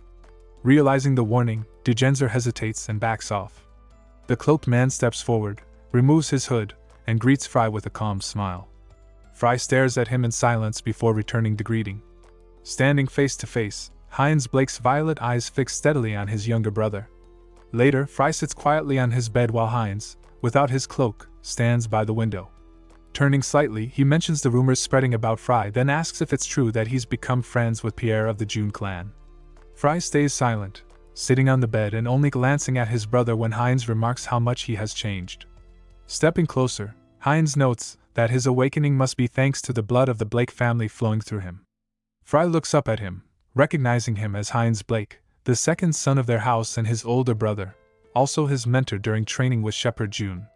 With a sigh, Heinz closes his eyes and turns away, raising a hand as he advises Fry not to provoke Degenzer, reminding him that despite his title, the man holds far too much influence within the circle, and reacting emotionally would be foolish. When Heinz adds that someone from their clan will soon come for him, Fry turns his head, watching his brother's back as he warns him to comply. His voice tightens with anger as he explains that things in the Blake family have become dangerous, and Fry should already know this from Shepard. The thought pulls Fry back to his earlier meeting with the head of the June clan, where Shepard revealed startling news about his father. A report from a month ago stated that during a gathering of the Tower of Magicians, a man who had dealings with the demigod was identified as Isaka Blake, his own father. Snapping out of the memory, Fry asks Hines what he's doing. His brother turns sharply, eyes widening at the question, while Fry massages his shoulder with a faint grin, amused by seeing his brother finally acting like a real older sibling. Fry reminds Hines, who stands nearby, how he once didn't even see him as a person. Hines listens quietly, showing no reaction, while Fry holds his gaze. Though the despair he once felt has faded, the memory still lingers, and the man before him remains one of the reasons for his old disappointment in himself. They stare at each other in silence, the tension unspoken between them. It isn't that Fry expects loyalty from his brother, but seeing a man who once dismissed him suddenly act differently now that he's gained strength leaves a bitter taste. His thoughts break when Hines finally speaks, his voice calm and without remorse for the past. Sitting on the bed, Fry listens as his brother admits he once wished Fry would abandon magic, and says it sincerely. Lifting his head, Fry questions the meaning behind those words, but Hines only turns away, ignoring him. As he walks off, he advises Fry not to place too much trust in the circles. Some time later, the Blake family's butler arrives, a man in his 40s with gray hair, a neat mustache, and a black jacket. He bows politely, addressing him as young Master Fry. Standing in the corridor before Alexandro, Fry remains silent, recalling Hines's earlier warning about the danger within their family. Though he expected the visit, the butler's arrival came sooner than he thought.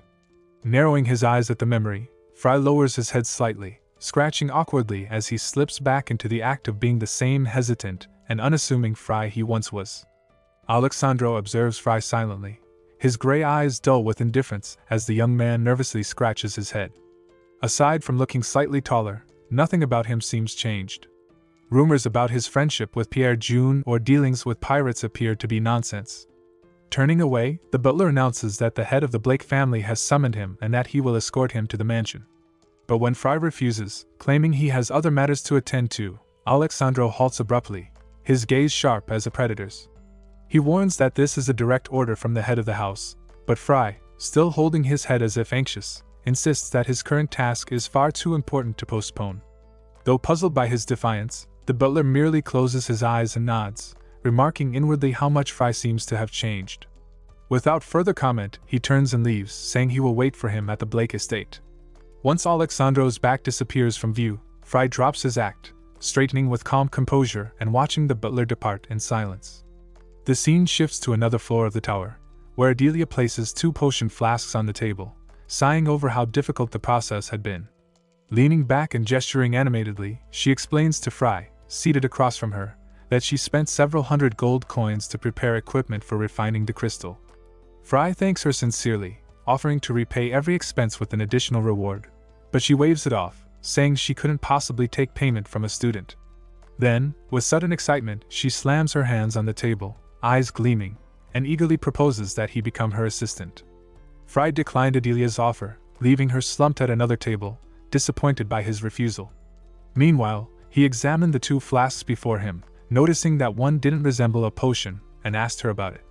Turning toward him, Adelia explained that it was a condensed mass of lightning energy, something she called a clot of extracted power. Holding the blue flask sealed with ice, Fry asked what it meant, and she warned him not to open it carelessly, as the energy inside had been forcibly compressed. Standing near the balcony with a cup of tea, she mentioned that she thought he might find a use for it someday. Later, in his room, Fry sat cross-legged in meditation, sunlight spilling across his bare torso. He uncorked the potion flask and drank, feeling the liquid surge through him as wild energy burst outward, stirring gusts of wind and clouds of dust. Smoke like manna streamed into his chest before condensing into droplets of water that floated in the air. His hair swayed in the fierce current of energy, the lingering glow shimmering around him. When every trace of power and mana had been absorbed, he opened his eyes and tightened his fists, testing his renewed strength. The feeling exceeded his expectations. His entire body now functioned as a vessel for mana. Under the crescent moon hanging above the park near the tower, Isabella, dressed in a white robe, arrived after receiving Frey's call, while a small black cat sitting on the bench let out a soft meow. Isabella clutches her chest, her face flushing red as she's overwhelmed by the unbearable cuteness of the black cat beside Fry, who sits calmly on a park bench.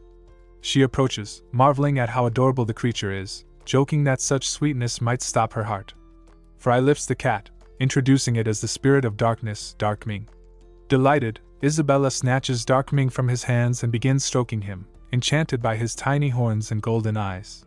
She wonders aloud how Fry managed to form a contract with a dark spirit so soon after learning spirit arts under Mrs. Camille. Watching the small creature blink up at her, she admits she never imagined the spirit of darkness could appear so charming and vows to summon her own spirit soon. Sitting together on the bench, she recalls his past feats, how he calmed the energy of the icy river, achieved results with the demigod, and mastered the spirit technique, then asks what goal he aims for next. With his eyes closed, Fry tells her of his impending departure, and she quietly understands, already thinking of her own preparations. When she asks if he plans to attend the entrance exam and which place he's chosen, the scene shifts to the moonlit Tower of Magicians. In his room, Fry sits on his bed, pulling out his cloak from his spatial bag, but his focus breaks as he senses an unfamiliar presence behind the door. The feeling carries no hostility, only deep emotion. He reaches for the handle and opens it to find a small figure in a red cloak, a green-haired girl with a hood, hand pressed to her chest, asking for his name. Frey's eyes land on the Trauman Circle badge pinned to her collar. Lifting her hood, the girl introduces herself with calm confidence as Benayang Argento, the head of the Trauman Circle. In Frey's room, a mug of tea rested on the table beside a board of sliced fruit as he asked Benayang why she had come. Across from her sat Fry and Isabella, listening while Benayang, lifting her mug, explained that she wished to invite them into her circle. Surprised, Isabella asked about the exam they were supposed to take before joining, but Benayang clarified that things had changed. She explained how, upon hearing that a new magician with exceptional power had appeared, the representatives of all circles gathered at the tower, and she wanted to reach them before the others. She added that those representatives were now waiting in the living room and would arrive soon. Turning to Fry, Isabella realized that the incredible newcomer was none other than him, and when Benayang included her name as well, she recalled their battle against the Apostle, a story that had recently spread through the circles and caught the leader's attention for their remarkable strength. Flustered, Isabella raised her hands in denial while Fry narrowed his eyes, his gaze fixed on Benayang's cloak. Though altered by magic, he recognized it instantly as the one he had worn 4,000 years ago. When she raised her cup to sip, something clicked in his mind. With quiet curiosity, Fry asked if she was a dragon. The question made Benayang drop her cup and leap to her feet, trembling and clutching her chest. Watching her flustered reaction, both Fry and Isabella silently found her endearing. Calmly lifting his mug, Fry remarked that dragons did not possess mana vessels. Their bodies radiated energy because their dragon hearts allowed them to use mana directly without absorbing it from their surroundings. Benayang, wide-eyed, listened in disbelief as he continued, saying he sensed the purest mana within her despite her having a vessel. Lowering his cup, Fry explained that his knowledge came from an ancient text he had once studied. In front of him, Isabella turned her head toward Fry, recalling how he once mentioned that 4,000 years ago, when he lived as Lucas, his mentor had been a dragon. Both looked at Benayang with curiosity, and she admitted softly that she was only half-dragon. Folding her hands, she smiled and explained that she was a half-breed born from the union of a human and a dragon. Later, Fry and Benayang stood in the corridor where she decided to wait for them downstairs, and he assured her they would join her once they finished preparing. With a nod, Benayang turned and left. In Frey's room, 3 candles burned steadily as his voice broke the quiet, asking Isabella what she thought about joining the Trauman Circle. Standing by the window with folded arms, he waited while she, seated on the bed, admitted she was impressed by Benayang's sincerity. Unlike others who might boast about their strengths, Benayang spoke honestly about her situation, proving she was incapable of deceit. Fry lowered his arms in agreement, acknowledging that she was well suited to lead her circle. Watching Isabella pack her travel bag, he listened as she shared how surprised she had been when he first suggested visiting the Trauman Circle. He told her that some truths could only be discovered by seeing it firsthand. Slinging her bag over her shoulder, Isabella teasingly asked if Benayang had caught his interest, but Fry, with a calm expression, replied that he had no intention of getting involved in politics.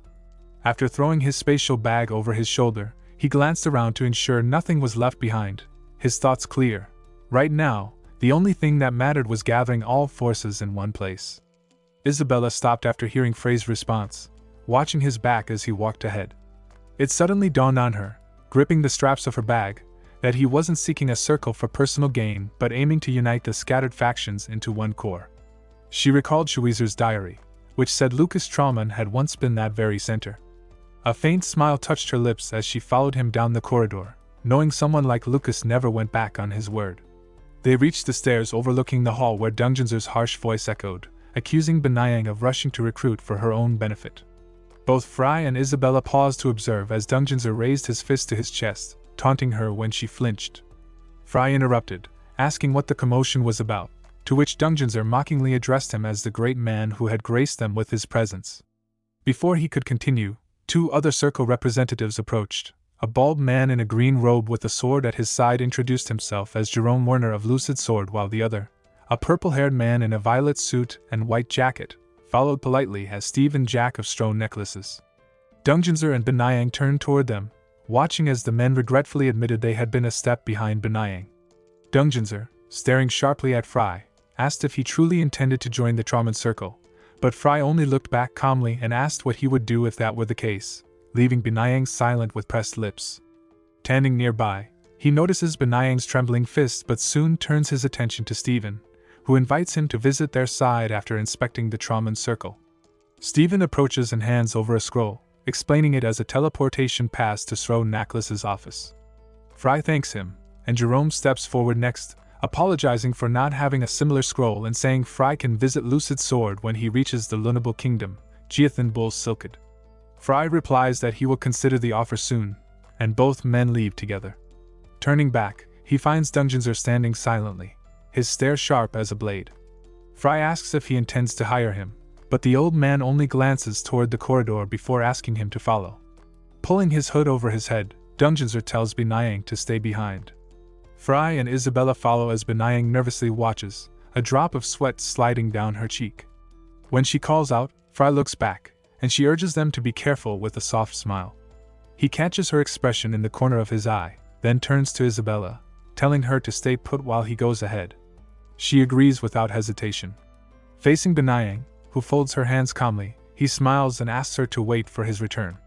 Her emerald eyes widen slightly in surprise. Even at night, the tower remains bright, with lights glowing in every window and voices echoing through the halls. Outside, Dongjinser leads Frey into the forest, stopping abruptly along the path. Frey, halting behind him, scans the area and remarks that it seems an odd place for a circle invitation. Dongjinser removes his hood, surprised by his boldness, and admits he never intended to invite him at all, calling him a rogue. Frey chuckles faintly and asks what he plans to do then. Dongjinser's legs twist unnaturally, turning 180 degrees as he demands to know how Frey could ever defeat the Apostle Green. Mana surges around him as he decides to test Frey himself, shouting for him to show everything he's got. Dongjinser stomps hard enough to make the ground crack beneath him, gritting his teeth in fury as green vines burst across the soil toward Frey, whipping up dust. The thorny tendrils encircle the young man, their rapid motion whipping his ponytailed hair as they tighten around him. With his hands still in his pockets, Frey calmly asks what the Fistfounder Amulet representative would do if he had truly slain the apostle. Dongjinser, enraged, declares that even if that were true, the boy still couldn't handle him, gathering mana in both hands. Surrounded by vines, Frey closes his eyes and quietly admits not all 7-star magicians are equal. Blue mana flares from him, shattering the thorny restraints. He remarks that every magician stands apart, while watching his opponent's movements with cold focus. Dongjinser's eyes widen in disbelief as the condensed mana rushes toward him. He braces himself, hands raised, struggling to block it. Frey calls him unworthy of the 7-star title, saying he's merely stolen power without earning it. Trembling with rage, Dongjinser curses and summons a yellow magic circle on his palm, unleashing Flame Wave with a roar, but cracks spread through the circle. Fear hits him as he realizes Frey has marked his technique, predicting its flow, a feat harder than foreseeing a storm of blades. Blue ice creeps along the ground, freezing Dongjinser's legs, spreading fast until his body is trapped within solid frost. Breath ragged, he concedes defeat and asks if Frey intends to kill him. Smirking, Frey replies that while tempting, he has a better idea. He tells the bewildered mage that he'll leave him as a test, the ice will drag him toward death by dawn. If his soul and body are strong enough to be reborn as a true 7-star magician, he'll break free. If not, he'll simply perish. Donghua shouted, demanding to know what right Fry had to test him. The young man stood still, his expression calm and unshaken. Bound in ice, Donghua could not understand the strange pressure he felt. The boy before him suddenly seemed immense, like an archmage towering over him. Frey's voice was steady as he said that the man must kill his past self and bury it within his heart, calling it sincere advice. As he turned and walked away, he added that he hoped the man would endure the test. In the forest, Binayang and Isabella waited anxiously until Frey's glowing figure appeared among the trees. Binayang clenched her fists and asked if he was all right, and he smiled faintly, apologizing as he said they could move on. When Isabella asked if nothing serious had happened, Fry frowned, asking if she didn't trust him. She retorted that she was more concerned about Donghua, which made him glance back and remark dryly that the man wouldn't die. Internally, he thought that even if Donghua failed, the ice would melt by morning, leaving him alive but consumed by shame worse than death. Later, Binayang carefully poured soup into metal bowls, unsure if the others would like it. Fry eagerly accepted his portion, eating with delight as Binayang handed another plate to Isabella. They camped in the forest, setting up a tent and cooking by the fire, and Fry noted how easily the leader of the Traman circle adapted to outdoor life. Finishing his soup, he held out the bowl for another serving, which surprised Binayang. As they ate, Fry asked if the master of the great ancestor circle had been named Asal Argento, and when she confirmed, he asked which demigod had killed him. Isabella immediately scolded him for being tactless, but Binayang laughed softly, waving it off. Gazing into the fire, she began explaining that even demigods had a strict hierarchy among themselves. When the girl said the one standing at the very top was called a lord, Fry widened his eyes, recalling the battle of 5 heroes from 4,000 years ago where he fought a demigod. Binayang continued, explaining that even among the lesser demigods, a few possess unmatched strength, earning the title Apocalypse. The girl raised 3 fingers as Isabella cheerfully mentioned they had already studied the powers of 3, sword, poison, and death.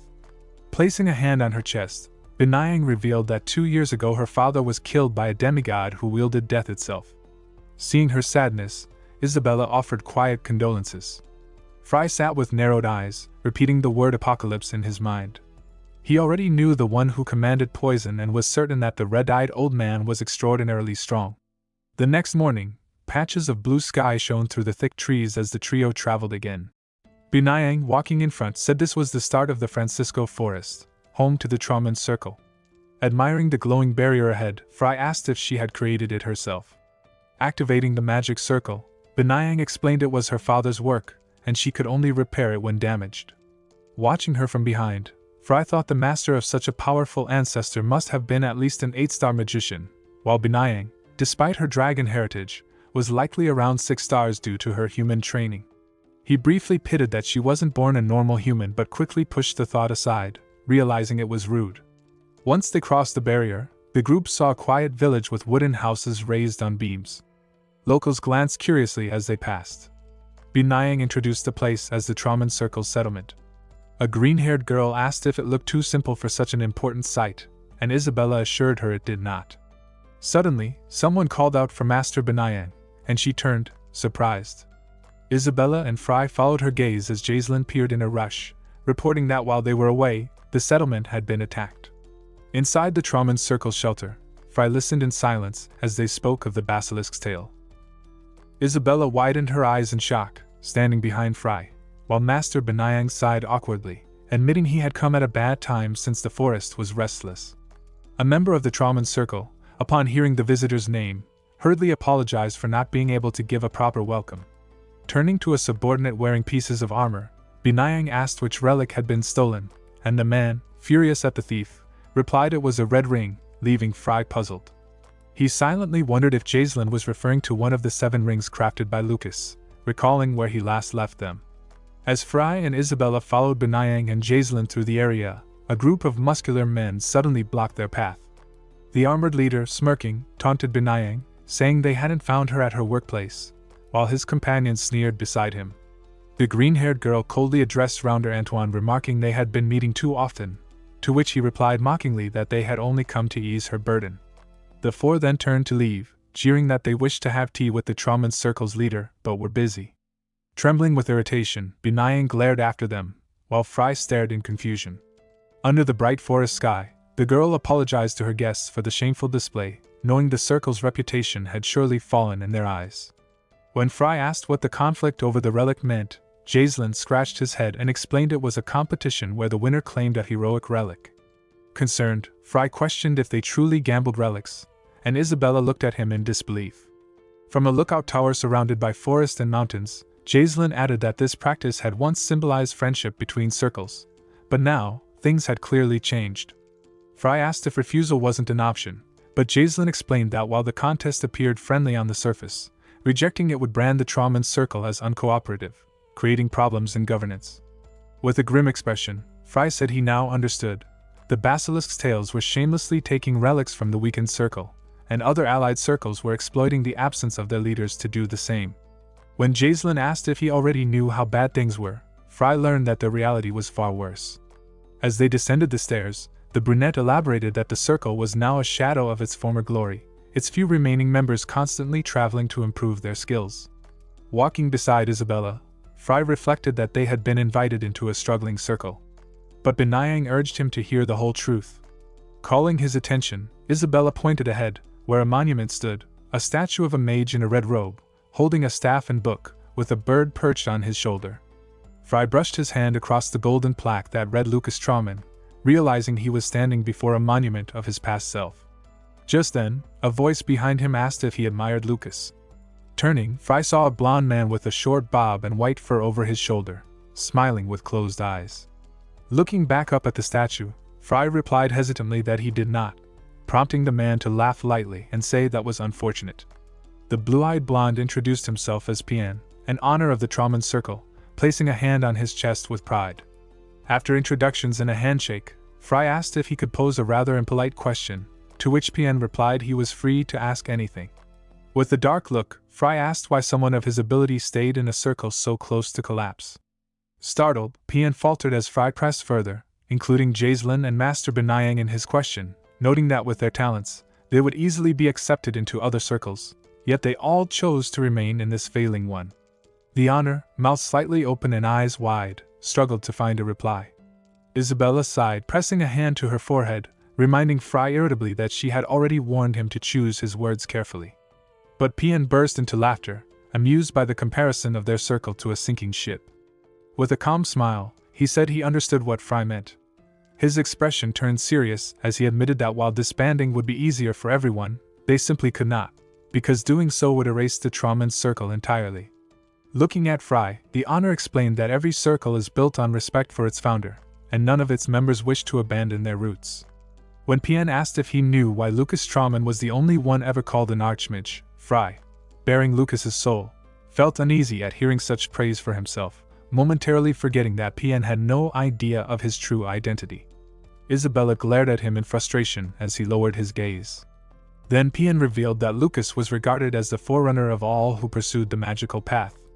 1,000 years ago, magicians and magic warriors despised one another, their rivalries often leading to bloodshed, and witches were treated as outcasts, never seen as comrades. But Lucas had been different. He declared that all who followed the way of magic, regardless of form, were companions striving toward the same goal, the advancement of magic itself. From that belief, magicians, warriors, and witches alike came to view him as their true rival and guide. Pian continued, saying that though Lucas faced countless hardships, he never wavered and endured until the end, creating a world where people treated one another with kindness. He added that members of the Trauman Circle saw this as their true purpose, to unite scattered powers into one, just as the great man once envisioned. Fry gazed at the monument, while Pian remarked that if Lucas were still alive, he would have done exactly the same. Realizing he had gone on too long, the blonde scratched his head, apologizing for his rambling. Fry smiled, genuinely moved by their talk, and Isabella too looked content, eyes closed and lips curved in quiet approval. When Fry said that Lucas would be proud of such devoted followers, Pian blinked in surprise, momentarily seeing Lucas himself standing before him, then laughed awkwardly, saying the compliment embarrassed him. Later, Fry and Isabella stood outside the white tent to bid farewell, while Jaslyn and Master Benayang bowed in return. As the guests departed, Jaslyn asked where they planned to go next, and Binayang admitted she didn't know. Watching them leave, she recalled how Fry had questioned her about the basilisk's tails and the rules between circles, a detail that puzzled Jaislin, who guessed they were more interested in that organization than the weakened Trauman circle. But Binayang, lost in thought, said what troubled her most was the final question Fry had asked, whether an outsider could participate in the fight for the relic. The scene shifts to a cave that serves as the hideout of the refuge of the basilisk's tails, where its members mockingly discuss the troubled Trauman circle, laughing loudly. Ward in armor, sitting with a cruel grin, offers to strip the circle of its last valuables, their Trauman rings. In front of him, the already stolen relic gleams on a white scarf. A subordinate reports that some wanderers have arrived, claiming they want to fight for the relic.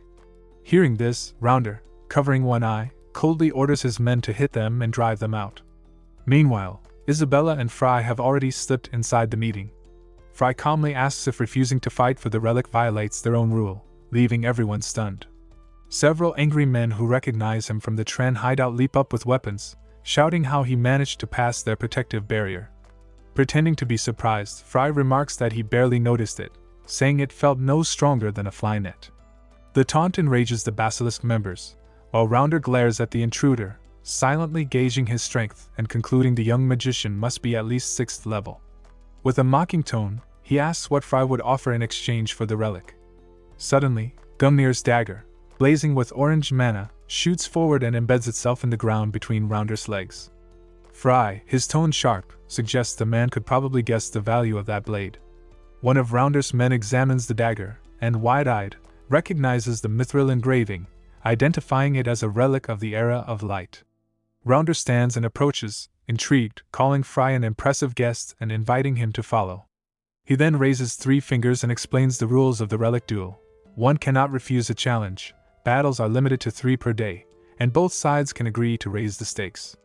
Fry closes his eyes and calmly adds that killing an opponent carries no penalty, showing his deep knowledge of the system. Watching him, Rounder smirks darkly, already plotting to take everything from this confident intruder. Hidden from the young man's view, Rounder quietly decided to kill him during the match and claim his red ring afterward. He then ordered Alan Fikes to fight for the relic, and the bald warrior obeyed without hesitation. On the battlefield, Alan, dressed in black boots, crouched low and threw sharp punches through the air, making the space tremble. Watching him, Fry quickly realized his opponent was a warrior mage. Taking his stance, Alan asked about Frey's discipline, and Fry simply replied that he was a magician. Alan burst out laughing, certain that someone who only memorized spells would be easy prey.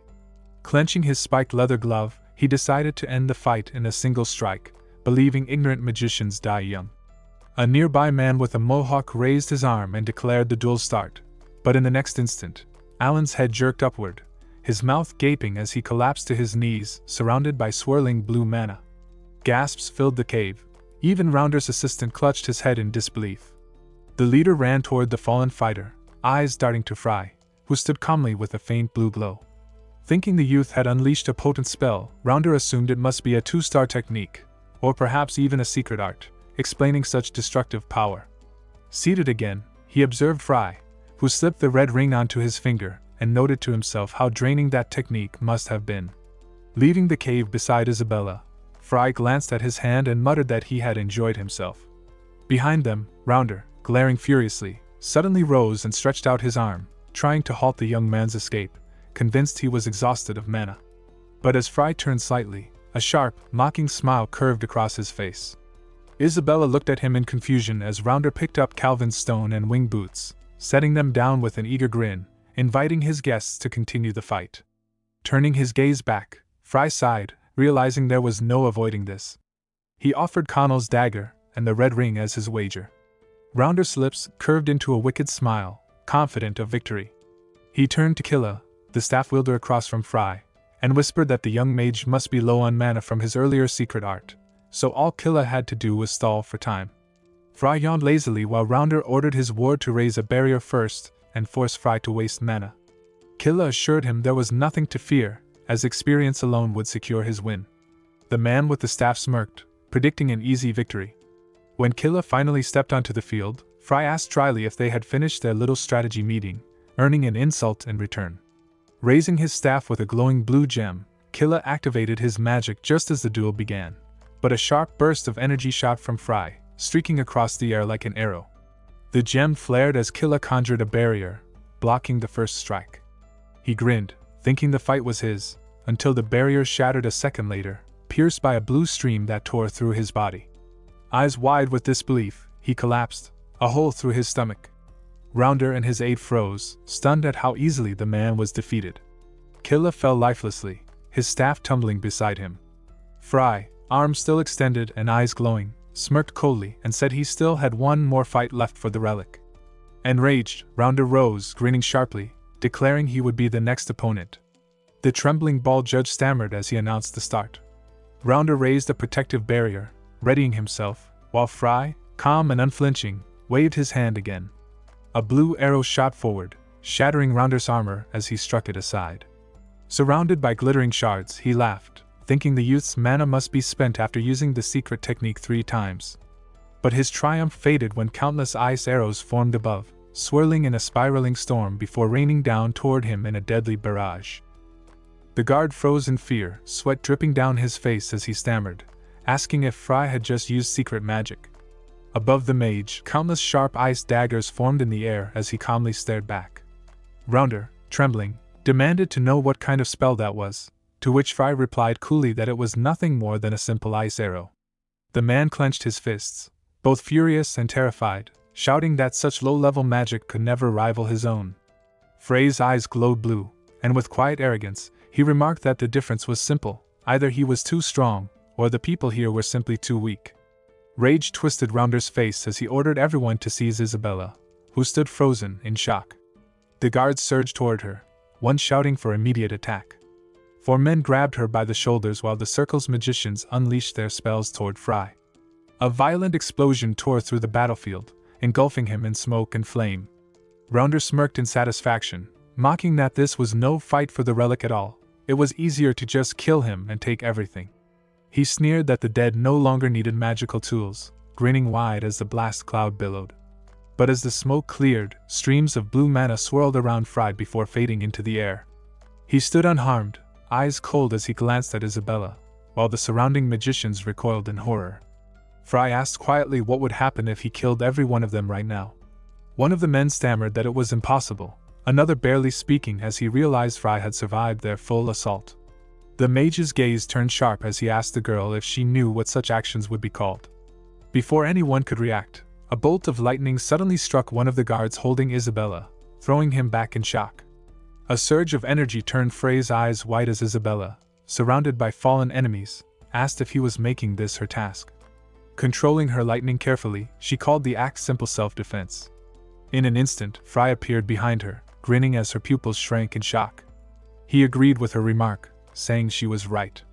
The guard, trembling between anger and fear, barked that their words were nonsense, and that neither of them could defeat his men. Fry mocked him, asking if he planned to hide behind his subordinates again. Standing calmly beside Isabella, he raised his hand toward the guards, remarking that the man was like any coward who sacrifices others to save himself. Fixing his gaze on the trembling leader before him, he asked how someone like that could ever become a commander. Enraged, the guard charged forward, shouting that he had tolerated the mage's arrogance long enough. Before he could finish, his eyes went wide as a thin, bloody cut appeared across his neck. Wind magic had struck him without a single chant. In disbelief, he muttered that the spell came unspoken, then froze as sweat ran down his cheek. Someone shouted in alarm, but Fry, smiling faintly with closed eyes, admitted he had nearly killed the man. The guard collapsed, terrified, while Isabella silently watched beside him. Suddenly, footsteps echoed through the cave as a man in a black hat approached. The guards immediately knelt, greeting Master Pellic with relief. The newcomer's red eyes fixed sharply on Fry as he asked if this was the one who had spoken so rudely earlier. His words trailed off when he met Frey's gaze. Fear crept into his eyes as pressure filled the air. Pellic felt his chest tighten, as if invisible hands were crushing his heart, while Frey's silent presence overwhelmed him completely. Pellic, trembling and drenched in sweat, stammered that if Fry intended to kill them, they were doomed. Forcing a strained smile, he introduced himself as Pellic and cautiously asked why Fry and Isabella had come. Fry replied dryly that he wanted to ask the same thing. His eyes locked coldly on the man before him. Turning his head slightly, he asked what the true purpose of this circle was. The surrounding guards panicked, whispering in disbelief at his audacity, one muttering that he dared to speak to their master as if they were equals. But before anyone could act, Pelik suddenly dropped to one knee, bowing his head low before Fry. His voice trembled as he declared that their circle existed to free people from demigods. The guards froze in shock, shouting for their master to stand, unable to comprehend why he knelt before someone they called a boy. Removing his hat, Pelik kept his eyes closed, admitting that beings like Fry could destroy entire cities with a mere gesture, creatures of overwhelming power beyond human limits. Frey's expression hardened, realizing the man understood far more than he let on. Furious, he fixed him with a piercing glare and said coldly that if Pelik truly knew, then he should also know what came next. A surge of icy aura erupted around him, wind slicing through the air as frost spread rapidly underfoot. The guards screamed in terror, their bodies freezing solid within seconds as Pelik, horrified, shouted for them not to move lest they shatter their own limbs. Slamming his hands to the ground, the man in the black hat struggled to contain the chaos as Frey's chilling power engulfed the cavern in white. Pelik lowered his head deeper and deeper, telling Lucas he was willing to follow any order, only asking in return that their Trauman's circle remain intact even after the disaster. Lucas smirked mockingly, and Lucas replied that then Pelik could give his life in return. Terrified, Pelik narrowed his eyes, kneeling as Lucas gazed down at him with a menacing smile. Pelik agreed he would comply joyfully if the circle were spared. Lucas focused fire magic in his palm, twisting it around Lucas's hand. The guards, partly frozen in ice, panicked and shouted for Master Pelik not to act. Kneeling, trembling, Pelik braced to take the full force of the attack. Lucas observed him carefully, noting the ice magic gradually stabilizing and realizing their master was not bad. The guards, confused and screaming, witnessed the ice melt, and Pelik stared at Lucas in shock, speechless. Lucas demanded that Pelik return everything stolen from the Trauman circle. Pelik, still holding his hat, agreed to do it immediately. Lucas added another condition. Lucas smiled triumphantly as Pelik looked on in horror, sweat running down his face. Ahead lay a rocky path with hanging stairs, and Lucas instructed Pelik reveal the locations of all nearby medium and small circles, insisting he include everyone without exception. Binayang stood beneath the crumbling doorway as Honor approached from behind, calling out to him, while he spoke quietly to his companions. Honor remarked that Master Binayang might catch a cold outside, but Binayang gazed silently into the distance, recalling Fry and wondering if he had safely reached the basilisk tails.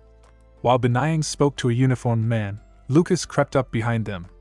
Honor laughed, telling Master Binayang not to worry so much about Lucas, hinting that he would meet a better fate one day. Lucas stepped forward, prompting Binayang and Honor to turn in surprise as Fry noted he was offering counsel on love matters. Both Binayang and Honor stepped back, puzzled, when a uniformed man shouted Lucas's name, asking if he had really left them. Fry explained he could not act without informing them first. Binayang placed her hand on her heart, while Honor was horrified. Master Binayang asked where Lucas had been, and Fry described the excursion as an interesting walk. The uniformed man, stunned, repeated his question as the 5-person group sat around a rectangular table in silence. Master Binayang called Fry, noting they had important news and business, while Isabella watched, unsure how to respond. Fry announced he planned to wipe out all demigods, leaving everyone at the table shocked. Binayang struggled to respond, and Fry asked why this was so sudden. Fry explained he needed strength and could not rely on the current circles, which were fragmented and withholding power. Binayang sighed in disappointment, realizing there was no choice. Lucas told Binayang he wanted the Trauman circle to become a center of attraction, startling her, and added he intended to lead not only small and medium circles but also the 3 strongest. Slamming his palm on the table, he startled everyone. Binayang stammered that if it were possible, everyone would want it, but Fry interrupted, demanding to hear agreement. Standing, Lucas asked if they were ready for the challenge. Fry pulled his bag, warning that immense pain, comparable to cutting bones, would follow, while Fry held the bag tightly. Fry noted it would be so difficult they would long for these sad times. The bag tipped, spilling recently stolen items and bright, divine-like relics onto the table, leaving Honor astonished. Calmly, Lucas vowed to ensure they reached the top. Honor raised his arms in shock, and Pian narrowed his eyes, realizing these were not the relics previously taken. Isabella looked around the meeting room, smiling, as Honor shouted. Isabella calmly began answering all questions as the others watched, surprised and intrigued. She explained that Lucas had already brought the nearest small and medium circles under his control and that they had promised to unite with the circle of 3 and submit to him. Silence fell in the hall as everyone exchanged glances. Honor admitted he could hardly believe it, while Pian wondered if such progress could really have been made in a single day. Binayang looked directly at Lucas, who grinned back, and asked if he was truly offering relics to secure their loyalty. Fry remarked sadly that he would have done the same, noting that the relics originally belonged to them. Feeling awkward, Binayang studied Lucas, while Fry added that it was only a small reward for fair treatment. Lucas smiled softly, making her cheeks flush as she struggled for words.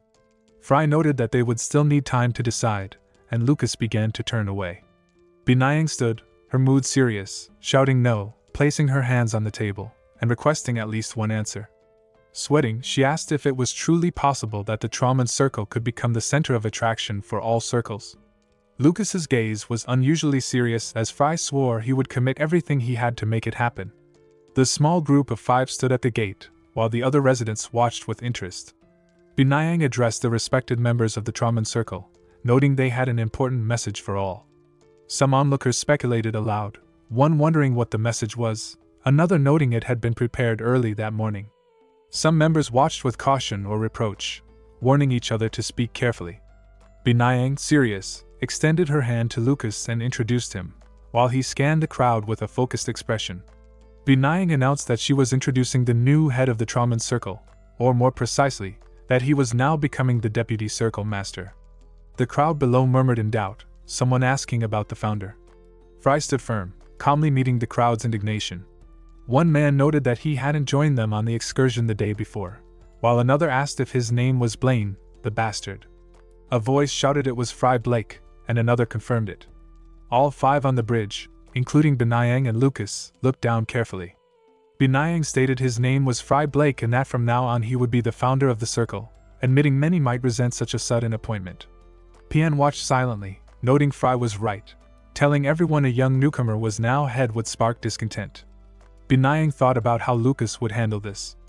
Frey's gaze hardened as he declared the residents would have no right to oppose him. Binayang smiled, unsurprised, while Pian and Honor gaped in shock. Lucas continued speaking confidently, gesturing, silencing the crowd, while Pian and Binayang screamed his name in their minds. He pointed out the lack of strong members and that giving the head position to a newcomer who joined only yesterday was questionable, telling the residents to consider it seriously.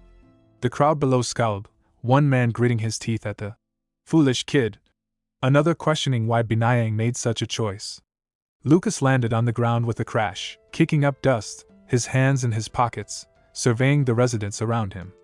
Calmly, he noted he was glad to see all the dissatisfied people and remarked that they would not resolve their indignation on their own, confidently pointing to his earrings as he addressed them.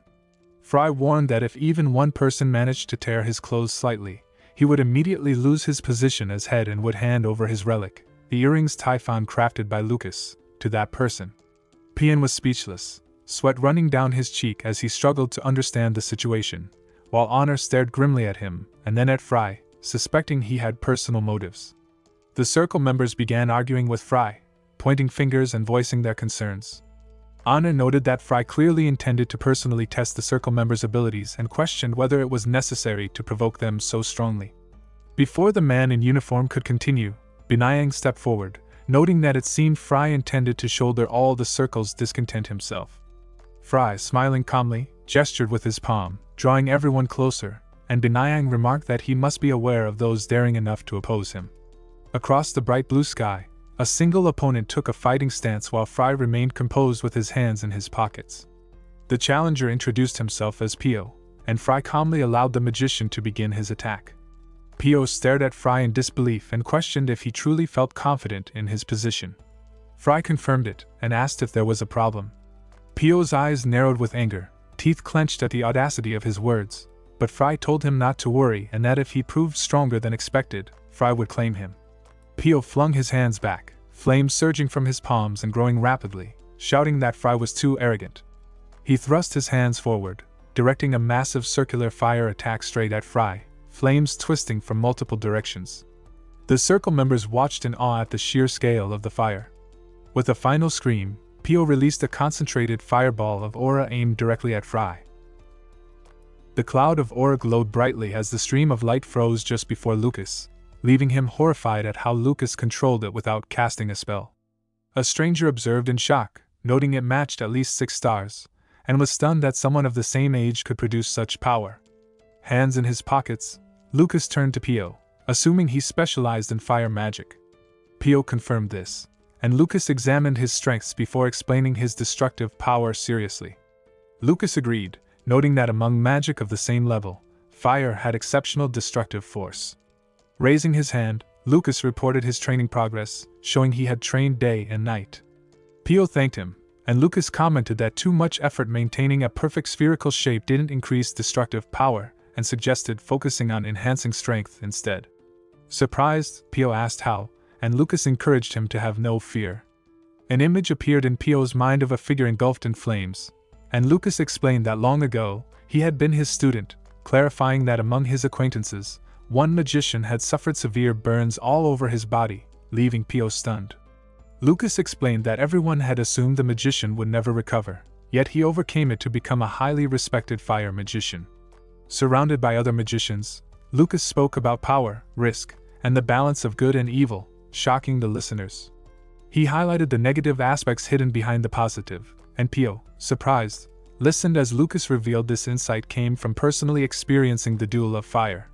Pio smiled, tapping his head, while Lucas emphasized that imagination was key, explaining that clearly visualizing the flame's essence revealed the path forward. Leaning respectfully, Pio thanked Lucas, while the man beside him wondered how someone who once seemed defeated could now shine so brightly. Pio admitted that Lucas was not only powerful but clever, able to immediately identify what was needed and give precise advice, sensing that Lucas understood the right path. Taking his shield and sword, he approached Lucas, seeking to challenge his weaknesses and demonstrate proper technique. As he raised his shield to strike, a massive earthen fist erupted beneath him, tossing him upward in approval, confirming that Fry knew the correct path. Gradually, the sun began to set, drawing attention to Lucas among the crowd, and Benayang remarked with a smile that in a single day he had fully won the circle's loyalty. Lucas held up 3 fingers and quietly noted that it had taken 3 months. Lucas explained that over this time he had elevated the abilities of the Traumon Circle members, including Master Benayang, Gand, and Pian. Addressing the astonished circle, he announced that in 3 months they would host a friendly competition with the nearest small and medium circles. Isabella added that this would not be for relics but to strengthen bonds, already bringing them under Traumon Circle's leadership. With a serious tone, Lucas emphasized that they would need to display power far beyond the others. Seeing Benayang's surprise, he declared that after victory, no circle would dare contest their position, framing this as the first step toward building their foundation. Pian, taken aback, suggested it seemed impossible, but Lucas insisted everything was achievable, warning they would witness hell. The scene shifted to a rocky mountaintop littered with old debris, where Lucas clasped his hands and told Benayang to activate her magic, forming a magical sphere in her hand. Lucas noted that it seemed she had intentionally created a mana room within herself, and Benayang, startled, admitted she had been told she couldn't use magic without it. Observing the ruins, Lucas explained that dragons don't need such rooms to store mana and can directly manipulate it. Lucas explained to Benayang that she first needed to destroy the mana she had stored from nature. Hesitant, she listened as he instructed her to release all the excess energy within her. A massive surge of aura burst from her body, forcing her to the ground with a powerful scream. Lucas clarified that the heaviness she felt was a side effect of creating an unnecessary mana room and asked her to focus so the remaining mana wouldn't interfere. Concentrating, he began the destruction process while Benayang's face twisted in doubt and pain. Suddenly, a strong stream of aura radiated from her back, forming a dense clot in her stomach that glowed brightly. Lucas, surprised by its strength and resilience, warned her it would hurt, and a crack appeared in the aura. Benayang clenched her hands, barely holding back screams as tears streamed down her face and her body shook from the pain. Sweat ran down Lucas's face as he continued, noting that his worry was unnecessary since Benayang was the Traumon Circle's master. As she fell exhausted to the ground, she asked if it was done, only for Lucas to say they had completed just today's portion and that the process would take at least a month. Stunned and bitter, Benayang felt she might die, and her anguished scream echoed across the area. Fan launched a lightning-fast strike, but Lucas parried it with ease. Leaning on his leg, Pian tried again, sending a powerful blow that was met and halted as Lucas grabbed his fist, streams of blue aura flickering in Pian's eyes. Pushing forward, Pian resumed his attack, only for Lucas to raise his hand and block it while Pian charged, imagining he was striking a stone wall. Lucas's voice cut through, telling him to stop. Frozen, Pian struggled for breath as Lucas remarked that his skills were below those of a second-rate warrior. Pian's pride flared, clenching his fist at the stunned Pian, and Lucas, calm, noted that this meant Pian could grow stronger. Turning to Pian, he asked about the technique called 100 Royal Blows, questioning why warrior magicians added royal to everything. Pian, trying to sound impressive, was corrected by Lucas, who explained it was a basic combat move with no special traits. Wiping sweat, Pian admitted that prolonged use would make the attack pattern obvious to opponents. Pian realized that prolonged use would make his attacks predictable and harder to fight against. Lucas noted it was because he was weak, explaining that even basic techniques are powerful if one studies the opponent carefully and strikes their weak points. Surprised, Pian asked how to get stronger, stretching his arms, and Lucas told him there are no shortcuts.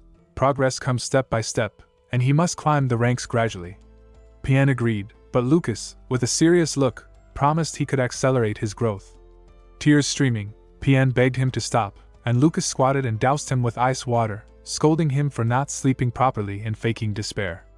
Pian cried out for death, but Lucas told him to stop pretending and urged him to stand, reminding him they still had half the training left. Evening fell over the city as Lucas watched Honor sitting on the ground wiping his face.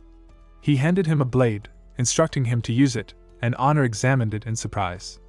Lucas explained it was Kung's dagger, an artifact from the Age of Light, made of mithril, with several techniques sealed inside. Smiling, Honor admitted he was a magician, and Lucas asked if he'd been using his sword long enough to remember all his techniques. Surprised, Honor tried to figure out how, and Lucas pointed out that calluses on his hands showed his experience. Turning, Lucas said he would help Honor develop as a swordsman, noting that even though his magical skills were only 5-star level, mastering the dagger properly could lead to rapid growth. Honor lowered his gaze, lost in thought, holding the dagger carefully. Honor admitted he would focus on the dagger but confessed he wasn't confident in himself. Watching the setting sun, Lucas smirked, assuring him not to worry and promising to help build his confidence. A small house appeared in the dense forest, and Honor, exhausted, collapsed on the threshold, muttering that this was hell. Pian asked if he'd arrived safely, apologizing for not noticing earlier, and Honor reported he couldn't even lift his arms. Suddenly, Binayang appeared, remarking that Lucas had been digging around in her stomach all day, then collapsed next to Honor, who admitted he didn't have the strength to go to the toilet. Binayang warned him she wouldn't forgive him if he did it there, and Honor admitted he envied her ability to joke. Binayang insisted it wasn't a joke, and Lucas told them they could rest and eat for 5 minutes before evening training. Watching the two lying on the floor, Lucas asked if they were okay, and they blamed him in their thoughts. Turning his head, he saw someone addressing Binayang, reporting a mission's completion. Seeing Lucas, the man, Isaac, was shocked and called him an assassin, noting he didn't even carry a sword and questioning how he dared appear. Binayang realized she had to stop him, but Isaac angrily charged, forming a protective barrier. Lucas tried to identify him, but Isaac shouted it was none of his business and called him a dirty assassin. Adelia adjusted her glasses, noting she saw Fry and Isabel. Isaac wondered if she recognized them, and Binayang explained that he was being sent elsewhere for a mission. Lucas understood, and Binayang asked Isaac to lower his sword to introduce him properly, revealing that this was the head of the Trauman Circle, Fry Blake, and his assistant Isabel Train. Isaac was surprised at their youth, and Adelia's face darkened in indignation as her voice echoed from the house walls. At the moment Adelia tried to confirm whether Lucas had become the head, Isaac apologized, admitting he hadn't known and asking forgiveness for his rudeness. Lucas waved it off, saying he would have done the same in that situation. Adelia, confused, asked what had suddenly made him the head of the Trauman Circle, and Lucas smiled, saying it just happened, noting that she herself was also from the circle and teasingly calling her a professor. Adelia froze in shock as Lucas declared he was now her superior, asking if she would speak to him with respect, prompting her to wonder if he wanted to die. Isaac, laughing at his youth, sat at the table and recounted that while tracking the successor of the king of warrior magicians near Rosdillum in the Elven lands, they had found a clue to his whereabouts. Binayang looked surprised as Isaac explained they had immediately caught up. Honor asked about the outcome, and Isaac, lowering his head and taking off his shirt, revealed he wasn't in the mood to join the circle, showing a terrifying scar on his chest. He stated he wouldn't speak to the dogs of the rotten circle, already knew about the demigods, and had no interest in circles or battles. Lucas's gaze grew cold as Isaac added that his main concern was testing magical effects, then buttoned his jacket and bowed his head. Lucas turned to Isabel, hand on his chin, pondering the distance to Rol's Dilem, while she began gesturing with her hands. Isabel explained that they first needed to travel along the southern road to the city and then use a teleportation stone to reach Violet, estimating it would take about 3 days. Lucas, thoughtful, clarified if she meant Violet, and Isabel described a palace image in her mind, its windows shining in the sunlight, revealing it as the Blake family estate, the protagonist's home. With a serious expression, Lucas told Binayang he would meet the successor of the king of warrior magicians. Isaac, worried, warned it would be dangerous, showing a bead of sweat as Binayang acknowledged his concern. Lucas, turning his back, declared he would leave immediately, prompting Binayang to ask him to be careful. Lost in thought, Isaac marveled at how much Binayang trusted Lucas, wondering who he truly was. Under the full moon, Lucas sat on a chest of drawers, his gaze serious, then turned to Isabel, who nodded knowingly. She asked if he planned to go alone, and Lucas stated that with the circle's foundation barely set, unrest could arise if he delayed. Walking toward him, Isabel clasped her hands, offering to temporarily take his place so he could focus on the bigger task, and urged him to send news frequently. She added that if anything happened, she would rush to him, and Lucas, smiling briefly, noted how much she had grown before stopping. Lucas froze for a moment, turning to Isabel, her back to him, tears streaming down her face, and quietly thanked her. The night sky gradually clouded as he addressed Binayang, telling her he was leaving, and she reminded him to be careful. Opening the house door, he was struck by the sight of countless magicians blocking his path, some wiping tears, others asking if he had to leave so suddenly and what they would do without him. Smiling, Lucas told them not to pretend, warning that once chaos began, they'd forget even him. Placing a hand on Isabel's head, he noted that despite her gentle appearance, her anger could reveal a fearsome side, and she smiled faintly as he hugged her. Turning his thoughts to the next month, he wondered what challenges awaited. The crying mist shouted about friendly battles with neighboring circles, and Pian and Honor smiled knowingly, while someone in the crowd boasted they would destroy all in their path. Clenching his fist, Lucas raised his hand, declaring he looked forward to their next encounter. In the mountains, a skeleton lay beside an unknown creature whose bright green eyes glowed. Crouched on the ground, hands wrapped in streams of bright aura, he paused, lost in thought, hair swirling in the wind. Looking at the moon, he recalled Lucas's command for the phoenix to dominate, tears forming in his eyes. Lucas instructed that the second and third Torcus avoid his friend's dungeon, and asked the unknown man to become ruler of the mountain range. He placed his hands to his chest, bowed his head, spread his wings, and soared into the night sky, bright wings cutting through the darkness. At the Grode city, Lucas standing in front of mirror, he moves his hands towards his face, his hands glowing with bright aura. His appearance shifted, hair and eyes now brown, as he recalled Isaac's words about Kane Rickstone, a 26-year-old mercenary from the southern city of Timigo, known in his guild as a 3-star magician. Surprised, Isaac wondered why Lucas needed a fake ID, and he explained it was because the Violet territories belonged to his family.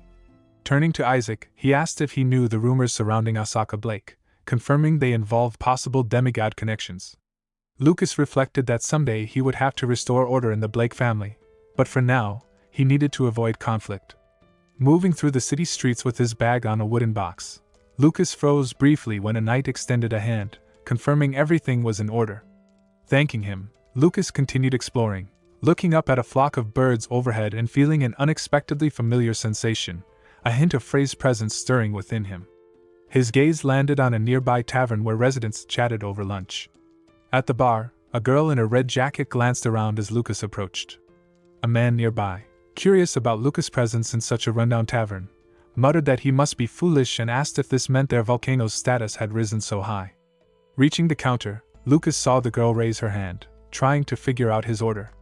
He thought about the long, perilous mountain road from Pilot to Rienals. He remembers the convo with Isaac. He had suggested using a cart to save time and energy. Surprised, Lucas asked if it could reach deep into the mountains, and Isaac explained that a group of merchants made monthly trips to deal with the elves and hired top-tier mercenaries for protection. Lucas placed the token on the bar. Isaac said he should act as their guard. Smiling, Lucas declared he had come for work. The girl asked what kind of job he wanted, and he replied he wished to protect the merchants traveling to Rienal Forest. The girl, examining the token, noted that only B-rank or above level mages or higher could take the task. Lucas, with a playful grin, said he would register for the rank promotion exam. Holding a pencil, the girl asked when he could take it, and Lucas said he wanted to start immediately. She placed the pencil on her notebook, waving her finger. The girl asked Lucas to follow her, noting that the registration fee was 10 silver and that he should remember it.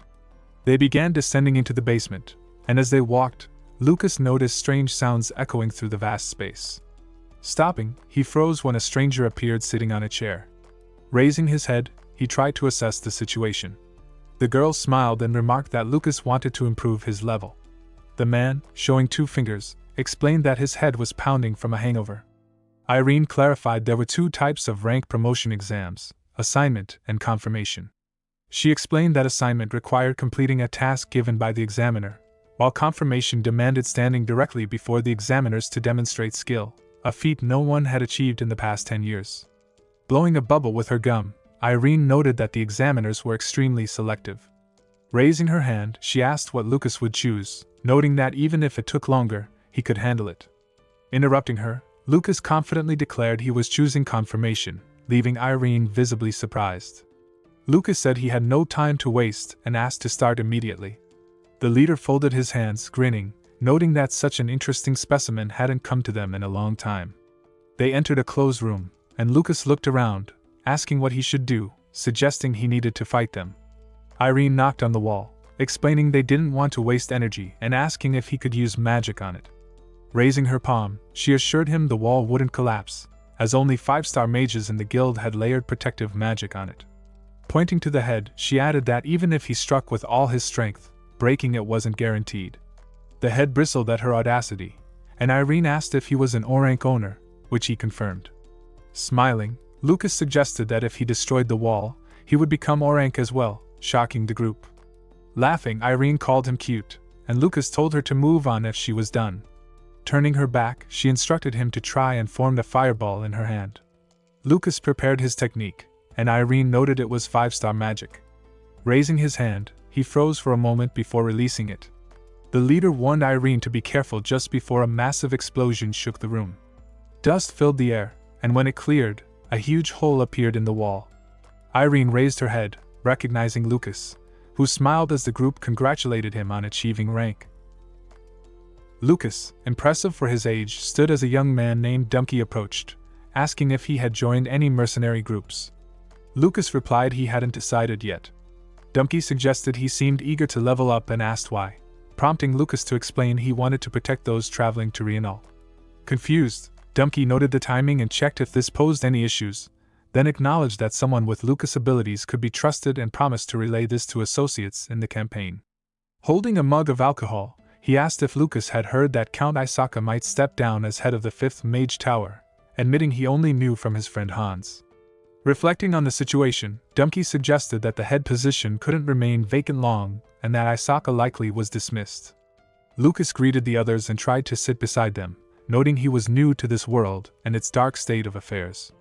Curious, he asked if he could listen to some teachings, prompting DONGHUA to question who allowed it, and Lucas explained he was serving food today, requesting beer and more snacks from the waiter.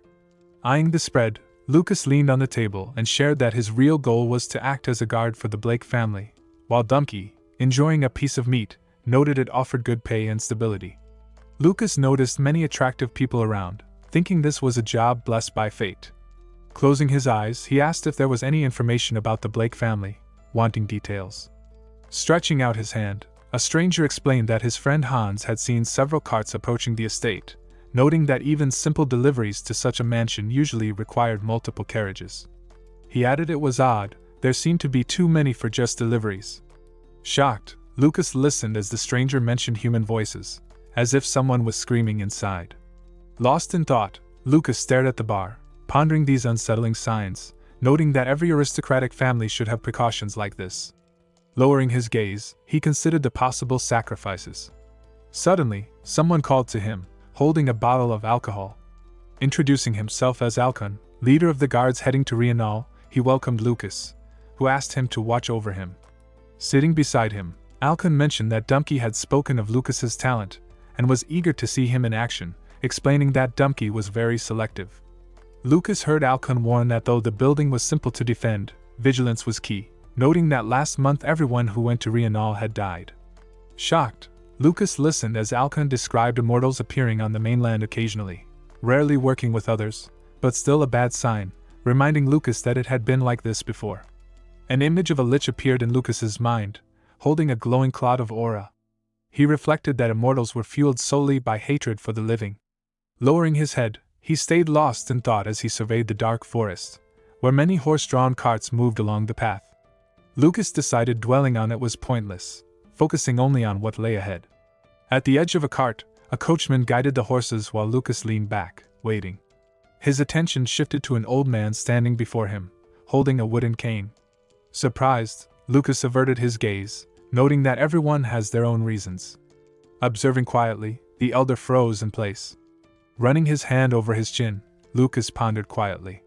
Alkan, following the handrail, asked how he felt, and Lucas replied that he was fine.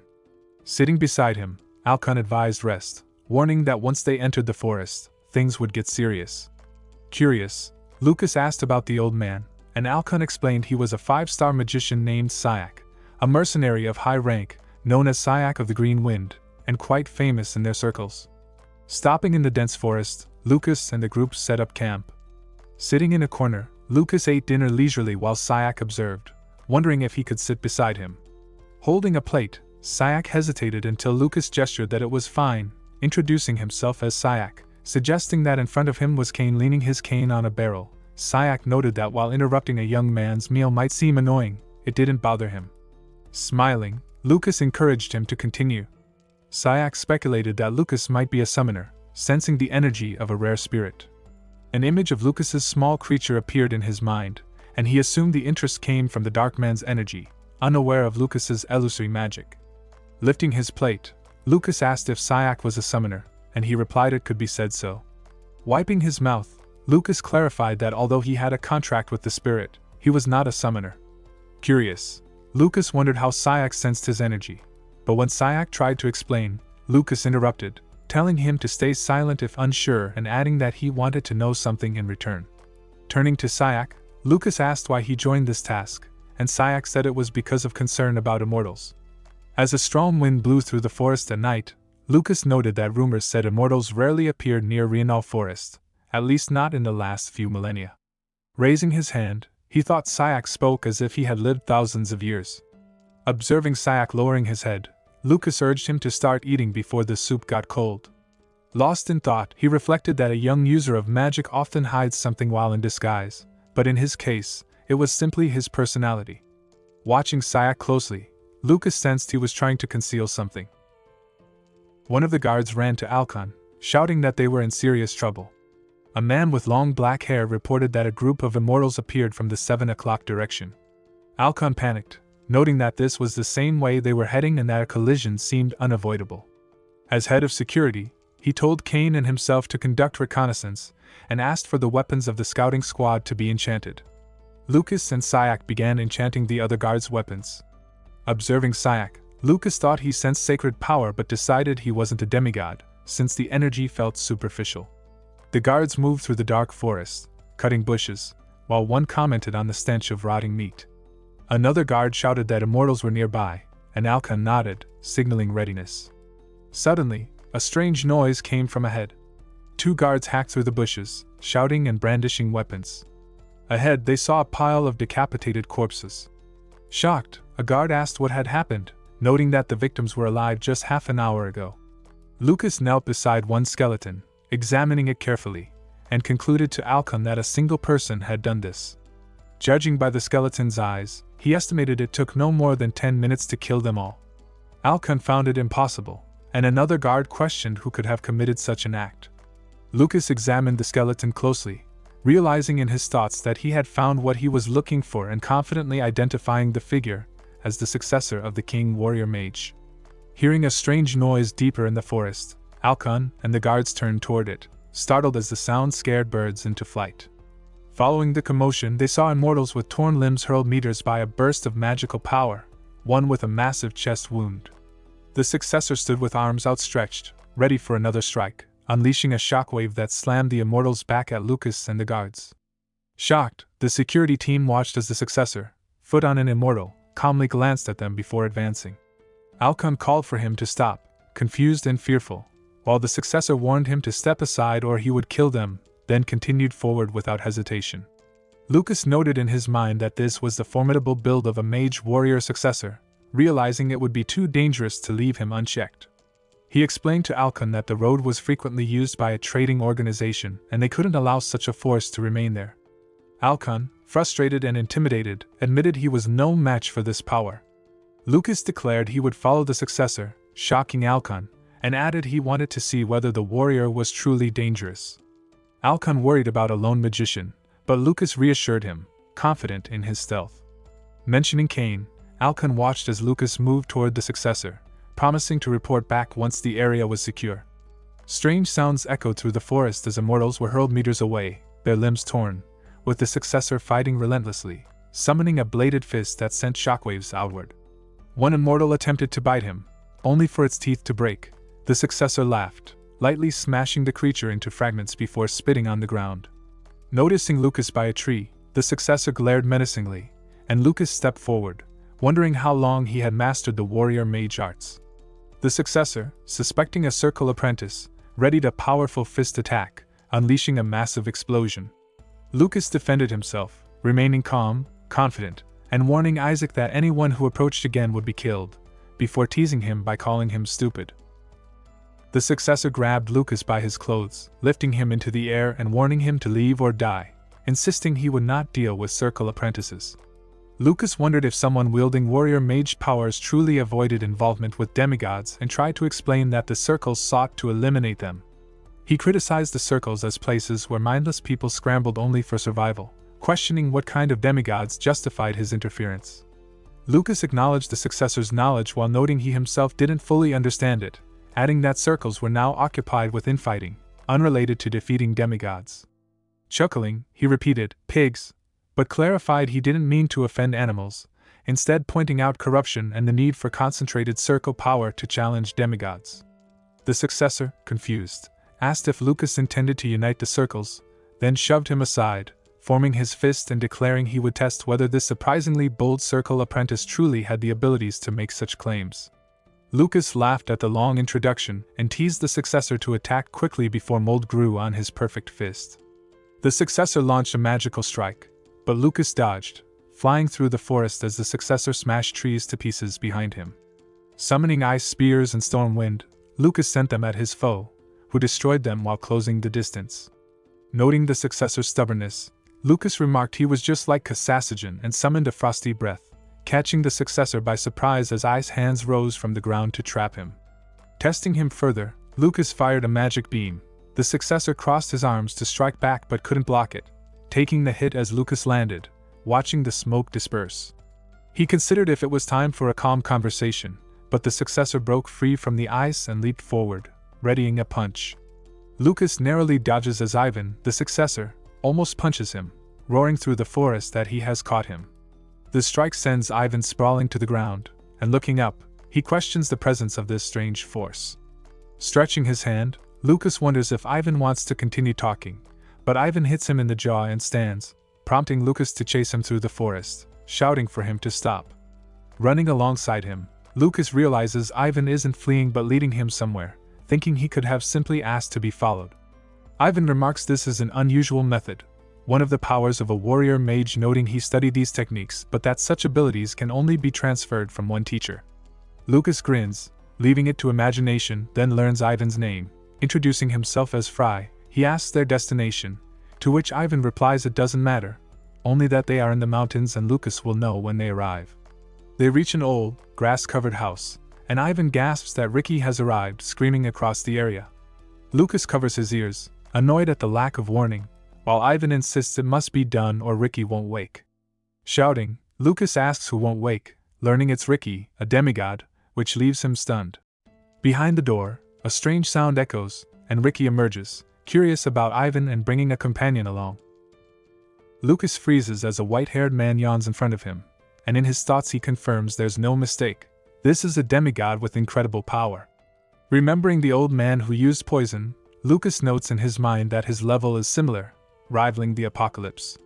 Ivan points at him, saying he came from the circle, which makes the demigod pause, then ask if he has completed all he was supposed to. Ivan affirms, and the gray-haired man invites them inside to begin the next stage, telling Ivan's companion to follow as well, shocking Lucas. He runs up and grabs Ivan's clothes, demanding to know why he, the successor of the warrior mage, joined hands with the demigod. Ivan wonders if he should go first, but Lucas angrily demands an explanation, warning he could kill him depending on the answer. Laughing, Ivan pushes him away, hinting the reason he's with Ricky should be obvious, declaring Ricky a traitor and stating his goal is the extermination of demigods, shocking Lucas further. Shouting, Lucas questions if he's expected to believe this, and Ivan replies that it's up to him, giving him time to decide. Following the demigod, Lucas enters the house and finds himself in a long corridor lined with knight armor. Lucas stares down the long corridor, wondering if it's a spatial distortion. Ivan asks what he means, and Lucas explains that the corridor is an expansion of a limited area, multiplied dozens of times through the distortion of time and space, noting that only those admitted could even perceive it. Ivan, frustrated, asks what he's talking about. They enter Ricky's small dojo, where the demigod instructs them to sit comfortably. Ivan comments he didn't think Ricky would allow Lucas in so easily, surprising him. Ricky tells him to observe Lucas, and Ivan turns toward him with a menacing glare. Ricky cuts an apple, noting that such a demeanor doesn't come from someone who's only lived 100 years, and remarks that Ivan brought an unusually interesting person. Lucas immediately suspects Ricky has betrayed the demigods, and the demigod, eating calmly, admits it's somewhat the case. Confidently, Lucas questions why he betrayed them, and Ricky says he doesn't need to know. Peeling the apple, Ricky explains he invited Lucas not to gain trust, but to assist in his plans, adding that if Lucas kills the apostle, the demigod will enter hibernation, leaving Lucas stunned and confused. Ricky turns to Lucas and says that during this period it would be possible to kill the demigod even with a simple throat strike, leaving Lucas puzzled by what he calls a pathetic claim. Remembering the mountains of corpses, Ricky explains that the recent surge of immortals is due to the apostle who created them being nearby, and he instructed Ivan to eliminate them all to provoke the apostle. Thinking of the immortals' faces, Ricky reveals that the apostle is somewhere in Rienal, prompting Lucas to repeat the city's name in surprise and start to question its significance, but Ricky interrupts, showing a photograph. Lucas examines it as Ricky identifies the figure as Oiden Friendiquid, an apostle of the demigod who commands death, also tied to the apocalypse. Lucas repeats the information in his thoughts, linking the apostle to the death controller, while Ricky declares that he and Ivan must destroy him. Lucas wonders what Ricky intends to do while he handles the demigod in hibernation. At that moment, Ricky smiled and remarked that unlike Ivan, Lucas was quite intelligent, while the muscular man quietly continued eating his apple. Lucas thought he was even more skeptical than Ivan, which made Ivan angrily shout in disbelief. Lucas wondered why Ricky didn't act on his own, since handling the apostle shouldn't be difficult for someone of his skill. Ricky explained that any direct action would be too obvious because the apostle's consciousness is linked to the demigod, and he can only intervene by killing the demigod. Revealing his betrayal would ruin the entire plan like a fragile bubble. Lucas considered that by eliminating the apostle, one could easily remove a demigod whose powers could devastate an entire city. Looking at the photograph, he pondered why they presented it as a simple solution. Ivan, swaying slightly, noted they were overcomplicating things and questioned whether dealing with the apostle was all that mattered. Lucas thought it wouldn't be that simple, recalling that he had once killed the apostle who controlled lightning. Ricky looked surprised as Lucas explained that although he wasn't an apostle of the apocalypse, defeating him had been extremely difficult. Ricky asked for clarification, realizing Lucas meant he had killed Indra's apostle. When Lucas asked about Indra, Ricky noted that only Indra could control lightning and challenged him to prove it. Lucas admitted he discarded the physical remains but pulled out a jar containing a clot of lightning energy from a crystal, asking if it would suffice. Ricky recognized it immediately as Indra's lightning, picking up his katana and acknowledging that such energy could only be obtained by eliminating the apostle, showing trust in Lucas far sooner than expected. Rising, Ricky said he would return soon, then used a strike with his katana to open a portal and entered it. After a while, the portal closed, leaving Lucas wondering where Ricky had gone. Ivan assured him he'd return shortly. Later, the portal reopened, and Ricky emerged holding a severed head. Shocked, Lucas knelt, inspecting it, and realized it was Indra, the demigod. Ricky grinned, noting that they shared the same goal and understood each other well, questioning if there was any reason not to join forces. Ricky tossed the severed head into the air and used his magic strike technique, cutting it cleanly in one blow and causing a small explosion. Lucas, witnessing it, was exhilarated and wondered why demigods created apostles. He remembered his own battles and quietly listened as Ricky explained that the power wielded by apostles couldn't match that of demigods, as creating subordinates capable of such strength was too dangerous. Bowing slightly, Ricky said the demigods had no choice but to limit this risk. With his arms spread, he reflected that over thousands of years, demigods had destroyed countless lives, though the race seemed unaware. He added that if a demigod acted alone constantly, they could vanish from the world entirely. Laughing, he wondered who could make a demigod disappear, answering that only God could. Lucas was stunned, questioning if he was serious. Against the cosmic backdrop, Ricky clarified that while he called him God, he wasn't the almighty people imagined, more like a great law governing the world. Lost in thought, Lucas touched his chin, wondering if it was a law of causality, while Ricky compared it to a perfect clot of energy maintaining the balance of existence, taking an apple from the basket. Ricky explained that demigods were only fragments of this greater force. Lucas, laughing, admitted that without Ricky saying it, he might have thought he was being recruited into a new religion. Ivan asked if a few demigods had ever truly disappeared, and Ricky replied that of those he knew, about 20 had passed into oblivion. Ivan, shocked, repeated the number aloud. Ricky, looking at both men, said that all they needed to do would bring them together in a month, not just with the race, but also with the 5 supreme beings, called apocalypses, and many other demigods. He set down a plate of sliced apples and explained that before that meeting, they had to destroy Oiden at all costs. Noticing Lucas's surprise, he asked him to sit and try an apple first, then clarified that the gathering's purpose was to purge traitors. Over recent decades, he had neutralized several hibernating demigods, and only a demigod like him could continue such work, though no one would realize it was him. Finally, he stated that all demigods with their apostles would converge there, and Oiden would likely be present, as after the meeting he and Nazdog would probably go into hiding. While eating an apple, Ricky explained that if the meeting proceeded, he would lose any chance to find them. Lucas, shocked, bit into an apple in silence. Ivan complained about the complicated language and asked what Ricky meant, then noted that their only option was to destroy the apostle. Lucas remarked that reaching this goal would require a way into Rienal, and Ivan said it was simple, pointing out that he noticed Lucas could fly. Lucas, shouting and looking intense, demanded clarification. Ivan explained that he could fly into Rienal and land there. Lucas wondered what would happen next, and Ivan admitted he didn't fully know. Lucas reasoned that even if they entered by air or dug a tunnel, they would still be intruders, but Ivan assured him that from now on, they would remain unseen. Lucas, turning to Ricky, realized he would attempt to catch the apostle with Ivan, and the demigod confirmed that this arrangement eased him greatly. Closing his eyes, Lucas projected an image of a tree in his mind and instructed Ivan to listen carefully. In the High Elf village stood a massive tree at the world's center supporting Rienal, representing life itself, connected to all the cores of Rienal, its trees, and spiritually linked to the goddess who governed all the world's trees. Lucas then asked Ivan how long he thought it would take for the intruders to be detected, repeating his name sharply. Ivan shouted in frustration, questioning what Lucas wanted and whether he had another plan. Lucas considered an alternative, recalling the old guard camp and wondering if there might be a way. One of the guards remarked they were ready to die, but paused as they reached the village. Alkan asked what to do since people couldn't enter, while another guard admitted he still didn't like elves. Syak silently observed, hearing a guard note they had moved quickly and avoided the immortals, and wondered how that was possible given the large man who had killed them all. Another guard admired the beauty of a high elf they had seen. Alkan told them to rest since the negotiations with the elves would happen tomorrow, and the guards agreed.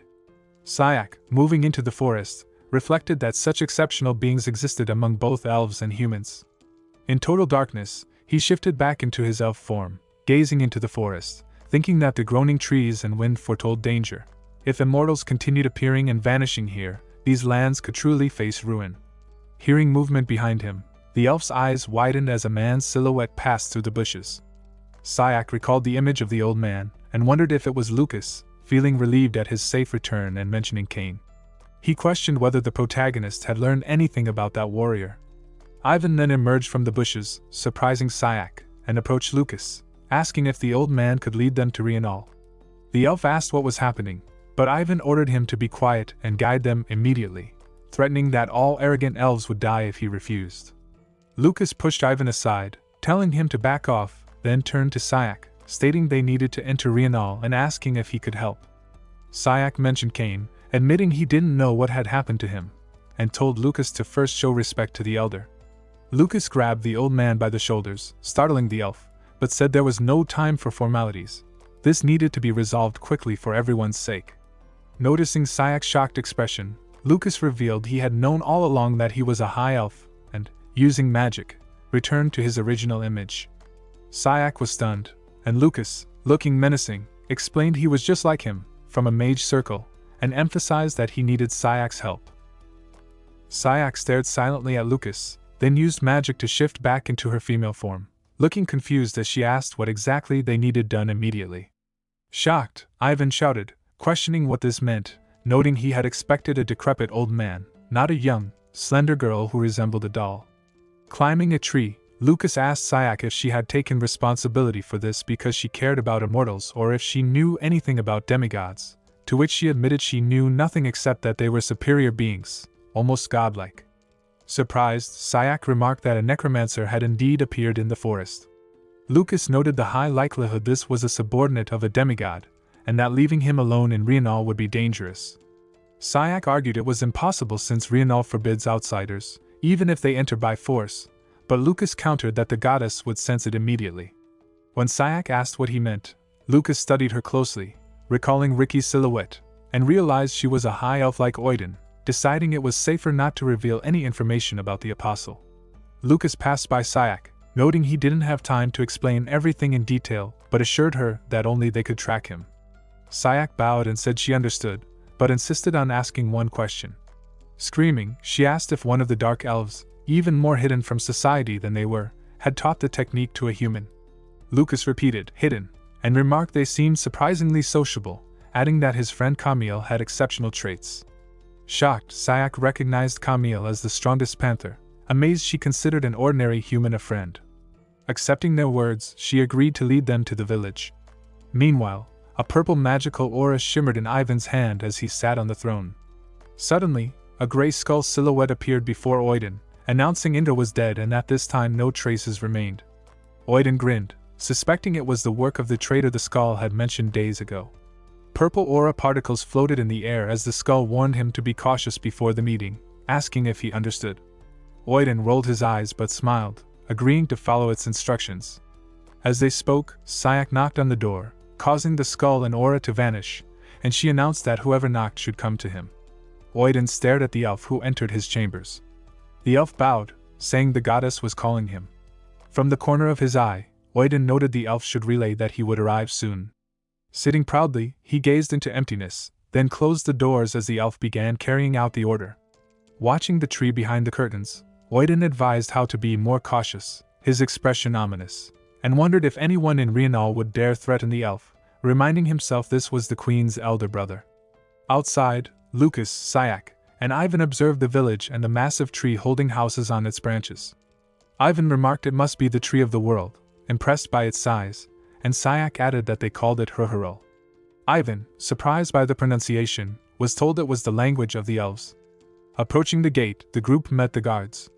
One spoke in Elvish, noting Sayak had returned faster than expected. Touching her hands, Sayak said nothing had happened, and when asked, the guard confirmed nothing had occurred during her absence. Ivan, puzzled by their conversation, asked Lucas what they were saying.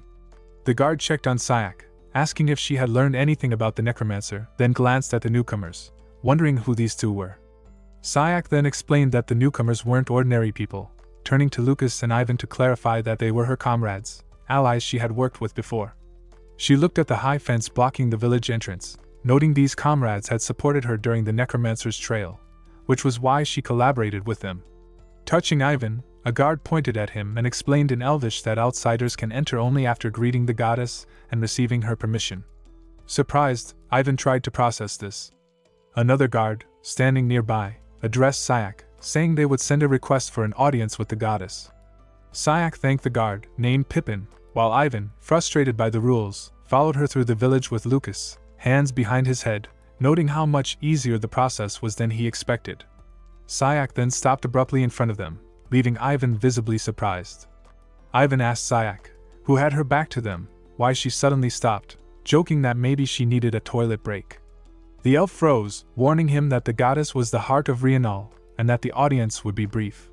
Picking his finger, Ivan wondered aloud what would happen. Sayak turned sharply, sweat on her cheek, and yelled at him to behave. Ivan laughed, saying his cold nature could seem rude, but Sayak insisted it was the truth.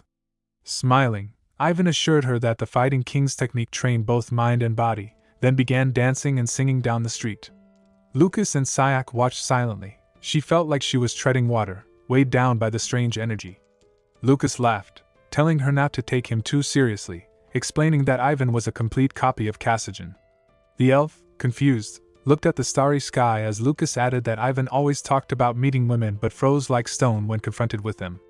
Arriving at the palace, guarded by many, the queen welcomed them. 2 elves waved large leaves toward her, introducing her as Snow de Frendequid, queen of all elves. Ivan froze like stone upon seeing her, and Lucas pointed this out to Sayak, amused. Standing by her throne, the queen introduced herself as Snow de Frendequid, queen of all elves. Lucas narrowed his eyes, realizing in thought that her surname matched Iden's, concluding that the apostle must be a blood relative of the queen.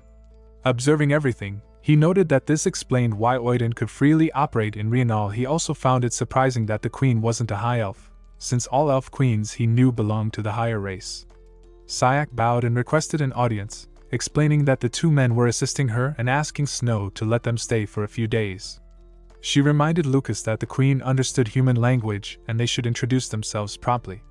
Sayak glanced at the petrified Ivan, wondering how long he'd remain frozen.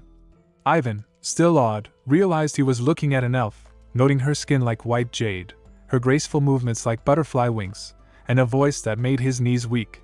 Beautiful, seemed insufficient. He then turned to Sayak, imagining her as a goblin, and whispered for her to introduce herself sincerely, which made Snow freeze in place. Ivan turned away, grimacing as he admitted to himself that seeing Snow made it impossible to think clearly. He reminded himself he was a warrior and forced himself to focus, closing his eyes and trying to regain composure. Sayak frowned at his pouting, thinking he acted like a thug, while Lucas grinned, amused by his friend's struggle. One elf pointed at Ivan, calling him ill-mannered, questioning how he dared behave so boldly. The elf queen Snow waved to the elf, who quickly apologized and stepped back. Lucas observed Snow, silently wishing that the forest's mercy endured and the sunlight always warmed the sky. He bowed before the queen, introduced himself as Fry, magician of the Caskal Empire, and thanked her for her hospitality. Surprised at his knowledge of elven etiquette despite his human origins, Snow granted them permission to stay until fully rested. Sayak promised to follow her orders, and the group headed toward the exit, Snow watching them with sincerity. At the table, Ivan eyed the food curiously, and Lucas explained it was dinner prepared by Sayak, prompting Ivan to grumble that even goats ate better. Lucas rummaged in his bag, asking if the elf village served meat on ribs, then pulled out jerky, offering some to Ivan, who was delighted and impressed. Sitting on the floor, Ivan happily held the dried meat, admiring Lucas' careful preparation. Ivan chewed on the dried meat and asked Lucas where Sayak had gone after bringing them here. Lucas explained she had many tasks to attend to, and Sayak herself wondered if Lucas enjoyed the greens, noting they looked fresh. Lucas thought the food tasted good, while Ivan admitted that communicating through thoughts was frustrating and asked Lucas to speak aloud. Lucas replied mentally that Ivan was slow because the elves' hearing was far keener than humans. Ivan glanced out the window at several watching elves, thinking to Lucas that the situation was tricky since Oiden was a relative of the queen. Lucas noted they lacked proof, and questioning him could appear rebellious. Ivan realized the whole village could turn against them, while Lucas reminded him mentally that, if Ricky was correct, the Apostle and Apocalypse required a mediator to communicate. Ivan enjoyed the jerky, guessing it might be whale meat, and asked mentally who the mediator could be. Ivan, still munching, wondered if Lucas intended to sit calmly and wait for Aiden to reveal himself, questioning when that might even happen. Lucas sits on a chair eating his greens, telling Ivan in his thoughts that the event might occur today or tomorrow. Ivan wonders how he can be so certain, and Lucas explains he's been eliminating immortals for over a week, which surprises Ivan. Imagining the body of the elf, Lucas tells Ivan the elf is a murder-obsessed devil and asks how long a blood-starved beast could survive in a village that smells only of grass, smiling maliciously at him. Suddenly, the door opens and a woman announces her arrival. Exhausted, Sake appears, and Lucas immediately notices something is off as she passes them. She explains she's been out all night and couldn't rest. Surprised, Lucas and Ivan watch as she plops onto the bed and quickly falls asleep. Ivan questions if she's too careless bringing two men to her home, and Lucas remarks she treats human men like pets. After finishing dinner, Lucas stands, moves his chair, and tells Ivan in his thoughts that he has some business to handle and will be leaving. After finishing dinner, Ivan wonders in Lucas' thoughts where he's gone. They had just eaten when Lucas offers to spar, and seeing Ivan's fierce gaze, he requests something from him. Lucas collects all the leaves from the basket while thinking Ivan should send a message to a friend, leaving Ivan puzzled about who should contact whom. Later, Lucas steps outside the village gates, sits cross-legged, and begins to meditate.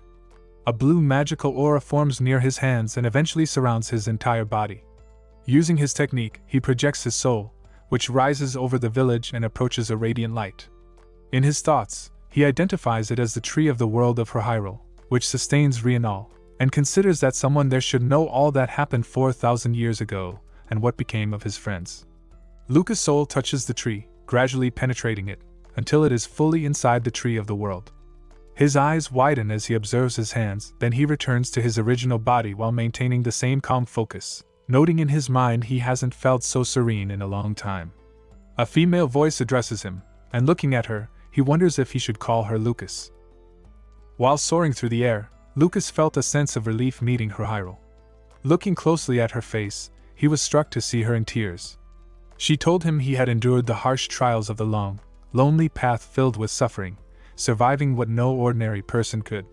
Lucas' expression grew somber as Hyrule wiped her tears with a delicate hand and, closing her eyes, asked what he wished to know. She added that though her powers were now restricted by the clan's demigod, she would share all she could. Lucas, with tears in his eyes, asked about his friend's final moments. Hyrule explained that, as she was connected to all the lands of the world, she knew everything.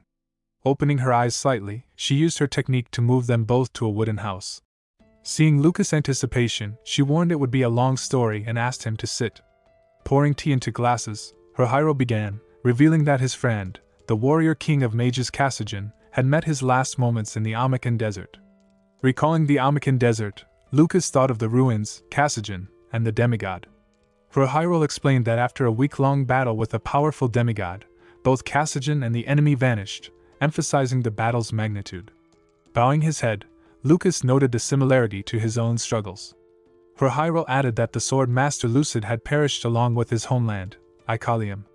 Curious about Shuizer, Lucas watched as the girl hesitated, raising a glass of tea. She admitted she was reluctant to reveal the full truth about the great sage Shuizer, suggesting some parts were better left unknown. Lucas, touching the glass, insisted he had to know, raising it to his lips and declaring he was heading to confront the self-proclaimed gods. Hyrule, noting his resolve, placed her palm toward him and advised he witness events firsthand to avoid bias. Lucas' eyes widened, and suddenly he found himself on a battlefield. Looking around, he heard strange, unintelligible sounds and saw Shuizer writhing on the ground.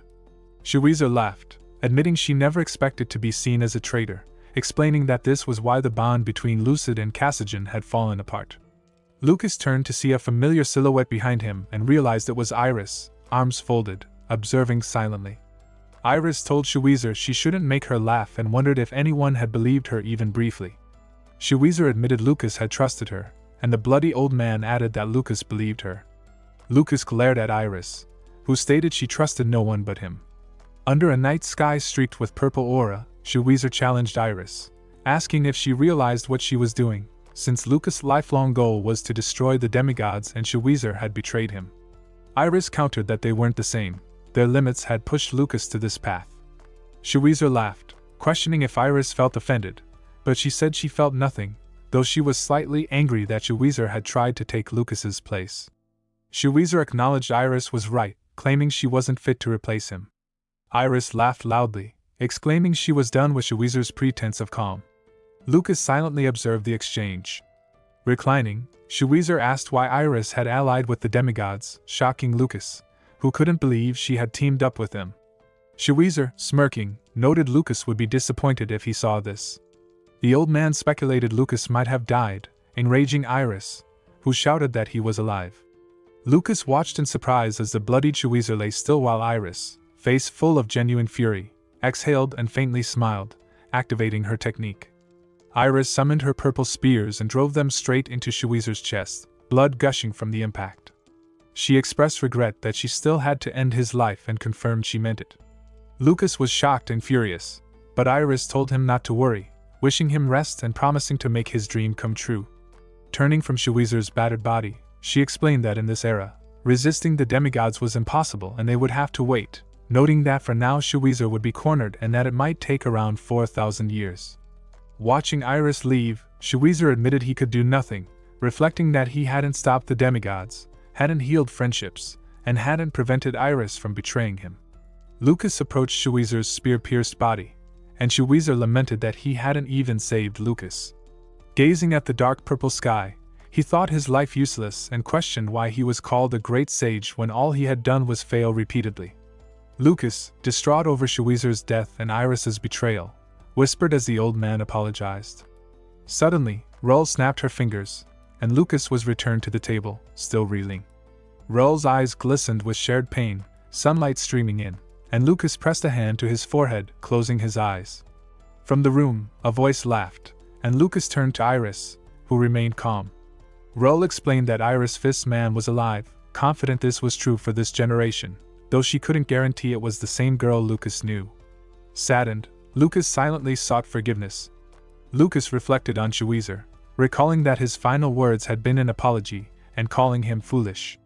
Clenching his fists, he admitted that his own failings had turned into those apologies.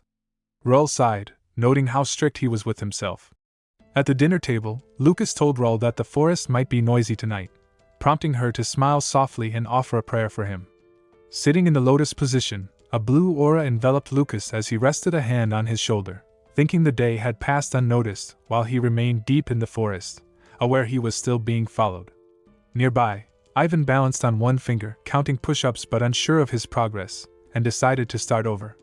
Hearing someone enter the house, Ivan asked if it was Lucas returning, to which he explained that meditation had taken longer. Using a special technique, Ivan reported that he had delivered Lucas's message, and the person promised to come when the sun fully set. Smiling, Lucas thanked him, then turned, declaring he would confront Oiden tonight. Ivan, landing lightly on the floor, said he would go wash himself.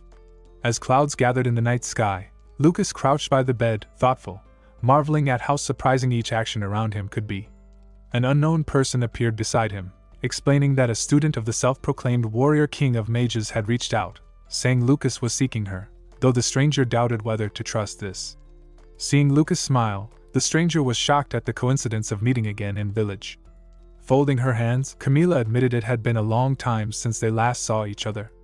Lucas invited her to sit, noting the surprising revelation that Oiden was a blood relative of the Elf Queen, clarifying that the connection wasn't direct, as an image of the Elf Queen appeared in Camila's mind. Camila explained that Snow was adopted, noting that in ancient times queens came from the Frid family, but this time there were no daughters. She added that the throne could not be passed to Oiden, since he was a man. Lucas put a hand to his head, understanding, and remarked that he knew queens were usually high elves, so seeing Snow not as one had surprised him. Camila clarified that Snow was indeed a high elf, a small race from the snowy northern regions. Lucas's voice came from the window, noting the story had many twists, which Camila agreed with, crossing her legs. She asked when he planned to act, and Lucas said today. Curious, Camila suggested she needed to quietly neutralize the observers assigned to him. Lucas smiled, confirming she understood, while Lucas watched, surprised. Camila added that reaching her required bypassing 8 observers, and if Lucas had come personally asking another, he likely had a request. Standing, she noted she was also a guest and they must make no noise, warning that if caught, she would claim he threatened her. Lucas smirked, saying she could do as she pleased, noting it was doubtful anyone would believe the strongest panther on earth feared a human. Lucas thanked Camila, who froze briefly, then placed her hands at her sides, wondering where he had left Isabel and why he came alone. Lucas revealed that Isabel was now replacing him as instructor for the circle members. Camila was amazed that the gentle child she knew had taken on such a role. Lucas explained that no one could predict what would happen. Isabel commanded the magicians not to touch the ground with their hands, to avoid showing weakness, and not to feel ashamed in front of their family, instructing them to repeat that they loved their clanmates and the circle. Surprised, Camila looked to Lucas, trusting him, and decided it was her time to leave. Standing at the exit, she warned Lucas to be careful, noting that Oiden was a summoner with exceptional abilities. She added that when a magician becomes an apostle, they lose most magical capacity, but summoning remained compatible with their powers. Lucas thought that this made Oiden very different from Lucas, possessing powers akin to the apocalypse. Holding a cup of tea, Oiden became lost in thought, first noticing girl pouring tea, his gaze curious. When Oiden stood, she wondered what he intended, and suddenly blood gushed from her mouth. Oiden approached and pierced her, his cold, focused gaze masking his reason. Using a powerful aura, he tore her body into pieces, madness in his eyes. She called out to the excited Oiden, asking if she could leave if he needed nothing further. Oiden said she could, then leaned back, lost in thought, baring his teeth, freezing in place as he threw a mug to the floor, acknowledging his limits. He realized that the powers of the demigod controlling death left him unable to suppress his overwhelming urge to kill. With a basket in her hands, Sayak walked forward with a gentle smile as Oiden followed, his face contorted in horror with veins bulging on his forehead. She turned to ask why he was walking around at such a time, and he replied that he was glad to see her smiling, suggesting she must be tired from her endless work. Sayak explained that she had to do it since she was the one who brought outsiders into the village. Oiden then asked if these outsiders were helping her hunt the necromancer. She admitted the situation was strange, as rumors claimed the necromancer was hiding right there in their village. As she spoke, Oiden decided internally that he had to kill her. He lunged, and a powerful gust of wind slammed Sayak to the ground, causing her to scream in pain while clutching her thigh. She looked at Ivan, who was standing with his back turned, and demanded to know what he was doing. He coldly told her to be quiet, explaining that he had just saved her life. Behind him, the image of a creature appeared, which Sayak identified as a high-level wind spirit, leading her to wonder if Oiden was attacking her. Oiden then expressed his surprise that the stranger Sayak had brought was a warrior magician capable of destroying his dear immortals. Ivan scoffed at this nonsense, questioning if being from the Queen's family gave Oiden the right to do whatever he pleased. Oiden simply smiled, stating that it wouldn't matter since they were all about to die anyway. Ivan threw a punch that Oiden narrowly dodged. Ivan then taunted him, asking if his head was working correctly and offering to fix it. Enraged, Oiden declared himself a member of the noble elven family Frud and called Ivan a lowly commoner. Ivan retorted that Oiden was nothing more than one of 6 demigods. As a confused Sayak watched, the ground began to crack around them as Oiden admitted he was dying to kill someone. A violet aura erupted from the earth, forming into monsters. Sayak looked up to see Oiden on a tree branch and had a horrifying realization. He was the necromancer who summoned immortals. One of the creatures appeared behind her, but Ivan destroyed it instantly, telling Sayak to stop standing around like a pillar. She observed that these immortals were far stronger and more numerous than any she had seen before, fearing the village was in grave danger. Ivan effortlessly destroyed another monster, and explained that he knew Oiden would eventually reveal himself. He told Sayak she was now a witness to Oiden using divine powers, which proved he was an apostle. Ivan mentioned that Fry had warned them that attacking the Queen's brother without concrete evidence would bring ruin upon them all. Shocked, Sayak understood that Ivan had deliberately provoked Oiden to expose him. Oiden leaped down from the tree, calling the immortals his cute friends with the aroma of death. Ivan sneered that the disgusting creatures were a perfect reflection of Oiden himself. Annoyed, Oiden created a magical seal, but was suddenly engulfed in a massive fiery explosion that threw him to the ground. In severe pain, Oiden was stunned by the 6 or 7-star level magic. Just then, Lucas appeared, casually apologizing and advising Oiden to watch his step. When Ivan asked what took him so long, Lucas joked that he was delayed in the toilet. He then looked at the stunned Oiden and declared him much more disgusting in person than he had imagined. Sayak realized their insults were not an act but their true feelings. Furious, Oiden yelled that he would destroy them, slicing his palm to activate a blood seal on the ground. Ivan noted that Oiden had gone mad, not only serving a demigod but also signing a contract with the devil. Lucas, however, seemed intrigued, remarking that he didn't expect to see this entity here. A huge creature then materialized before them, which Lucas called Azura.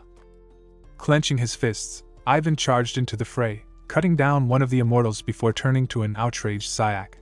He ordered her to stop getting in the way and leave immediately.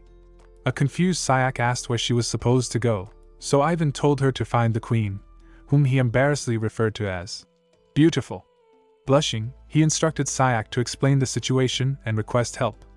Noticing how strongly his heart seemed to beat at the mere thought of the queen, Sayak promised she would be back soon and ran.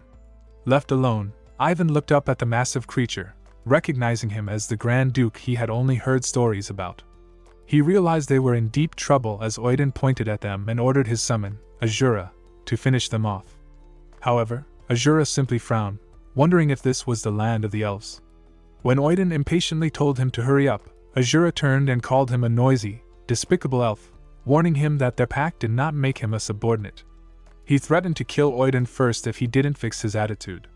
Honoring the agreement nonetheless, Azura turned his attention to the heroes and raised his leg to attack, ordering them to disappear. Unfazed, Lucas identified him as the great prince of the devilish world and the lord of the hell of horrific deaths. Azura's foot slammed down next to Lucas, the impact creating cracks in the ground and sending a shockwave that scattered the remaining immortals and knocked Oiden to the ground. Surprised that Lucas knew who he was, Azura gripped his hammer as Lucas simply smiled and commented that Azura's memory was worse than he thought. Finding the man's gaze strangely familiar, Azura unleashed a sphere of powerful energy that enveloped Lucas, causing him to scream in pain. As a frightened Ivan begged him to come to his senses, a large portal opened behind Azura, transporting them to another realm where dead souls circled Lucas, calling him a living person. Azura demanded to know who he was, but Lucas retorted that he had asked first. Amused, Azura called him stupid and explained that they were now in the hell of horrific deaths, a place where he could destroy both body and soul with a single finger. Lucas calmly stated that he understood the situation perfectly, and when their attacks clashed, Azura was surprised by his opponent's strength. Sitting casually on Azura's massive hammer, Lucas revealed that he was the person who once helped him observe everything from the very top, asking if Azura truly didn't recognize his savior simply because his appearance had changed. A malicious smile spread across Azura's face as the dead souls laughed. He remarked that Lucas had become fragile and mentioned hearing that he had died fighting a clan. Lucas said there was no time for greetings and that he was here to collect a debt. Annoyed but bound by honor, Azura agreed to fulfill any one wish. Lucas asked for the location of Iris founder, stating that Azura must know due to their past agreement. Azura admitted that he no longer knew, as she had unilaterally broken their contract after teaming up with the demigod. Horrified, Lucas listened as Azura explained that Barbatos and Zafar were also there when it happened.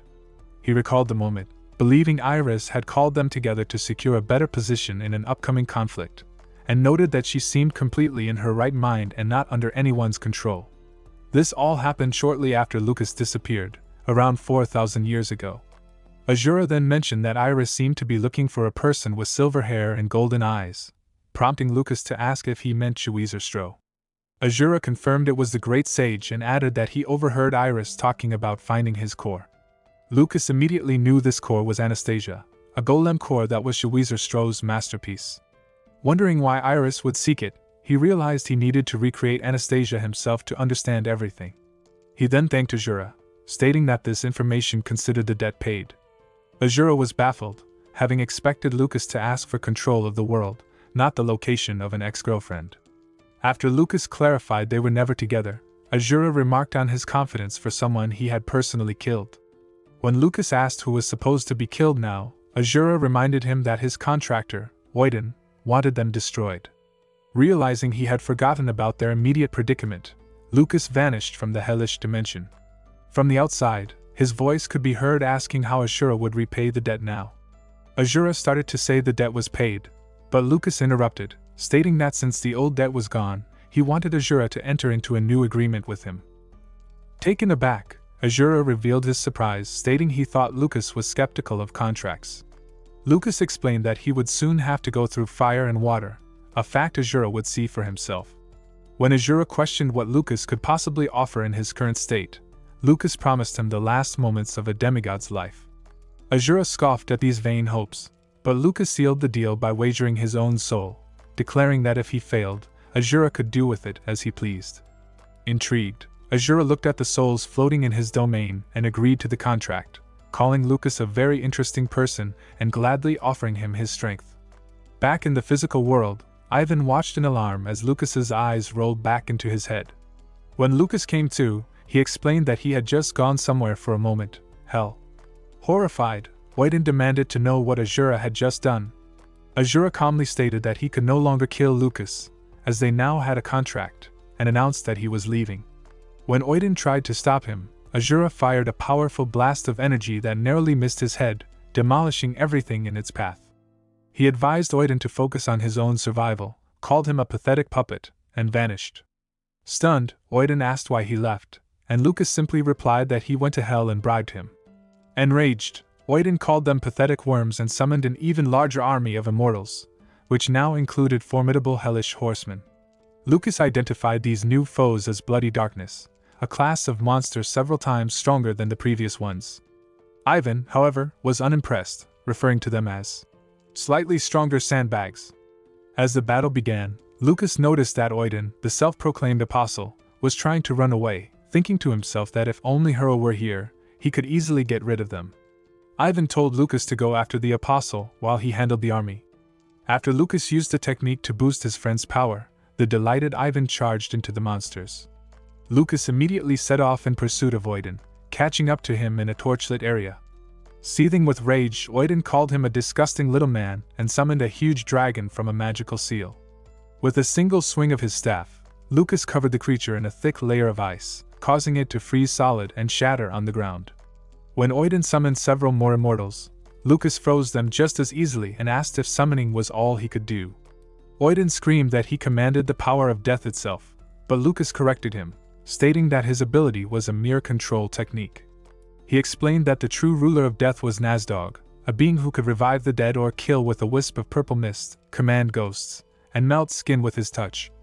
As Oiden tried to ask what his point was, Lucas struck him so hard that blood gushed from his mouth. Clenching his fists, Lucas looked down on him in disgust, declaring him far too weak to truly be an apostle. Suddenly, a purple glow enveloped Oiden's artificial eye, and he screamed, raising his hands and addressing the great Nazdog. A mysterious entity materialized above his body, and Lucas realized with dawning horror that Oiden had actually summoned the demigod. Looking at the fake eye, Lucas understood why he had never been able to find Nazdog's traces. The entity opened its eyes, and an immense pressure washed over Lucas, making it difficult to even breathe. He knew without a doubt that this was one half of Nazdog. Kneeling before his master, Oiden declared himself the demigod's apostle and complained that he had summoned Nazdog to protect his honor after Lucas insulted him for being too weak. Nazdog found this amusing, remarking that while he had chosen his bait hastily, he hadn't expected it to be discovered so quickly.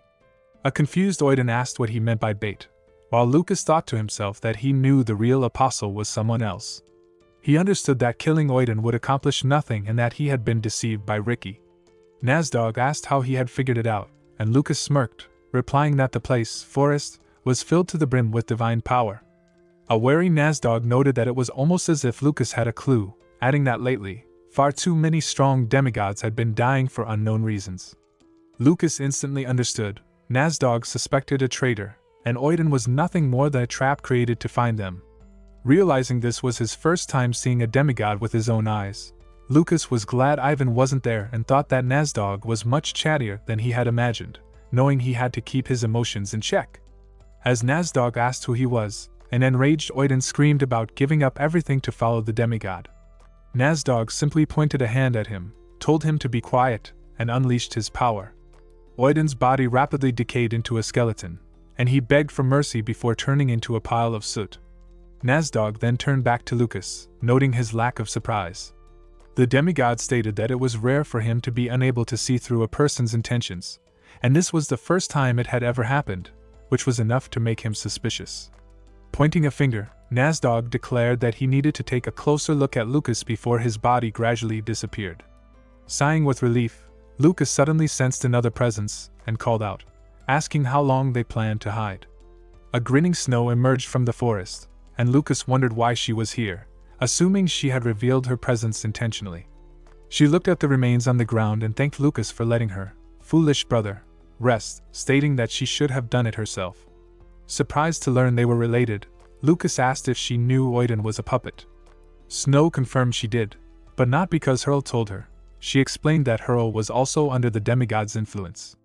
She revealed that she learned it from the same person who told Lucas. He accused her of clumsily testing him, so she revealed her knowledge of the demigod Ricky, whose domain was the power of swords, and assured Lucas that she was on his side. When he demanded to know who she truly was, she laughed, asking if he didn't recognize the Queen of all elves. Lucas insisted that wasn't what he meant, but their conversation was cut short by a powerful earthquake-like vibration coming from below. They approached a cliff and were shocked to see a gigantic, complex magic circle covering the ground where a fierce battle was taking place. Surrounded by mountains of monster corpses, a tired Ivan stood powered by his orange mana, thinking only of how hungry he was. His thoughts were interrupted by sounds from the village, where a massive purple magic circle was forming in the sky. Watching from a cliffside, Queen Snow concluded that Nasdog must have implanted a seed in her brother, Oiden. Lucas and Ivan were horrified by the sheer scale of the magic, and from the circle emerged a colossal, undead dragon with protruding bones and glowing turquoise eyes. As the monster appeared, Snow donned a white, feathered bird mask. Instantly, her light curls darkened to black and wove themselves into a neat braid. Now transformed, she sensed the village was in danger, while Lucas stared in complete shock. She explained she would help, telling the bewildered Lucas that the janky mask was necessary to hide her distinctive appearance, as beauty could sometimes be an inconvenience. The dragon unleashed a furious stream of blue magical energy, devastating the village below. A group of elves, led by a blonde Syak, arrived with mages and archers to defend their home. They launched a coordinated volley of magic and arrows, but the attack left the colossal beast completely unscathed. One of the elves remarked that their squad was too small, and Syak lamented that this was all happening in the absence of the Hurl Guard. The dragon attacked again, destroying more buildings and forcing the defenders to flee for their lives. Syak shouted for everyone to retreat, watching in horror as she realized the entire village was on the verge of being destroyed. Suddenly, an unseen force slammed the dragon's mouth shut, and the massive creature crashed into the ground, raising a wall of dust. It was Ivan, glowing orange, standing on the dragon's skull after delivering a powerful blow. He complained about how terribly strong the monster was as Syak and the others recognized him. As Ivan jumped down, the dragon was suddenly bombarded by a storm of ice arrows that exploded on impact. The elves watched in shock, assuming a large army of mages had arrived. Lucas then appeared, and Ivan immediately asked him what happened to Oiden. Lucas confirmed he was dead, stating that only this terrible monster remained. The dragon rose from the rubble, swinging a massive bony paw directly at them. As Ivan braced for the hit, a new silhouette with a long tail intercepted the blow, furiously striking the dragon again and again. It was Snow, who landed gracefully in front of them. A bewildered Ivan asked what was with her new hairstyle, which he thought looked like a bird's tail. She told him to stop whining so they could focus on eliminating the dragon. The elven squad recognized her as Mrs. Sadhna of the Hurl Guard and shouted their thanks. Lucas noted with concern that even her second identity was famous. Ivan found her even more impudent than Syak, and Lucas quietly wondered if this new ally could truly be trusted. Overhearing him, Snow asked indignantly if he couldn't have imagined her in a better light. As the dragon let out a furious roar, Lucas grinned and told her that if she was so dissatisfied, she could always introduce herself again. The three heroes then took their stances. Snow held a blade while gathering green mana, Ivan charged his fists with orange energy, and a perfectly calm Lucas faced the colossal lizard, his eyes glowing with blue power. The three heroes prepared to work together, launching a coordinated final assault on the dead dragon that towered menacingly over the battlefield. Below, the elven squad of mages and archers could only watch in stunned horror, their mouths agape as they anticipated the worst possible outcome. An elf turned to a shocked Syak, asking in bewilderment if she was the one who had brought these incredible people here. Watching Ivan furiously strike the beast with his bare fists, the blonde elf had to admit that she had never even heard of such powerful fighting techniques. Fueled by his orange mana, Ivan's intensive barrage of blows was relentless, and with a final, mighty strike, the dark-skinned warrior successfully tore off one of the dragon's massive bony paws, earning a pained and menacing roar from the creature. Seizing the opening, Snow, in her guise as the warrior Sadhana, began to sharply swing her blade, leaving ethereal blue streaks hanging in the air with each movement. With her swift and precise actions, the elf queen managed to slice the dragon's other bony paw into pieces, leaving it crippled. Seeing his chance from above, Lucas descended upon the lizard, decisively swinging his artifact. Noticing this new threat, the dragon let out a loud roar, but Lucas was faster. Sticking his free hand forward, glowing with a powerful flow of mana, he abruptly activated a gravitational explosion.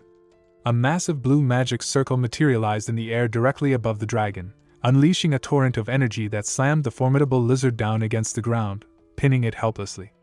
The dragon, now completely engulfed in the powerful flow of magical energy, began to emit a deafening roar, its bony mouth opened wide in agony. Wasting no time, Snow drew her sword from its sheath and ran towards the immobilized monster. Soaring gracefully above the dragon, she swung her sword in a swift, clean arc, leaving a deep cut on its neck before softly landing on the ground a short distance away.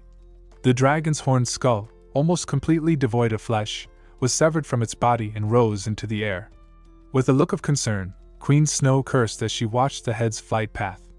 The skull, with its half-open fanged mouth, flew directly at the terrified Sayak, who was frozen in place, unable to even move. Her eyes were wide with fear as the grotesque projectile hurtled towards her. Just as the skull was about to crush her, Ivan arrived in the nick of time. Raising his leg high, his teeth clenched from tension, he delivered a powerful kick fueled by his orange mana. He screamed furiously, his burning yellow eyes locked onto the monster's head as his foot connected, sending the massive skull flying off to the side and kicking up a cloud of dust. The group of elves watched in terrified silence from a safe distance. Flushed and covered in sweat after the powerful attack, Ivan exhaled tiredly before turning to Sayak. She cast a worried glance at him and asked what he wanted. He simply requested that she serve them meat for dinner. A week later, events in the village, which was built around a giant tree, had moved forward. Lucas and Ivan now stood in the grand hall before Queen Snow, who was seated imposingly on a wooden throne, propping her chin with her hand. She looked at the dark-skinned warrior with a grin, and clarified if his name was really Ivan. Lucas looked on in bewilderment as Ivan, frowning with his eyes shut tight, began to tremble and refused to answer. Without opening his eyes and flushed with embarrassment, he yelled questioningly, asking if Snow wasn't being too careless for a queen. He loudly demanded to know how she could invite two men into a closed room without any security. She simply demanded that he speak with his eyes open. Ivan thought to himself that he couldn't possibly do that, as his consciousness would become clouded at the sight of her beauty. When Queen Snow declared that her own abilities were enough to protect herself, Ivan finally opened his eyes and shouted at the girl in the bird mask, recognizing her as the ill-mannered warrior Sadhana, not a queen. Looking piercingly at her guests, Snow stated that, as the queen of the elves, she wished to express her gratitude. She specifically noted that Lucas had helped rebuild the destroyed village in just a few days, admitting it was hard to believe a human could possess such a powerful purifying technique. Cutting through the formalities, Lucas suggested they move on to the real story, asking who she truly was before revealing that he was an apostle of Ricky. An annoyed Ivan shouted in the background, but Lucas's gaze remained fixed on Snow. She calmly declared that she was the last ice elf on the continent. Her people had been destroyed by the demigods, and she had accepted Ricky's offer because it was impossible to even get close to them otherwise. Lucas grinned, calling her careless for revealing her story so easily, pointing out that they could be puppets of another demigod. Snow replied that she didn't trust them because of who they were, but because Hurl's mother trusted them, and she had heard that Lucas had met her in the spiritual world. Agreeing that gratitude should be more than just words, Snow stood from her throne and beckoned them toward an arched doorway, promising to give them what they needed. She led them down a long staircase, deep into the roots of the great tree. The lower they descended, the more lush plant life appeared. Snow noted that they were the first humans to ever set foot in this sacred place, the roots of their mother. They finally arrived in a cavernous space filled with various trees, where round, glowing lights hovered in the air like fireflies, which Lucas corrected were spirits. They stood before a small tree with red, grape-like fruits. Snow explained this was the basis of the mother, and after picking a fruit, she offered one to each of them. Ivan took it tremblingly, irritably reminding her that he wouldn't forgive her if it was just grass. She corrected him that it was a fruit, to which he angrily shouted that it was the same thing. Lucas quickly intervened, explaining that this was no ordinary fruit, it doubled one's mana reserves. He decided to put his away, explaining that for a human to eat it without special preparation would result in a week of mortal pain. Snow called him boring for being so cautious. Before Lucas could react, he looked on in horror as Ivan, ever impulsive, stuffed the entire fruit into his mouth and chewed. A moment later, Ivan felt a severe, sharp pain. His yellow eyes flew wide open and he fell to his knees screaming, his body enveloped in a storm of powerful mana.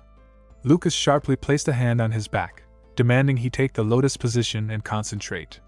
He explained he had extracted some of the mana, but it would soon return with a new, more powerful blow. Ignoring him, Ivan screamed at Snow, accusing her of giving him poison. Lucas rudely ordered him to shut up and continue concentrating. All the while, Snow watched the spectacle with a malicious smile, happily concluding that the village would be quiet for a week. As Ivan furiously showered her with death threats, she took off her bird mask, appearing once again as the blonde elf queen. She looked straight into his embarrassed eyes and said that it was very interesting to tease him. In his pained and flustered state, Ivan was sure that Snow was a monster in female form, trying to catch him and devour him whole.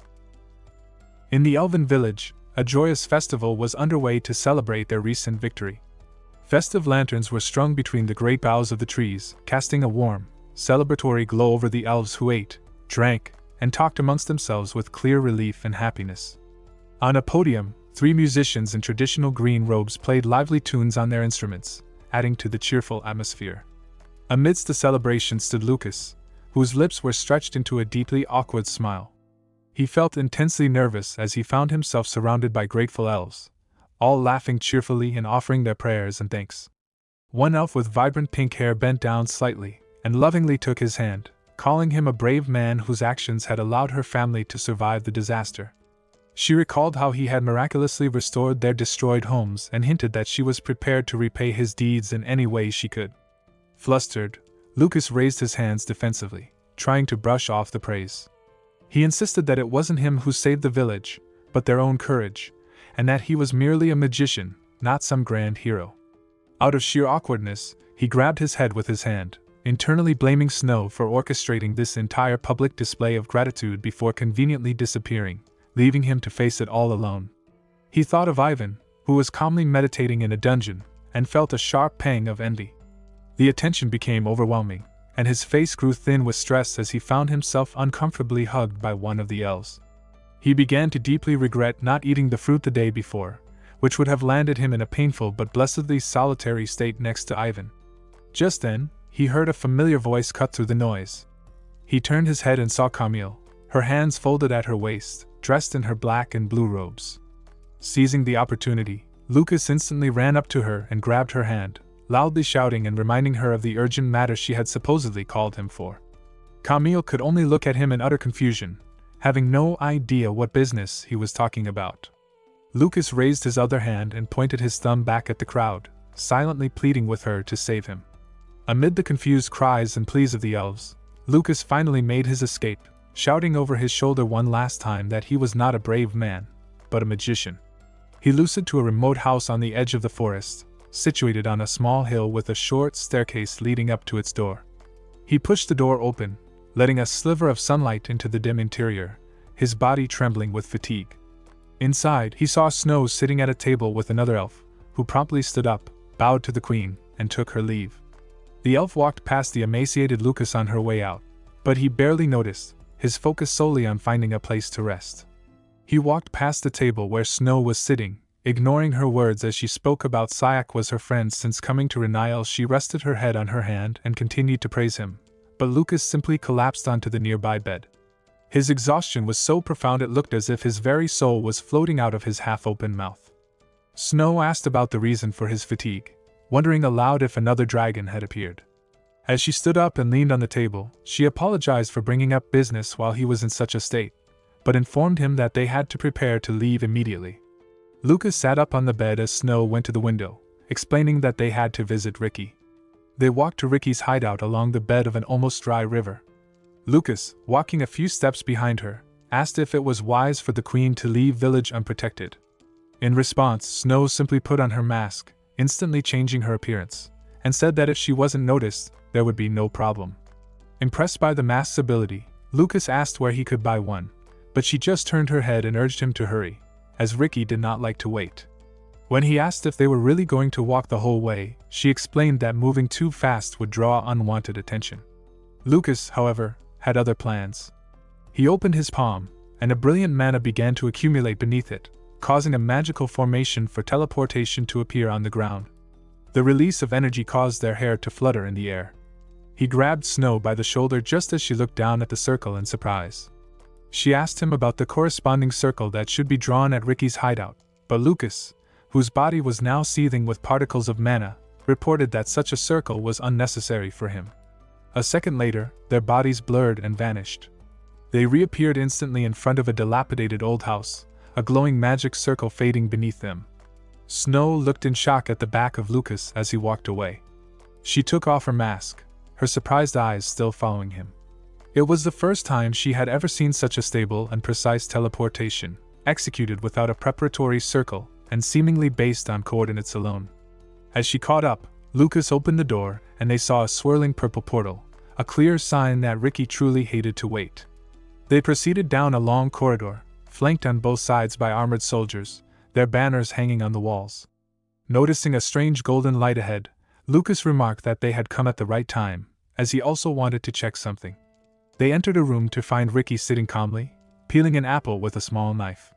He invited them to sit, and while Snow immediately did so, Lucas remained standing. He looked down at the demigod and stated directly that Oiden had not been Nasdog's apostle. Ricky didn't look up from his task. He simply handed over a plate of sliced apples, remarking how delighted he was to learn of such a simple method of concealment, though his face expressed no admiration at all. This casual, dismissive attitude snapped something in Lucas.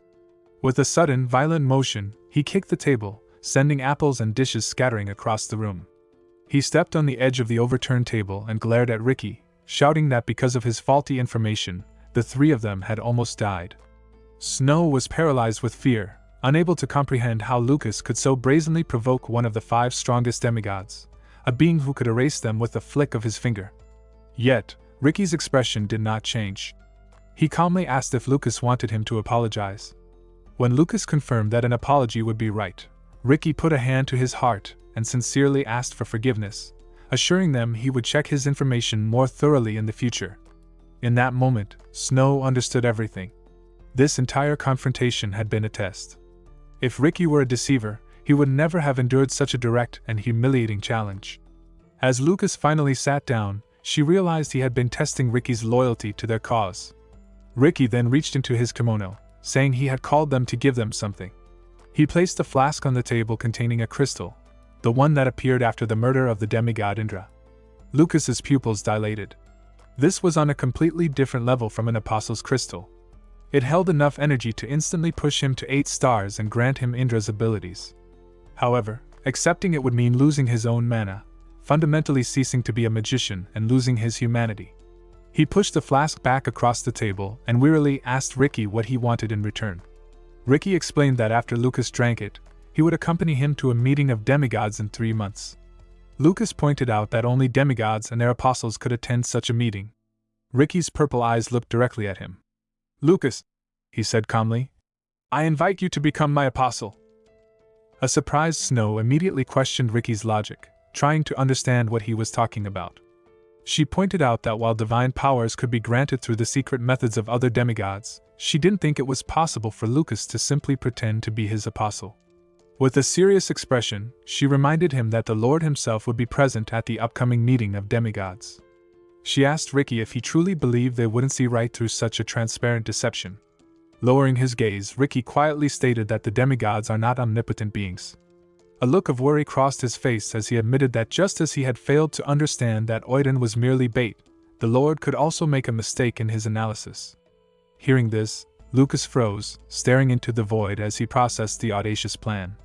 He picked up the flask containing the crystal, wondering if Ricky seriously wanted him to drink its contents and attend the most dangerous gathering in the world while pretending to be his loyal subordinate.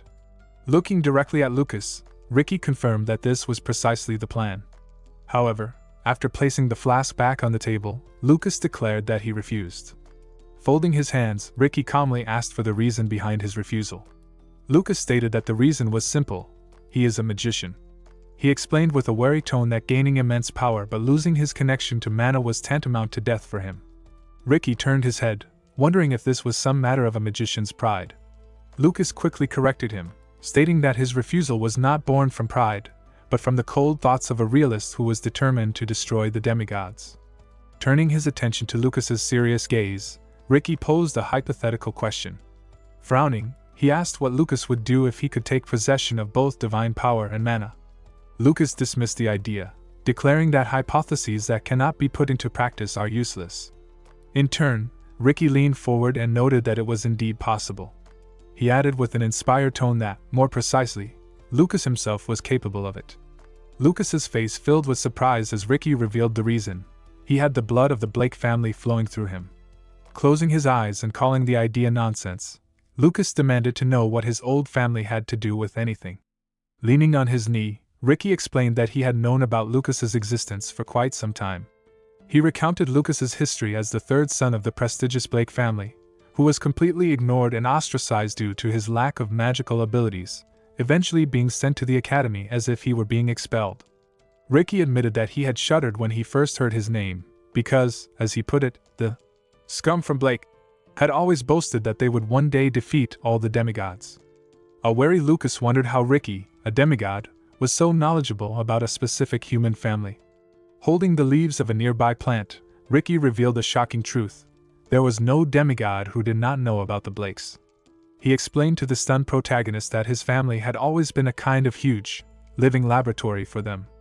An image flashed through his mind of a facility where organisms were grown in huge capsules, as he explained that research into the interaction of divine power with humanity had been ongoing for a very long time.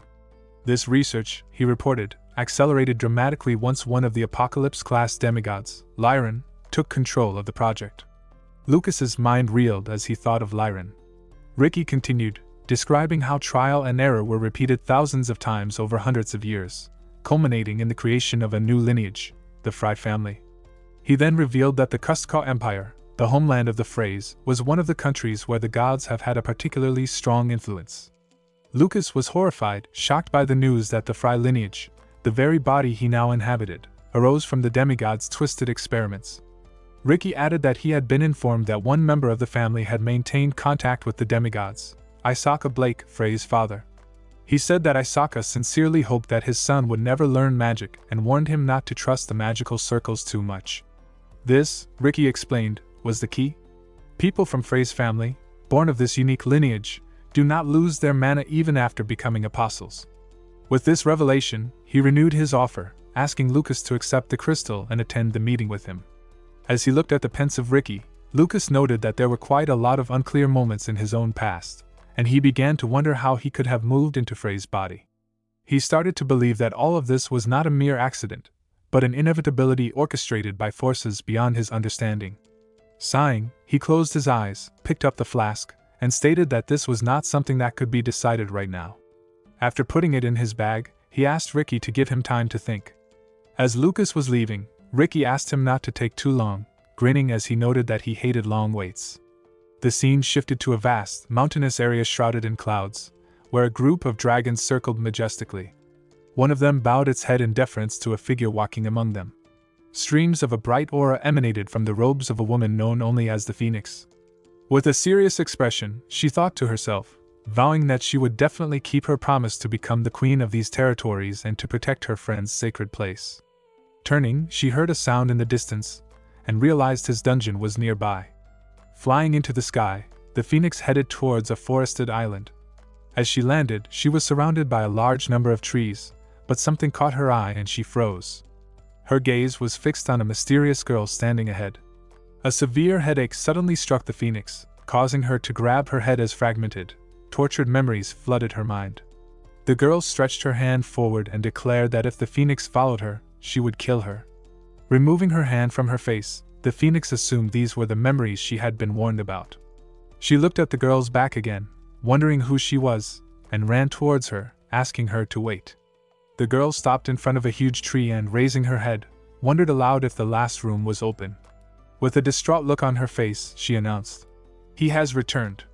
The phoenix's face was shrouded in surprise. Stretching out her hand, she tried to find out who the girl was talking about, screaming for her to answer. But as she ran up to her, she watched as the girl simply disappeared, leaving behind only the faint remnants of an aura. The phoenix was left completely shocked, looking around and wondering who that mysterious woman could possibly have been. With Ivan deep in a meditative trance, his arms and legs folded in the lotus position, Lucas turned to Snow and announced his intention to take over the space for a while. He held up the crystal flask, explaining that if he consumed the demigod's essence, it would likely take about a week to fully metabolize the mana and integrate the new power. Snow simply told him to do what he felt was best. With her hands folded, she mentioned that he could also eat the food and drink the water she had left next to Ivan. An outraged Lucas glanced at the provisions, thinking that because of the sheer amount of sweat Ivan had produced during his ordeal, the humidity in the dungeon had increased to the point that something had visibly grown on the food. Looking at the laughing Snow, he demanded to know what kind of horror she had left for them, noting that Ivan was a man who had practically only eaten meat since birth. Before he could finish, Snow interrupted, asking if he found the situation funny. Setting off to leave, she wished him well, saying she hoped he would survive so they could see each other again. Alone now, Lucas sat down in the lotus position, his mind consumed by the implications of what he was about to do.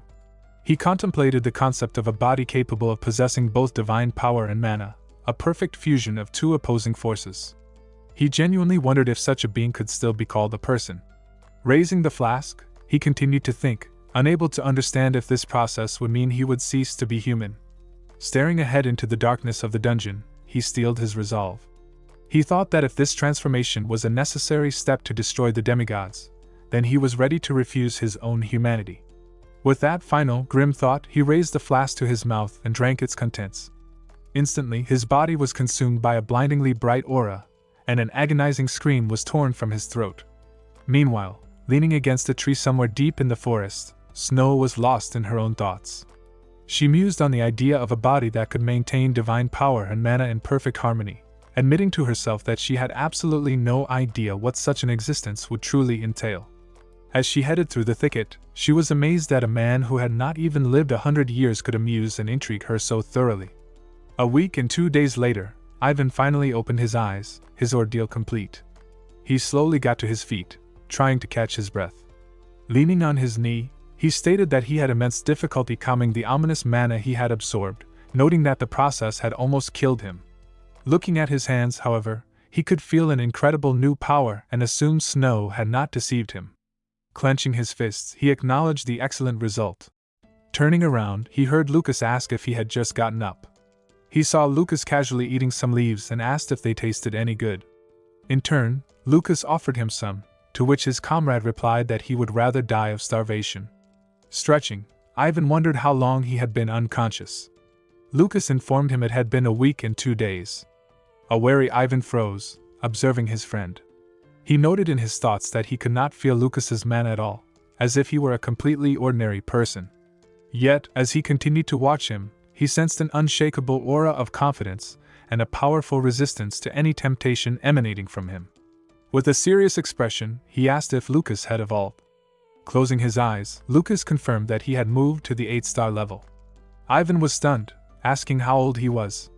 When Lucas replied that he was 20 or 21, Ivan declared that from now on, he would call him his older brother. Sitting down next to him, Ivan assumed that their common task was now over. He stated that it was time for him to gradually finish what he had started and pursue his own quest, to find the legacy of Cassigen. An image of various magical artifacts appeared in his mind as he relayed the words of his master, the past successor of the warrior magician, who had a disgusting character but was terribly strong. His master had told him that to surpass the legendary Cassigen, he would have to find all 3 divine artifacts that once belonged to him. Lucas then told Ivan about Ricky's proposal for him to become an apostle and attend the meeting of demigods. A taken aback Ivan remarked on the absurdity of the plan, asking if Lucas was now a hybrid capable of using both divine power and mana. With an embarrassed expression, Lucas confirmed that was the case. Ivan stared into space for a moment before noting that his friend's life was also disgustingly unlucky. Just then, an elven guide appeared at the village gate. Lucas asked her to take care of his foolish friend and show him the way to forest. Before they parted, Lucas called out to Ivan. He spoke of a period for a circle meeting, in about a year and a half, a very important event where all the most important people from each magical circle would be present. Ivan said he knew of it, and Lucas smirked, declaring his intention to go there and turn everything upside down. He reminded Ivan of his words that the circles had become pigsties, and stated that they needed to do a general cleaning to get rid of the stench and put everything back in its place. When a puzzled Ivan asked what his part in this was, Lucas grinned and said he wanted to make him a special guest. Hearing this, Ivan began to laugh heartily. They bumped fists, agreeing to meet in a year and a half to do just that. After Ivan departed, Lucas rejoined Snow. He turned to her and asked what she wanted this time, but she simply approached him, reminding him that when she is in disguise he should call her Sadhana. He replied that her energy felt exactly the same, which is why he couldn't tell the difference. Averting her gaze, Sadhana became wary, remarking that he looked like a completely different person now and suggesting it was the power of the crystal. She confirmed she would go with him to Ricky's, and they teleported, appearing before the old, musty house.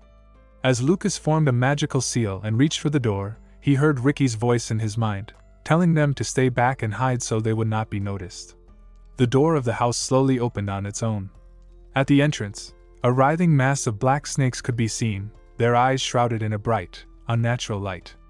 A woman stood in the doorway, those same snakes coiled on her head like hair. Baring his teeth, Lucas called the situation strange. The woman said she was sure she felt mana nearby.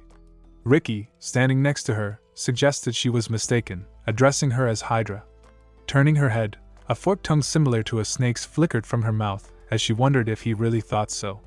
Hidden nearby, Lucas watched with a worried expression, knowing he was looking at another demigod. Hiding in the bushes near Ricky's hideout, Snow leaned on Lucas and tried to catch her breath, but a slight rustle gave away their position. The snake-haired demigod, Hydra, immediately looked in their direction, her senses piqued. Ricky moved quickly to intercept her, creating a distraction. In an ominous voice, Hydra said she could feel a distinct energy coming from the forest. Ricky claimed it was his apostle, then quickly backtracked, feigning disappointment, and reminding her that the Lord had ordered all demigods to hide from their apostles for the time being. Hydra agreed this was the case but remained suspicious, noting that her eyesight was excellent. She pointed out that Ricky's apostle was an elf, and that the bait Nazdog had used recently was also an elf, finding the coincidence too strange to ignore. Realizing she had uncovered his betrayal, Ricky's demeanor shifted instantly. With a blade technique so swift it was almost invisible, he cut off Hydra's head. As it fell, she mockingly confirmed his identity as a traitor. However, she did not die. Her body dissolved into a swarm of small, laughing, snake-like particles that flew off in multiple directions, with one chirping that they needed to tell someone named in to receive praise. Ricky unleashed a devastating sword technique, cutting most of the particles to pieces, but two managed to escape. From the bushes, Lucas watched as her green blood corroded the very ground it touched, realizing it was a deadly poison. He was amazed by Ricky's speed, recognizing it as a so-called apocalypse sword technique.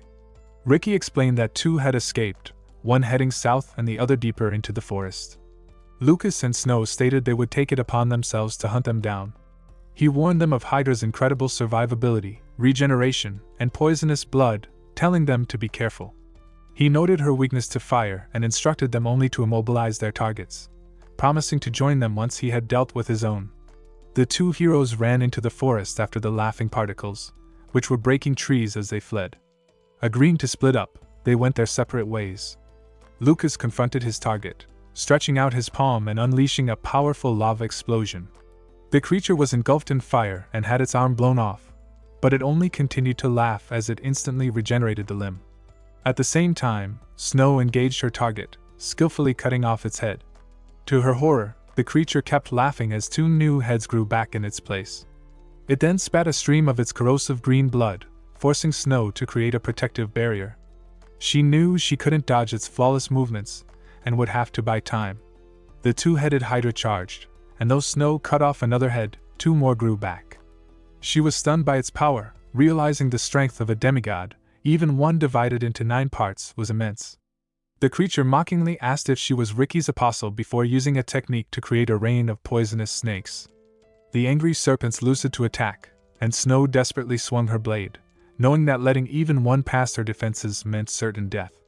The assault was relentless, each snake feeling as heavy as 1,000 stones, and the sheer force of the battle knocked her mask off.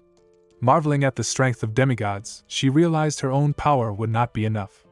Exhausted and giving up, she stabbed her blade into the ground, tears in her eyes as she apologized to Lucas in her thoughts for failing to even buy him some time. As the snakes flew towards the defeated Snow, a brilliant protective ball formed around her. The Hydra looked away, confused by the sudden, bright light, believing the sun had somehow appeared. But it was Lucas, who appeared in a flash before the creature. Raising his hand, he summoned another, miniature sun, a blazing orb of pure magic. He directed the technique towards the Hydra, unleashing a powerful surge of light and heat. The creature, amazed by the incredible power, let out a final scream before it was completely vaporized. In her thoughts, Snow was amazed that Lucas had defeated a demigod so easily, and she felt a pang of sadness, believing she had become a burden to him. Lucas descended from the air and recalled his 4,000 years of captivity in the abyss, where his only entertainment was to think about magic. He realized that the high-speed abilities he now possessed were the result of that long contemplation, acquired upon reaching the 8th star, a level far different from what it was 4,000 years ago. Holding the exhausted Snow in his arms, he declared in his mind that with this power, he could finally defeat the demigods. As he held her, Snow looked up at him sadly. In the aftermath of the battle, Snow looked at Lucas and noted in her thoughts that he didn't seem tired at all, suggesting that his powerful technique had required very little effort. Just then, a portal opened and Ricky stepped out. He looked at Lucas in surprise and wondered aloud if he had killed his target. When Lucas gave a positive answer, a stunned look crossed the demigod's face as he processed the fact that Lucas had actually destroyed his opponent instead of simply immobilizing it. As the evening sun began to set, Ricky sighed and said they needed to return to his shelter. Back at the hideout and sitting at a table, he stated that it would not be possible to hide the death of Hydra for long. He explained that Ananta, the Apocalypse-class demigod who controls poison, would find out about it very soon. Ricky told the shocked heroes that they were now on a strict timeline. They had only 3 months left before the great meeting of demigods. He looked directly at Lucas, whose face was shrouded in the shadow of a lamp, and said that his decision was needed. Lucas, holding a glass, replied that he had already drunk the crystal's contents but had not yet tested the divine powers within. Ricky found it amazing that he could subjugate the powers of a demigod on his own, to which Lucas simply said it wasn't that difficult. The plan was set. For the next 3 months, Lucas would train to use only divine power, completely suppressing his magic. An outraged Lucas wondered why, but Ricky explained that while the Lord is not omnipotent, he is incredibly shrewd. It was absolutely necessary to use divine power to completely block any trace of mana remaining on Lucas's body to avoid discovery. Grabbing his blade, Ricky announced the beginning of a training that he warned would be very difficult.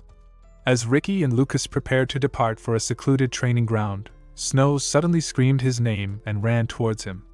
She hugged him tightly, leaving Lucas momentarily stunned by the unexpected turn of events. With a confused expression, she explained that people say you do this when saying goodbye to someone you trust. Lucas laughed, remarking what a shame it was, and joked that if she had done that to Ivan, he would have fainted while foaming at the mouth. Snow assumed they were saying goodbye for a while and admitted she would miss them. Ricky sighed, noting that when humans say goodbye, they rub against each other like this, adding that he still didn't understand this form of life at all. With a soft smile, Snow asked Lucas to be careful. He closed his eyes and sweetly told her to say hi to Ivan and Camille for him, asking her to tell them he was sorry for leaving without saying a proper goodbye. 2 months later, their intense training culminated in a fierce battle. With lightning speed, Lucas lucid towards Ricky, a stream of bright, divine aura forming in his hand. He stretched his hand forward, directing the powerful technique at the demigod. Ricky stood his ground, and a storm of energy sparks erupted around his body. Lucas bared his teeth, forming another charge of aura in his hand before hanging in the air and creating a massive energy cloud above himself. He directed all of this power down onto Ricky, the resulting technique creating a huge crack in the ground and a powerful surge of aura. As the huge cloud of dust began to settle, Ricky, who had now drawn his sword, looked up at Lucas floating in the air. With a smile, Lucas asked if his drawing the sword meant that the training of divine powers was complete. A wary Ricky responded positively. Hearing this, Lucas hung in the air and began screaming with joy. Ricky watched the joyful protagonist, noting in his thoughts that he never imagined he could achieve such a high level of control in just 2 months. He had always thought of Snow as an incomprehensible genius, but Lucas had surpassed even her. Sheathing his sword, he informed Lucas that they would be attending the meeting as planned, and that they were moving out right now. They set off for the kingdom of Lunable, planning to use a teleportation stone since, as Ricky explained, Lucas's body was not yet capable of withstanding the rigors of a demigod space-time transfer unless he wanted to turn into a puddle.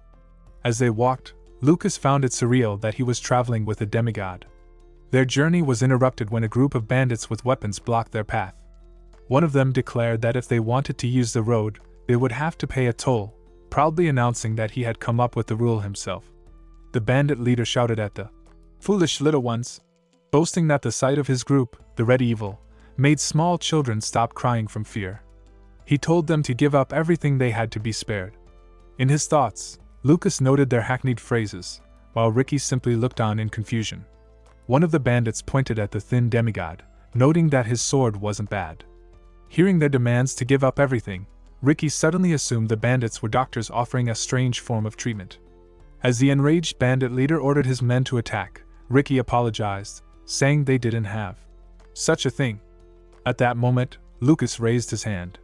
With a simple snap of his fingers, the bodies of the bandits were covered with powerful flashes of aura, and they collapsed, screaming in intense pain.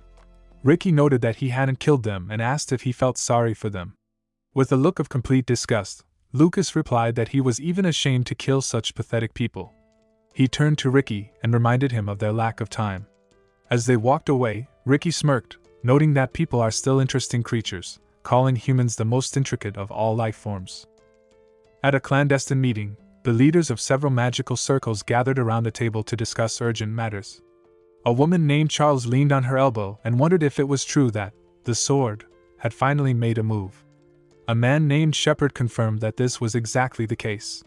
He glanced thoughtfully at Charles, the second in command of Fistfounder Amlet, noting to himself that although she looked like a little girl, she was actually a vampire who had lived for over 100 years and still gave him goosebumps. The group confirmed that the target's destination was a city called Pilot.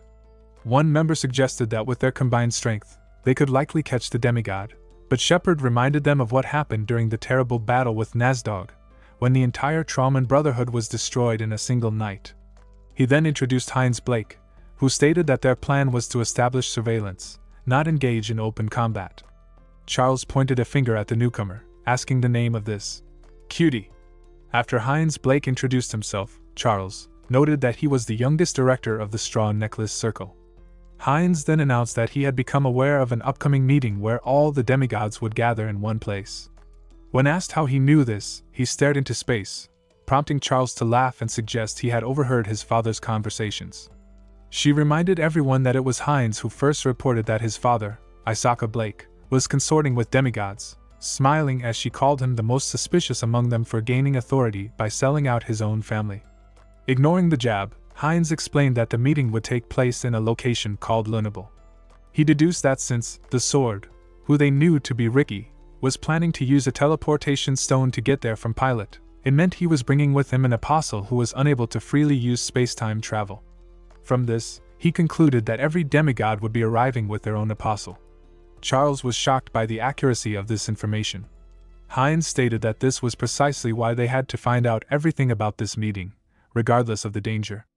The leaders exchanged glances, acknowledging that a gathering of this magnitude was unprecedented and that something incredibly important would be discussed. Heinz admitted that spying on demigods was tantamount to suicide, but Charles simply smiled, showed her small fangs, and said that if any of their agents failed, she could simply shut their mouths permanently. Meanwhile, Lucas and Ricky arrived at a castle in Pilot. Acting as a mercenary, Lucas handed a note to a guard, introducing himself as a B-rank mercenary named Kane. After a quick inspection, the guard cleared him. The guard then asked Ricky for his name card. The demigod confidently handed it over, stating that he was a D-rank mercenary named Ricky. Lucas's face filled with shock and concern when the guard announced he had also passed the test. He wondered to himself if Ricky was an idiot for making a fake document with his real name on it. Noticing Lucas's expression, Ricky asked if something had happened, but Lucas hesitantly said it was nothing. After walking through the busy streets, they went straight to register for the teleportation stone. Later, in a tavern, Lucas noted that the teleportation wouldn't be active for 3 days, which was annoying. As they sat together, he remarked that they were lucky, as being abroad meant that if a picky demigod got into trouble, he could end up with his hands and feet tied for weeks. Ricky, having finished eating, stated that he was going to walk for a little while. When Lucas asked why he was going alone, Ricky casually replied that he was heading to the Blake family estate. He explained that the Blakes likely already knew he was in the city, and if he didn't go to them, they would find him. He also added that he might be able to find out the direction of the demigod Lyran, suggesting that Isaka Blake, Frey's father, could be her apostle. Lucas was stunned into silence. He knew that the circles were aware that Isaka had joined hands with the demigods, but they never suspected he could be an apostle because he could still use mana. This ability was a family secret of the Blakes, a weak point in the circle's intelligence that Heinz Blake had never reported, despite betraying his father's other secrets. Lucas wondered what his brother was truly up to. Ricky leaned in close and whispered that he had something equally important to tell him. They were under surveillance. He explained that someone was watching them with the help of tamed spirits, which was why Lucas hadn't noticed them.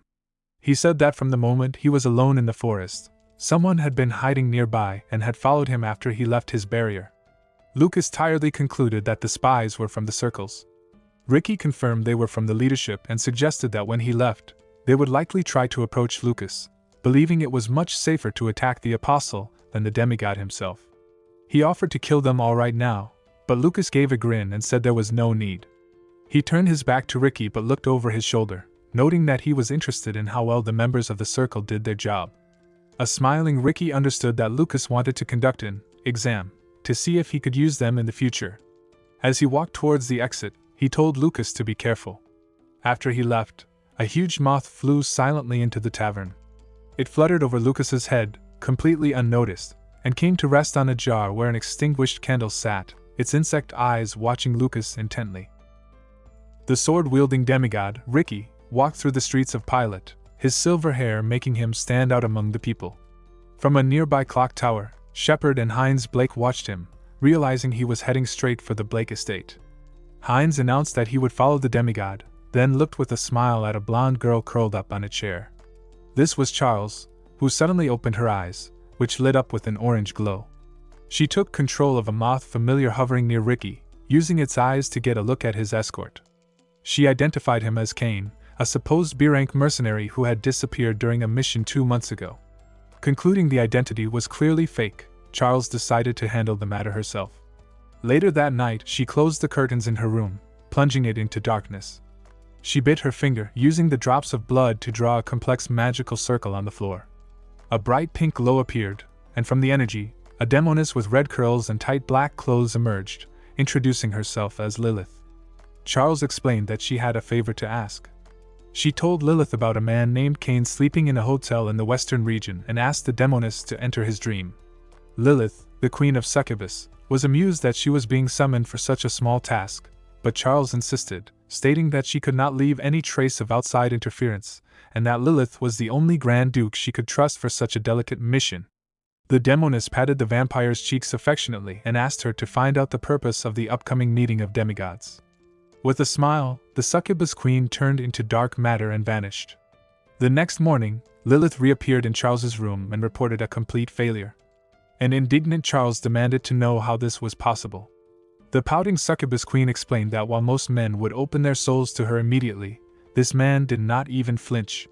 She humorously suggested he might have men's health problems or was saving his virginity to become a great magician, but she quickly dismissed these ideas.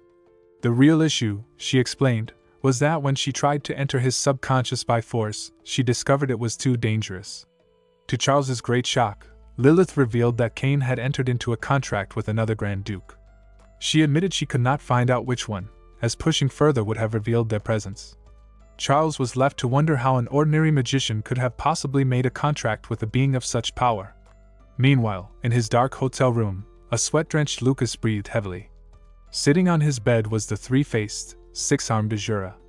Lucas admitted that he never imagined the succubus queen herself would be sent into his dream to extract information. He thanked DONGHUA for being there to drive the demoness away, confessing with some embarrassment that if he had looked at her even out of the corner of his eye, a dangerous situation would have occurred, as he has a weakness for middle-aged ladies. DONGHUA, overcome with anger, waved his 3 pairs of arms and declared his disgust for the frivolous behavior of that dream devil, before dissolving into the air. Alone, Lucas reflected on the night's events. He deduced that the Grand Duke who had sent the succubus must be Charles, but that the command came from the vampire Charles, whom Ivan had told him about. He realized with some discomfort that these were his future comrades, so he could not harm them, but explaining the complex situation would be nearly impossible. Later, the sky was clear as Ricky returned from his visit to the Blake estate. He stated that he was unable to obtain any information, as neither Lyron nor Isaka Blake were there. He did, however, meet with Lucas's second older brother, Heinz, as he was about to leave. Lucas, deciding it was better not to tell Ricky that Heinz was a member of the Circles, wondered what his brother's faction had already become. Ricky then looked at his companion with slight concern, asking if anything had happened while he was gone, as the Circles were supposed to have approached him. Lucas, throwing a bag over his shoulder, simply said that they were acting more cautiously than expected and that they would make their move when the time came. They left the hotel and traveled to Lunable, arriving in its largest city, Lupe. Ricky then revealed that the meeting of demigods would not be held here, which surprised Lucas. When asked why they had come, Ricky said he had some business. He then closed his eyes, confirming that they were still being followed. Lucas looked around in dissatisfaction, noting the Watcher's annoying persistence. Ricky said he wasn't going to kill them, as they might be useful in the future. Instead, he said with a malicious smile that he wanted to try to react like a person for once. Before a taken aback Lucas could ask what he meant, the demigod sharply shouted, "Run!" and quickly lucid forward, disappearing into the excited crowd and leaving Lucas to follow. As Lucas ran after him, he and Ricky lucid along the road as fast as they could, trying to escape their pursuers. Following them were Charles, Heinz Blake, Shepard, Jafer, a team of the Circle's finest. The 4 ran along an empty street among the brightly lit houses, but at one point, they all stopped, breathing heavily, having lost sight of the demigod and his companion. Charles clicked her tongue in dissatisfaction, concluding that they had missed them because the pair moved too quickly. In a furious tone, she ordered everyone to split up, declaring that the men could not be allowed to escape. With that, the squad scattered in different directions. Having successfully broken away from the chase, Ricky and Lucas slowly wandered through a shaded alleyway littered with garbage and boxes. The young man concluded that they had managed to escape, and the demigod closed his eyes happily, remarking that sometimes it's fun to act like a person. As they approached a sturdy, unmarked door, Ricky invited Lucas to go inside and get the mask he needed. He warned that there would be a man inside wearing an old hat, and explained that this mask would be able to completely contain his divine powers, which was necessary to properly hide his identity for the demigod meeting. When Lucas asked in bewilderment why he wasn't coming with him, Ricky calmly replied that the man behind the door was a subordinate of the Lord. If they walked in together, the man would immediately understand that Lucas was Ricky's apostle. Following the instructions, Lucas entered the building alone and began to go down a long, twisting staircase, at the bottom of which something orange was shining. He walked down the steps, surprised that such a hidden place existed in the city of Lupe. When he finally came to the bottom, he walked through a wide arch and found himself on a street right in front of a small, quaint building. Upon entering, he was surrounded by various objects on shelves and assumed he was in some kind of antique shop. He stopped, noticing the fragments of a metal body hanging from chains, and as he was looking at the unusual installation, a voice was heard from behind him, welcoming him. The guy turned around in surprise, not having felt anyone's presence, and saw a blonde woman in glasses and a red hat. Before he could respond, another voice was heard from a curtain opening to the side. A man in green clothes and a hat emerged from the darkness, a satisfied grin on his face. He patted the woman, Ailey, on the back and said she could go. He then headed towards Lucas, sat down on a round stool, and introduced himself as Hector, welcoming the young man to his haberdashery store. Having examined the unusual man, Lucas noticed the old hat, and realized this was the person Ricky was talking about. Hector picked up a theatrical mask with a black tear trailing from one eye and asked if this was what he had come for.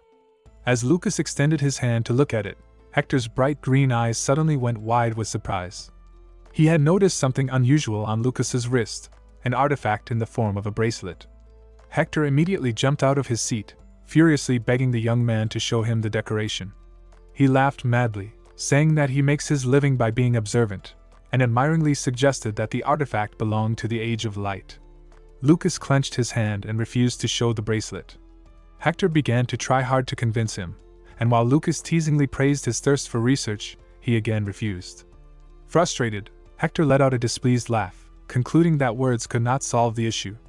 Suddenly, to Lucas's astonishment, the man, mad with curiosity, bowed piously on his knees, begging to see the bracelet just once. Lucas now understood what it meant to use words other than words.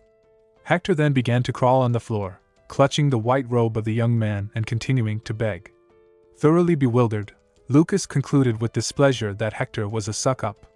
After the commotion, Lucas asked if the store owner could create a golem with a core of 1 million mana. Hector, puzzled, asked if a core of that size even existed. He thought for a moment before concluding that it would be too difficult. He then considered himself the best alchemist, and began to list the only 3 people on the mainland who could possibly attempt such a feat. The first, he said, was the mysterious owner of the secret 11th magic tower.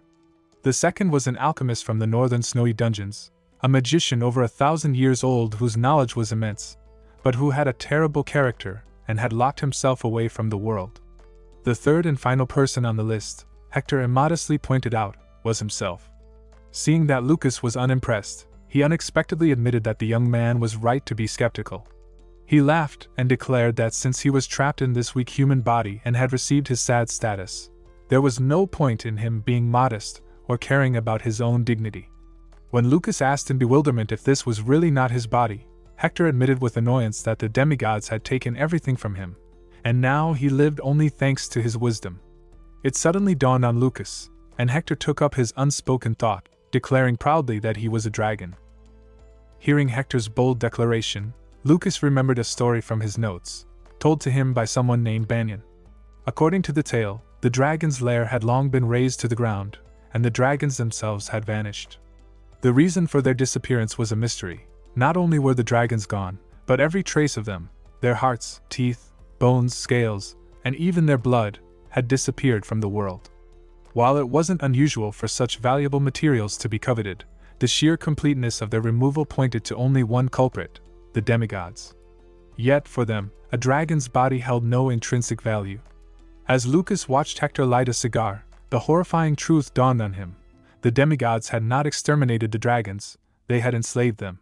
His gaze changed, and he asked again, this time with a new weight to his voice, if he was truly a dragon. Hector laughed a little, spread his arms wide, and apologized for the depressing conversation, asking him to pretend he hadn't heard it. But Lucas stood silently, his mind racing. It made perfect, sickening sense. This disgusting act of subjugating an entire race was exactly the kind of thing the demigods would do. A fit of cold rage took hold of him. Hector interrupted his thoughts, calling him a kind man. He explained the reason the demigods forced him to sit here in this shop. It was his duty to provide a mass to each new apostle. He had become a living warning. The demigods would show their new recruits his sad, enslaved appearance, thereby making them believe that they had made the right choice in siding with the powerful. Most apostles would grin and mock him, as each of them had betrayed something of their own to follow their new masters. Hector noted that Lucas seemed different because, instead of mocking, he showed sympathy. However, Lucas corrected him, stating somewhat formally that he did not sympathize with him. Instead, he felt fear and respect. He remembered the majestic dragons of 4,000 years ago, who were the first to realize the danger posed by the demigods and rise up to fight them. He recalled how, in those ancient battles, humanity had only been able to offer a little help to the dragons in the final stages of their war. He remembered the figure of his teacher, a man with long red hair who seemed to burn with energy, a dragon whose dream was to overthrow the demigods. His face contorted with rage as he told Hector that they had not lost yet, and that they were winning now. Hector looked at him in shock, then bowed his head slightly, realizing that Lucas also had his own long and complicated history. In a moment of hope, Lucas asked about the situation of the other dragons, but his face fell with disappointment and sadness when Hector confirmed that only a few were still alive. With a new purpose, Lucas made his request. He needed Hector to create a body for a golem, one capable of housing a core of 1 million mana. Hector, still reeling from their conversation, said that just looking at his bracelet would not be enough to pay for such a task. When Lucas asked what he wanted, Hector pointed to the artifact and asked him to give it away forever. Without a moment's hesitation, Lucas agreed. Stunned by the immediate acceptance, Hector's bravado cooled. Lucas added one condition: Hector had to make him a promise in the language of dragons. Hearing his native tongue spoken, Hector could not resist. His mouth dropped open, his eyes widened, and he let out a loud, uncontrollable laugh, his eyes wet with emotion. He was amazed at how well Lucas knew his kind. Scratching his head, he admitted that asking for the bracelet permanently was just a test. He extended his hand and asked to just look at it once. He then asked if Lucas had any special details he wanted for the golem body, but Lucas said he had no conditions, only that the body must be able to unite with the core. Hector told him it would take at least 6 months to find the materials and manufacture the body. After Lucas left, his assistant Ailey remarked that the client was quite unusual, and that she felt Hector was finally cheerful again. Hector held his mug of tea and explained to her that even when locked in a basement, an interesting meeting can happen, and that his heart had not fluttered so much for a long time. Lucas rejoined Ricky, and they traveled through the dense, dark forest. When Lucas asked why he had been in the shop for so long, he simply replied that the place was too deep. They walked along a mountain ridge, and Lucas asked what they would do now, as there was still about a month left before the meeting. Ricky explained that they were heading to the kingdom of Lunable. He described it as a nation of knights that was, in reality, the most corrupt of all the human states, disgusted that they dared to lie about supporting the traditions of his friend. Lucas was not surprised, saying that it would be more strange if there were no corruption in human society. Ricky stopped at the edge of a cliff, looking at a mountain ahead. He said the name Marquis Delarmont, explaining that the Marquis was the most disgusting aristocrat in the kingdom, a piece of trash who used any means necessary to satisfy his greed. He then revealed that several places on that very mountain housed secret slave prisons. Lucas's face instantly distorted with rage, and he shouted, denying that this was possible since the slave system had been abolished long ago. Ricky looked at him gloomily, surprised at his naivety. He told Lucas that slavery was still ongoing, and that now the supply of slaves could not even keep up with the demand. He turned his head and asked Lucas if he remembered his own words about not having any doubts before killing scum. With that, he raised his hand and pointed at the mountain, ordering Lucas to get rid of all the slave prisons. Without expressing a single drop of emotion, Lucas stared sternly at the mountain in the distance. He approached the edge of the cliff, telling Ricky that he would first personally look at these places and then decide what to do. When Ricky asked if he doubted his words about killing such scum, Lucas simply jumped from the cliff. Using his magic to fly towards the mountain, he called back that he did not trust other people's words, to which Ricky simply wished him a good journey. He soon arrived at a solid castle built on the mountainside, its walls illuminated by torches. He observed the patrolmen, noticing that 2 of them had put down their weapons to chat while a third yawned from fatigue. Cloaked in shadow, Lucas crept towards the castle wall. At great speed, he began to climb, reaching the top in just 4 silent jumps and flying right over a sleeping guard. He ran along the castle walls, searching for a vantage point, and soon found himself hanging from an archway, looking down into a courtyard. What he saw confirmed his worst fears. Cages were filled with slaves of various races, elves with shackled necks sat on their knees, having lost all purpose in life, dwarves leaned against the bars in silent despair, and beast-men clawed at the metal, desperate to escape. Even horned, reptile-like monsters were caged. It was clear that these people were not picky about the races they enslaved. His attention was then drawn to 2 knights. One was carrying the corpse of a slave on his shoulder. He walked to the edge of the castle wall and, without a word, threw the body of a girl from the beast's race over the side. She landed on a massive, rotting mountain of other corpses below. The second knight complained about the first's perversity. Still hanging from the arch, Lucas was surprised by the sheer number of dead bodies. Even as slaves, they should have been a precious commodity. He couldn't understand the reason for such waste. The knight in the helmet then told his companion to moderate his ardor, reminding him that Marquis Delarmont was dissatisfied with how many slaves were dying lately, especially the expensive elves. He then asked if the body he had just thrown off was an elf. At that moment, the pupils of the cloak Lucas lit up with a cold fire. He now understood the reason for so many corpses. These people used slaves to satisfy their depraved sexual desires, making them tools to get rid of their boredom before discarding them like trash. He had his answer. The two knights heard a noise behind them and turned to see Lucas landing silently in front of them. As one of them picked up a halberd, Lucas straightened up and walked towards them. He asked if the kingdom of Lunable was truly called the country that accepted the pride of knights. He then returned to his true form, pulling back his hood. With undisguised anger in his voice, he asked if they possessed that same knightly pride. The guard holding the halberd grinned at his words, while the second began to blow a warning horn. Lucas simply extended his hand, concentrating divine power. His eyes glowed, and instantly the faces of the guards were enveloped in small lightning bolts, their expressions turning to shock. With a single wave of his hand, the bodies of both guards were scattered into pieces by the force of the lightning. Knights began to run out from the barracks, shouting about an invasion. Within seconds, a huge number of them had surrounded Lucas, pointing their spears at him. He looked at the men in armor, pretending to be knights, and thought of his friend, Lucid. Imagining his friend's cold, disappointed gaze, Lucas was filled with disgust and decided to kill them all on his behalf. At this time, inside the castle, the fat Marquis Delamont threw a bottle of red wine at a knight, angry because another slave had died.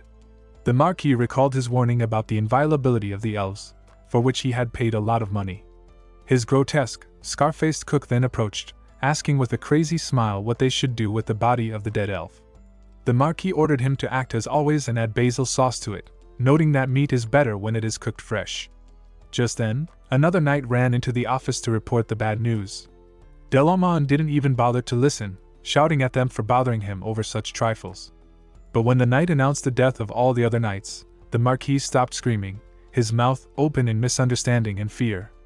A crack appeared along the ceiling above him, and soon it collapsed, sending shards down upon him. The Marquis screamed in pain as he and his throne toppled to the floor. When the dust settled, Lucas was standing over him. The Marquis shouted, asking who he was. Lucas looked down at him with contempt, called him a pig, and advised him to lose weight. The terrified Delamont ordered his cook to kill him. The cook attacked from behind, but when his huge cleavers approached Lucas's body, an invisible barrier of lightning appeared, stopping them cold. The barrier then erupted, and the cook's entire body shattered into pieces under his heart-rending screams. The knight who saw this immediately tried to flee, but Lucas simply directed his hand towards him, and the man's body was absorbed by lightning and torn apart. Now, only Lucas and the Marquis remained alive. Delamont was horrified, sweat profusely flowing down his face. As Lucas approached, his body enveloped in the divine energy of lightning, the Marquis began to offer him money. Lucas simply stepped on his chest, causing him to cry out in pain. He looked down at the pathetic man with pure anger, and told him that he was very angry, and that he should take this into account. As arcs of lightning ran across the Marquis's face, an explosion of enormous power occurred, engulfing the entire palace in a blinding flash. Approaching the edge of the ruined palace roof, Lucas was lost in his own serious thoughts. Ricky appeared behind him, assuming his work was finished. Lucas replied that this was not the case, drawing attention to the cells below where the surviving slaves were held. As they approached the cages, Ricky put his hand to his sword and, with a single, powerful blow, created a whirlwind that shattered the metal bars to pieces. The bewildered prisoners looked on as the demigod told them to leave, stating that they were now free. Raising his head, one of the prisoners wondered what freedom even was. With a look full of sadness, he said that his family and comrades had all died here, and that he no longer had any reason to live. He asked them to simply kill him. Closing his eyes, Ricky drew his sword, noting that if the prisoner wished for it, he would grant him a completely painless death. As he prepared to strike, Lucas's hand appeared in front of him, stopping him. A wary Ricky froze. With his back to him, Lucas noted that his approach was dangerous. He then turned his attention to the disgruntled prisoner and asked the group if they wanted sympathy or anger, communicating his regret that neither would bring them peace.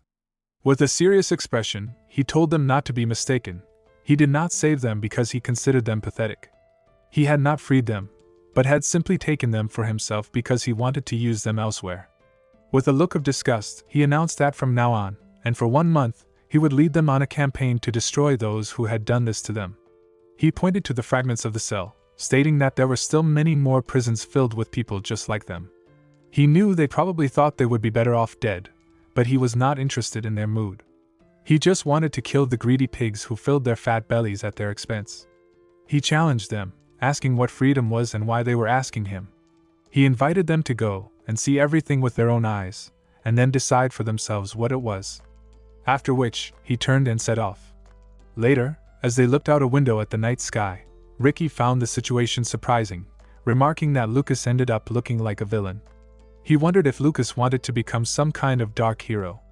Leaning on his arm, Lucas stated that he simply said everything in a way that would be easier for them to understand. They knew nothing but despair, he explained, which is why false hope on the contrary could only bring unbearable pain. He stated that giving freedom to those who know nothing about it is tantamount to a death sentence. What the prisoners needed now was not empty freedom, but time to think and a tangible purpose. For the next month, Lucas and his new army of freed slaves waged a war. A powerful explosion was heard as they assaulted another night stronghold. With his hand shrouded in an aura, Lucas ordered his army to rush into battle, and the soldiers screamed as they headed towards the enemy. They fought with the ferocity of those with nothing left to lose, destroying the lock on another cave prison and freeing those within. At the end of the month, a huge cloud of smoke rose from the final battle as the army of former slaves raised their weapons and rejoiced. Lucas reported that all the slave prisons scattered throughout the region of Lunable had now been destroyed. With his back to his army, he noted that they had worked hard, but their work together was now over. Turning his head to look at his soldiers, who had grown much larger in number, he told them they were free. A man named Biquet, who had become their leader, was shocked. Placing a hand on his shoulder, Lucas said that this was something he must determine on his own. A soft smile appeared on Biquet's face. He turned and noted that he had found a large new family, and figured he would have a lot to do to feed them all. Looking up at the night sky, he said that now he was not alone. He reminded Lucas of his words, that they needed to look at freedom with their own eyes and decide what it meant to them. With tears in his eyes, a sympathetic look on his face, Biquet said that this, having a family to care for and a future to build, was freedom. A soft smile appeared on the protagonist's face. Ricky, standing behind him, asked what the prisoners would do next. Biquet revealed their plan to go to the Spanish mountain range and establish a village where people could not approach. When Lucas noted that the place was infested with powerful monsters, Biquet simply smiled, saying that no matter what, it would be better than here, as there could not be monsters more terrible than people. As the group of former prisoners set off, Ricky suggested that they had found the meaning of freedom, just as Lucas had said. He asked if he knew from the start that things would turn out this way. Lucas smirked and replied that he only believed that the light was not yet gone out inside them. As they walked away, Ricky thought to himself that people were extremely curious creatures, who could become more evil than the devil, but could also show themselves to be kinder than an angel. With their own mission now complete, Lucas said it was time for them to hit the road, as the meeting would begin very soon. But the demigod simply closed his eyes and said that he hadn't told Lucas the real reason for their coming here. He turned around as a mysterious radiance appeared in the evening sky, and stated that this was the location of the meeting of the demigods. From their hiding spot, Charles watched the demigod and the apostle freeing the slaves, wondering with a look of bewilderment what they were up to. A frowning Jerome thought to himself that he couldn't even imagine such large slave farms existed so close to their own territory.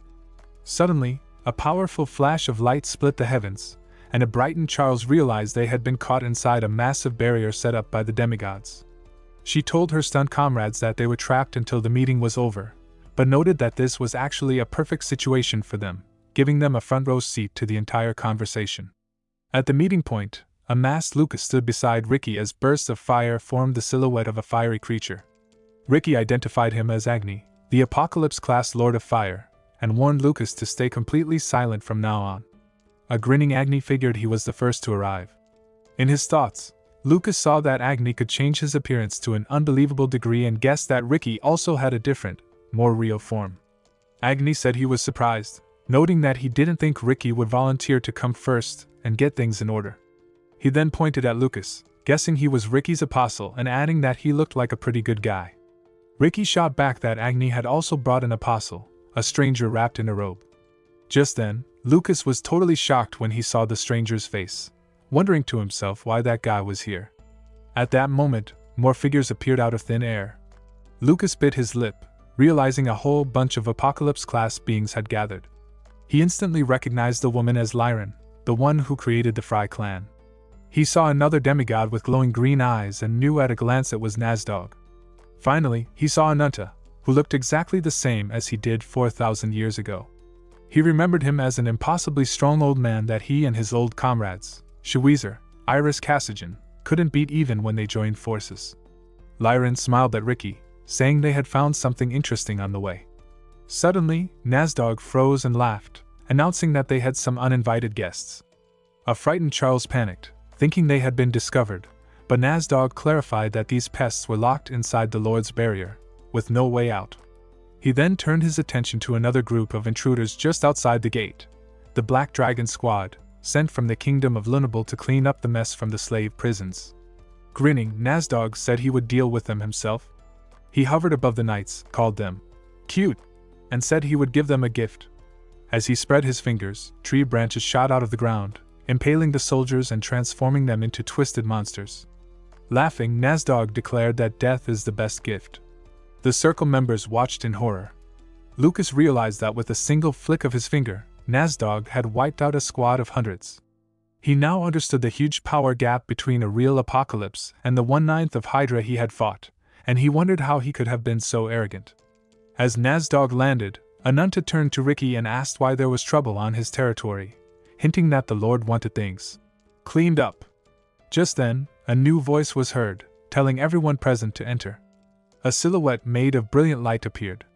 Lucas's eyes filled with horror as the voice, belonging to the unknown being, said it was glad they had met again. Appearing before the group of demigods, the Lord noted that they hadn't seen each other for a long time, calling them his old friends. Horrified, Lucas noted that the being of light was exactly the same as he was 4,000 years ago, his features seeming to appear and disappear depending on his abruptly changing emotions. The Lord raised his hand, and the walls of the destroyed building began to restore themselves, torches flaring to life and illuminating the room. When the restoration was complete, he said that they had not seen each other for a long time. He then approached Ricky and hugged him, calling him his oldest friend. In his thoughts, Lucas was stunned that Ricky could have such a close relationship with the Lord. Ricky then turned to Nazdog and asked what he meant earlier when he said they no longer needed to fear God's punishment. Before he could get an answer, Lyran handed Ricky a strange metallic substance, calling it aluminum. She explained that it was a new discovery. To demonstrate, she put a piece of the metal in her mouth, and her body was suddenly enveloped in a powerful aura as her sacred power seemed to disappear. She explained that this was its purpose, to temporarily put their sacred abilities to sleep. She said they had created it because they were tired of being constantly harassed by people from the circles. The result was an item that perfectly concealed the signs of their power without getting rid of their abilities. By eating it, she explained, they could cheat God's rules for a certain amount of time, meaning that no matter how many living beings they killed, God's punishment would not affect them. Ricky immediately thought that if this substance became widespread, the creation of apostles would no longer be necessary, realizing that things were taking a bad turn. Nazdog, however, looked distraught, declaring that they finally had a chance to get rid of the annoying bugs to their heart's content, and asking why Ricky wasn't happy about it. Ricky simply said that he was not. Nazdog's eyes glowed bright green as he looked at Ricky, noting that he had changed a lot, and that 4,000 years ago, after the destruction of Ikalam, he had become quite strange. Hearing this, Lucas was shocked. He recalled that the Sword Master Lucid had spent his last moments of life with his homeland, Ikalam, and assumed with a stunned expression that it was Ricky who had killed him. Ricky lowered his gaze, stating that 4,000 years had already passed and that Nazdog's own immutability seemed more strange to him. Indignant, Nazdog declared that such perfect beings as them could not have changes. Ricky simply replied that this is where the differences in their thoughts began. As Nazdog tried to object, he stretched out his hand and announced that Hydra had died. As Lyran and Anunta reacted with shock, all eyes in the room turned to Ricky. In his thoughts, Lucas noted that they all suspected him. The Lord, with a crazed grin on his face, called out to them, declaring that they all belonged to the same family and asking why they were fighting. A faint smile appeared on his face as he asked Ricky to understand them, suggesting that everyone had become too sensitive. Ricky, in turn, said that he didn't care. In his thoughts, Lucas noted that this was justified.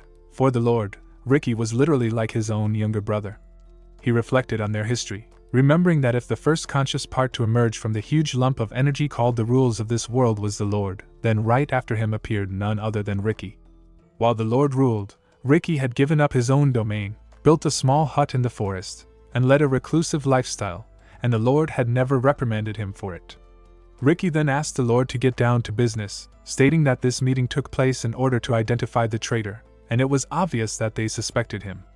The Lord simply laughed and said that even though there were still demigods who had yet to arrive, it was boring to just wait. He raised his finger and invited them to play a game of truth among themselves. When Lyran asked what he meant, the Lord suggested that they reveal their apostles to each other.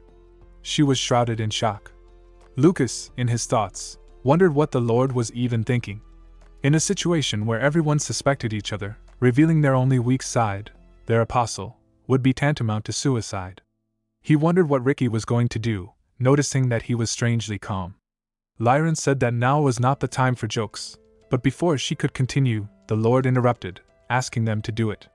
Pointing to himself, he declared that he would go first and reveal his apostle. From what they heard, the demigods were shocked. With a dumbfounded expression on his face, Lucas thought that this was their chance. Agni stepped forward, his eyes lit with a bright flame, and told their universal Lord to stop. He argued that the Lord, as the core of the demigods, should not reveal the identity of his apostle. He reasoned that if there truly was a traitor among them, that person was participating in the meeting right now, and revealing their greatest weakness would be foolishly dangerous. The Lord simply laughed, but Ananta and Lyran also sided with Agni, asking him to listen. With a sigh, the Lord scratched the back of his head, acting as if he was now in an uncomfortable position. In his mind, Lucas scoffed, knowing the Lord was a cunning manipulator who knew from the very beginning that this would happen. He was simply pretending things weren't going his way to put pressure on Ricky. At that moment, to Lucas's great shock, Ricky spoke up, his gaze devastated but his voice firm. He stated that he didn't really care. If the Lord would not show his apostle, then he would not show his either. Nazdog's eyes lit up with a rough flame. He instantly attacked, shouting that Ricky was crazy to think he could compare himself to the Lord. Ricky coolly replied that the only one thinking wrong was Nazdog himself, explaining that all demigods are equal and the title of Lord was only meant to distinguish the first among them. Enraged, Nazdog roughly grabbed Ricky by his robe, noting that only the Lord was able to cope with his immense responsibility. The Lord crossed his arms and interrupted, telling the two of them to stop quarreling. Nazdog, however, insisted that Ricky was a suspicious type, especially since he couldn't explain how a demigod like Hydra was killed on his watch. The Lord agreed to be patient until the truth was revealed, but issued an ultimatum. No one would be leaving his barrier until the traitor was found, even if they had to sit there for a year. With a grin, Agni laughed and said that in that case, he would be the first to reveal his apostle. He gestured to the masked girl behind him, and with a slow movement of her hand, she took off her mask. Lucas looked carefully, his eyes widening as he recognized her. It was the Phoenix he had once defeated alongside Isabel. He couldn't believe they were meeting again like this. Next, Ananta revealed his apostle, an assassin named Genta. Nazdog then calmly introduced his own partner. Everyone was shocked and horrified as a real devil, in its true form, appeared before them. Sweat ran down Lucas's face as he immediately suspected a connection between Nazdog and Iris. Finally, Lyran extended her hand to her masked subordinate, indicating it was her turn. Lucas was sure that her apostle would be someone from the Blake family, perhaps Isaka or Michelle. But as the woman removed her mask, his eyes narrowed sharply. With horror, he realized that this woman was Frey's mother. The Lord joyfully clapped his hands, noting that they had all brought very interesting friends with them. He then instructed Ricky to take the apostles to a suitable place to wait, but asked him to stay behind for a private conversation. Once they were alone, the Lord began to speak. He said that he clearly remembered the joy on the first day they had met. He explained that when he first emerged from the pillar of the world and gained consciousness, he was tormented by an absolute loneliness. Everything that existed was wild and uninteresting to him, and his absolute power felt meaningless without a purpose. At that moment, he remembered, the pillar released another piece that had consciousness, Ricky. The Lord was overjoyed that another being like him was born, and he finally had a purpose, to use his superior strength to protect his own kind and create a peaceful world for them. Ricky looked away desolately, asking why the Lord was suddenly talking about those old times. The Lord's face became gloomy as he explained that Ricky was his greatest happiness and his main reason to live. That was why, no matter what Ricky did, behaving like a recluse in a hut, ignoring his duties, or even defiantly challenging him, the Lord had closed his eyes and ears to all his misdeeds for thousands of years. But then, unexpectedly, the Lord's eyes opened, glowing a bright, furious gold. He said that he had even turned a blind eye to the fact that he had killed their own fellow tribesmen. With his voice full of rage, he looked seriously at the demigod and asked, "Ricky, why did you decide to betray us?" All the apostles were gathered in a small, stone room, each passing the time as they could. The Phoenix and Ananta's assassin were meditating, while Frey's mother, Rada Blake, was reading a book. Suddenly, the assassin approached Lucas, who was sitting calmly, and in an orderly tone, told him to take off his mask. Lucas looked at the man with contempt and a grin, asking if he wanted to try taking it off himself. The assassin's eyes began to glow blue, but before their squabble could escalate, the devil, apostle of Nazdog, playfully shouted for them to shut up before he killed them both. He then cheerfully asked if anyone had anything to eat. With interest, Lucas replied that he had bread and beer.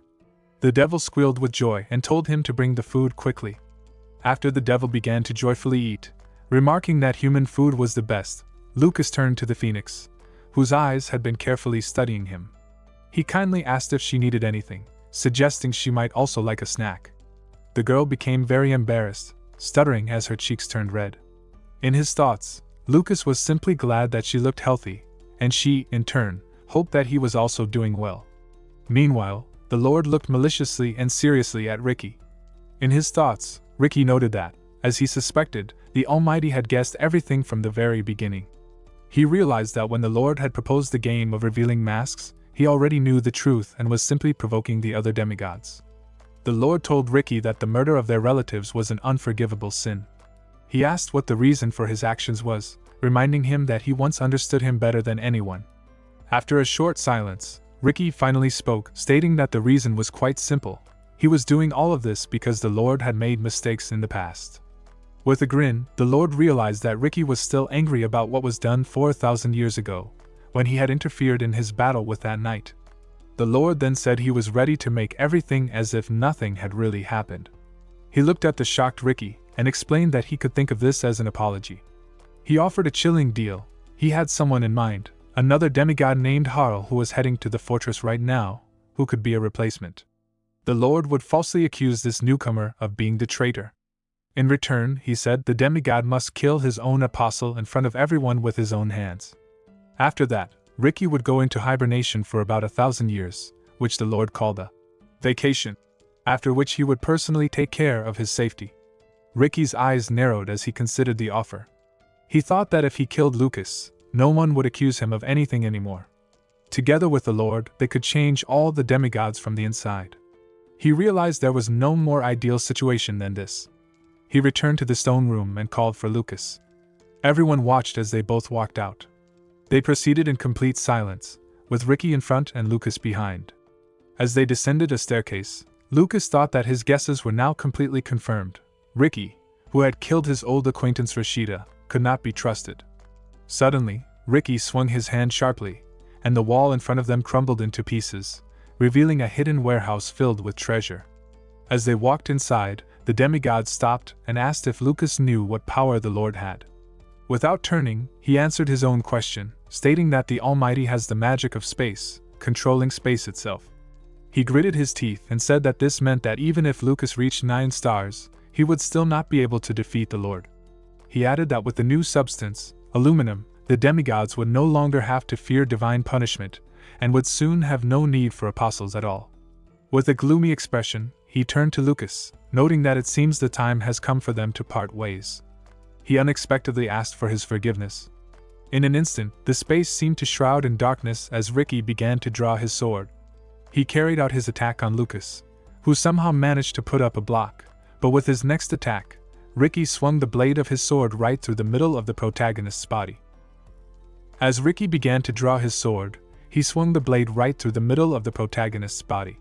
Lucas, who had managed to put a block up, looked on in complete shock, seeing no trace of a blow on his body.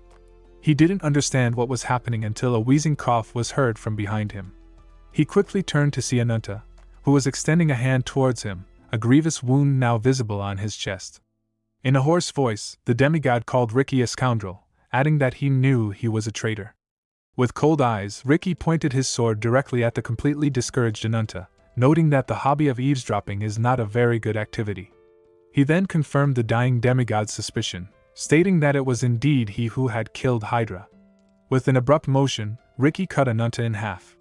As the demigod screamed, his body gradually began to crumble into small pieces, until all that was left were torn pieces of his robe.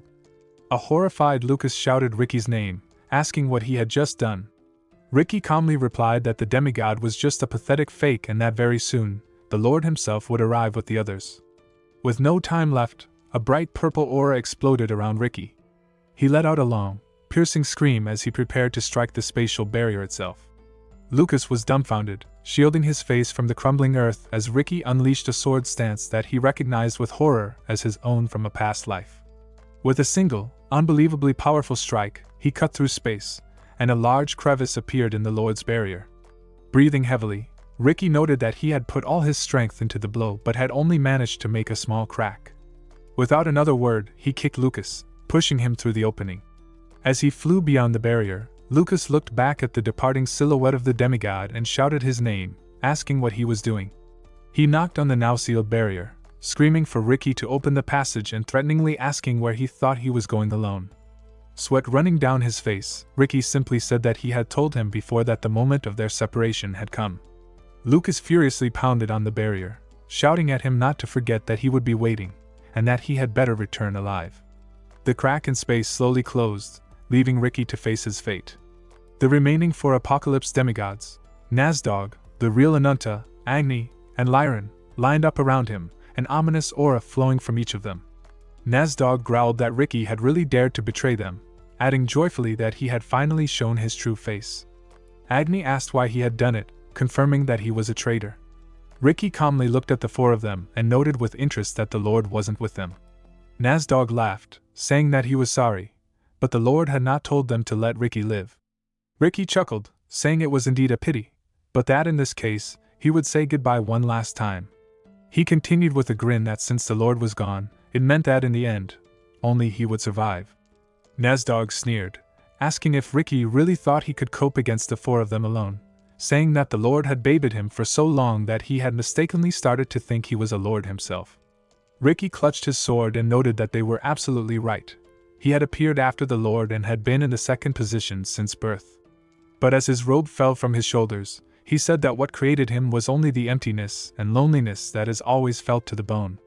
He stated that while the 5 of them are called apocalypses, they are not on the same level as the strongest demigod, the Lord.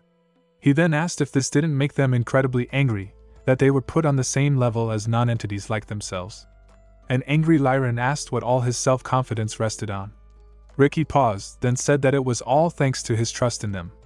As Lyran looked on in shock, he drew his sword and loosed straight at the other demigods, loudly declaring that his confidence came from the fact that he actually did not have the slightest trust in them.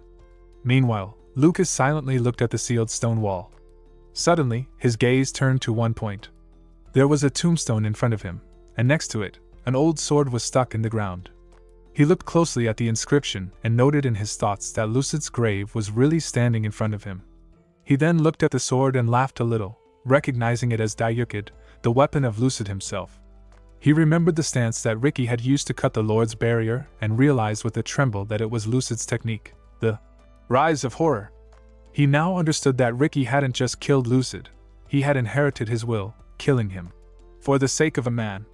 Just as he had this emotional revelation, the Lord appeared behind him. He noted, dissatisfied, that if it turned out this way, then Lucas was just an alien body that had gone astray, and added that the soul inside was his oldest comrade. In a flash of light, Ricky remembered the very first thing he ever saw, the Lord's face, filled with happiness, glad that he finally had a reason to live. As he loosed to attack Nazdog, Ricky wondered what his own reason was.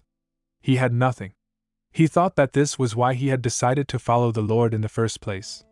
Explosions erupted around him as he dodged Ananta's magical staff, the demigod ordering him to die. In his thoughts, Ricky revealed that he considered the Lord his own ultimate target.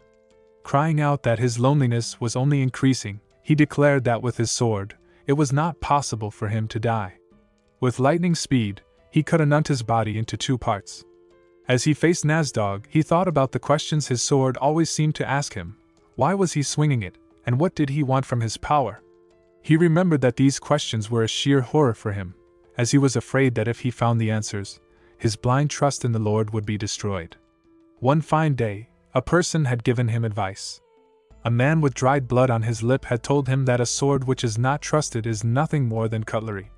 He remembered the man's sincere eyes and how he had asked if Ricky had ever truly trusted his blade with his life.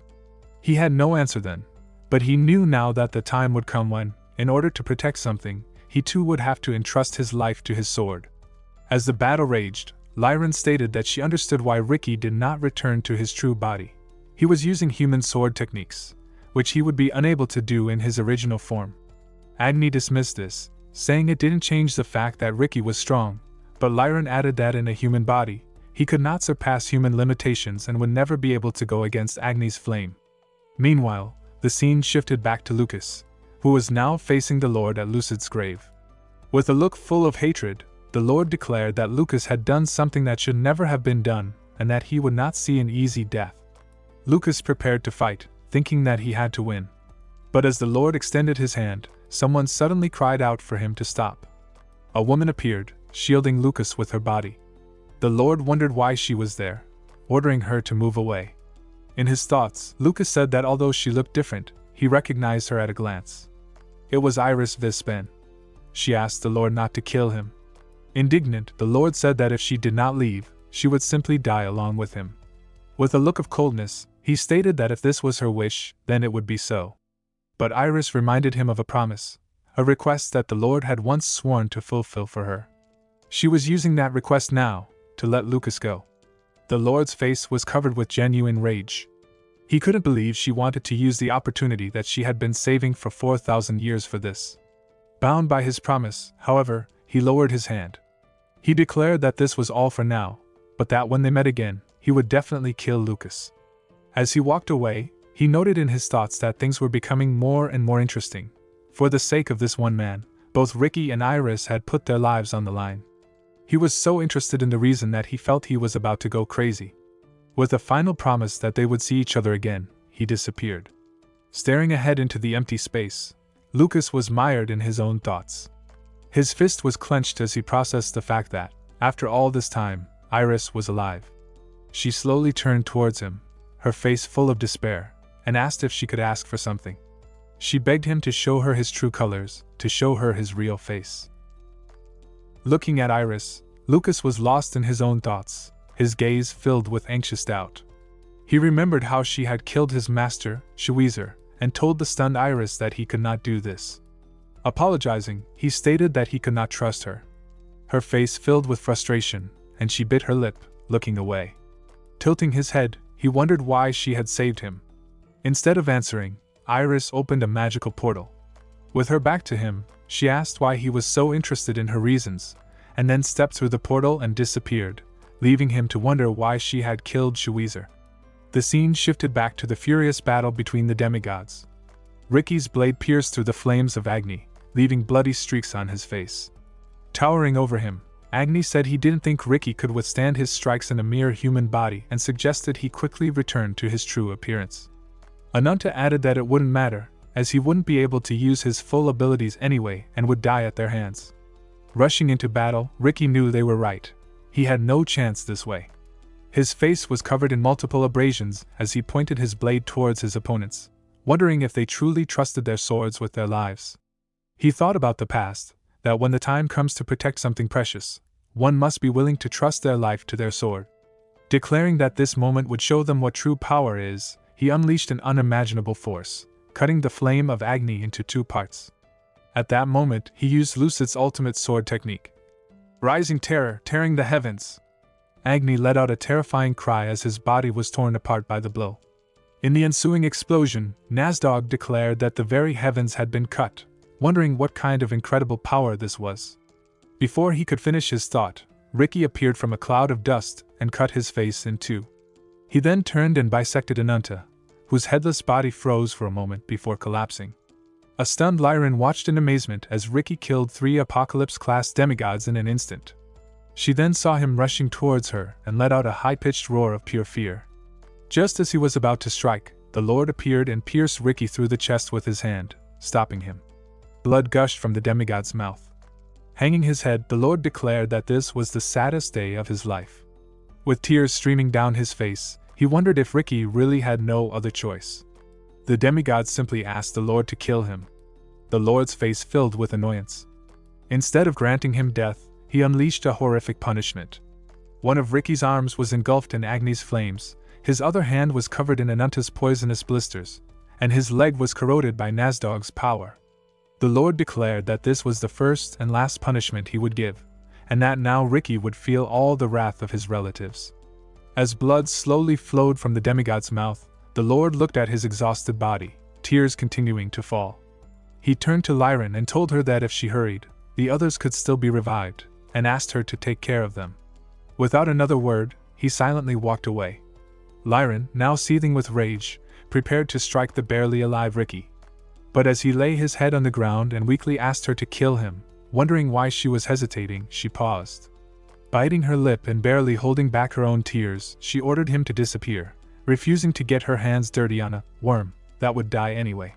She told him to go to a place where she would never see him again and die quietly. After that, she disappeared. Lying on the ground, the demigod managed to open one of his eyes. Clinging to the ground, he began to slowly crawl in an unknown direction. Remembering the image of the Lord, Lucas thought that at that moment, his body had been frozen in fear. Looking at the grave and the sword stuck in the ground next to it, he said that the difference in their strength was incredible, adding that if Iris hadn't stopped him, he would definitely have died right there. He clenched his fists, feeling ashamed. He felt that Lucid had been able to change even Ricky, but after a full 4,000 years, he had not managed to change even himself. At that moment, a voice from behind reported that Lucid had once lectured him. It was Ricky, his body disfigured with deep, horrific wounds. He fell into Lucas's arms, asking if he could hold his hand and lie next to Lucid. Horrified, Lucas saw blood gush from the demigod's mouth and suggested he take care of his wounds. But Ricky explained that a demigod's body was different from a human's and could not simply be cured. Without the Lord's power, he would have no choice but to disappear. He said they didn't have much time and that he had a year for them by inflicting mortal wounds on Nasdog, Ananta, and Agni. He revealed that despite the situation, the Lord could not take his life, and that this soft-heartedness towards his relatives was the Lord's greatest weakness. When Lucas asked why he would betray someone like that, Ricky simply said, "A sword without trust is just a table knife." He explained that 4,000 years ago, this phrase had changed everything for him. He had been busy seeking power to fill the void within himself, taking sword techniques from the humans he defeated. That battle with Lucid, like all the others, was started simply to take his technique. But even when the man was on the verge of death with no chance of victory, his gaze did not drop for a second. Ricky was shocked. It was the first time he had seen such tenacity with his own eyes.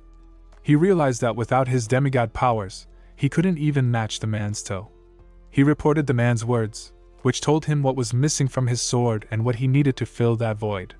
Lucas suggested that he had been wrong about Ricky all along, believing that he had killed Lucid not for murder's sake, but during an honorable duel. With dried blood on his lips, Ricky revealed the terrible truth: it was not so. He told Lucas that he had not used his full powers, but had fought Lucid only with sword techniques. The Lord, worried that Ricky would lose, had interfered in their battle and killed Lucid himself. Ricky said he was very ashamed and could still not forget the look in Lucid's eyes at the very last moment. He had asked the dying man what he believed in, and he had laughed and replied that he believed in friends whom he could trust with his back. Ricky spoke about that trust, saying that it was not a simple, philanthropic shell like the Lord's, but something real that he had become jealous of. Placing a hand on his wounded stomach, Ricky asked Lucas to go to the Blake estate and find clues to prevent the production of aluminum. He said that if the demigods could use it freely, then everything would be over. After that, he told him to go north to the snowy lands and find a demigod named Elia. He described her as an oddball with no interest in demigods or humans, and the only demigod that even the Lord had given up on controlling. He said that if there was anyone who would agree to take their side, it could only be her. Holding his stomach, Ricky said he was glad he could disappear after saying everything he wanted. He wished he could clash with Lucid again in heaven. Looking at the stunned demigod, Lucas said that he was worthy of praise, and that Lucid would definitely say something like that, calling him a beautiful sword. Opening his eyes slightly, Ricky was surprised, saying that at some point, Lucas had begun to look like Lucid. Leaning over him, the protagonist stated that Lucid was his friend whom he could trust with his back. He then told him his real name, adding that he was an archmage who had returned after 4,000 years to destroy the Lord. The demigod, shocked, now understood everything. With a soft smile, Lucas said he was sure that Lucid would be proud of him, and that he was a friend of Lucid to him. He placed a hand on the demigod's shoulder and asked him to take a good rest. At that moment, tears began to form in Ricky's eyes. He smiled and noted that this is exactly what Lucid would have said, and that his last moments were not scary at all. As he began to fade into particles of light, Lucas clenched his fist and asked him to take care of the rest. Standing near Lucid's grave, he stared into space, then turned away. He took Ricky's sword and stuck it in the ground next to the other, leaving the two blades standing together beside the tombstone as a final tribute, the demigod's residual aura floating in the air. Dust rose over the territory of the destroyed castle. Looking around the wreckage, Charles noted that she now understood what a battle between demigods was truly like. With an agitated expression, she thought that while she didn't know the reason for their disagreements, this was a completely different level of power that all the living beings of the world combined could not hope to match. Suddenly, the circle member's eyes were drawn to Lucas, who was floating in the air, his gaze shrouded in coldness. Crying out, Jerome declared that this was their chance. He suggested that since their opponent was just an apostle, they should all attack him together to get information. Shepard, however, said that it was not a matter to be discussed so easily. With a worried expression, he rose into the air and appeared before Lucas. He asked if he was Cain and said that he would ask only one question: was he their enemy? He explained that they had already found out he was the apostle of the sword, and that Ricky had begun to create chaos among the other demigods. He felt that Lucas was completely different from the demigods and apostles they knew, and asked him to answer whether they should really treat him as a foe. Lost in thought, Lucas lowered his head, his gaze falling on the circle members below. He then drew his attention to Heinz Blake. After a moment, a grin spread across Lucas's face, and his body was suddenly covered with powerful divine flames. Horrified, Jerome called him a monster and Lucid to attack, but his weapon was stopped dead by a magical barrier that enveloped Lucas. The faces of the circle members filled with excitement and bewilderment. Charles noted his ability to control mana, realizing with a shock that he was using both the apostle's sword posts and magic at the same time. She correctly guessed that he was a magician who had reached the 8-star level. As Heinz watched in shock, a bead of sweat dripped from his face. Charles then bit her finger and, with a wave of her hand, directed a stream of blood towards Lucas. Lucas, in turn, also bit his own finger and created a magical barrier to block the attack.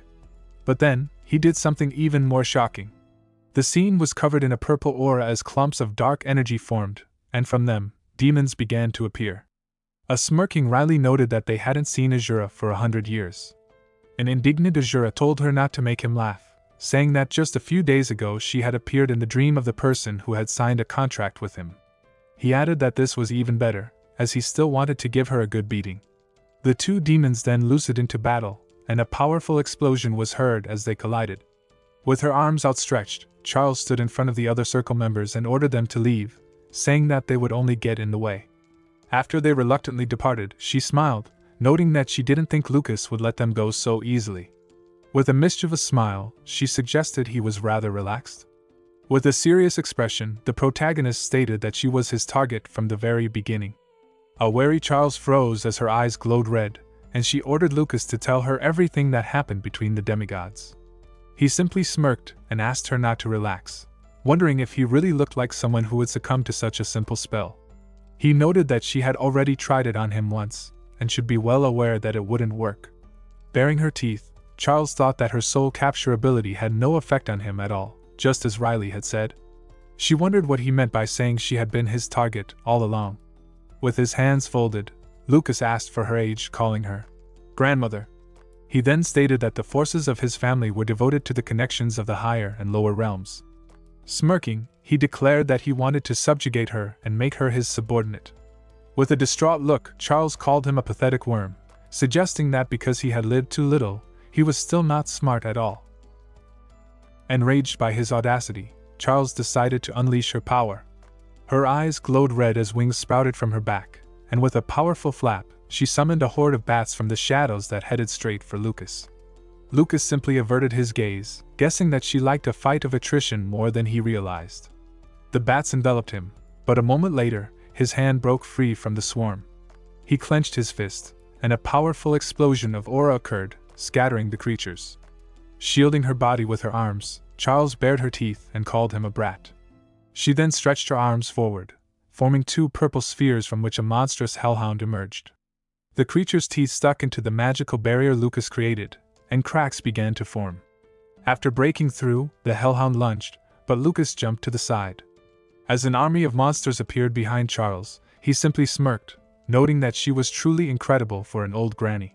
She warned him not to continue, and her horde of monsters loosened towards him. But as a cloud of aura began to form in his hands, he dodged the hellhound's attack and raised his hand forward. The faces of the monsters were enveloped in a powerful stream of light, and a massive explosion erupted, leaving a huge hole in the ground. When the dust settled, Charles let out a scream. Lucas was standing over her, his foot planted firmly on her chest. He noted that she was quite skilled, but that her attack patterns were too hackneyed, again calling her Granny.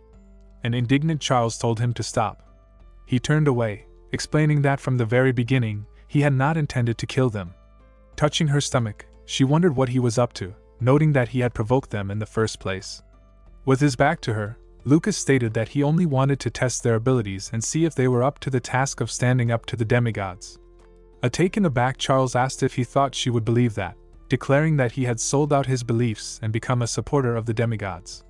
Lucas simply replied that he was not inviting her to believe, but only telling her to accept it. He turned around and noted that he was stronger than them. The scene then shifted to a place shrouded in snow, where the Lord stood next to massive blocks of ice. His gaze fell on the silhouette of a woman with blue hair fluttering in the powerful wind. He called out her name, Elia. She wondered if she had not warned him not to break into her territory like that. The Lord announced that Ricky had died. After a moment of shocked silence, he stated that he had killed him. Elia demanded to know what kind of nonsense he was talking about, asking why this had happened. The Lord explained that Ricky had betrayed them, and that dozens of their brothers had died as a result. He said that he only punished Ricky as he should have. An alarmed Elia froze, wondering why the face of the person who had carried out this justice looked so bad. The Lord then asked her to take over what Ricky was doing. Indignant, she declared that he must already know her answer and ordered him to leave. The Lord's face was shrouded in anger. He spoke something important to her, his lips barely moving. Looking at the shocked Elia, he stated that he would come back, and that then she would have to give him the answer he wanted. After the Lord left the ice cave, Elia, suffering from severe shock, fell to her knees, her gaze shrouded in anxiety as she struggled to believe that Ricky was really dead. Back at the battlefield, the fight between Azura and Riley was still raging. Charles screamed for them to stop and come back. The demon asked why so suddenly, noting that it was just starting to get more fun. Charles then looked up at the protagonist standing over her. She wondered if he was really going to subjugate her. After a moment, she said that she admitted it, adding that he had the right to say such things. Taken aback, Charles announced her defeat, stating that she would now obey him. In the heat of the battle, Azura and Riley heard this and stopped. A frustrated Riley said she was sorry to stop, as she had just warmed up, and with a final word to Azura that they would meet again, she disappeared. Left alone with Lucas, Charles, still on her knees, informed him that as the Queen of Vampires, she could not simply obey. They would have to conclude a contract on his blood. Lucas looked at her, calling her a cunning granny. He smiled, seeing right through her plan. If he didn't have enough skill, she would use the blood contract to make him her relative and subjugate him to her will. Smiling maliciously, she asked if he was chickening out. With a calm expression, he assured her he was not and offered to try. At that same second, Charles bared her vampire fangs and bit into his neck, furiously declaring that he was finished. But Lucas did not react. Instead, they were both enveloped in darkness, pulled into a separate dimension. Seeing his true, unmasked face, Charles asked what this place was. She explained that it was her void space, a place where they were not affected by real-world time. With a smirk, she stated that she would be able to keep him here for several hundred years until he swore his allegiance to her. At this statement, Lucas covered his mouth and grinned. He apologized, assuring her that he did not mean to laugh, but that if you compare her space of emptiness with the space that he knows, then this place felt as comfortable as a paradise. A confused Charles wondered what he was even talking about, thinking he must be bluffing. She asked him who he really was. Suddenly, Lucas appeared behind her, grabbing her head and declaring that he would show her. At that moment, Charles's pupils disappeared, and the image of an eerie and gloomy place appeared in front of her. She saw Lucas, to whom the hands of the dead were reaching out, tearing at his flesh. He did not react as the hands continued their work. Then, the hands reached for her, and she screamed heartrendingly in fear. A moment later, the situation changed.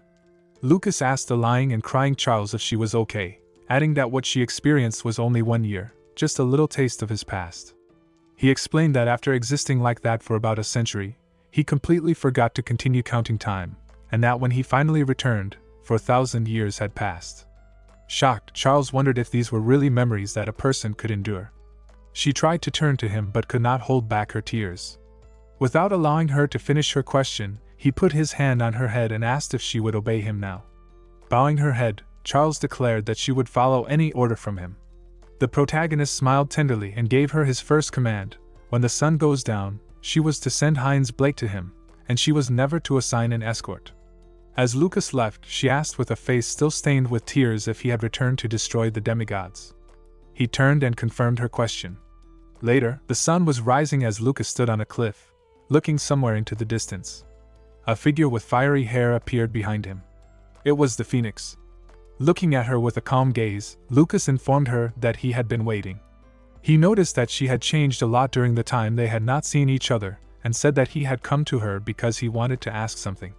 He stated that he was going to destroy all the demigods in this world and asked her to give an honest answer. Why did she decide to become the Apostle of Agni? Was it her own decision, or was there a reason she could not say anything?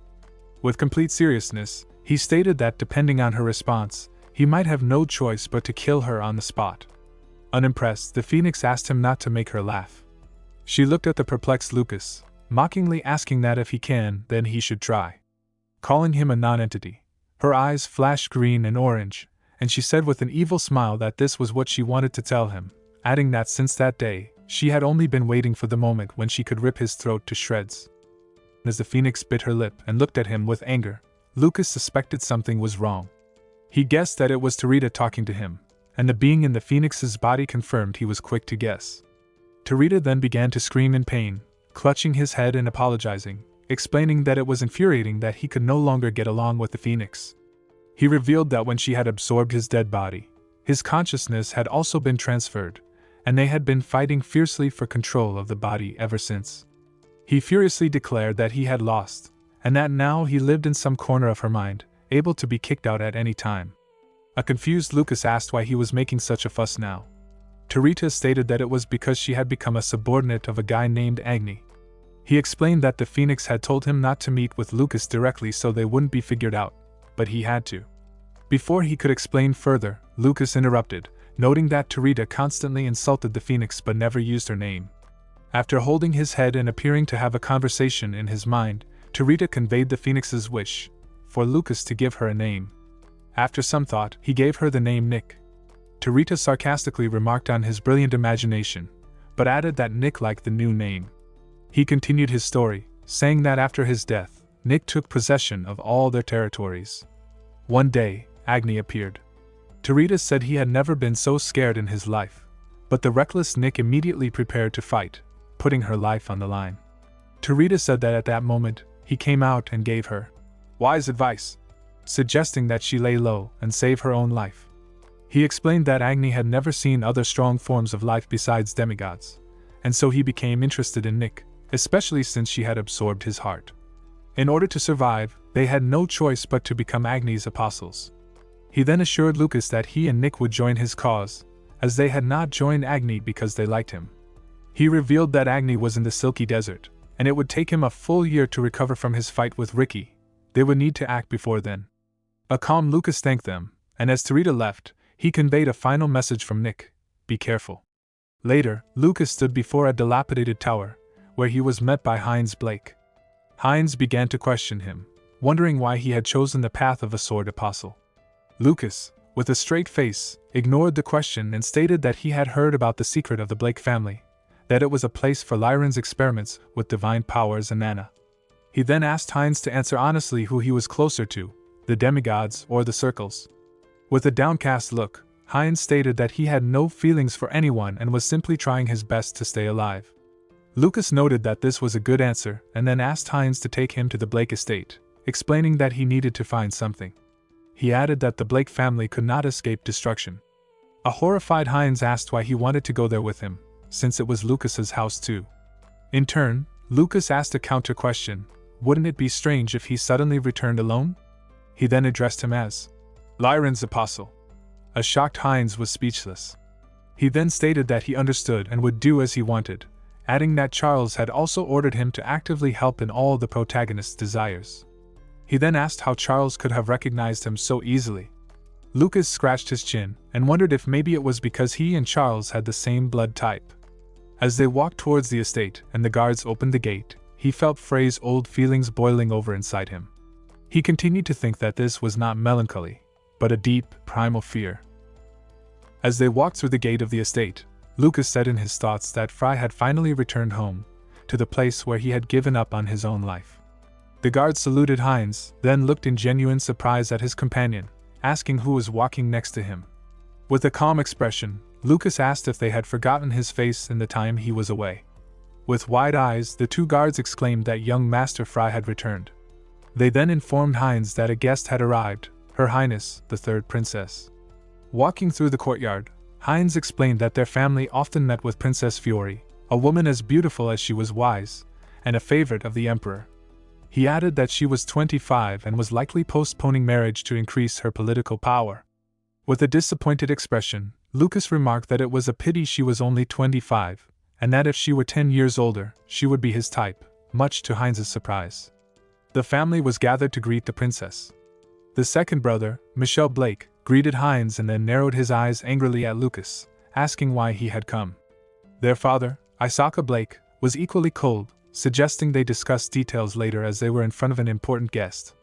Lucas, however, smoothly knelt and kissed Fiori's hand. He introduced himself as Frey, the third son of the Blake family, and said he was honored to meet the Sapphire of the Imperial family. He then politely stated that while he would be incredibly happy to accompany her, his clothes were too dusty from his journey, and asked to be forgiven so he could change. The whole family watched this spectacle as the surprised princess told him to do as he wished. Michel could not contain his anger and contempt.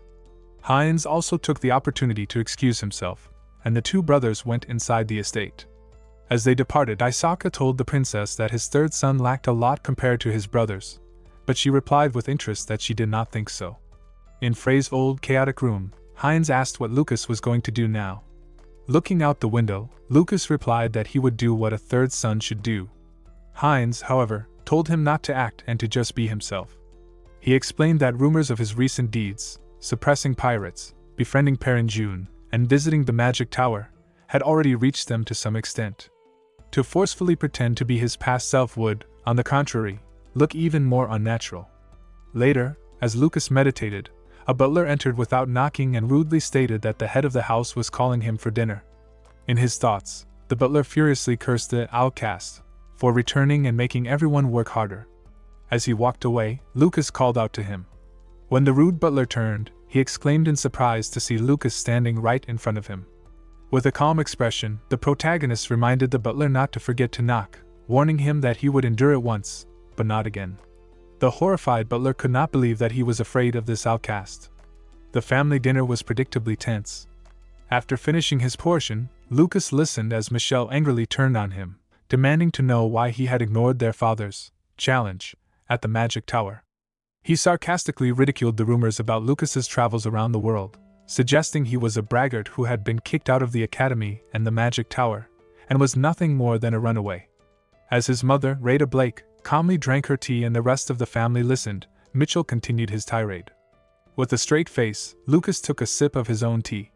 In his thoughts, he noted that not even a quarter of a day had passed, but there was truly nothing good in this family. He realized how much the real Fry must have suffered, being looked at like an insect by his own relatives. With a cold expression, he stated that he did not run away. Michelle only laughed incredulously and pointed a finger at him, suggesting he tried to make up a story about what he had gained while going around the world. Seeing his chance, a malicious smile spread across Lucas's face. He was glad everything had turned out so well. In order to act with comfort, he needed to establish a reputation in this place. Putting a hand to his temple, Lucas said that he thought he had at least become stronger than Michelle. When Michelle heard his younger brother's smug words about strength, he burst into loud laughter. He noted that the trip had at least given the third son of the Blake family some courage, because before, the young man couldn't even look him in the eyes. As his brother laughed wildly, Heinz simply took a sip from his mug. With a malicious smile, Michelle continued to taunt Lucas, who calmly replied that he would save his words, as he was just happy to be having a meal with his family for the first time in a long time. Michelle then turned to their father, Isaka Blake, who dispassionately said that this was a matter between two brothers and that he should do as he saw fit. Taking this as permission, Michelle rose from the table, concluding that a little sport after eating wouldn't hurt, and called for Lucas to follow him. The rest of the family rose to watch, except for Heinz, who calmly poured himself some more tea. As his mother, Rada Blake, left the dining room, she cast a curious glance at him, asking why he wasn't going. Heinz simply said that he was not interested. He reflected that Lucas was most likely confident, and that although Michelle was strong, he was still not an apostle. He knew the fight was already over and, not wanting to watch his older brother's defeat, remained at the table. In the estate's courtyard, the two brothers stood opposite each other. Michelle carefully examined Lucas, noticing that the young man who had previously fallen from a light wind was now standing with a calm, imperturbable expression. He condescendingly allowed Lucas to be the first to use magic, stating that this would not be a real fight, but only an educational measure. Puzzled, Lucas looked at his parents, concluding that he should not show strength above the required level, as he was in the presence of his mother, Lyran's apostle. He raised his hand slightly and a blue stream of mana appeared, forming a simple magic missile. Michelle said in disappointment that based on his brother's confidence, he expected at least a third star spell. But as the missile shot towards him at full speed, he gritting his teeth and barely had time to dodge. The energy ball crashed into the tile, sending fragments flying. Before he could assess the damage, he was caught off guard by Lucas, who was now rushing straight towards him with incredible speed. The enraged Michelle formed an ice arrow, but with one wave of his hand, Lucas broke it into small ice fragments. Horrified that he had shattered his spell with his bare hands, Michelle was distracted for a crucial second. Lucas got as close as possible and launched a powerful kick. A blue glow emanated from his eyes as he placed his hand on his brother's chest and unleashed a powerful strike using mana. The attack, a warrior mage technique, lifted his brother into the air. The Duke, taken aback, watched with wide eyes. Hanging in the air, Michelle grabbed Lucas's wrist, indignantly asking how he dared to take his older brother by the throat. With a scream, he activated his soul flame, and his entire body was engulfed in fire. He told Lucas not to be offended, because the loss of just one arm was a small cost for rebelling. Without removing his hand, Lucas just grinned, sarcastically saying that he was not at all hot. After these words, he hit Michelle hard in the face with his fist, knocking out a couple of teeth. The attacked guy flew up, turned over in the air from the power of the blow, and crashed to the ground, raising dust with his landing. A worried servant ran towards the defeated Michelle. As Lucas stood with his back to his parents, his father noted that he had studied warrior mage techniques to replenish his missing mana. Isaka looked at his youngest son with pride, reporting that the fight was impressive. Rada, standing to the side, also smiled, announcing that she was proud of him. Lucas looked at their satisfying faces, shocked by how easily they spoke about pride to a child whom they themselves had kicked out. Thinking about how disgusting the Blake family was, he acted completely the opposite, thanking his mother with a smile. Later that night, Rada and Lucas were sitting in a white gazebo. She asked if he remembered Princess Fiore, explaining that she had come for training and that the third princess would soon be associated with the Blake family through marriage. Watching his mother, Lyran's apostle, sip her tea, Lucas concluded that she had decided to contact the imperial palace and tried to understand her real plan. The woman then pulled him from his thoughts by asking, "What about him?" She admitted with a kind smile that the princess was so great that she was even sorry to give her to her youngest son. She explained that the princess had considered him a good person when they met, and persistently tried to persuade him to agree to the wedding, which would gain him recognition as a worthy member of the family. When Lucas asked how his life would change from their recognition, Rada smiled softly and claimed that a lot would change. As an example, she said that then, the secrets of the Blake family would be shared with him. Taking the mug of tea, Lucas reflected on what he had heard, concluding that his mother, Rada, was talking about the Blake family's experiments in combining mana and skills. She gave him 3 days to put his thoughts in order and accept the situation. As the woman stood up and moved away towards the estate, Lucas followed her with a gloomy look.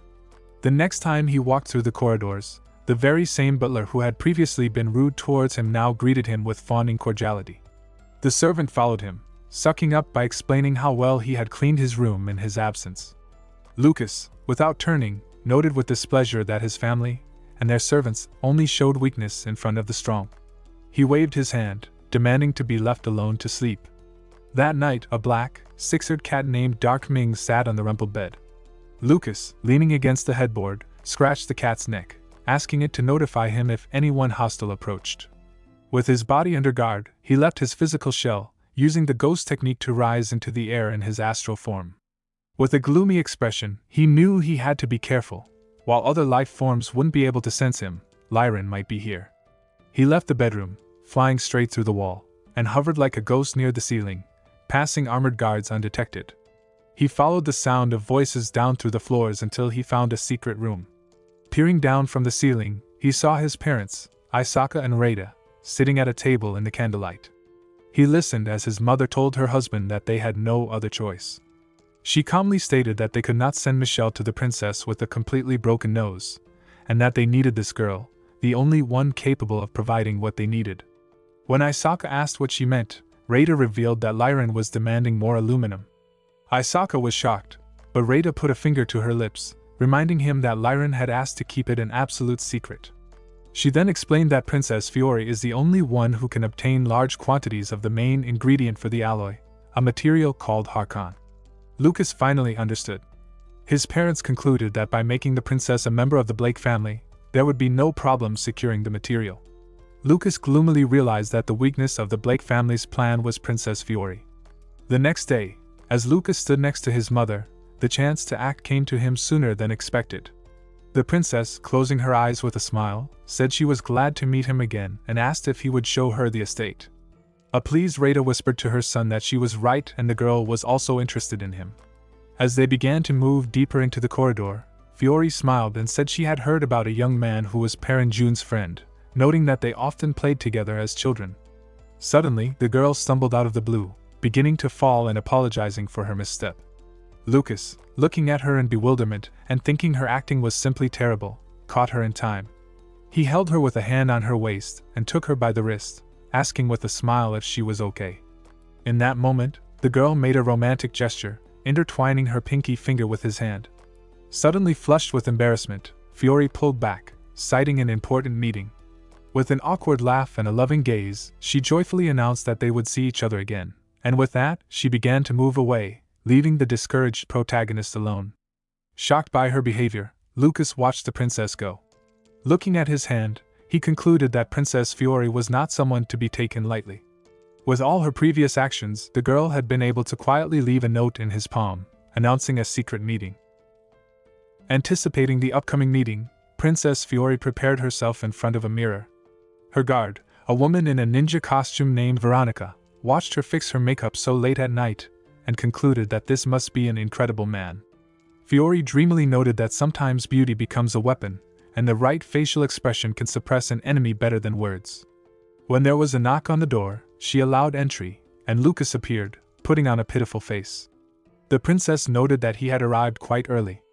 She reported that she had heard a lot about his fictitious name, Kane, and the rumors that he was the new leader of the Trauman Circle. Surprised that she was so interested, Lucas listened as she admitted that her mentor was the one who was interested, and that she knew he had revived the almost destroyed circle before leaving to wander alone. She assumed that a man with such a calm face must be planning something very important. He just smiled, telling her that she was mistaken. He fondly remembered a battle with the Traumon Circle where his friend Isabel had heroically defended them. He informed the princess that his strong friend was now replacing him in that position, concluding that having a comrade is more reliable than it seems. He then said that he was a little sorry. He had been hoping for a secret meeting with just the princess. She replied that this is what it was, but he shook his head. Looking up at the ceiling, he declared that the third person present was an intruder. Suddenly, the figure of Veronica appeared hanging from the empty ceiling, and she immediately loosed down with a weapon at Lucas, who had easily detected her. As Fiore screamed for her to stop, Lucas put up an energy barrier with one hand and stopped Veronica's blade with the other. He declared that one more moment and her face would have been torn to pieces, before knocking the dagger out of her hand. Looking at the tense assassin, he concluded that the princess had a real killer on her guard. Getting to the point, Lucas sat on the bed, his face now serious, and asked how much she knew about his mother Rada's plans. Fiore concluded that he had already seen through everything. She explained that she knew about the intentions to join her to their family and isolate her from the palace, and that Rada desperately wanted to get some resources from her. She shared that over the past few years, the volume of strange orders from the Blake family had tripled, for items like troll blood, ancient mountain ginseng, and even the bloody hands of beauties. She admitted that she still couldn't figure out the family's ultimate purpose. Lucas smiled, noting that she was as perceptive as they said. Her insight made her feel like she was having a dialogue with her mentor. He then asked a curious question: was she going to remain neutral? Her blue eyes widened in shock after Lucas announced that the conquest of the continent by demigods was coming, and that it would take at least a year, or two if it dragged on. When he noted that she could lose her life if everything was left as it was, an enraged Veronica loosed at him again. With a single index finger, Lucas calmly pierced her body with his technique, immobilizing her in a field of lightning. A humbled Fiore asked how she could prove his words. Lucas replied from the bed that his mother wanted Harkon, which only she could get. Hearing this name, a shrewd Fiore stated that she thought so. Lucas explained that this material would speed up the plans of the demigods. Flushed, the princess assumed that if she did not side with them, they would intimidate her into getting the Harkon. She asked with a perplexed look whether he recommended that she join the circles for protection. The girl opened her mouth in shock when he said with a grin that this would not protect her. As she waited silently, wondering what he was offering, the young man got out of bed and approached her. He asked the girl to always be by his side, so that he could become her shield. Princess Fiore's face turned red at Lucas's offer to become her shield. She quickly turned away, trying to come to her senses, and said that while the situation was terrible, he didn't have to worry because she wasn't stupid. She explained that she wasn't afraid of death because she had someone to rely on, which was where her confidence came from. When Lucas suggested that her guardian was the master of the 11th magic tower, she was surprisingly quick to express her admiration for his knowledge. As she went to help her guard, Veronica, to her feet, Lucas said that he would really like to meet the owner of the tower. Fiore then took out a blue sphere, explaining it was the only way to contact the master, but that only he could activate it. At that moment, the ball began to glow brightly. It flew out of her hand, and from the streams of mana, a holographic figure of a man in a cloak was formed. The figure greeted Lucas, and he realized that the man's face was magically obscured. The master said that he had overheard their conversation and agreed with their assumption. The demigods were going to take over the mainland within the next 2 years. A surprised Fiore tried to warn Lucas to be more polite, but the master told her not to worry, as Lucas was saying the right things. The master explained that he had suspicions when the Black Dragon squad was destroyed in Lunable, and Lucas confirmed that it was Nazdog's doing. The master then laughed, impressed. Lucas, in turn, showed his own insight. He pointed his finger at the figure and noted that the magical tools he was using were a technique developed in the Straw Necklace Circle about 50 years ago, just when there was a change in their master. He concluded that the figure before him was the former master of that circle. The man was surprised at how much he had determined at a glance, and confirmed that he was. He then asked Lucas if he knew a man named Asel Argento. Lucas remembered the name from his first meeting with Banyan. Asel was her father, and the previous master of the Traumon Circle. The master of the 11th tower explained that Asel was his old friend. He told a story of how the 3 strongest circles had decided to strike on the sly, getting rid of the unusually strong master of the Traumon Circle in order to reduce their rival's strength. He regretted that in the end, he had failed to prevent the death of his friend. He spoke with contempt about the circles that had promised to save humanity but were now rotten. He then made Lucas an offer. He explained that for the past 50 years, he had been gathering people who had inherited the will of past heroes, forming a new, strong alliance with the sincere purpose of destroying the demigods. He invited Lucas to take the Trauman Circle and join them. To the surprise of both the teacher and the student, Lucas, with a grin on his face, refused. He explained that he did not want to join a new organization, but instead wanted to transform the rotten ones from the very bottom. He argued that all human organizations eventually stagnate and rot. Creating a new one would not solve the problem. Instead, one had to consider the possibilities of removing the rot from within. The projection laughed, saying that Lucas was indeed a copy of Ossel. He wished that their last moments would be different from his and his old friends. He then ordered Fiore not to spare any help for Lucas. As his projection began to dissipate, he expressed his gratitude, saying it felt as if he had met his old friend again. Lucas asked for his name, and as the projection disappeared, he managed to say it, Cairo Wisman. He added that his offer would forever remain relevant if Lucas ever needed strength. Lucas went into shock, realizing that this man was a descendant of his old comrade, Shuizer. Later, at the luxurious mansion of the Blake family, almost the entire family was sitting at the table having a meal. As his father, Isaka, and mother Rada ate, Lucas suddenly gave his consent to his mother's proposal. He put his hands on his legs and, without another word, stated that he would marry Princess Fiore. As Lucas put a piece of steak in his mouth, he looked at his mother and announced his consent to her proposal, stating that he would marry Princess Fiore. A satisfied smile spread across Rada's face. The scene then flashed back to the previous night, after Cairo had left. Lucas had asked the princess for 3 favors. First, to postpone the engagement. Second, to not appear too indifferent towards him in public. And third, to stop selling the material known as Hakan for a while. Fiore, trusting her master's judgment, agreed to all 3 requests. Back in the present, a pleased Rada stood up from the dining table and called Lucas a worthy successor to the Blake family.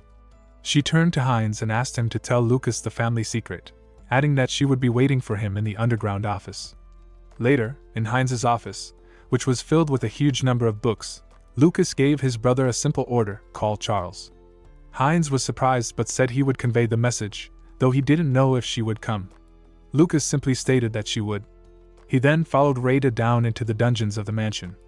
As she asked about his feelings after learning the truth of the world, he pretended to be surprised, saying that he still could not fully comprehend everything.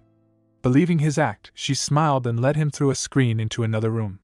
His eyes widened at what he saw. The bodies of people lay on torture tables, securely attached, with pipes filled with green liquid connected to them. In another part of the room, a body was suspended from the ceiling by shackles, and nearby on a table was its head, separated from the body. Lucas froze in a stupor as he saw a man in a mask holding a huge cleaver and cutting into one of the bodies.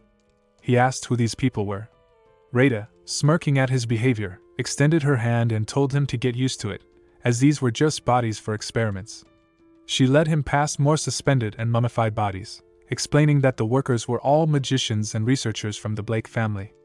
Lucas noticed the terrible, vacant condition of one of the workers, and Rada explained with a smile that she had taken away their ability to think. Her face twisted with madness as she said that when leading a group, personal ego was just a detrimental poison, and the most effective method was to force them to follow orders like Heinz.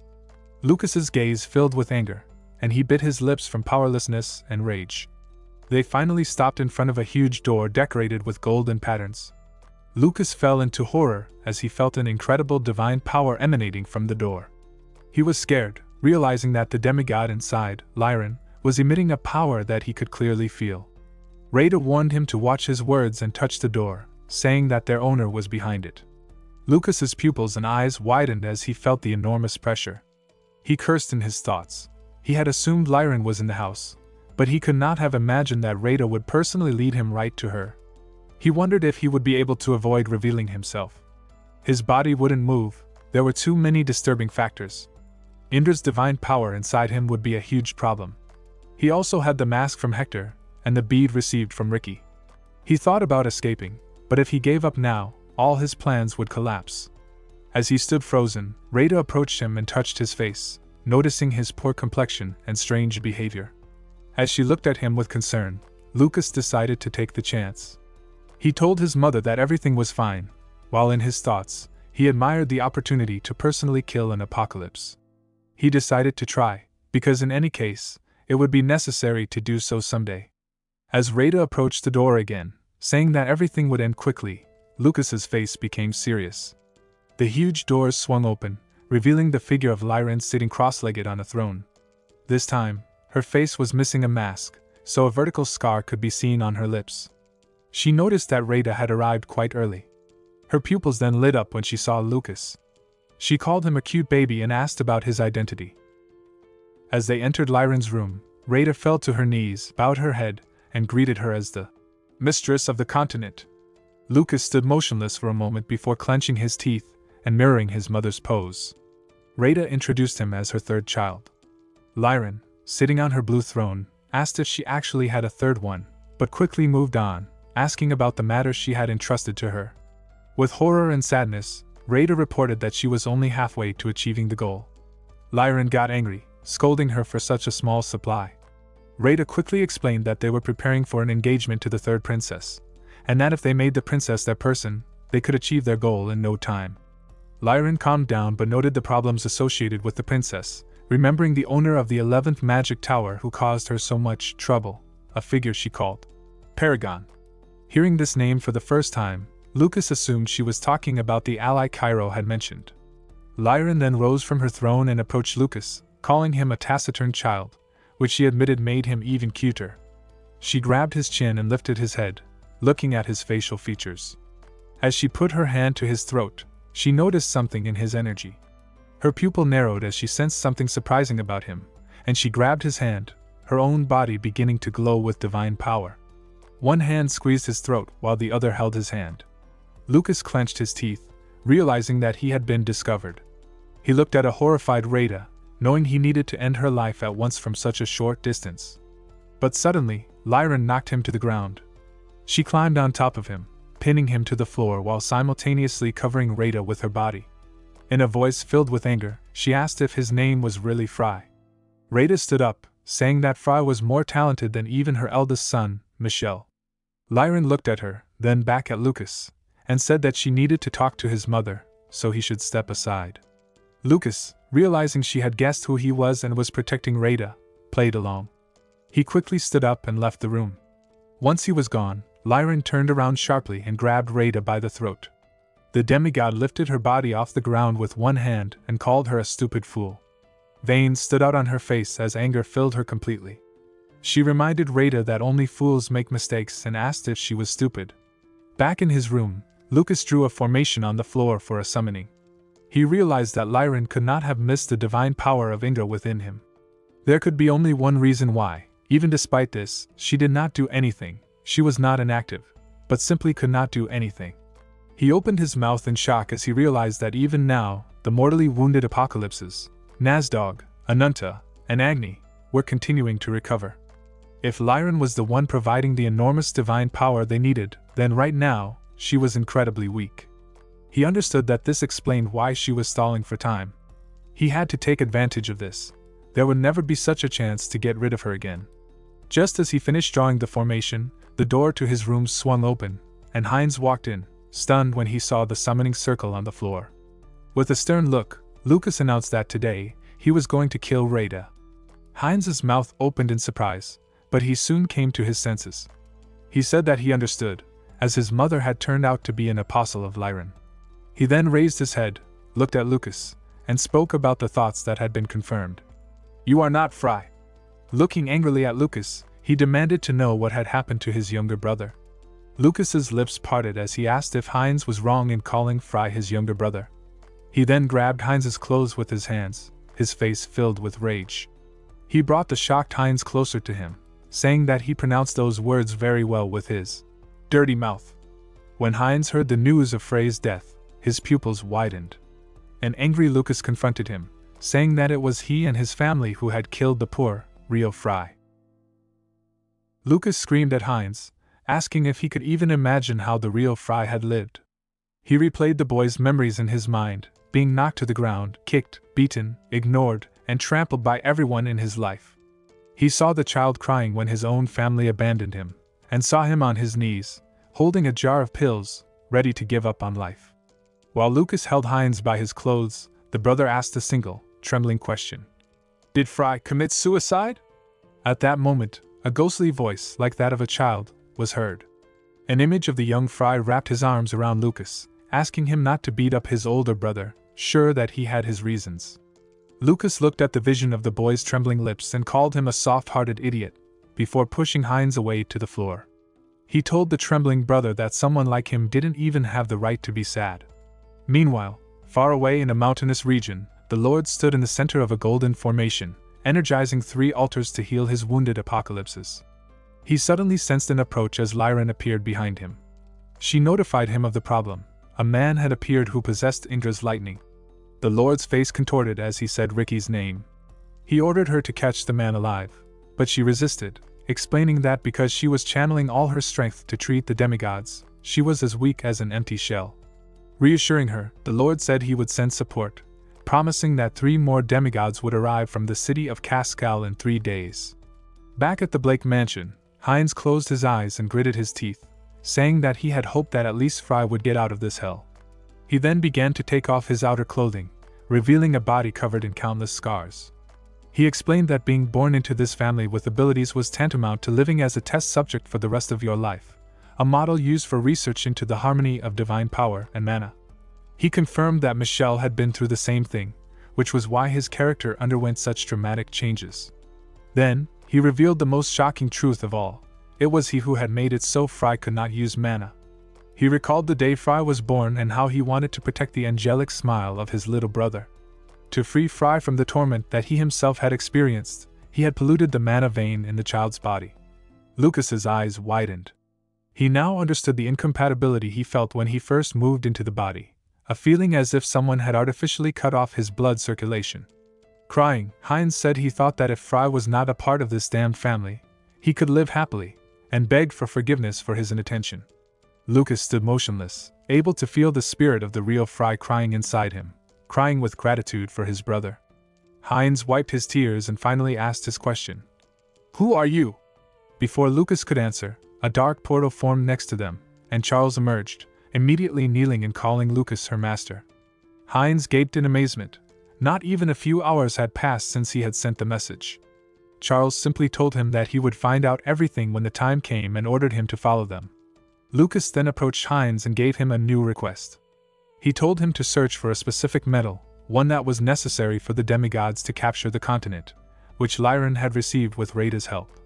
Heinz, understanding, said that if his mother was hiding it, there were several places he suspected. Lucas then turned to Charles and asked her to find Rada. When she said Rada was hiding her energy, Lucas replied that it would be easy to cause some hesitation. A predatory smile appeared on his face as a powerful explosion suddenly occurred, rocking the Blake mansion. Hanging in the air, Lucas watched the emerging cloud of smoke, deep in thought. If his assumptions were correct, then Lyran would definitely call for reinforcements, meaning he didn't have much time. Below, his father, Isaka Blake, pointed up at him, beside himself with rage. He screamed, calling him a brat and wondering what he was doing. Lucas simply smirked and asked what it was like. Enraged, his father called him impudent, but as he moved to attack, Lucas created a magical barrier around himself, capturing the space. Isaka was horrified to find that his own mana was not responding. With a look of disgust, Lucas ordered him not to try to pretend to be a father, stating that it made him sick. In his thoughts, Isaka was amazed, realizing his son was an 8-star mage who could capture space. As he tried to escape, a huge block of ice appeared in front of his face, sending him crashing to the ground. Lucas noted that he was Lyran's puppet, which made him think his divine power would be wind. The ice block then collapsed into small pieces, and Isaka began to fall. As he struggled to get up, he assumed that this was Lucas's purpose from the very beginning. Lucas confirmed it was true, asking why else he would return to such a terrible family. Screaming, his father said that he had made a mistake. He should have killed him when he had the chance, noting that he should never have been born. Suddenly, many monstrous creatures with wings appeared behind Isaka. Lucas sarcastically noted that his father had strange preferences, asking if the monsters were flies or people. A horde of the creatures then loosed to attack.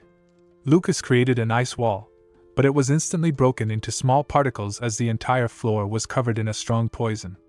Smirking, the father wondered if the protagonist dared to think he could use ice magic in front of him. As Lucas flew towards him, an army of the monsters surrounded him from all sides.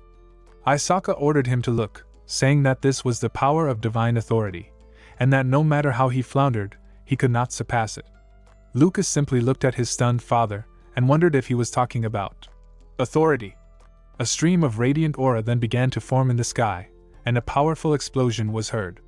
His father was shocked by what he saw, and Lucas, hanging in the air, wondered why his father possessed divine powers at all.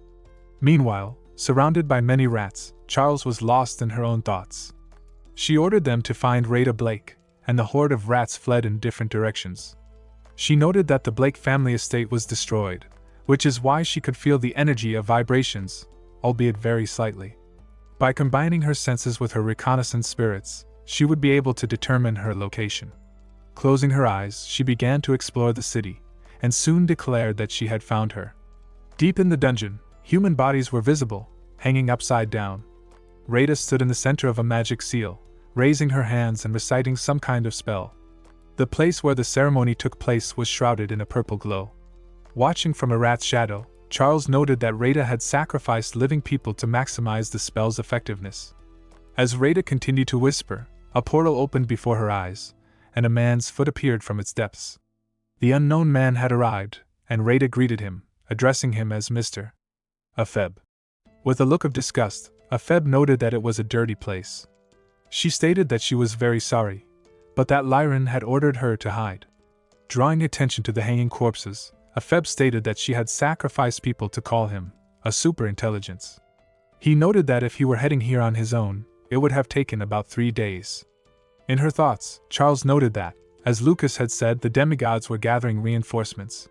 As Rada began to explain that their target was her third son, Fry Blake, Epheb interrupted her, waving his hand. At that moment, a stunned Charles was pulled from the depths of the shadow. Horrified, she was amazed that she had been noticed, even while inside her barrier of darkness. Epheb simply wondered what kind of mouse had come to this place, calling the situation interesting. Heinz was shocked as he stared at the ruins of the building, where many hanging corpses were visible, their faces covered with bags. He noted that while he expected this, he didn't think it would be this bad. He entered a room and found a bag, thinking it contained materials related to aluminum. He brought it to Lucas, who was standing over the body of his defeated father, Isaka. Heinz declared that this was aluminum. His father, seeing him, wondered why he was there, but Heinz ignored him and handed the bag to Lucas. Looking inside, Lucas noted the huge quantity. Heinz then asked what power was truly contained in this substance. Lucas explained, asking if Heinz knew the one thing that demigods were afraid of, God. He told him about the invisible force that protects the order of the world, a god who can punish demigods with destruction for committing senseless murders. He held up a piece of aluminum and said that if you eat it, you can completely hide your divine abilities. In other words, it was a miracle cure that would allow the demigods to no longer fear God and take over the continent. Clenching his fists, Heinz then revealed the most horrific truth. He said that among the ingredients of aluminum were human hearts. It takes 108 hearts to create only 0.1 kilograms of the substance, meaning that the tens of kilograms found in the laboratory represented an unimaginable number of people sacrificed. He realized that this was the true identity of the Blake family. Turning to his father, he wondered how many people he had sacrificed. Isaka simply called Heinz a brat and ordered him to answer.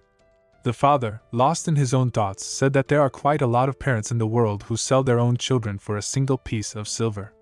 He added that since no one would worry about these children, there would be no problems. Beside himself with rage, Heinz called out to his father, who simply smirked and noted that in any case, Heinz's body also had the blood of the Blake family. The protagonist then stated that this blood flows in him too. With a serious expression, Heinz declared that the Blake family must disappear. Screaming, the father called them pathetic worms.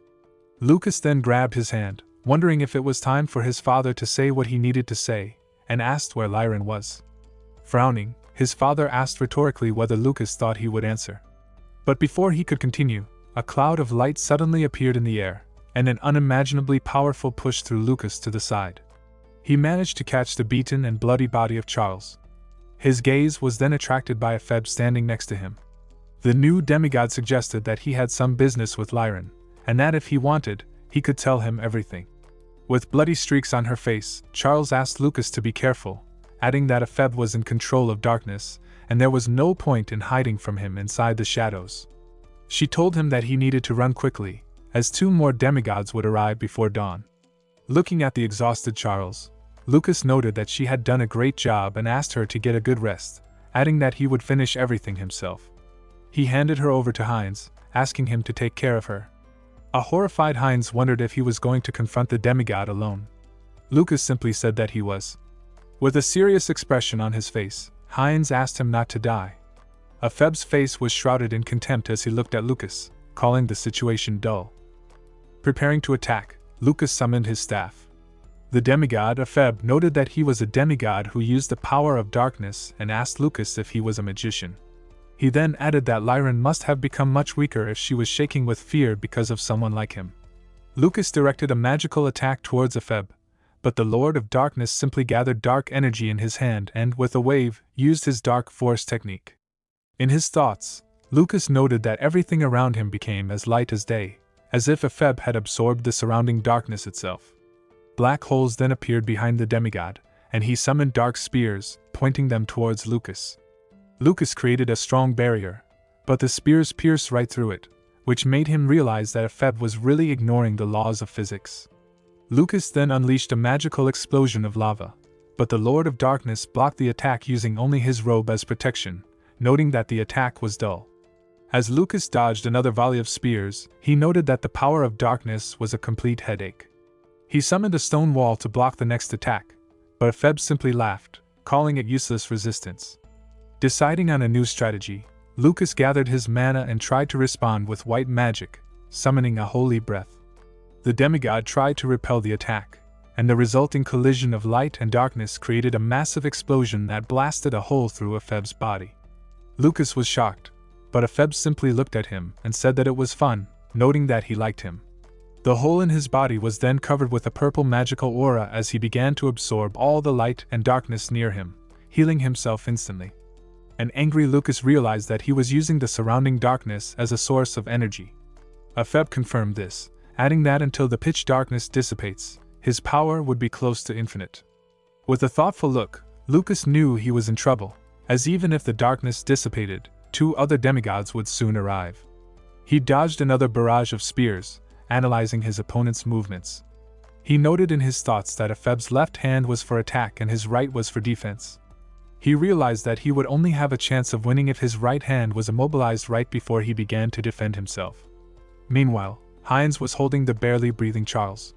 His bound father, Isaka, called him a foolish scoundrel. The bloody Charles then crawled towards Isaka, smiling as she said his name. She took his head with both hands and noted that his betrayal of this world was a sin, but that there was a chance to atone for it. Her fangs appeared, and she began to bite him.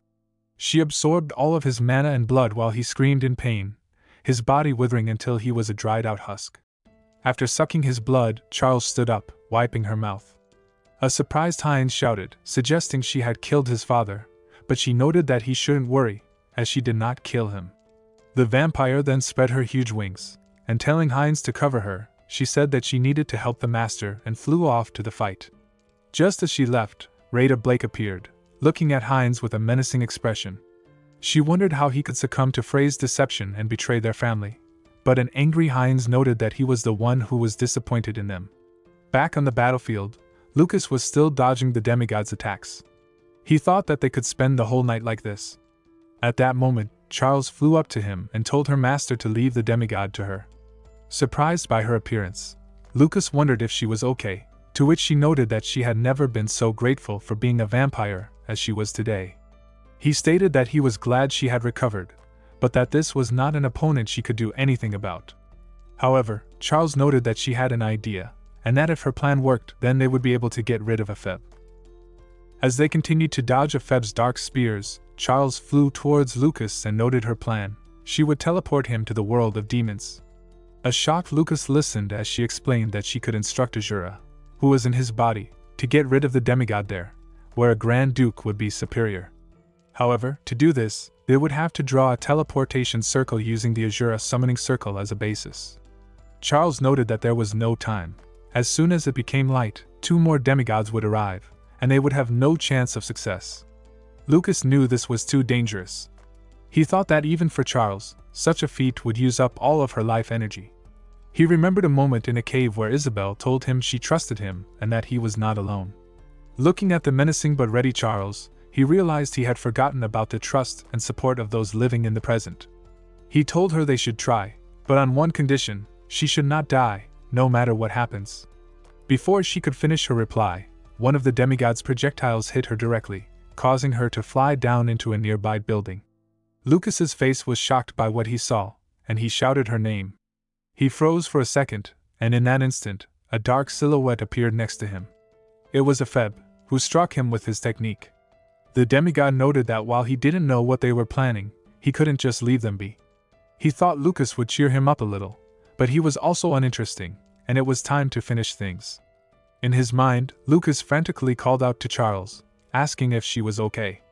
In the collapsed building where she had landed, the girl tried to move her hand but did not have the strength.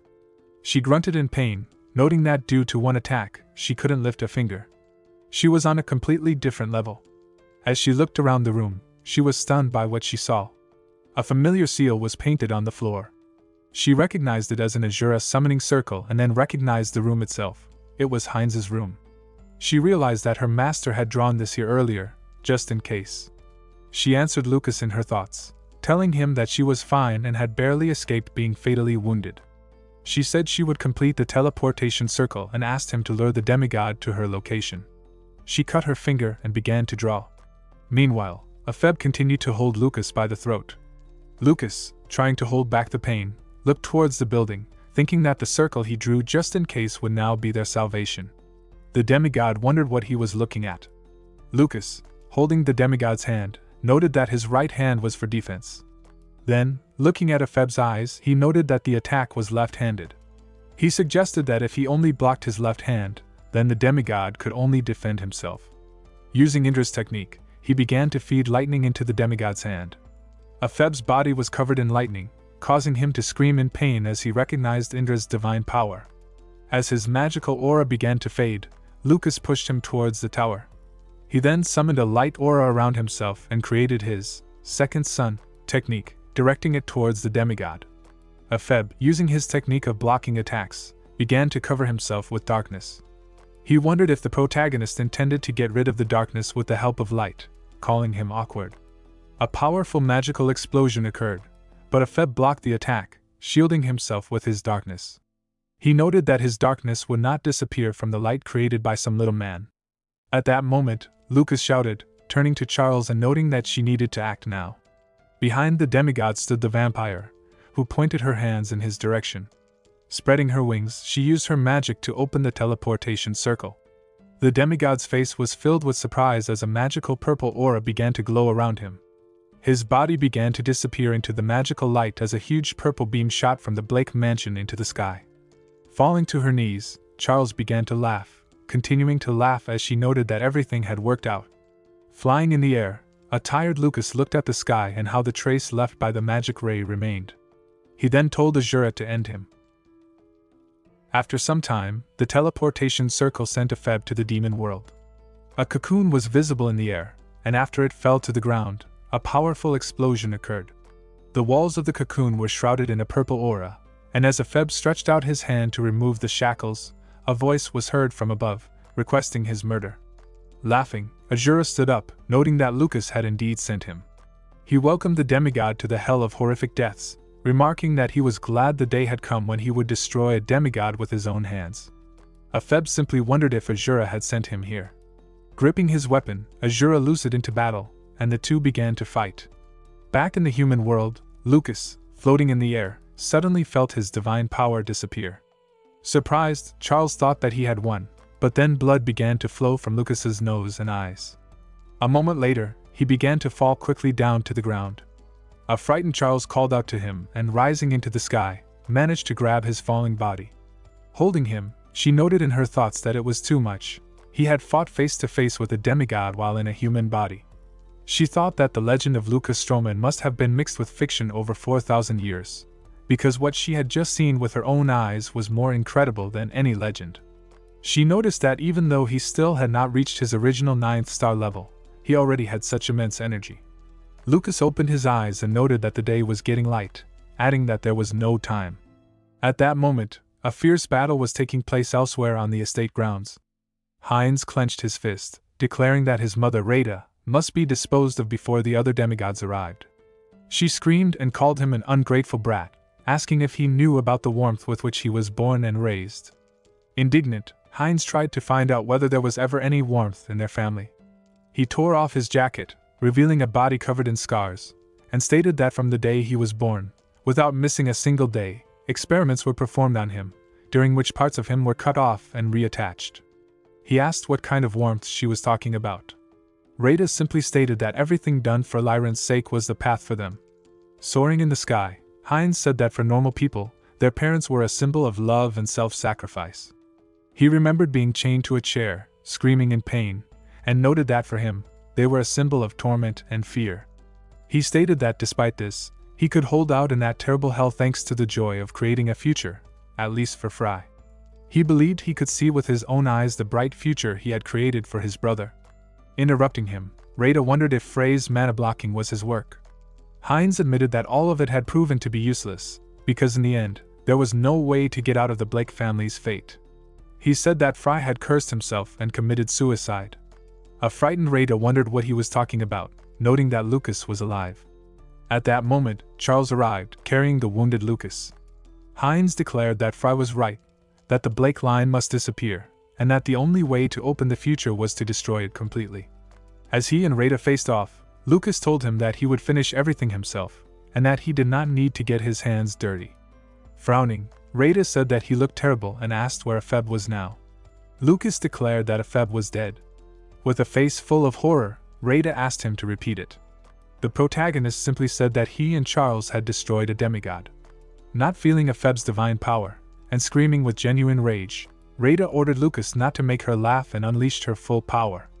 Heinz tried to shield himself from the raging streams of aura. Lucas, continuing to float in the air, noted that his body was in a terrible state. He said that he needed 1 minute, and that this would be the last spell he could create. Charles and Heinz said that they would gain that time for him. As Rada screamed and wondered how people like them could dare, Heinz declared that they had to do this. Looking back at his brother, his eyes filled with tears as he said that if not for them, then it would be too terrible. As the battle began, Rada screamed that she needed to kill them all for Lady Lyran's sake, so that she could transfer this entire world to the demigods. Stretching out his hand, Heinz declared that their role was to stop her, asking who could be entrusted with this task except them, her sons. Lucas, standing behind them, asked Charles to cover him. He then collapsed to the ground, his hands shrouded in streams of blue aura as he began to recite a mysterious spell. Rada wondered how long Heinz intended to continue this annoying exchange of attacks and screamed for him to finish it. Charles performed a soul grab, but Rada easily broke free, calling it futile resistance and sending the vampire flying. She looked at her sons and called them pathetic worms, but then her gaze shifted, sensing the enormous mana that Lucas was gathering. She realized they were trying to buy time by fighting her. With a strong whirlwind of motion, she appeared behind the concentrating protagonist and, with an unimaginably powerful attack, pushed him aside. Lucas hit a wall and let out a scream. As he leaned on the ground, Charles and Heinz appeared before him to block her path. Heinz attempted to strike, but she easily parried his attack, asking them to admit defeat. Suddenly, her face was covered with a bright flash of aura as she disappeared. Charles reported that she was moving so fast that her eyes could not see her. With a serious expression, Heinz stated that she was not moving, but was hiding herself in the wind. He extended his hand, forming a cloud of aura, and then delivered a blow that caused a powerful explosion, revealing a huge block of ice where Rada was hiding. She stated that she could not believe he was using this power. With a serious expression, he revealed that he hated using his divine rights because it felt like he had given up on being human, but that if they had to be activated in order to remain human, then he had no other choice. A horrified Rada noted that Heinz had grown a lot. They clashed again, and he parried her attack, but the shockwaves sent Charles flying. Rada then reappeared before Heinz, stating that even if their powers were the same, she was different from him. She was the apostle of the apocalypse. He was only a test subject. From the colossal power of her next attack, Heinz flew to the side. Clenching her hands into fists, Rada turned her attention to her son lying on the ground. She said that even so, she was going to let him live because they were relatives, but now she was sorry, as she had no choice. Raising her hand, she wished him a good journey, calling him her son. A horrified Charles tried to call out to Heinz, but suddenly, a splash of blood appeared. Particles of it landed on Heinz's frightened face. He looked up and froze. A huge hole was visible in Rada's chest, and her face was shrouded in genuine shock. Her gaze fell on Lucas's finger, from which smoke was emanating. Barely standing on his feet, she tried to find out what kind of magic this was. Tilting his head, Lucas noted that, come to think of it, he still hadn't come up with a name. As Rada began to fall to the floor, she wondered if he was saying that he had created the spell himself, noting that it was impossible. A frightened Heinz turned his attention to his mother, who was now lying in a huge pool of blood. He tried to call out to her. Lucas approached him and said that she did not even have time to feel the pain, and that this was the most he could do for him. With his back to Lucas, and with tears in his eyes, Heinz thanked him. At that moment, their bodies were covered in a mysterious flash of light. Due to the shockwave, Charles and Heinz were thrown to the side. Lucas heard them scream in pain and tried to call out to them, but then a long string pierced through his own body. Looking at the stunned protagonist, an unknown person noted that he did not see a Feb. In his thoughts, Lucas reported that they were late. The unknown person then wondered if it was really the work of these insects, as a new creature, whose hand was still piercing Lucas's body, appeared before him. As the mysterious creature's stinger was embedded in his stomach, Lucas let out a high-pitched scream. His gaze fell on Charles and Heinz lying nearby, and he wondered if this was the end. Suddenly, a flash of bright light appeared in front of his face. A crack in space opened, and from its depths, many hands of the dead arose, binding the two new demigods. The sting was pulled from Lucas's stomach, and as he began to fall, his eyes rolled back. He was caught by Isabel, who said she was glad that he was still breathing. Opening his eyes, Lucas turned to her as she used a healing technique on his body. He leaned on her shoulder and asked what she was doing here. At that moment, an army of magicians began to emerge from the depths of the crack. Isabel simply wondered if he had forgotten her words, noting that if he was in danger, she would come running to him in one fell swoop. The man leading the magicians, whose eyes were scarlet, announced that they were Paragon. The demigods were shocked. As one of them launched an attack, the leader of Paragon thrust his magic staff into the ground, creating a barrier that disintegrated the undead hands. As Isabel helped him walk, Lucas asked where they were. She replied that they were heading towards Paragon's main base. He realized that this was the non-circle alliance that the head of the 11th Magic Tower, Cairo, was talking about. Isabel explained that Mr. Cairo had secretly visited her and said that he had met with Lucas. He had asked her to become an intermediary in a meeting with Paragon, thinking that it would make it easier for Lucas to be recruited. Lucas wondered why she had so quickly accepted the offer. With a serious expression, she revealed that Cairo's full name was Cairo Wisman. She remembered that back in Shuizer's cave, Lucas had said that Wisman was the old surname of Shuizer. She explained that a man who might be his descendant wanted to see him, and she felt that she should personally observe this meeting.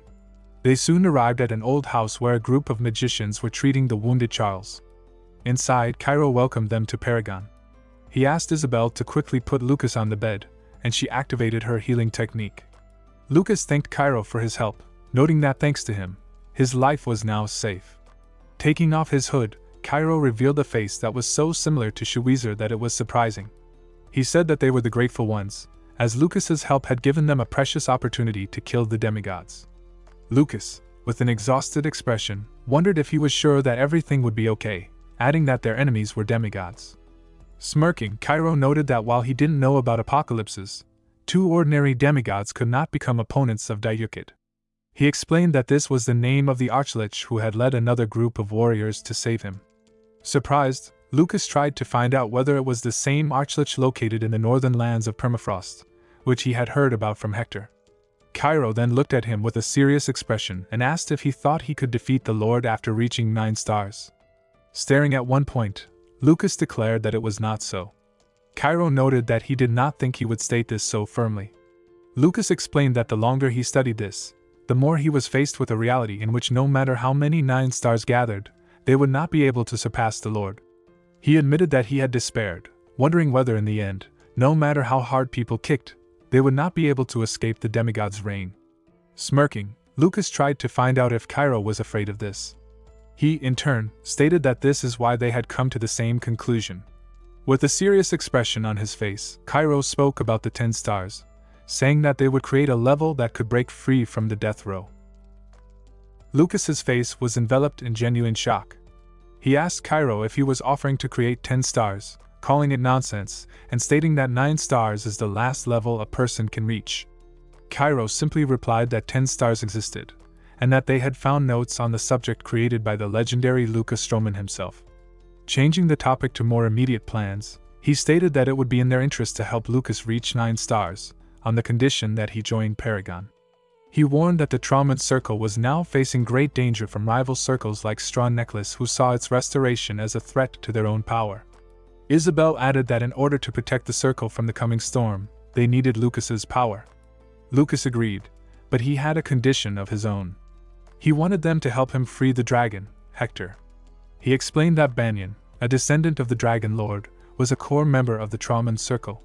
By rescuing Hector from the Lord's oppression and welcoming him, they would send a message to the world that dragons were no longer a sadly losing and destroyed species. Eager to start right away, Lucas reminded them that with Lyran dead, the Lord would soon know what had happened. But as he tried to get up, Isabel used her hand to gently but firmly lay him back on the bed. She asked if he wanted to die, wondering how a person who had lived for more than 4,000 years could behave like such a little boy. She activated her healing aura, stating that he needed to work on his recovery first, as that was the fastest way forward. A short time later, Cairo heard that Dayukid had returned. The Archlich appeared, his eyes shrouded in a scarlet glow. He announced that they were done with the destruction of the 2 demigods, but that 5 of their comrades were seriously injured, and 2 others, Simone and Ayn, had been killed. Lucas, amazed by this news, realized that the rumors of Dayukid being a 9-star mage were true. Cairo informed him of their new mission to rescue Hector, and the Archlich agreed to join. With the team assembled, Lucas began to give orders. He turned to Charles and said that he would like to meet with her master from Fistfounder Amlet. She explained that her master was not at all interested in worldly affairs and was completely obsessed with contracts with the demon world. Lucas then told her to offer him bait that he couldn't refuse, the Azura summoning circle. A surprised Charles was confident that he would absorb bait of that magnitude. Lucas then looked at Heinz and asked him for one more favor. With a serious expression, he asked him to become the new head of the Blake family. He explained that instead of destroying the family, it would be better if Heinz became its leader and studied everything from the inside. He told him not to worry, as the 3rd princess had promised to provide them with her full assistance. Finally, a group of magicians led by Lucas, Cairo, and Dayukid appeared via a magical portal outside Hector's haberdashery. Lucas told them not to let their guard down, as someone would likely be inside. As they walked down the stairs, Cairo expressed his gladness for the mission, revealing his rage that the dragons, who were once the strongest opponents of the demigods, had spent their last days as subordinates. Lucas agreed, stating that making a choice like Hector's was more difficult than dying, and that they had to rescue him from his hell at all costs. He stepped forward to open the door, but stopped when he heard a man's voice laughing from inside, noting that this was an abode of bliss. The voice then asked someone named Bailey to feed him cookies.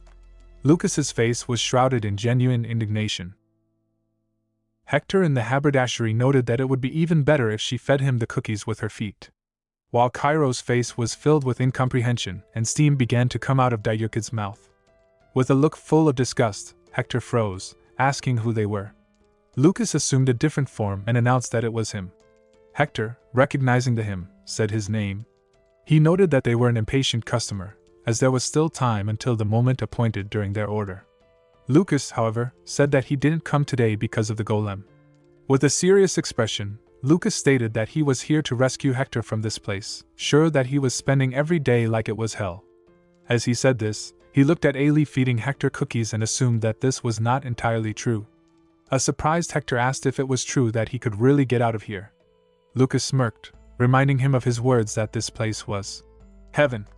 Hector, sitting down, revealed that he thought something was strange, as the Lord's influence had weakened recently. Lucas's face became shrouded in frustration and sadness.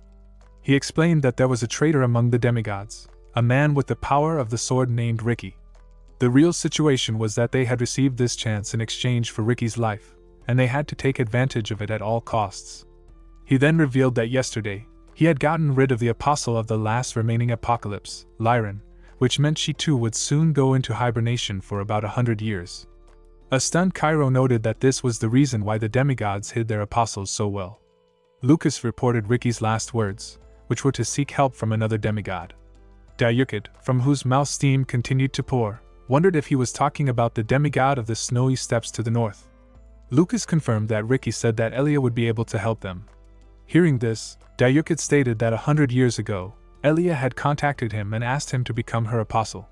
He explained that he had given up at that moment, as his only goal in life was to reach the limit of his magic, and the proposal to discard his mana for divine power was nonsense. He described her as capricious and comparing her to a small child, but said that there was absolutely no nobility in her. He concluded that if they decided to lure Elia to their side, he would help them, as there was no one as strong an ally as her, if she could be convinced. Lucas then turned back to Hector, stating that they had come to rescue him, and asking what he wanted to do. Hector put his hand to his chest, wondering if there could be any doubt. He said he was just waiting for this day to get out of this place that was like hell. Dayukid noted that there was a ridiculous spell cast on the stairs with the Lord's power, which would make leaving take a long time. But before they left, Hector smiled and stated that Lucas needed to look at the golem he had been entrusted with. They entered his laboratory, a wide, hidden space where they were free from the Lord's observation.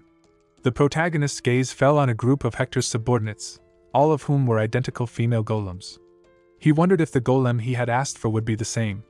Hector, stating that he was a professional, said that it was not in his competence to mix work with personal preferences. He then unveiled the body. Looking at the golem, Cairo suggested that this was why Hector needed his help, wondering if it was really possible to put the endurance he desired into such an appearance. Hector reported that it was a matter of the core, and that even though she looked like this, he had made her capable of easily withstanding the power of 1 million mana. Looking at a stunned Cairo, who wondered if such a core even existed, Lucas reached into his bosom. Cairo was shocked by what he saw. Lucas's gaze was drawn to the mysterious mechanism that was now in his hands. He stated that it was Anastasia, a core created by his old master, Shuizer. The chapter opens with Hector's face shrouded in genuine surprise. Holding the core in his hands, he couldn't believe his eyes, declaring that Shuizer was a genius and another like him would not be born.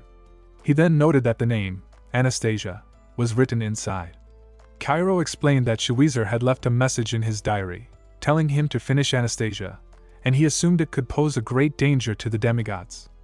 Lucas then said he would be glad if Cairo would help Hector with his work, noting that if he did, they would be able to finish in a couple of months. Just then, Dayukid entered, stating that he had dispelled all the curses on the stairs and they could leave.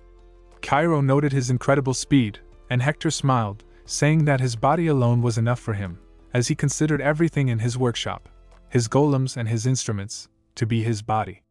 Lucas then suggested activating a huge teleport.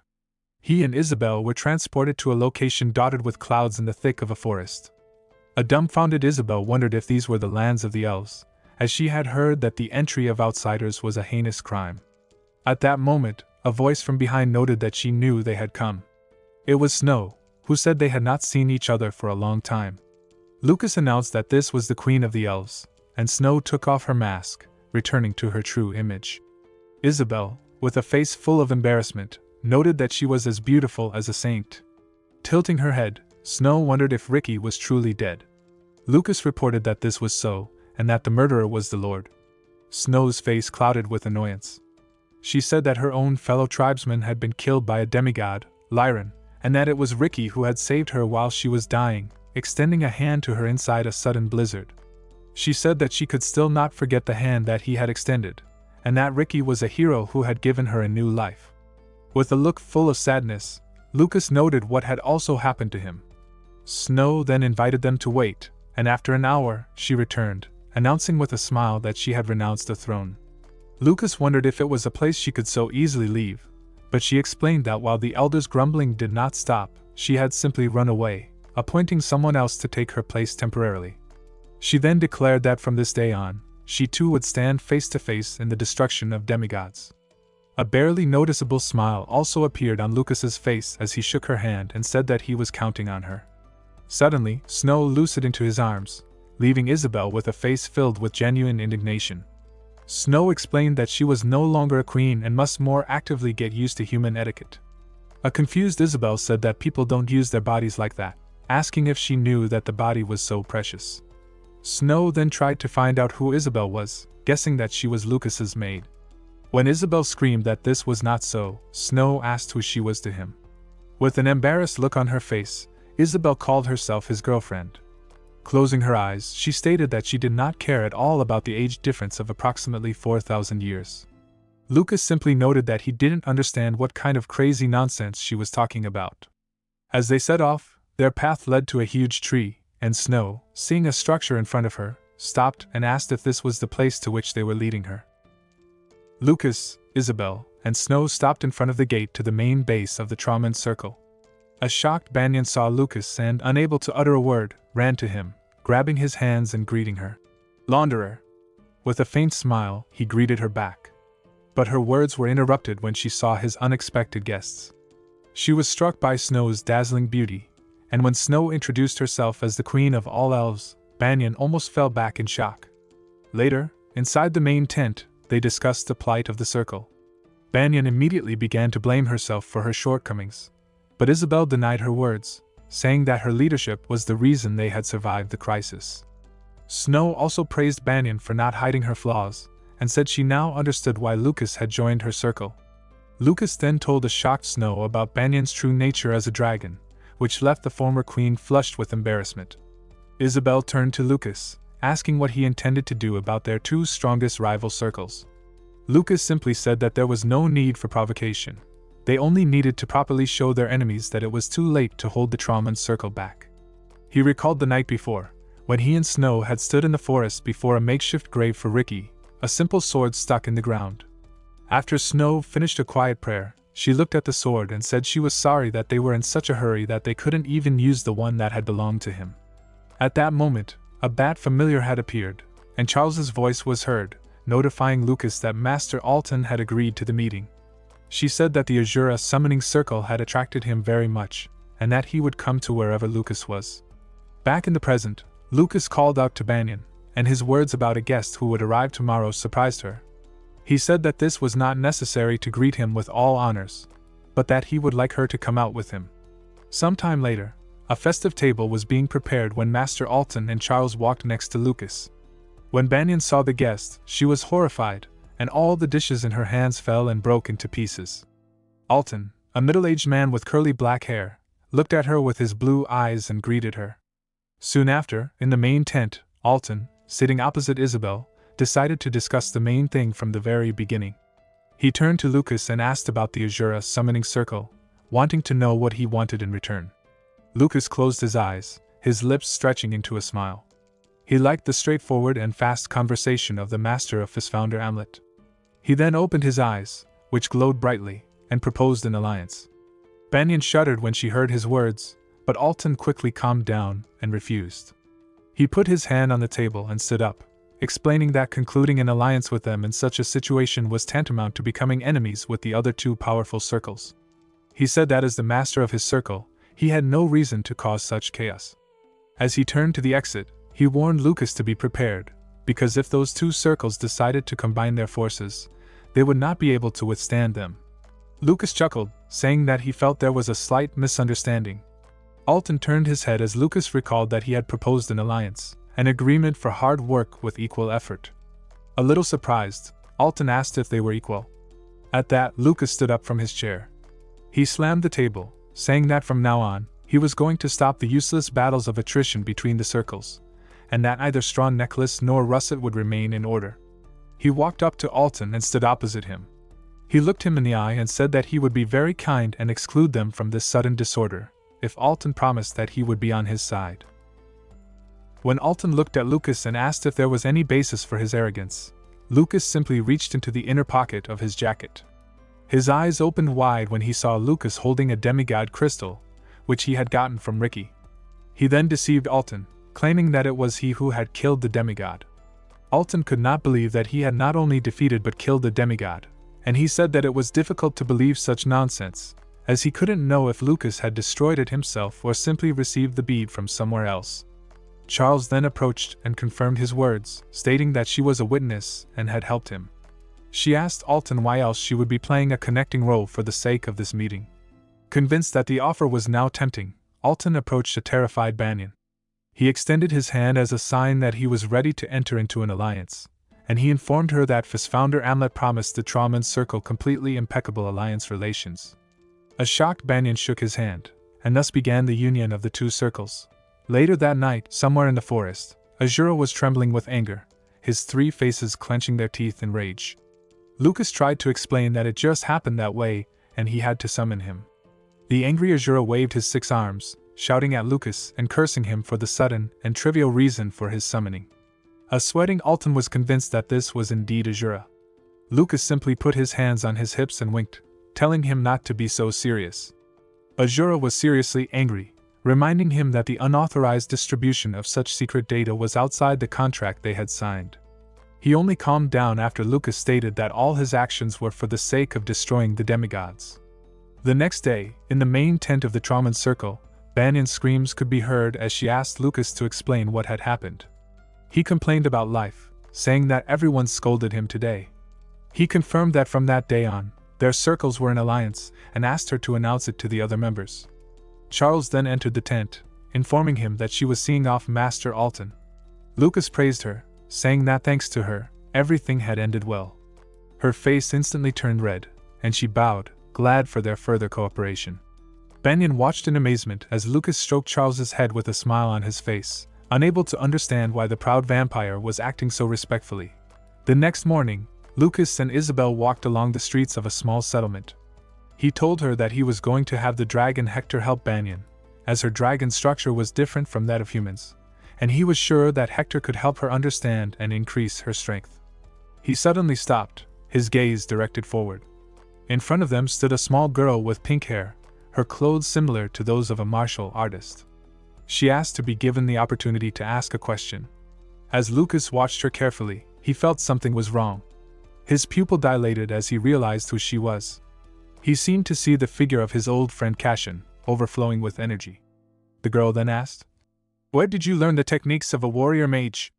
Lucas opened his eyes wide, realizing that in front of him was the master that Ivan was talking about, the previous successor to the warrior mage techniques.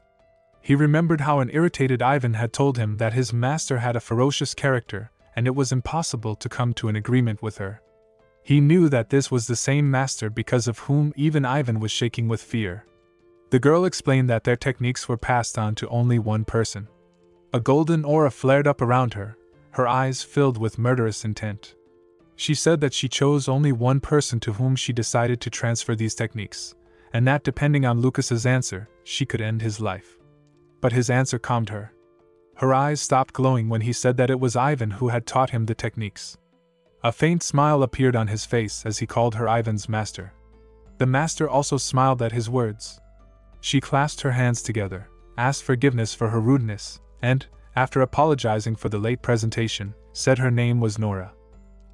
After some time, Lucas, Isabel, and Nora were sitting on a sofa in one of the houses. Nora asked what his relationship was with Ivan, and Lucas called their relationship friendly. He began to tell her how they had first met near Dulum and, after a lot happened, they had even defeated the Apostle Nazdog together.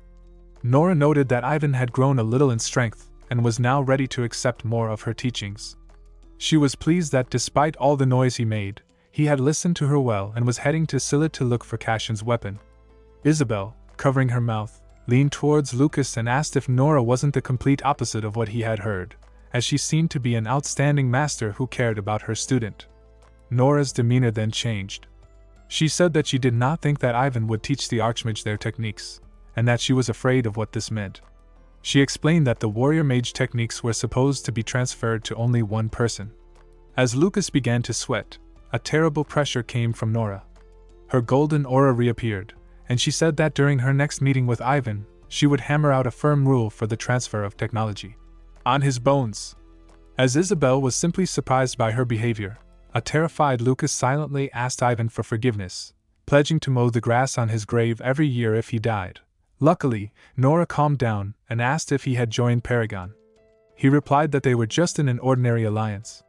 A sad expression appeared on her face as she said that she, too, used to be in a circle. Lucas, seeing her circumstances were similar to Cairo's, began to stand up, saying that the current circles were rotten to the point that they could no longer be corrected. Nora told him that she had heard from Cairo that he was going to reform the circles from within. She said his determination was commendable, but she saw it as a young man's blind faith.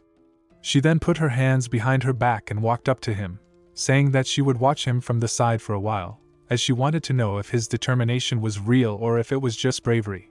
Later, they walked along the base of the Trauman circle. Hector raised his head, admiring the sky and enjoying the fresh air. He remarked that all the qualities in Lucas were good, but he was not relaxed enough. Nora, who stood at the front of the group, replied that Lucas knew that it was impossible to return to the past. Hector then folded his hands and enthusiastically invited her to become his model, praising her conflicting yet mature beauty. He was immediately shut down when Nora asked if this would help in destroying the demigods. Just then, Lucas brought Banyan with him. Her mouth dropped open when she saw the people standing in front of her.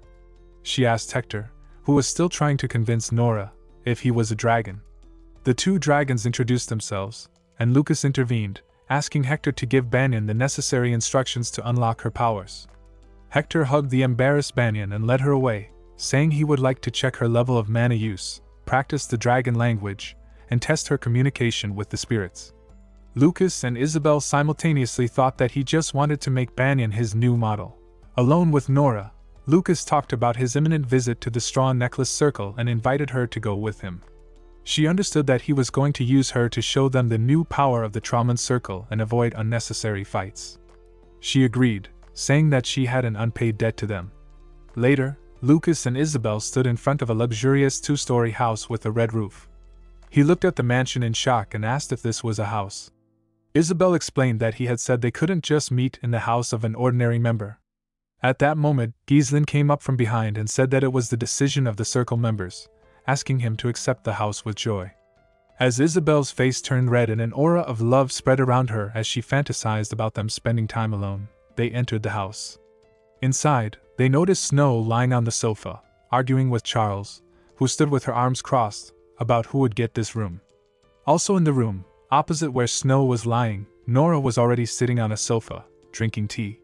Lucas clenched his teeth. His mood and joy disappeared as a shadow fell on his face. Inside the new mansion, Snow was lying on her side on a sofa, saying that while the place was shabby, her room was the most spacious and had a nice view. Charles, standing nearby, shouted that she was the one who had occupied that room, and the two began to argue. When Charles called Snow a rude person, Isabel, now trembling with anger, screamed at them, saying that if they continued to quarrel, they could leave immediately and sleep somewhere else.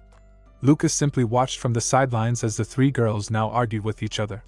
Later, in the main tent of the Trauman Circle, Banyan cried out about a destroyed city. Isaac Blake explained that it had happened in just one night, and that all the countries were now demanding an explanation from the circles. He announced that an emergency meeting would take place in the Empire in 3 days, requiring the presence of all influential people. As Banyan began to panic about the short timeline, Lucas called out to her, saying that he knew the coordinates of the Jung family estate, and they would not be late even if they left on the day of the event. Understanding they now had 3 days to prepare, she agreed. After the meeting, Lucas went to Dayukid's underground laboratory. With his face more serious than ever, he said that he needed to reach 9 stars, and that he needed his help. Dayukid's scarlet eyes glowed as steam came out of his mouth. Surprised by Lucas's confidence, he agreed to help, but on one condition. He opened a portal to the northern lands of permafrost, and said that Lucas must first meet with the demigod Elia and get her consent to cooperate with them. Lucas agreed and said that he had just the right friend to show them the way. Soon after, Lucas, Dayukid, Isabel, and Nora were walking up a mountain, following Snow through a fierce snowstorm. While the others covered their faces from the wind, Snow walked at ease, asking who they took her for. As for her, these lands were just like the front yard of a private house. She explained that blizzards never stopped here, but that if a demigod named Elia lived in this place, she was sure that she must be at its center. As the storm intensified, she said that this should be proof of their approach. After some time, the raging snowstorm began to subside. They had arrived at a place where the sky was clear. Snow explained that they had come to the very center of the blizzard, which is why it was absent here. Lucas's eyes opened wide when he noticed the figure of a man standing between the icy peaks. Before he could finish speaking, Dayukid, who was looking at her, confirmed her identity. It was Elia. Feeling their presence, Elia turned and looked at Dayukid, calling him a terribly sweet guy, who had once refused her incredibly impressive offer. Her cloak flew up as bursts of power began to spread from her. She clenched her teeth, angry that Dayukid dared to appear before her, and decided to kill him. She raised her hand, and ice spears instantly formed in the air near her. Dayukid pulled out his staff, preparing for a fight. As the many ice spears loosened towards them, Lucas suddenly screamed that he had come after hearing Ricky's will. Elia's eyes flashed instantly at his words. Just as the ice spears were about to hit them, they swerved to the side and crashed into the ground. Elia lowered her hand, her entire figure frozen in a strange position as blue divine power emanated from her body.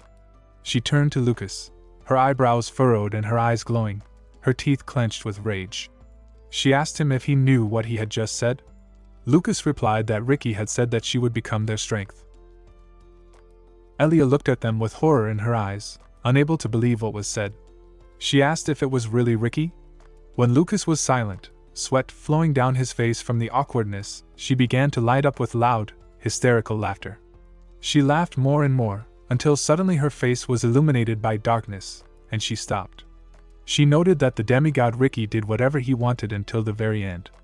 Magic circles appeared around her, forming strong wind currents that pushed Lucas and his companions back. She said that the capture of the continent that the Lord dreams of, and the way they all floundered in the abyss, could not be a sufficient reason for the second demigod to lose his life. Her eyes filled with bitter tears as she prepared to attack, noting that she would get rid of all of them and wished for them to disappear. Suddenly, the scene shifted. The Fire Lord Agni opened his eyes, shocked by what was happening. He looked at the other recovering demigods, Anunta and Nazdog, and asked how long it had been since he had opened his eyes. Nazdog noted that only half a month had passed. Agni was struck by his words. He examined his palms, thinking that his wounds had not seemed so weak, and it was impossible for them to have been restored so quickly. At that moment, the Lord's voice spoke. He emerged from streams of bright light and noted that they should all rejoice, for the time had come for them to take action. He teleported them away, and a big explosion occurred where they had been. They now appeared high in the sky above a bustling capital city. Agni shouted, asking his lord to stop and demanding to know where they were all going. The Lord of Fire noted that they were now in the capital of Cylon. He demanded an explanation. The Lord handed a stone to the demigod skeleton, and Nazdog asked if he wasn't holding aluminum. As the residents of the capital shouted and pointed their fingers upward, a cannon was fired at the demigods. Nazdog looked at the knights with a grin and began to lick his finger, noting that such annoying insects dared to shoot at them. After a short time, all four of them looked at the ruins and at the corpses of the inhabitants, some of whom were impaled on trees. Nazdog laughed, saying that it seemed their leader finally had the desire to clean up the miserable insects. Unexpectedly, Agni covered a single surviving, pitiful knight with his hand. The Lord turned his head towards him, noting with a grin that this was Agni's territory, and asking if he had really decided to stop him. The Lord of Fire stood still and looked straight at him, asking where the demigoddess Lyran was now. The Almighty opened his eyes, which were golden in color.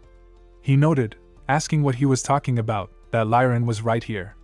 He pointed his finger at the Fire Lord's heart, and as his eyes narrowed, the Lord explained that Lyran had become a strong energy circle, which was flowing right now in the bodies of Anunta, Nazdog, and him. He added that if he had not done so, then they would not have been able to recover in such a short time. The Almighty noted that he had absorbed Lyran and shared her power with all of them. The Lord of Fire was stunned by this news. Trembling, he asked the Lord to leave this place to him, to allow him to finish the work they had started. The Lord silently looked at him, and after a moment, he nodded approvingly and left with the others through a portal. Agni turned to the head of the combat detachment, Iraq, and told him to gather the inhabitants of the country who remained alive and to urgently leave this place. He told him to disappear from his sight before he changed his mind. As he looked in silence at the completely destroyed village, a girl with purple hair appeared and noted that Agni had really disobeyed the order of the Lord. The girl, the Lord's apostle, said that the Lord, even knowing about Ricky's betrayal, had ultimately decided to simply turn a blind eye to it. She explained that he had even prepared another demigod to replace him and, with the help of this demigod, had covered up all of Ricky's sins. She then gave a final warning: it would be better for them to beware of him, and especially of such an unconscious order from their Lord. Although she did not think there was anything strange about it, Agni looked at the ground as the girl continued to speak. The Lord's apostle noted that the Lord, even knowing about Ricky's betrayal, had ultimately decided to simply turn a blind eye to it, even preparing another demigod to replace him and cover up all of his sins. Agni was stunned by her words. The girl noted that this was a warning that she, in her role as the apostle of the Lord, could give to all of them. She said it would be better for them to beware of him, and especially of such an unconscious order from their Lord. As she began to leave, she added that Ricky had resisted the will of the Almighty until the very end, and that the Lord was left with no other choice but to kill him with his own hands. Agni simply asked her what she was up to. The girl replied that she was not going to encourage chaos, but that she herself was confused by the inability to understand the person to whom she was subordinate. As she left, an angry Agni squeezed out a smile and said that if she continued to talk about it, he would unceremoniously break her head. Meanwhile, in the snowy lands, Lucas launched a strong series of blows with his ice blades at the demigoddess, but missed. He then directed all his mana into his index finger, which began to glow with an aura of fire. In the next moment, a fire attack flew straight towards Elia, passing right through her ice shield. The ice blade shattered into pieces, and the demigoddess was amazed. She smiled slightly, noting in her thoughts what kind of insane power this was, to be able to pierce her forces from such a long distance. She said that she had not been so interested in what was happening for a long time. She then sent one huge piece of ice flying straight towards Lucas. He silently watched the moving block and raised his sword, but a hand filled with a strong aura of power appeared in front of him. It was Nora, who broke the flying block with a sharp blow. She then carried out a series of kicks with her legs, never missing, while Elia held a block above her, seriously angry but also interested. As Elia dodged the next blow, her eyes narrowed sharply. She looked down in fear as her hand was grabbed by a lifeless, bony purple knuckle. Her entire body was then grabbed by a bunch of purple hands that came out of the ground, holding her fast. It was Dayukid's strength. The Lich shouted that now was the time. Nora was already hanging over the goddess, and she made her kick, causing the entire ground under her feet to break into pieces. However, the demigoddess landed not far from the others, laughing loudly. She noted that they seemed to have minimal skills to show her their impertinence. She said she was especially struck by the Lich and the warrior mage, who possessed excellent mana vessels. In a matter of miles of a second, Elia appeared directly in front of Lucas. She noted that he was quite an interesting person, and that she felt exactly the same habits from his sword as she had from Ricky.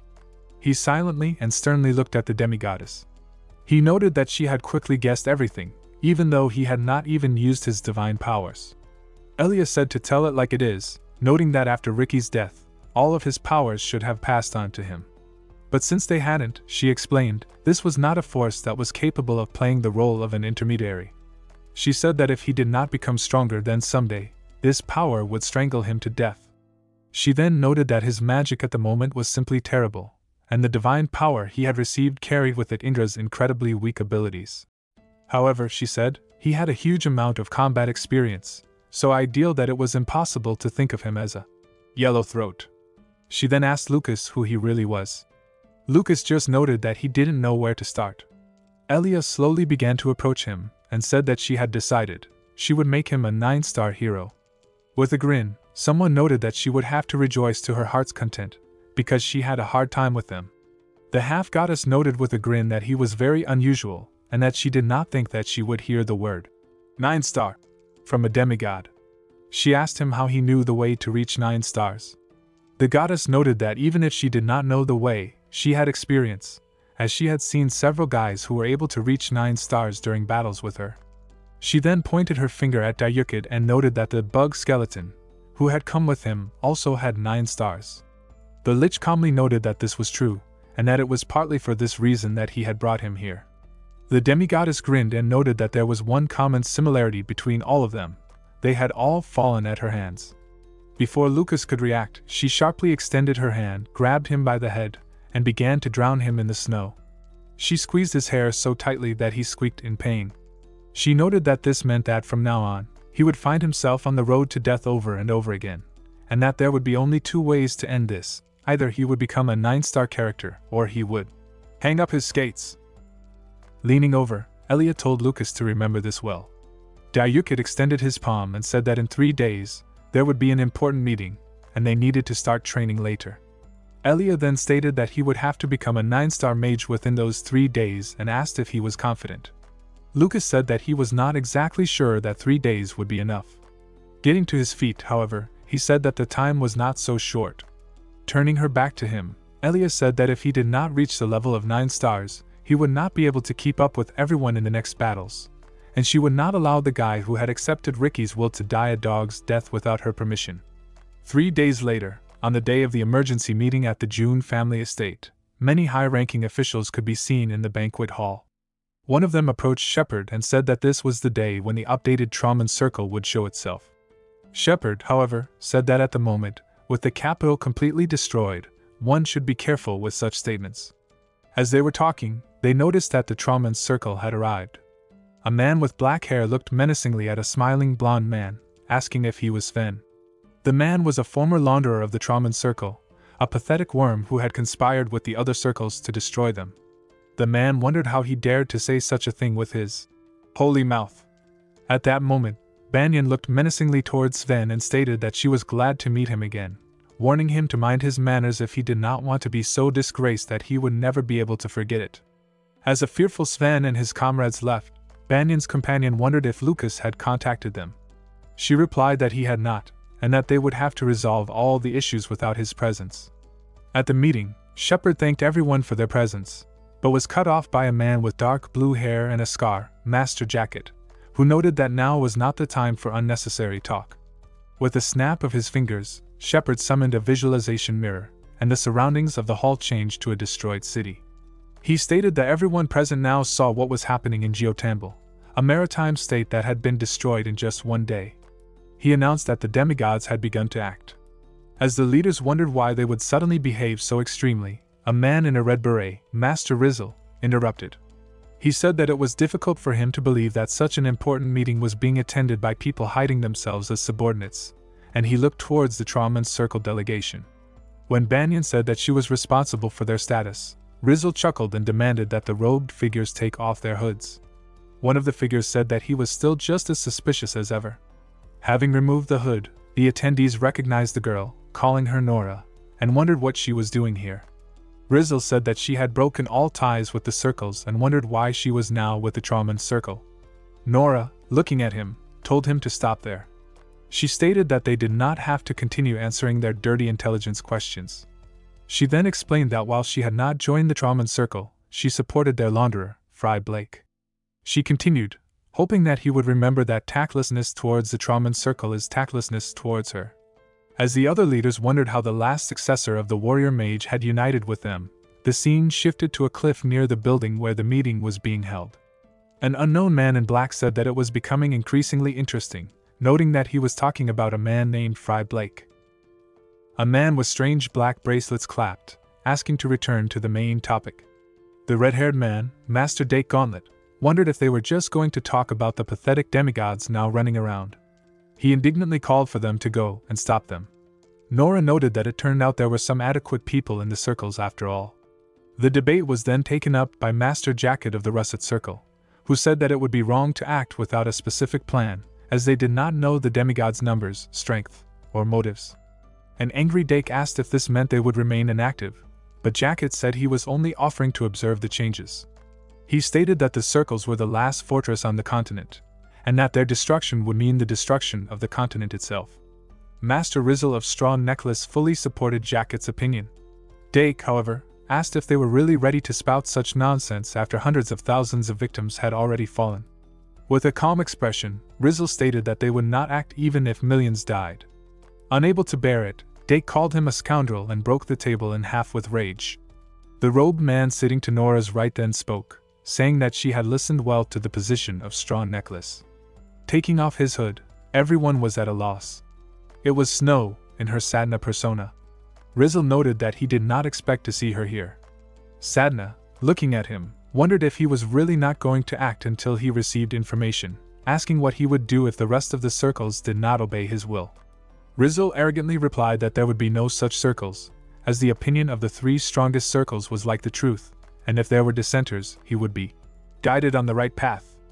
Rizzle and Jacket then turned to the man from Fifounder Amlet, asking in one voice what his circle thought. The man, however, said that since they were now in an alliance, he would like to listen to the Trauman Circle's opinion first. At that moment, Master Alton's voice interrupted, telling Jacket to sit quietly. The man from Fifounder Amlet then asked Banyan what she thought. Gathering herself, Banyan said that the most important thing now was to stop the demigods. Rizzle grinned and warned her to be careful with her statements, asking if she had learned anything after the death of her ancestor. Banyan, looking angrily at him, said that apparently he had forgotten the essence of creating the circles. They were an organization to protect humanity, and they should not hide behind people. As she spoke, Banyan was horrified by Rizzle's gaze and could not say another word, shaking with fear. He was pressing on her psychologically, so secretly that no one nearby would notice. An unfamiliar voice then noted that his look was so disgusting that he could no longer watch. A strange man in a robe, Lucas, was now standing on the table. He said that watching this spectacle brought tears to his eyes and that, in his opinion, Rizzle was the worst person he had ever known. As Sadhana grinned, Rizzle pointed at the stranger, saying that he was an incredibly daring young man who apparently wanted to die.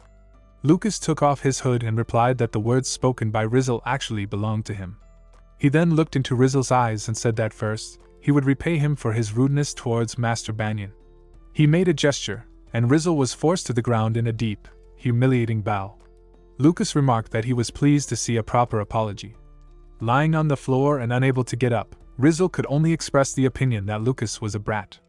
Lucas, looking down at the recumbent master, said that he had no right to bear the name Straw and asked him, "How about getting off the famous place?" Only the fallen snow swirled behind Elia. Raising her head, she noted that she didn't think she would be so amused by a guy with 1 foot in the grave, and that after all, this was worth living for. She remarked that Ricky had successfully found a funny little guy and that she now understood why he had treated him as special. She said that Lucas didn't need 3 days. He was able to reach the level of 9 stars in just 1 day. Back at the meeting, a furious Rizzle sat on the floor, baring his teeth. He looked at Lucas and wondered if he was really saying that he had no right to take charge of the future of the mainland. A mysterious purple aura began to flow from him as he activated his magic. Dozens of spheres of different types of magic appeared, completely covering the entire room. Snow noted with a grin that this was amazing, and Nora was surprised that he could activate so many spells simultaneously without preparation. Banyan was horrified, wondering if this was Rizzle's true power. As the windows of the building began to crack, she asked him to calm down, wondering if he was going to destroy the entire estate. With a malicious grin, Rizzle stated that Lucas needed to be raised well. With a distraught look, Lucas called the situation amazing, suggesting that they would even get along. He said that he had thought about it too. At that moment, Rizzle's face was shrouded in genuine shock as absolutely all the spheres that he had created completely disappeared. Everyone was horrified, wondering if Rizzle had stopped the attack, but another man noticed that there was barely any mana left. It had been mutually compensated. On his back, Nora declared that Lucas had destroyed it. Snow then stated that he had indeed returned as a 9-star mage. Kneeling down, Rizzle couldn't believe it. Horrified, he wondered how Lucas could have done this at such a young age. He felt that they were on completely different levels, a feeling of superiority that was impossible to describe. The protagonist said that no matter what path one takes, if one does not have strong confidence, they will never open the strong door to true power. He towered over Rizzle, declaring that he would not be able to see this door. He then announced that he was asking everyone a question: why had they joined the circles? He recalled Banyan's words that the circles are not shields to protect their lives. He said that if there were any pathetic worms here who thought like that, he invited them to leave this place now. Master Jacket wondered if Lucas was saying that they should come forward and fight, stating that their opponents were gods who could not be defeated by a simple counterattack. Lucas, however, said that these pathetic worms were not so perfect. They think, get angry, and shake in fear. He explained that this fear was the reason why they had begun to act so hastily, and that their goal was the extermination of those who should be destroyed, literally, a cleanup. He stated that the only way left for their survival was to fight and win. He asked them to choose whether to fight for the sake of survival or decide to wait for death in order not to be wounded. After a deathly silence filled the estate, one of the magicians raised his hand. The Master of Fist founder Amlet said he fully supported Lucas's decision. Grinning, Gauntlet noted that a meeting had finally begun in which they could understand each other. Stormy negotiations began among the magicians, and soon, one by one, absolutely all the magicians who were at the meeting decided to support Lucas. From what he saw, Jacket's face was shrouded in indignation. With a look full of anger, Rizzle thought that he could have easily led the flow of this meeting, but that Lucas had destroyed absolutely everything. The full moon was visible in the night sky as a group of magicians stood opposite the estate. A frowning Rizzle wondered if this was all of them. Slamming his fist on a door, he screamed that it was all Lucas's fault, and that Lucas had ruined his entire game. He said that demigods are not creatures that can be resisted. They were equivalent to the sun, and no matter how people waved their arms and legs, they would not be able to escape. He announced that today, they would leave the circle and head to the place where the Lord was. He explained that his initial plan was to grow the circle's strength a little more, so that the Lord would be more happy that they were surrendering and would promise them more gold. When one of his men asked what he would do if the demigods gave an order that had no logic, Rizzle stated that in that case, he must obey. The man then pulled back his hood. It was Lucas. Rizzle was shocked. A crowd of magicians began to shout his name as streams of a powerful aura emanated from Lucas's body, causing the ground to shake. With a look of disgust, Lucas said that he was very sorry. Screaming in anger and calling him a worm, Rizzle suggested that being stronger than others, he did not notice what was happening around him. He ordered his magicians to kill Lucas, noting that the protagonist's mistake was to come here alone. Lowering his head, Lucas noted that he had really wanted to come alone. At that moment, a fist shrouded in bright light appeared in front of a stunned magician's face. An explosion occurred, and with lightning speed, someone dealt several crushing blows to the bodies of the magicians, their bodies scattering in different directions. Looking around, Rizzle discovered that his army had been completely defeated. He assumed that he was glad that his friends had obeyed him. Smirking, Lucas noted that his friends were known for not listening to him at all. With a bloody streak on his face, Rizzle looked on as Lucas declared that this was the end. Rizzle thought that he could not resist him at all, not understanding why there was such a huge difference between them. Lucas's words popped into his head, saying that he would never be able to see true power. Leaning on the ground, Rizzle wondered if he had ended up as nothing more than a dropout. He then asked if Lucas was truly confident that he could defeat the Lord. He noted that he really looked a lot like his older brother Cairo. He said that Cairo was the most capable of magic of all the people he had ever seen, and that he had said that demigods were not absolutely ideal creatures. Lucas stated that it was true. Rizzle then said that in that case, he would ask one question. He noted that demigods are not an absolute force, but that the Lord is different. He declared that the Lord was an ideal creature, God himself. He said that if the Lord had decided to destroy them, then they would have already come to an end. The protagonist wondered if this was the reason why Rizzle was going to flirt with the Lord in order to become a subordinate. Rizzle declared that all these were just precautionary measures for the sake of survival. Approaching him, Charles said that they did not want to save their lives by throwing away their pride and becoming livestock. Rizzle noted that she was only saying this because she had not seen the Lord. Turning his attention to the stunned Rizzle, Lucas reported that he had seen the Lord. He lowered his hands and said that he knew the Lord so well that he was disgusted by it, and that once, they had clashed, and he had lost. Rizzle was shocked. Lowering his head, Lucas reported that he had been locked in the Lord's abyss, and that for 4,000 years, he had only thought about one thing, the destruction of the Lord. Straightening his shoulders, Lucas said that his real name was Lucas Trauman. He stated that he was an archmage who had faced the Lord in battle 4,000 years ago. The guys standing nearby were filled with genuine surprise. Shock was visible on Rizzle's face as he was amazed that he was Lucas Trauman. With a look of confusion, Snow wondered if Fry was really Lucas Trauman. Averting her gaze, Charles confirmed that it was so, explaining that he was a hero of the era of light who had returned after 4,000 years by borrowing the body of a man named Fry.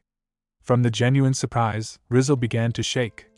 He looked at Lucas and tried to find out why he had only said this now, horrified that if he had come a little faster, he too would have knelt before him. Bowing his head, Lucas felt that in this case, Rizzle had no regrets. He then concentrated a stream of powerful energy at Rizzle's forehead and stated that he was glad to have met him, after which Rizzle's head flew off his shoulders. As he died, he thought about Lucas's words, hoping that he was wrong and that Lucas would be right. Cairo then appeared, crouching next to Rizzle's body, his face shrouded in sadness and frustration. Lucas said that he had gotten rid of his younger brother with his own hands and apologized. But Cairo, with his back to him, noted that this was not the case, saying that he was the one who had killed Rizzle. He explained that if the younger brother took the wrong path, it was the older brother's duty to prevent him, even if he had to half-kill him. With tears in his eyes, he said that before everything had turned out this way, he should have guided him properly. He looked at his brother's lifeless body and stated that if they had not stopped him now, he would have sold his soul to the Lord. He then thanked Lucas for allowing Rizzle to end his life as a human. Later, Lucas appeared before Master Jacket. He stated that he did not need a puppet, and that Jacket needed to act according to his own thoughts. He said that if Jacket decided that he was wrong, he could stick a knife in his back at any time. The next day, at an urgent meeting, Lucas stood before the group of dignitaries. He noted that at the moment, the demigods were in a critical condition, a lucky moment for them that had never happened before. He then began his story, telling the shocked magicians everything he had learned. He told them about the death of one of the 5 apocalypses and the fact that another, Lyran, had gone into hibernation. He revealed the development of the substance aluminum, with the help of which the demigods could escape the supervision of God. As a bead of sweat slowly ran down Dake Gauntlet's face, the participants of the circles could not hide their defeat, because before, they did not even have a way to find out about any of this. At some point, all the circles began to feel the same way, and the unification that had been dreamed of for so long finally became a reality. Alton wondered if he was saying that if they committed indiscriminate killings, they would end up destroyed, and assumed that this was the very fear of demigods that Lucas had mentioned. Lucas stated that this was so, and that from now on, they must find the apostles of the apocalypses and get rid of them. He said that he knew of at least 2, an assassin named Genta and a demon named Kaltia. Jacket stated that if their information was correct, then Genta must be the legendary king of killers, a native of Hyphus, and that it would be better to start looking for traces of him there. Charles, with an excited expression, said that Kaltia was a high-level demon who had entered into a contract with her. She explained that for such a demon to appear on the continent, a ritual sacrificing tens of thousands of lives would have to be performed. Alton stated that they would take over tracking Kaltia. As Lucas looked at the guys standing next to him, he thought that he had now regained the level of 9 stars, realized the merger of the circles, and had comrades who shared his will. Looking at how Alton clenched his fist, he thought that it starts from here. With a serious expression on his face, Lucas wished everyone good luck in the war, his thoughts turning to the real war with the Lord. Streams of green aura emanated from the body of the screaming banyan. Lucas, amazed, had the feeling that the whole world had just burst into a scream. He noted that this was her dragon spell. Hector, watching her catch her breath, said that she was already at a level where she could use it twice a day, noting that she had good inclinations. He then said that it was time, inviting the others to leave. With a look full of happiness, he declared that the golem was finally ready. He called her a cute, beautiful, and elegant masterpiece, created from the raw materials of a dream by the combined forces of the 3 best craftsmen.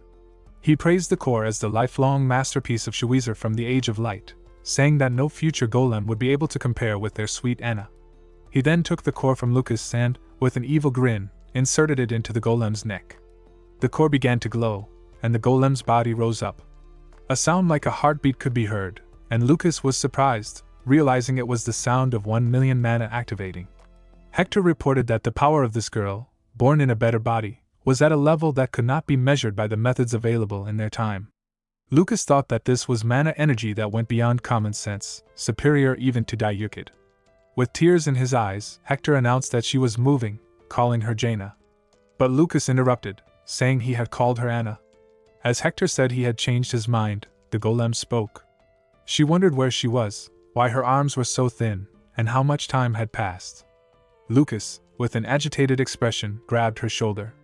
Isabel tried to find out what he was doing, but Lucas simply asked the golem. "Cheweezer?" Everyone was horrified. The golem looked at him, and her face was covered with surprise. She gave a very specific answer. 4,000 years, 7 months, and 23 days. She then loosened into Lucas's arms, asking if it had taken too long.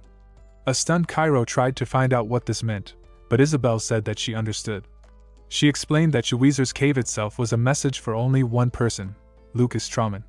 It was his last hope and last wish. Leaning on Lucas's shoulder, the being in the golem's body said that he knew that someday, he would open his eyes and Lucas would definitely be standing in front of him. He then called him a brat, and, putting a hand on his neck, noted that he was so soft that he was disgusted, asking him to move away. Isabel thought that, after all, it seemed that this appearance was the wrong choice. Cheweezer raised his hands, wondering what was wrong with his voice and his strangely thin and white body. He activated an illusory mirror and, looking at the indignant Lucas, noted that his taste had changed greatly, and that this was not his style. Lucas screamed that it was Hector's fault. The dragon himself was in shock, unable to even imagine that the soul of Cheweezer would be in the core. Cheweezer, however, put his hands behind his back and said that this was not entirely accurate. There was not a soul there, but a copy of his memory and personality. He then marveled that his incredible experiment had actually worked. Cairo, turning to Lucas, finally asked the question.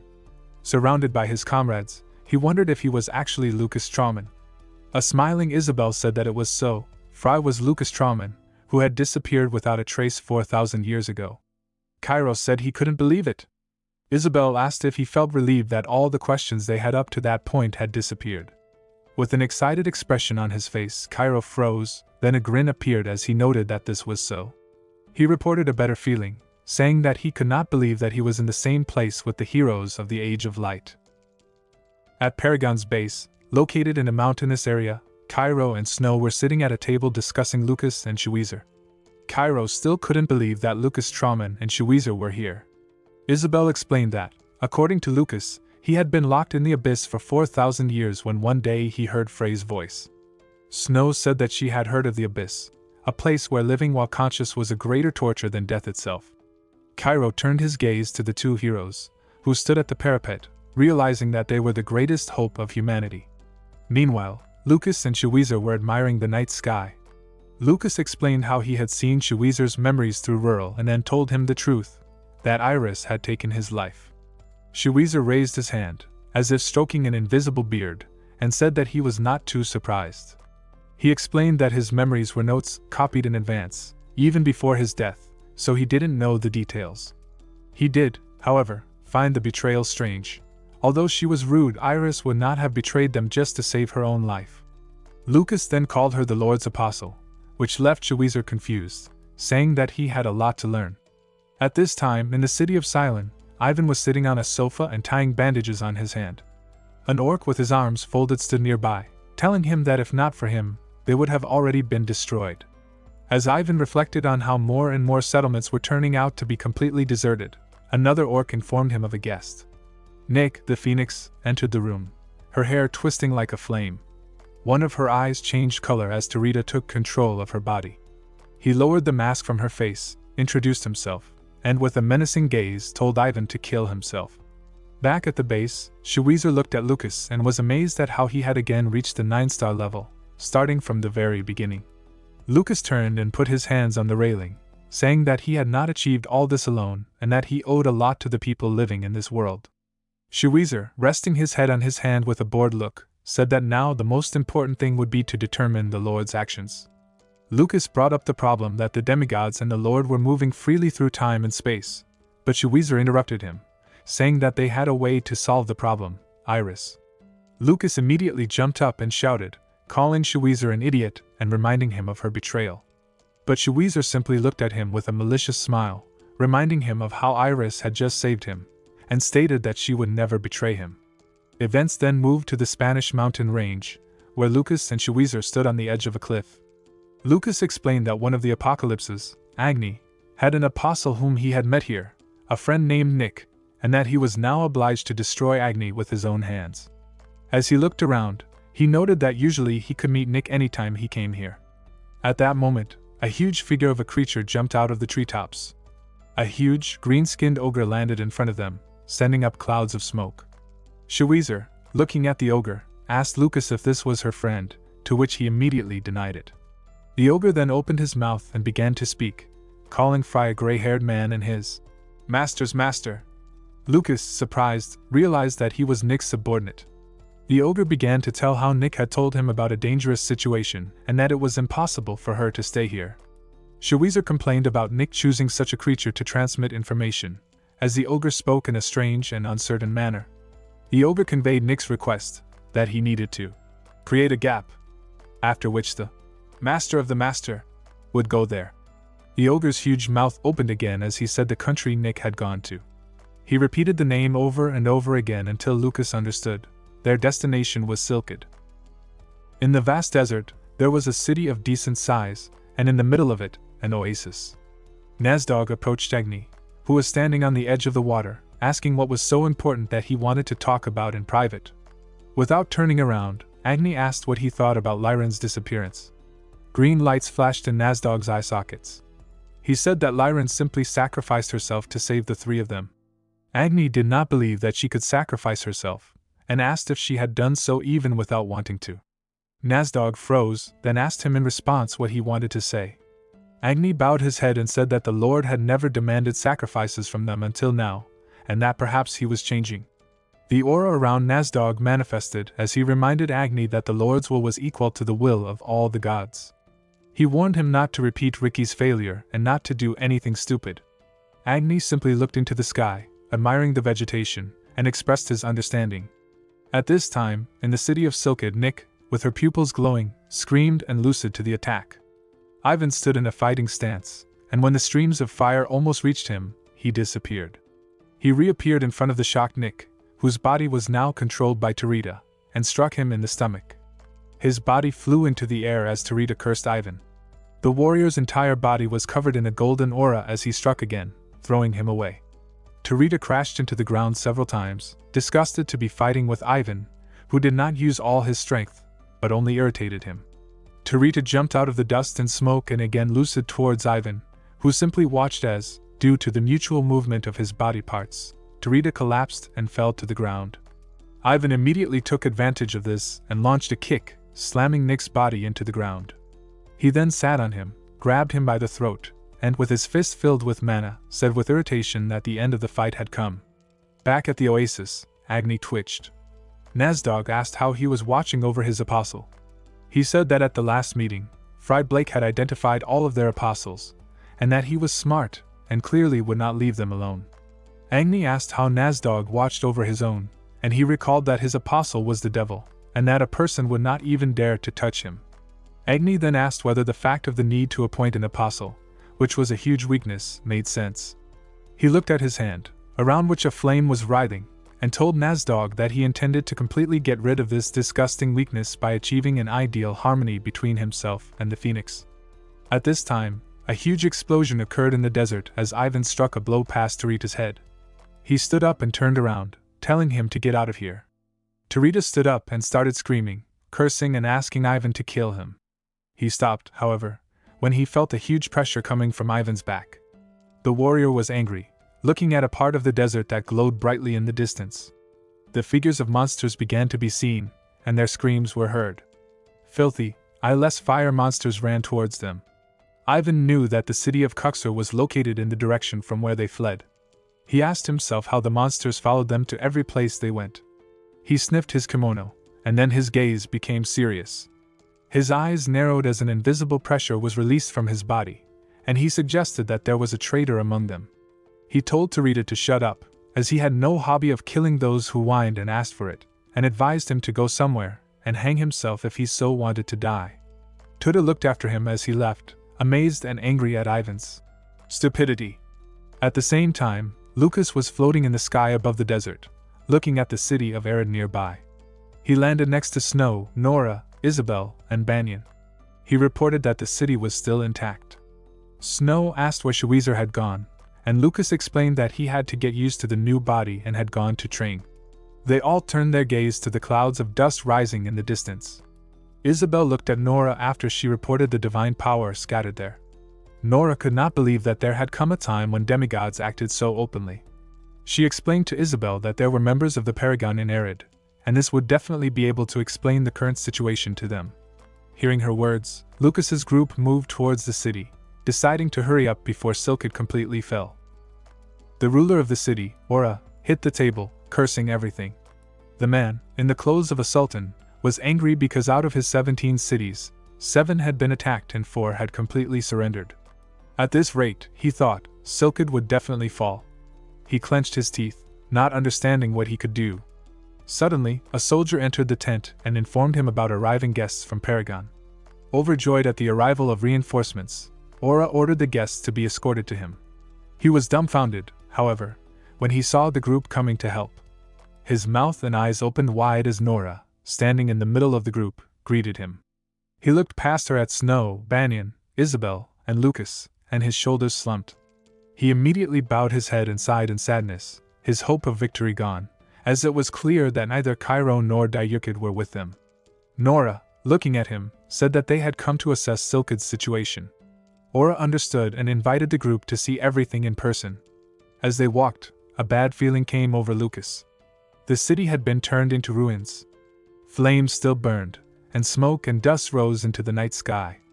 Doctors shouted to each other about the lack of medicinal herbs, soldiers carried the dead on stretchers, and others sat over their wounded comrades, asking them to be patient.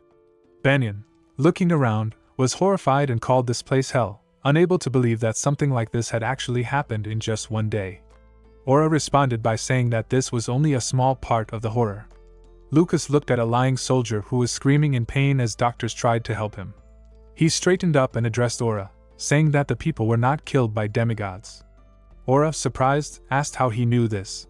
He then remembered the horror of the battle, a horde of monsters led by just one demigod who controlled fire. He told Lucas's group that although he had confronted several demigods himself, this one was on a completely different level. Lucas looked at the flames in the distance, a shadow falling on his face as he thought about Agni. He remembered Ricky's words that it would take a year before they were restored, and he wondered what the Lord had done to cause such a short awakening. Aura told them about the 7 destroyed cities of Silkid, and how he was even thinking about submission.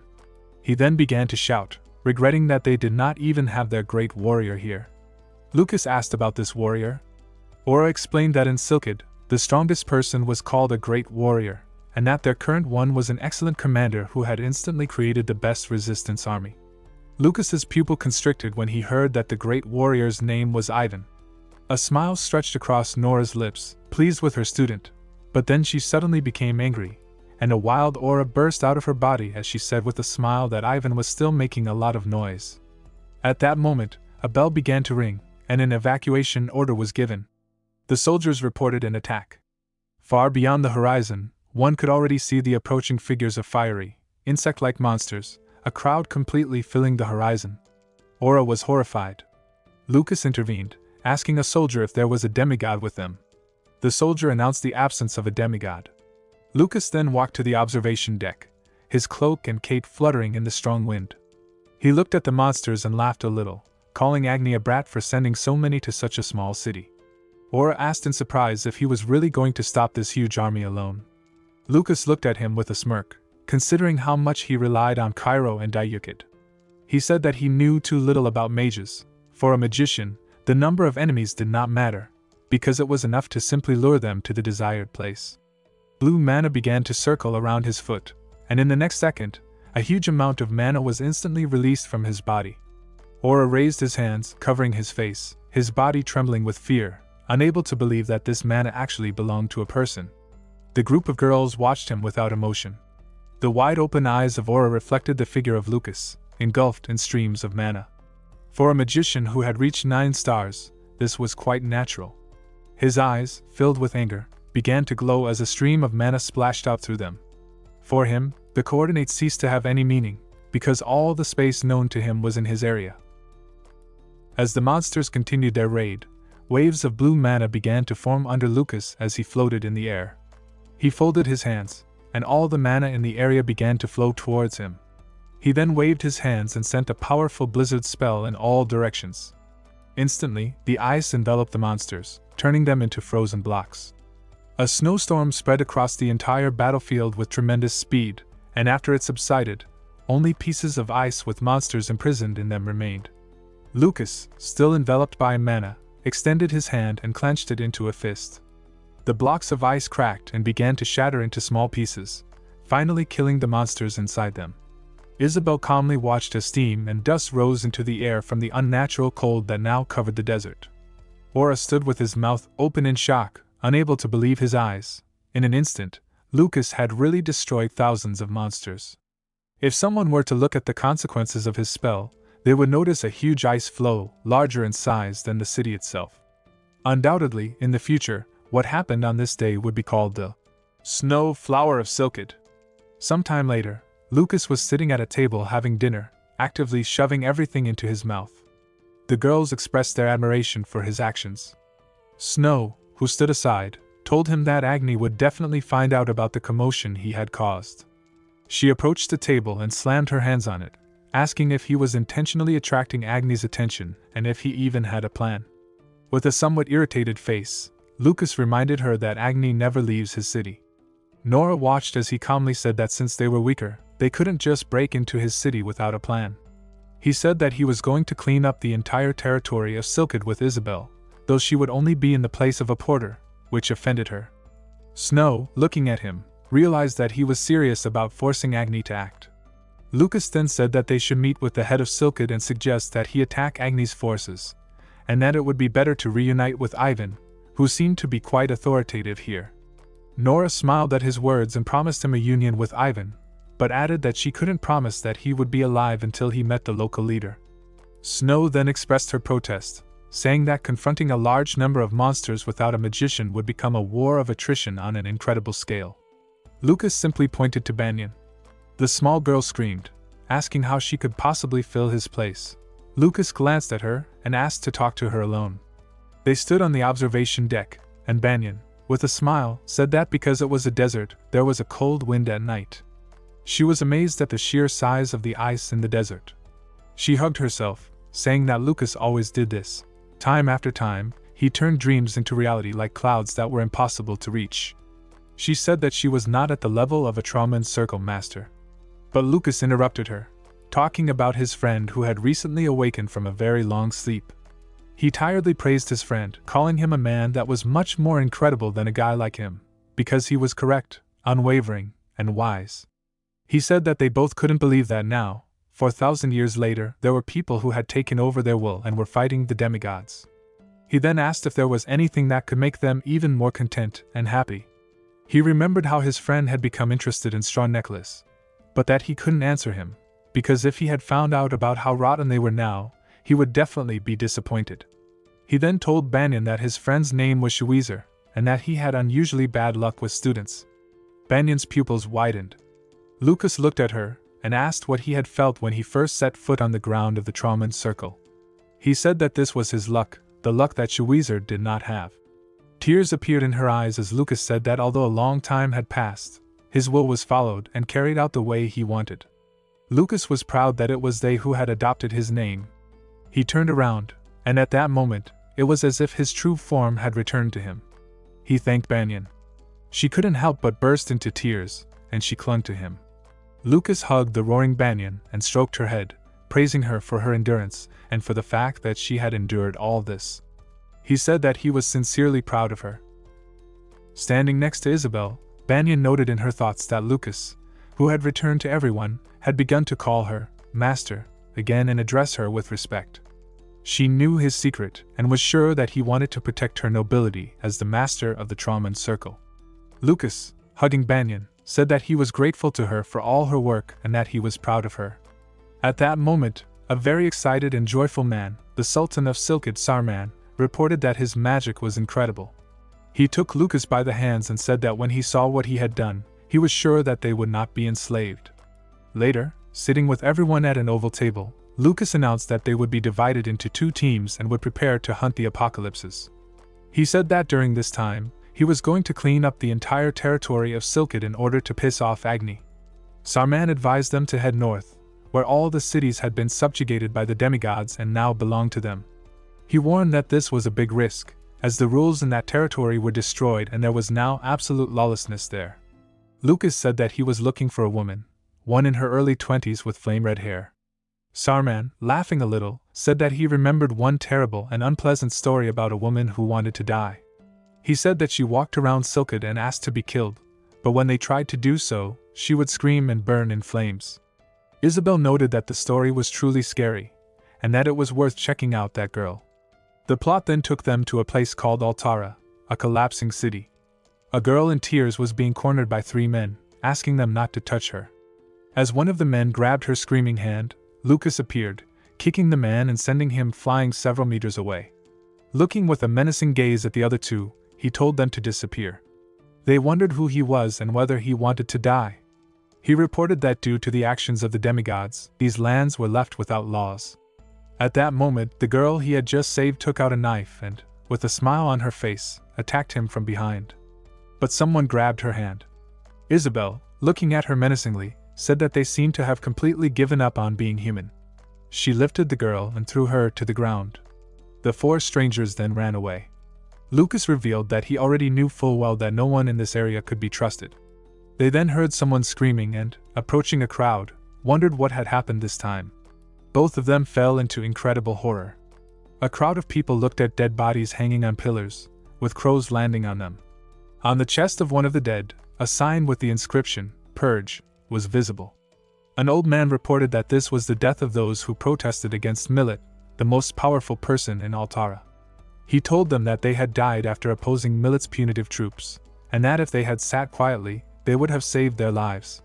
He also mentioned the great warrior Ivan, who wanders the desert of Silkid, and warned them to be careful. As they walked through the ruins of the city, Lucas reported that he was sure that Altara was ruled by a demigod, and not Agni. He explained that another demigod could not arbitrarily occupy the territory belonging to Agni, and that this meant that Agni controlled Silkid, leaving his puppet behind. He decided that first, it was worth looking at Millet. The scene then shifted. An unknown man was surprised as he stood up and sat down on the sand. He was a long-haired man with blue eyes. He wondered in bewilderment who he was and where he was, noting that he knew nothing and that he was only sure that he had not just been born. He stood up, and in his thoughts, noted that he had no memories. Looking into the distance, he said that it was unpleasant for him to be in the desert. Iris looked at the stained glass window as the Lord appeared behind her, noting that she seemed busy lately. She turned and reported that she had been to Silkid, and that Agni had summoned 10 demigods there. The Lord simply asked, "So what?" Iris said that she wondered if he was up to something. He then changed the subject, asking what the name of the guy she had saved was, remembering him as Fry Blake. He said he would not ask the reason why she saved him, but threatened that the next time, he would kill him at any cost. Iris, trembling with horror, wondered if this was all he wanted to say. With a small smile, she called him very strange, noting that she did not believe he was just making small talk with her. The Lord simply grinned and began to disappear. Leaning against the wall, Iris noted that it would be worth resting for at least a day. At night, Lucas and Isabel peeked around a corner, looking at the guards of a fortress. Isabel stated that there was a very serious defense here, and that the guards were positioned very strangely. She noted that the lower they went, the greater the concentration of guards became. Lucas, surprised at how she had learned to think so well, reported that the guards were trying to hide something below, and that it was impossible to move noisily. Using flight magic, they flew over the guards and down the stairs. They came to a bend, and Lucas pulled the sloppy Isabel into his arms, telling her that if they went any further, they would be discovered behind a blue barrier. An unfamiliar voice was heard from behind a wooden door, stating that as ordered, they had put the corpses in the square. Another voice, belonging to Millet, ordered the protesters to be captured and executed. As the man left the room, Lucas came from behind and hit him in the neck, knocking him unconscious. He then tied the man to a chair and, casting a mind control spell, ordered him to tell him who he was. The man said his name was Porto, and he was the head of the lands of Altara.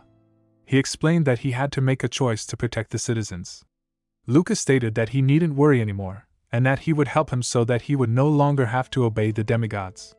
But Porto, looking at the stunned Lucas, declared that he was refusing. At that moment, Millet entered the room, saying that Porto had answered that way because they could never defeat him. He walked towards them with a grin, and Isabel wondered how he had ended up here. Millet said that he was a demigod and wondered if they thought that he would not notice their presence.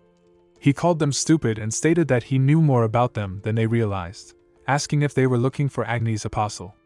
He looked at the stunned Lucas and said that 3 of his kind were already pursuing the phoenix, and that her last trace had been found in Nadel. He said that they would catch her very soon. Lucas, holding the embarrassed Isabel with his left hand, grinned at Millet. The 2 of them then disappeared. Millet was surprised, smiling as he reported that they seemed to think he was a weakling and could escape. Using a teleportation spell, he disappeared from the room. After finishing the spell, he found himself in the desert. He looked around and realized where he was.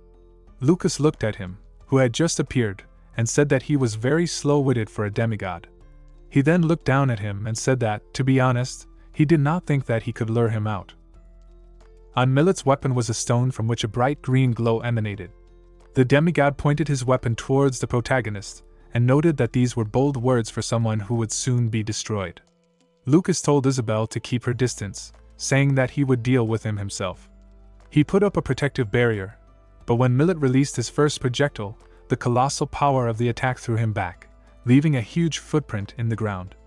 Horrified, Lucas thought that with just one shot he had changed the landscape. He realized that this demigod's strength, like Ricky's, was in his weapons. Millet noted that his barrier would not work, calling him a foolish and untrainable magician. He then released his bowstring again, and Lucas heard it snap at least 3 times. He activated a multi-layered barrier, but the projectile pierced almost all the layers, forcing him to dodge the 3rd attack. Isabel, watching from afar, couldn't believe that he was dodging invisible arrows, guessing their direction at the right time. She realized that this fight was on a completely different level. Lucas's body was then enveloped in streams of blue aura as a small ice platform formed under his feet. He sent streams of ice towards the demigod, who jumped away, only for more ice blocks to appear under his feet. Hanging in the air, he prepared to shoot, but suddenly, a lot of fiery projectiles appeared behind him, heading towards him with unimaginable speed. He dodged them and, with a malicious grin, placed a new arrow to his bow. This time, he released a projectile that lucid towards Lucas with a dangerous aura. An explosion occurred on the ground, but the demigod was shocked to see that Lucas was unharmed. He had stopped the arrow.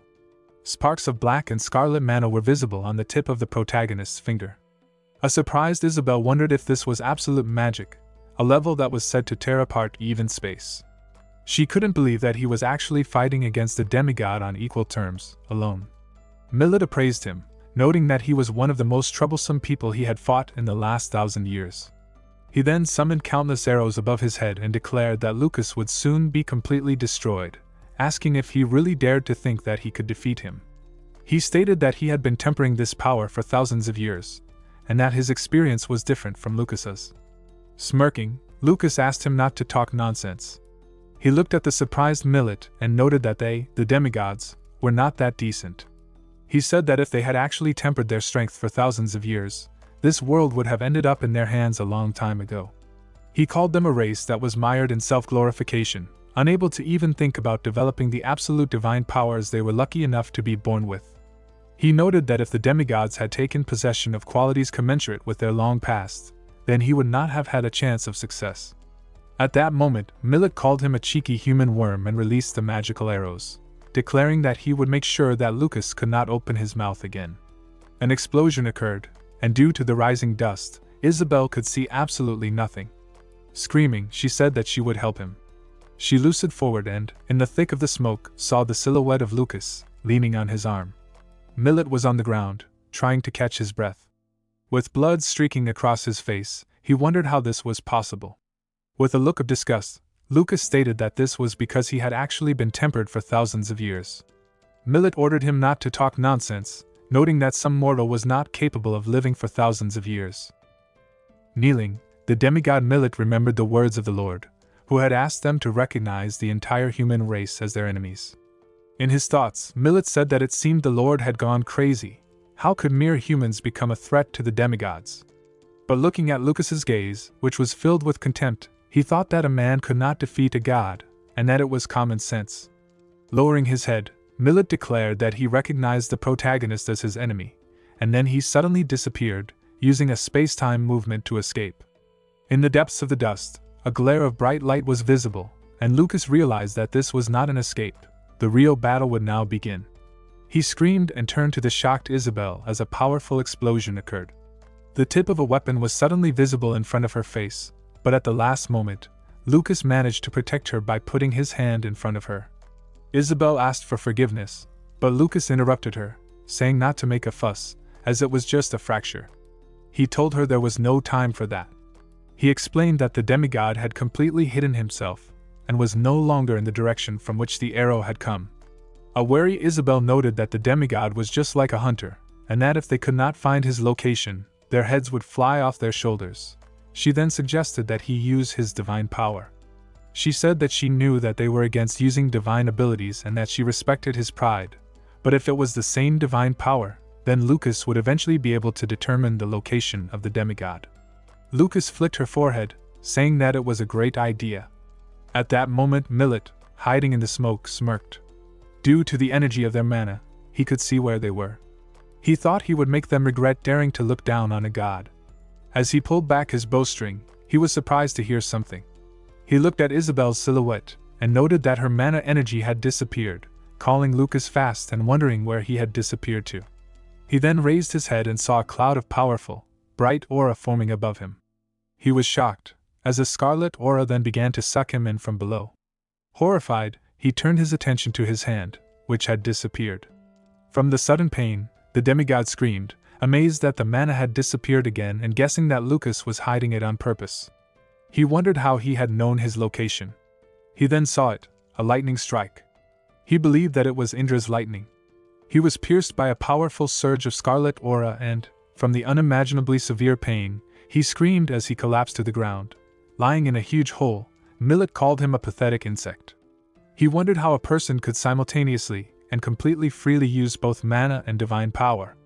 He assumed that Lucas was from the Blake family and that Lyran was conducting useless experiments. He felt that this was dangerous, as he could not believe there was a guy with divine abilities at the 9-star level. He tried to escape from the scene of the fight, crying out that he needed to tell Agni everything as soon as possible. But suddenly his head was pierced by a magical missile, and he called Lucas a worm as his body began to evaporate.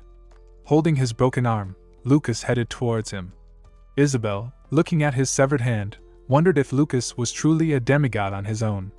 She hugged the exhausted protagonist, calling him incredible. He, in turn, stated that he was in pain and asked her to move away, but she said that she would quickly cure him. In his thoughts, Lucas stated that there could be no mistake. His last attack had been mixed with a lightning strike. He noted that he had done this unintentionally, as if by a magnet, his divine power and mana were attracted to each other. He looked at his hand, thinking that at some point, the mana within him and the divine power were in harmony. He noted that even though these were changes occurring in his body, he still found it hard to believe. As Isabel told him not to move, he thought that Frey's body was the best gift he could have received. Continuing to think, Lucas stated that he had greatly surpassed the level at which he was 4,000 years ago. At that time, the plot took them to the city of Nadel. Nick sat near a fountain, and a voice was heard in her head. It was Tarita, who thought that she should keep her promise, because if she helped the girl die, he would give her this body. With an angry face, Nick stated in her mind that she had promised this. The voice noted in her thoughts that he could not believe that she wanted to take her own life because of such a pathetic magician.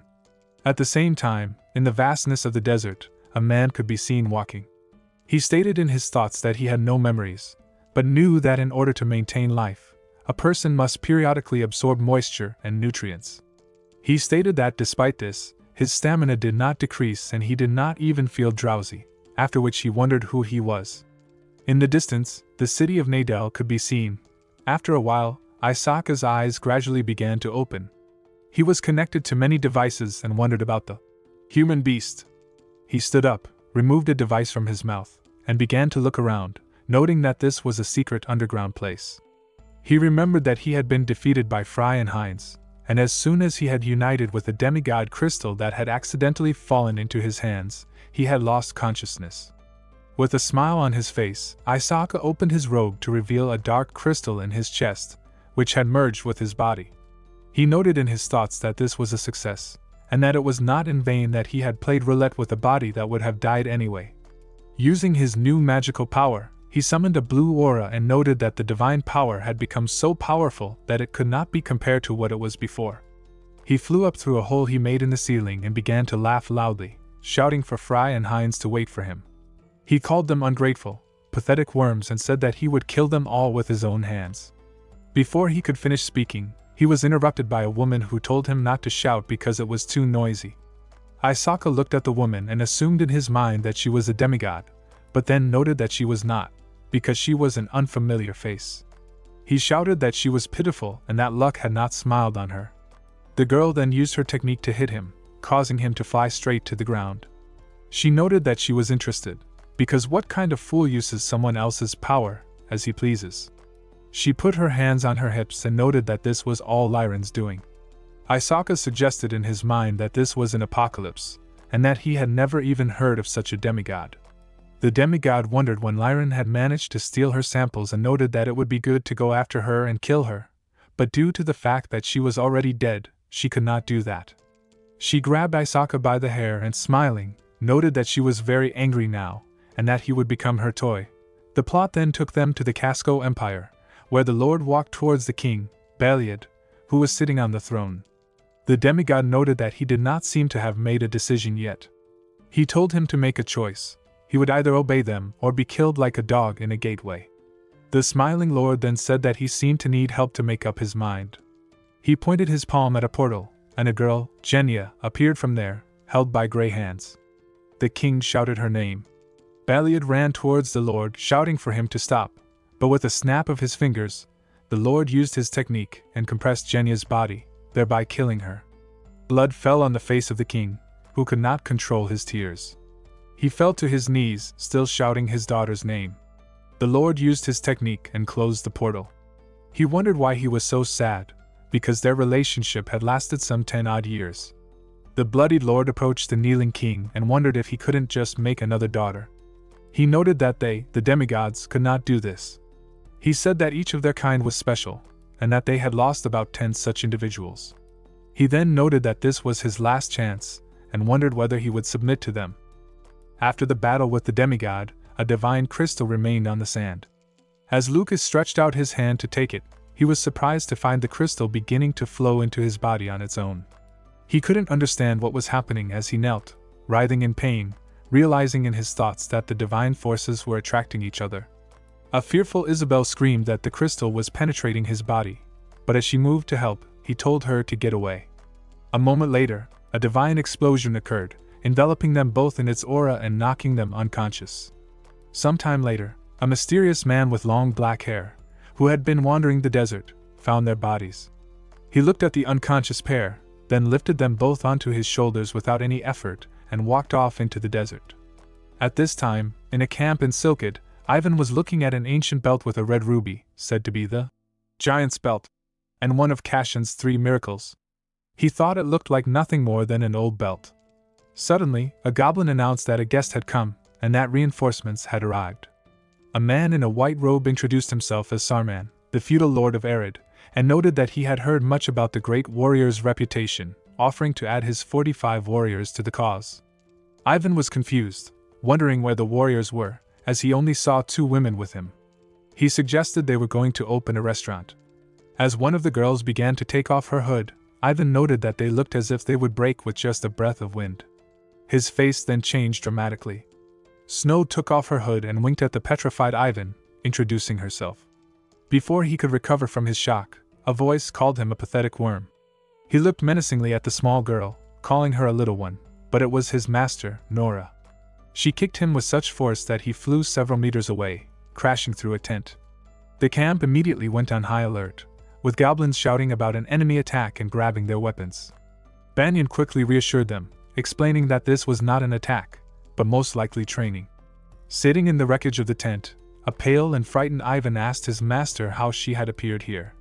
Nora, with a fiery aura behind her, simply noted that she had a lot to learn from him, but that first, he would be thoroughly beaten. Meanwhile, Lucas opened his eyes, shouting for Fry to come to his senses. Isabel, overjoyed, said that he had woken up. He leaned on his elbows, and she explained that when she woke up, they were already in this hotel room, with the payment for the night already made. As Lucas looked at his hand, wondering who had taken them here, it was suddenly covered with a divine white aura. He laughed, noting how confusing it all was. He realized with surprise that he had absorbed Millet's crystal, and that his divine power had increased tenfold. After absorbing Millet's crystal, Isabel looked at Lucas as he put on his shoes. She asked him what he was going to do now, and he answered that first, they needed to find Nick. He remembered Millet's words that 3 demigods sent by Agni were hunting for her. He had heard people in the hotel talking about the horror stories of a girl with scarlet hair who wanted to die, and he was sure that if this was Nick, then her desire to commit suicide was definitely associated with Agni. He and Isabel then walked out into the desert. As they were walking, Isabel wondered about the identity of their savior. At that moment, Lucas stopped abruptly. A man with long black hair stood with his back in front of them. He turned around, and when he saw them, he expressed his joy for their safe recovery. Lucas approached him and asked if he had taken them to the hotel. As the man approached, Isabel bowed to him, thanking him for his help. The man then approached Lucas's ear and asked what the disgusting smell was that emanated from him. Lucas realized that he was talking about divine power. The man asked if divine power was the power that demigods possessed. When Lucas asked if he knew about demigods, the man explained that after he had moved them to the hotel, he had returned to that place and was attacked by a strange humanoid monster calling itself a demigod. He said that he had no choice but to kill him, as he had been attacked without warning. Lucas's eyes widened in surprise. He couldn't believe that this man had been able to kill a demigod single-handedly. The man then explained his memory loss, saying that when he had opened his eyes, he was already in the center of this desert. Lucas offered to help him, and in return, he asked the man to help him remove all the divine power from this place. The man nodded, saying that if he was with Lucas, it would be easier for him to contact them. Lucas extended his hand and asked his name. The man shook his hand, and Lucas was suddenly horrified after the man said that he was called Lord. His pupil constricted and his mouth opened in silent shock. The man, seeing their reaction, recalled that this was exactly what they had called him. Isabel could not restrain herself and shouted a warning. Lucas calmed down and said that he did not like this name. The man thought for a moment and decided to call himself Drought. Isabel pursed her lips, noticing with some surprise that Drought did not like to think. As they headed to Nadel, Drought was an incredibly curious person, tirelessly gesticulating and asking Lucas about everything, but most of all he was interested in the demigods. That night, the 3 of them were sitting by a fire when Drought jumped up, in shock about the Lord. He had learned information about the demigods and was very wise, but now he could not restrain himself. He grabbed his face and asked for forgiveness, explaining that because of the fragments of his missing memories, his mind was now full of holes. Lucas looked up at the night sky and reported that he actually had a hunch about who Drought was. He asked if he could check his body a little. Drought's face became emotionless again, and he gave his permission. Isabel shuddered, her face flushed with embarrassment as Drought took off his sleeveless shirt. Lucas stood behind him and poured some mana into his body. He sensed the mana around his heart and the many blood vessels through which the heart transmitted it. He removed his hand from Drought's body and assumed that he was the Dragon Lord. An astonished Isabel jumped up and walked over to Lucas, not taking her eyes off Drought, who turned out to be the Dragon Lord. Drought simply put on his sleeveless jacket and stared at the fire, thinking about Lucas's words. Lucas asked him to tell him more about his victory over the demigod.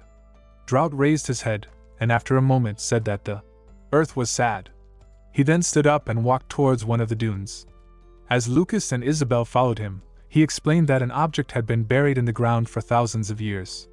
He extended his hand and raised one finger. The ground shook, and an object flew out of the sand right in front of him. 2 golden gloves, Cashin's legacy, floated in the air. Drought threw the gloves to Lucas, telling him to take them because they were familiar to him. As Lucas put the gloves into his spatial bag, he asked how he knew about them, as they were buried incredibly deep. With his back to them, Drought said that the earth had told him that the heritage hidden here was looking for its owner. Lucas remembered how people said that the Dragon Lord was organically connected with the entire continent. He realized that if Drought died, it would mean the death of the mainland. The group then continued on their way, arriving at the edge of the destroyed city of Nadel, which was blazing with flames. Isabel was horrified, but Lucas told her not to scream, as he could see what was happening. His gaze became serious after sensing 3 demigods within the city. Drought then notified him about 3 more demigods approaching them from outside. Isabel opened her mouth in horror, but Drought said that he would take care of them himself, and that they had to go and deal with the ones in the city. As he flew into the air, Isabel looked after him, saying that now was not the time to worry about others, as there were also 3 demigods on their side. She was very ashamed because she could not provide any help. She asked Lucas if he could stand up to all 3 demigods alone. At this time, outside the city, 2 demigods stood in the sky, and in front of them stood Nick. One of them told her not to whine, because if it weren't for Agni's order to bring her back alive, she would have been dead long ago. One of the demigoddesses, who held a massive axe, complained that some pathetic apostle had dared to disobey her master's orders and escape. Nick was trying to catch her breath. There were many cuts on her body. The other demigoddess, in blue armor and holding a huge one-handed sword, asked her sister, Verdandi, if they had to bring Nick back without a single scratch, or if it would be enough to just keep her alive. Verdandi replied that this could change depending on the situation. Nick clenched her teeth, and raged that to catch her alone, they had killed so many innocent people. Verdandi's lips curled into a smile, and she asked Nick if she was worried about every ant she crushed as she walked along the road. Nick became enraged, her eyes glowing as she screamed and tried to release all her power. She stretched out her arms, turning the fire behind her into streams that rushed towards the demigoddesses, telling them to disappear. Verdandi and Skuld dodged the streams of fire. Skuld screamed at this time, ordering Nick to stop using her life force, because they themselves were ordered to bring her alive. Nick did not listen, and her face was twisted with rage as she screamed for them to die. Her eyes then stopped glowing, and she opened them wide, feeling a sharp pain in her body.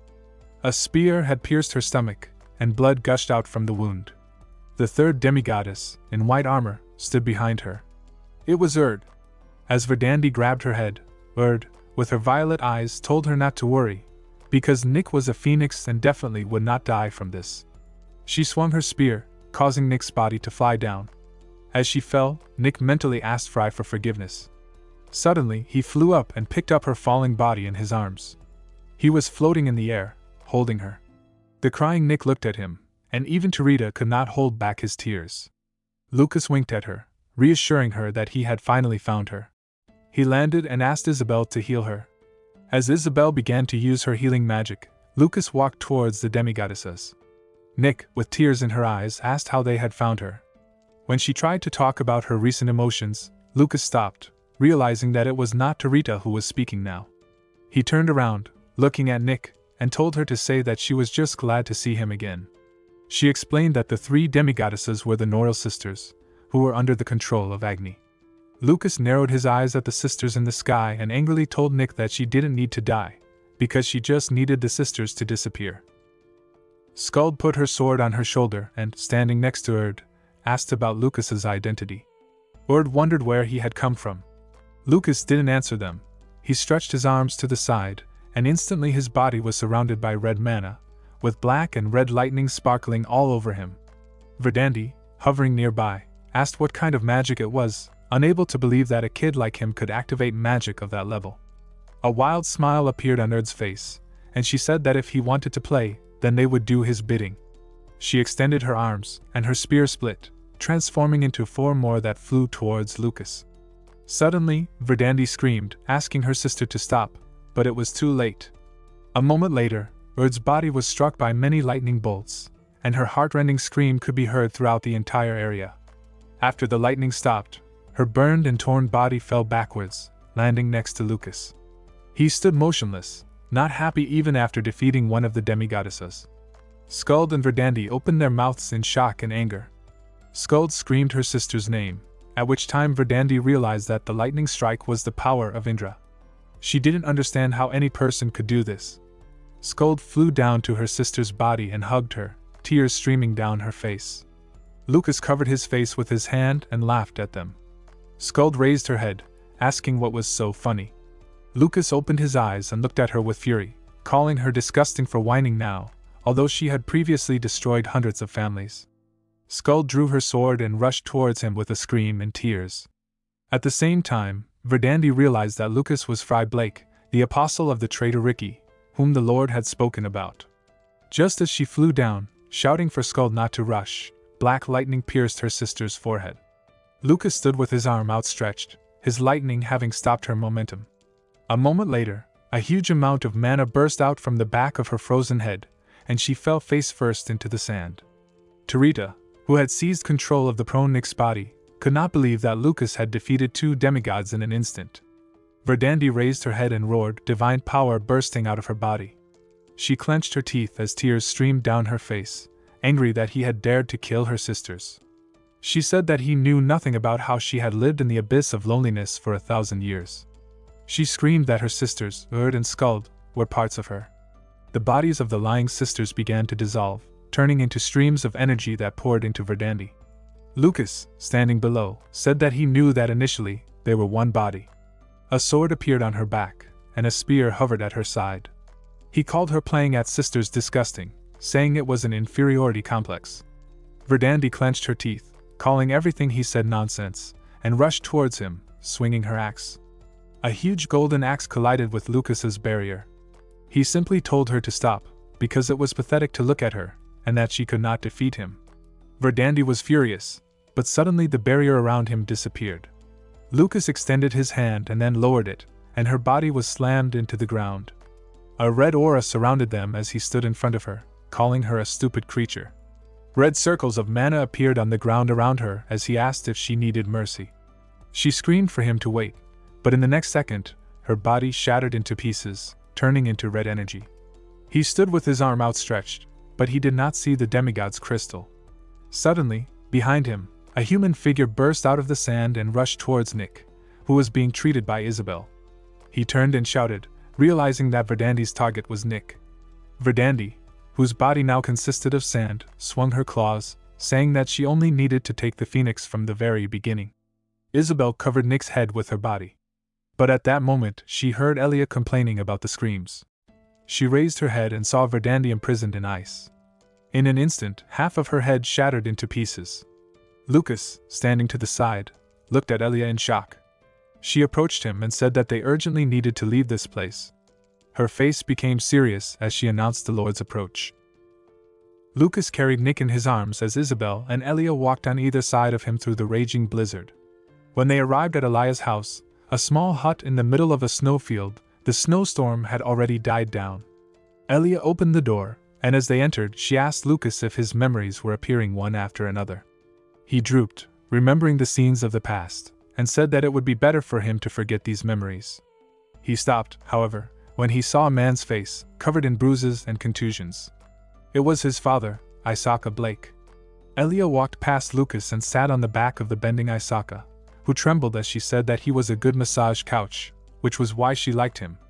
Lucas tried to calm the spirit of Fry crying inside him at the sight of this scene. He awkwardly looked at Elia as he laid Nick on a bed. Isabel began to use her magic to heal her, and Nick, with a satisfied smile, thanked them. Elia, laughing from her perch on Isaka, asked if Lucas had fallen in love with her. He glanced at her without answering, and she rested her head on her hand, deciding to spread the word about the Kaskal Empire, which had submitted to the Lord. She explained that because of this, not only he, but also the circles, had turned out to be enemies of humanity. She congratulated Lucas, saying she was sure that he was the first person who had angered the Lord so much. When Lucas asked if the Lord would come to Silkid, Elia smiled and confirmed this, saying that the disgusting girl, Iris, had told her. Lucas then asked Elia why she was helping him. She simply called him stupid, saying that his misunderstanding of women was very similar to Ricky's. Her face became serious as she began to tell him how Ricky took care of everything himself and had no intention of sharing his feelings. She could not understand how such a man had made a friend of a human who would not live 100 years. She approached Lucas, saying that she needed to know what value Ricky had seen in him, and that until she found out the reason, he could not die without her permission.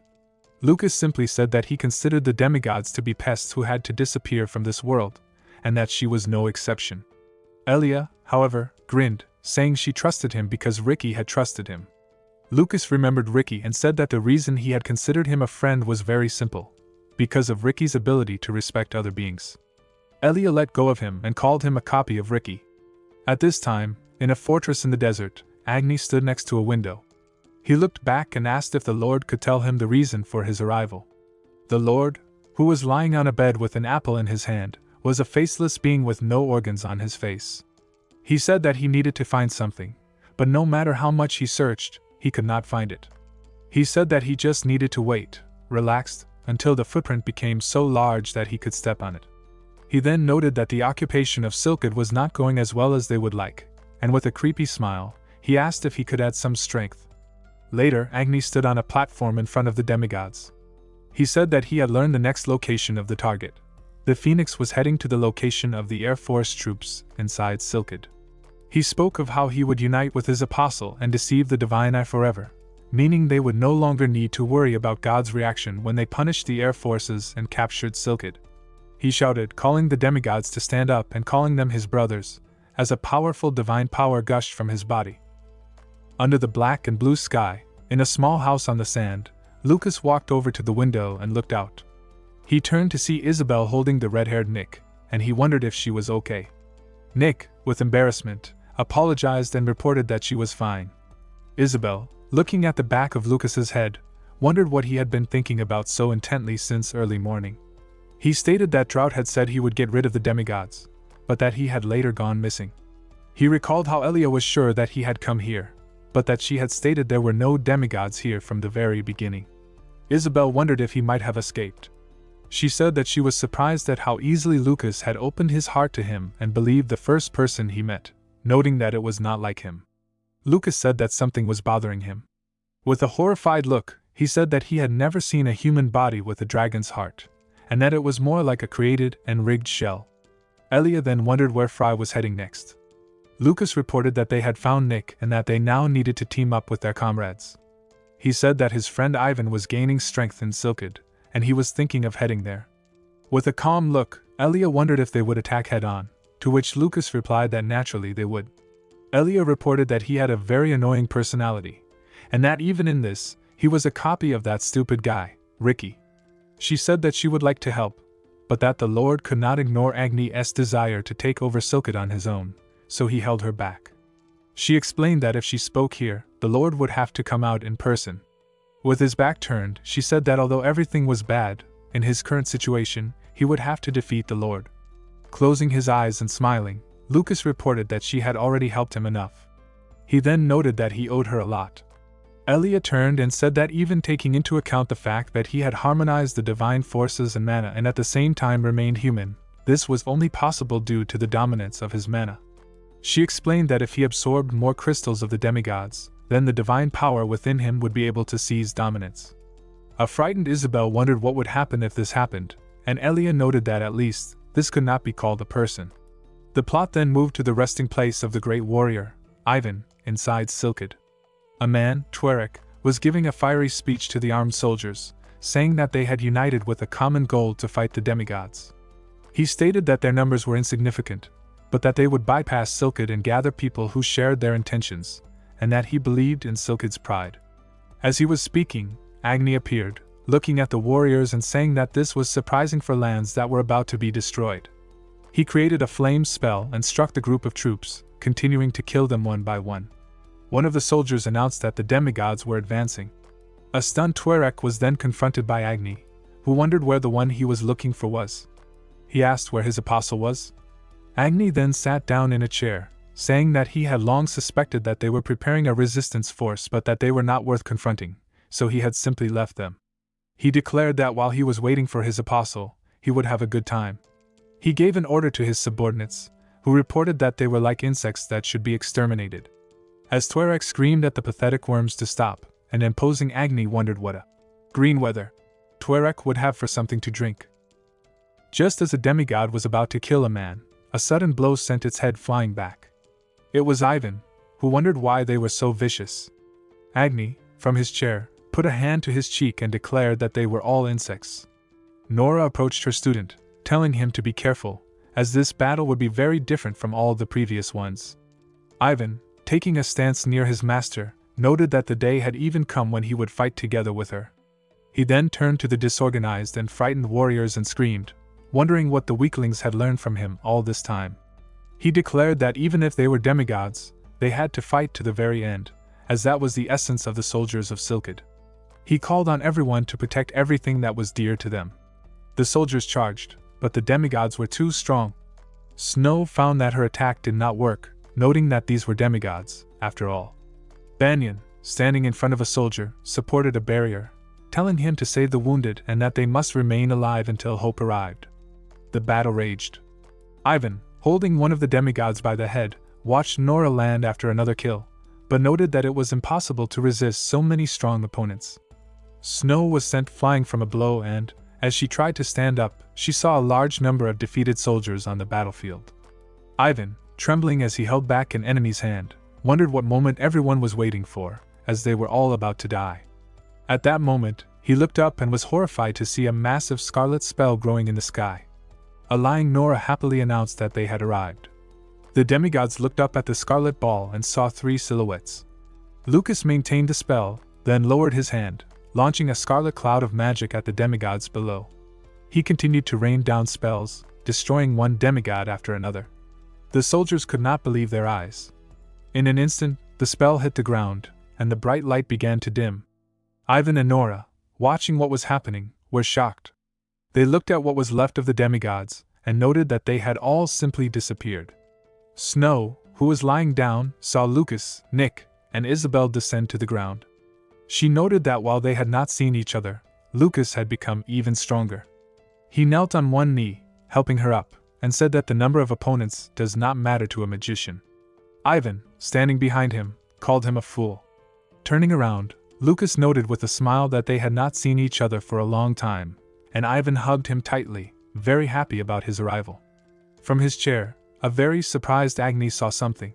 Looking at Nick, he noted that he had found her. He then appeared behind the unsuspecting girl. Feeling someone behind her, Nick turned around and saw him. Lucas, looking at Agni, was taken aback and noted that he had used the magic of space-time movement.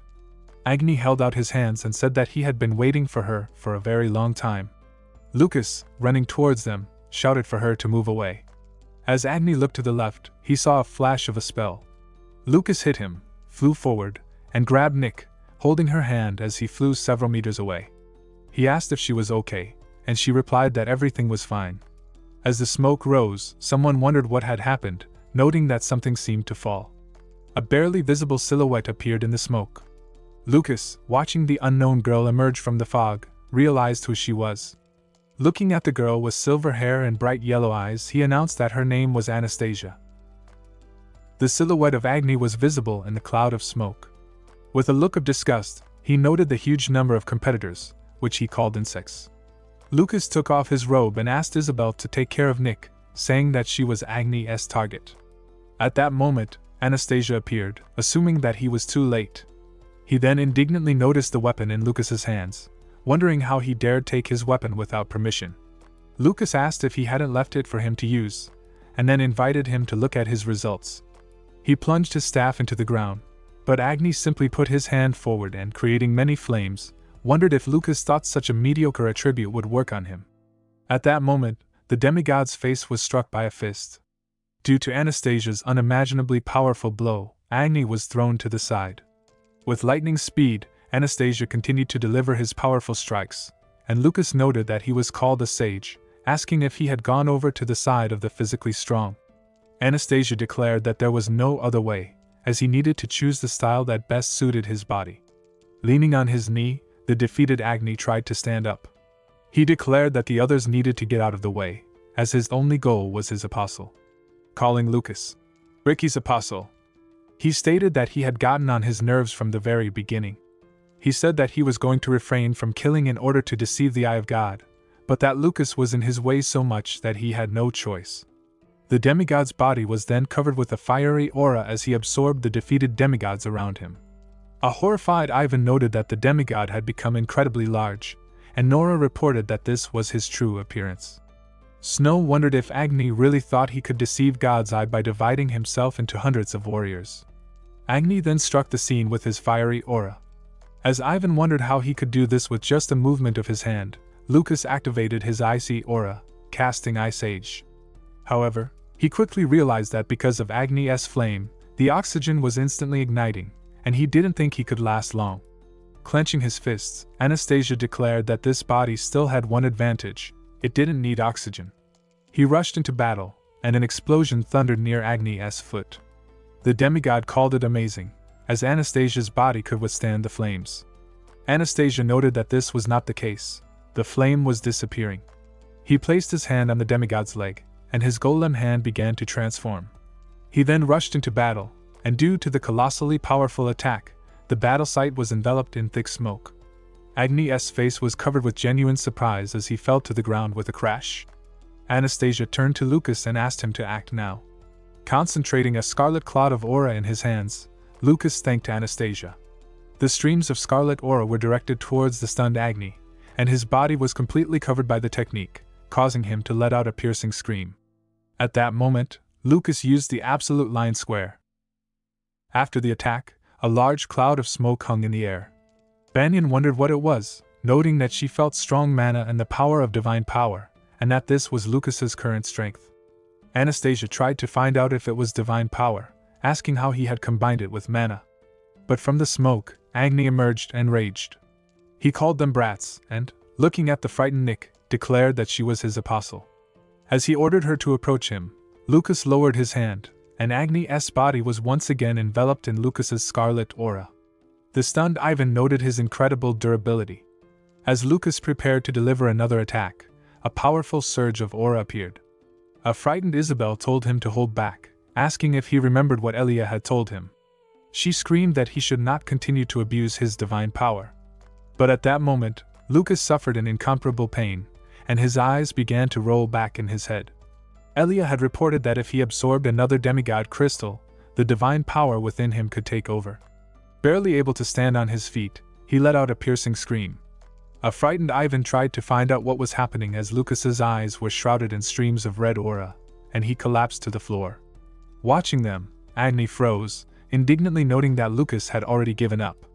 At that moment, Anastasia's hand was shrouded in streams of bright aura, and with lightning speed, he delivered a huge number of blows to the demigod's body. Agni, however, simply grabbed him, calling him an annoying insect. Squeezing Anastasia in his hand, he destroyed him. From what he saw, Ivan was shocked, as the remains of Anastasia's body hung in the air.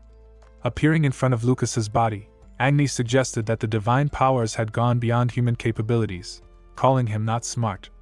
The demigod noted that no matter how determined he was, a man is a man, and to use divine power, an equally significant fee is required.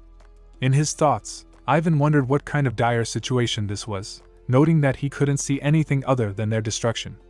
Nora approached him and asked him not to be so stunned. With a serious expression on her face, she told him to focus on protecting Lucas. She said that all they could do now was to hold out by any means until he came to his senses. When Ivan asked what they would do if he did not wake up, Nora stated that in that case, their time would also end there.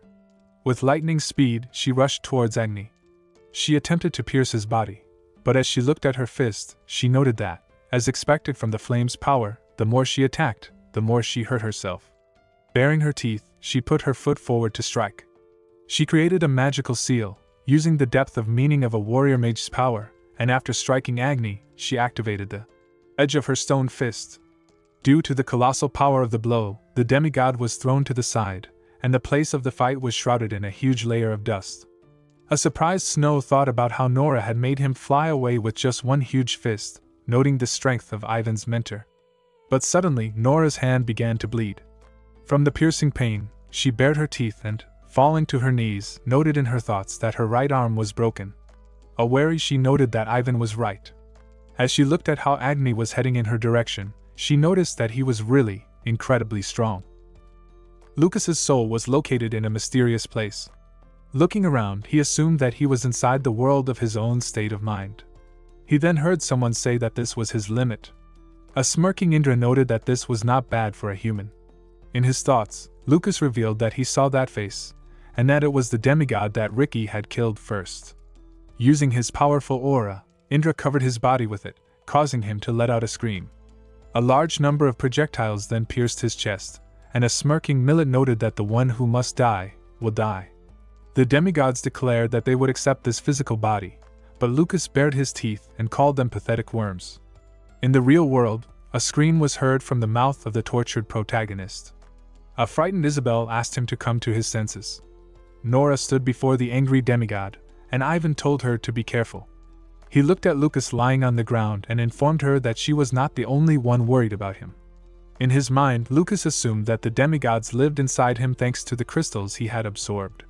He believed that these could be illusions created by his self-consciousness, but Indra wondered if he thought he had actually fully gained their divine power. Millet noted that they now owned the body of Lucas. Lucas thought that Eliah's words, that if his control over the divine power was taken away from him, he would be destroyed, were coming true. Leaning over him, Indra said that the self-awareness of an ordinary person would have already turned to powder, and wondered how long he could hold out. In the real world, Nora asked Ivan to attract Agni's attention so that she could break through to his source. She declared that she would show him the secret technique of a warrior magician. A shocked Ivan told her not to die, and she called him a nasty boy. At the same time, Snow asked a nervous Banyan for help, saying that now that Lucas had lost consciousness, only she could support everyone with magic. With a serious expression, Banyan said she could handle it. She put her hands out in front and began transferring her mana, creating many ice figures at the battle site. As Snow rushed to the right, Ivan went to the left. When Agni tried to pierce Ivan with his aura, a block of ice appeared in front of his face. Banyan screamed for them to leave the flame to her. Ivan then struck Agni's chest, activating the iron fist of the magician's warrior. A huge hole appeared in the demigod's chest, and Snow followed up with an attack from above. Back in his mind, Lucas's body was covered in many severe burns. A laughing Indra congratulated him, saying that he had withstood the lightning, but that he now looked like a monster and was gradually approaching his limit. Concentrating a clot of aura in his hand, Indra declared that this attack would be the last and wished him a good trip. As he was near death, Lucas did not understand what to do. But suddenly, the place where he was imprisoned was covered with a purple aura, and the demigods were shocked. A deep cut appeared on Indra's body. He raised his head and turned to the unknown, wondering why he was here. A silhouette was visible in the cloud of purple smoke, and Lucas's face was clouded with confusion. Ricky then appeared before his eyes. He placed his sword in its sheath and noted that Lucas looked terrible. A stunned Lucas found himself in a strange, dark space, his own mindscape, where a remnant of Ricky's consciousness sat calmly peeling an apple. He demanded to know why he was there, but Ricky simply explained that he, along with the consciousnesses of Indra and Millet, were just leftover thoughts that would linger until Lucas destroyed them himself. With a sad expression, Ricky placed a piece of apple in Lucas's mouth, telling him that this was the moment before his death. He explained that time in this place was like a kaleidoscope, different from the outside world, but that they couldn't relax, as his friends were fighting for their lives against Agni. He then held up a glowing crystal, Lucas's own, and said it was time for him to choose. If he accepted the crystal, he would become a full demigod. If he refused, he would die. Lucas, however, declared that he had forgotten something. He was now Fry Blake, and because of this unique body, he didn't need to choose between mana or divine power. Ricky tried to argue that the two forces could no longer coexist within him, but Lucas cut him off, stating that he was going to unite them. He declared that this was the key to reaching the 10 stars and surpassing human limitations. With that, he grabbed the crystal and pressed it to his chest, beginning the absorption process as an unbearable pain caused him to scream. In the real world, Lucas's body floated in the air, convulsing in agony. A frightened Isabel could only watch, helpless. On the battlefield, Snow let out a piercing scream as she launched a crushing attack on Agni. She managed to land a blow, but the demigod, though beaten, began to grow again. He noticed she was Ricky's real apostle and, stating that she had no right to use his sword techniques, grabbed her in his hand. As he squeezed, she screamed in unimaginable pain. Agni noted that Ricky had died, so her power should have increased, but he couldn't feel a drop of divine power from her. He concluded that she was simply not good enough. At that moment, Ivan struck the demigod's hand, forcing him to release Snow's falling body. As Ivan caught her, he saw Agni's other hand reaching for him. He was shocked, but before the blow could land, the demigod was suddenly enveloped in green streams of aura. A piercing scream came from Banyan, who had formed a huge magical barrier around Agni, using the language of dragons to stop his movements. Agni was horrified, realizing he was facing a half-breed dragon, but knew her limit was only 3 seconds. He declared with confidence that she would cause the most problems here. While Isabel screamed and begged Lucas to come to his senses, his soul was deep in meditation. He could feel his mana becoming faint and blurry, suppressed by the overwhelming divine power from Ricky's crystal. He finally understood the cruel nature of divine power. It was an absolute force that denied all other energies, not just mana, but the power of nature and even the heart of a dragon. He realized that an ordinary mortal could never possess both. He thought that the nature of divine power could not be changed, so instead, he would change the nature of his mana. Rather than resisting the rapidly surging divine power, he let his mana flow like water, enveloping the destructive force instead of clashing with it. In that short moment of harmony, he recognized a new power that was neither mana nor divine, a mysterious feeling that possessed both destructive might and creative harmony. He announced its name, Divine Mana. In the mindscape, the remnant of Ricky looked on in awe. With a smile, he noted that Lucas was terrible at coming up with names, and then faded away completely. In Lucas's mind, the bodies of Indra and Millet began to form in the air. Averting his gaze, a remnant of Ricky reported that this was to be expected, saying that they would not disappear until Lucas killed them himself. Lucas, however, noted that this had happened just in time, and that this was a chance to test how powerful his new divine mana would be in a real battle. He told Ricky to stand still and prepared to fight. In the real world, Agni looked at Banyan and declared that he would start with the dragon. But suddenly, Nora appeared in front of his face. She clenched her hand into a fist and declared the deep essence of the strength of the warrior magician. Enveloping her body in a powerful aura, she rushed into battle and using the soul of flame, struck Agni's body, sending the demigod crashing to the ground. A taken aback Banyan thanked Ivan, who said that he had survived thanks to her. She, however, said that her ability to use the language of dragons was now limited to 2 times a day, and that even so, she could not inflict damage on Agni. All she was capable of was tying his legs for 3 seconds. Clenching his fists, Agni rose, baring his teeth as he called them insects. A horrified Isabel noted that he had returned to his human form again. Nick, saying that she was very sorry, noted that he had just decided that it would be a chore to confront them with too large a body. While this was happening, inside Lucas's mind, the souls of the demigods disappeared as Ricky rushed towards them.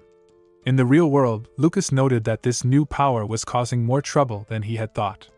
He understood that divine mana was finer than mana but more ferocious than divine power, and that it was impossible to control. He realized that there was no other way than to come face to face with the divine power and conquer it.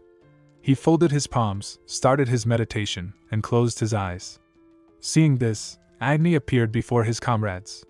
He raised his hand and activated his technique, and streams of fiery aura grabbed Nick's body. The fiery serpent began to hiss violently, and a grinning Agni noted that it was better for them not to perform useless actions. He said that in just a little while, he would tear her body into 2 parts. A horrified Nora declared that he was indeed a real devil. Suddenly, blood began flowing from her nose, and losing consciousness, she collapsed to the floor. Baring his teeth, Ivan wondered if this was the language of dragons, asking Banyan to do it again. He tried to find out if she was talking about 3 seconds, saying that this was enough for him to pour out everything he had on Agni.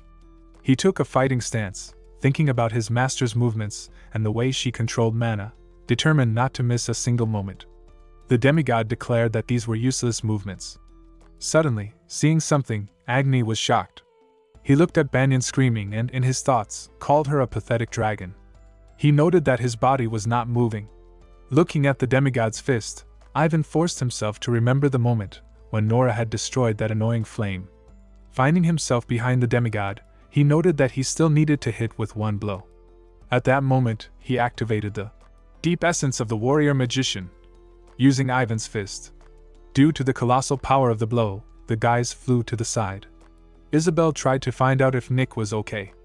Banyan, her face shrouded in anxiety and excitement, really hoped that it had worked. Ivan raised his hand and froze. Agni's head had been blown off his shoulders. A surprised Snow tried to call out to him. Lucas had a joyful grin on his face. After which, unable to stand on his feet, Ivan collapsed into Nora's arms. Smiling, she noted that it was an outstanding blow. He wondered why she was praising him, and she noted that this was the first time she had seen this technique, asking about the name. With an embarrassed expression, he said that it was called Ivan's Fist. Snow reported that the flames were dissipating. In the depths of the desert, she declared that they had won.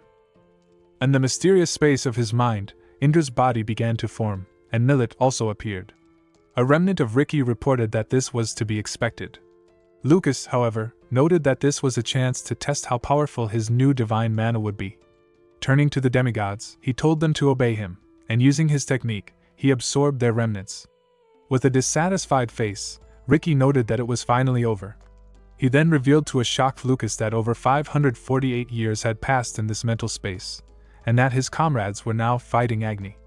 He explained that Agni had not died, and that Lucas must defeat him now. In the real world, a huge flame broke out in front of the heroes. Isabel, standing next to Snow, shouted that it was a flame. In a menacing voice, Agni noted that this time, even he himself was in danger. He said that if the half-breed had mastered the language of dragons even a little better, or if the pathetic worm's fist had been a little stronger, he would have been destroyed. He looked at them and said that now was not the time to fear God's punishment. He would get rid of them by putting all his strength into it. At that moment, Nora told Ivan to open his eyes properly and look carefully, as this was the last teaching of his master. She took a stance in front of the smiling demigod. She explained that polarity is not something that is destroyed by force, but how force is moved to a precise location. She then used a piercing shot, hitting Agni in the face. The impact was so powerful that a shockwave occurred, but Agni himself received virtually no damage. Nora, however, lost her right hand from the divine power's backlash. She noted in her thoughts that it still wouldn't work on a demigod. At that moment, Banyan used her dragon scream, and Agni was stunned. Ivan quickly ran to his fallen master. Banyan continued to scream, and as this was her third time using the technique, blood began to flow from her green eyes. Agni managed to direct a huge wall of fire towards them, noting that the dragon wench was screaming again. Nora's eyes began to gradually open. She lay in Ivan's arms, powerlessly uttering his name. Banyan then noted that she had moved them using the dragon's tongue, but that they could not separate much. Ivan wondered if she was okay, as she had said she could not use it more than twice a day. Banyan said that she was fine, but then she began coughing up blood. She crouched down, holding her mouth, and said that she felt as if her insides were turning over. She then noted that now she understood why the highest among the demigods were called apocalypses. Each of them was a destruction from a natural disaster. Agni was now walking towards them. Banyan, seeing him heading for Nick, told him to give up. She looked at the group and told them that they should all survive and continue their work. She said that Lucas was the last hope of the mainland, and asked them to be sure to protect him. With tears in her eyes, she noted that when he woke up, she wanted them to tell him that she was grateful.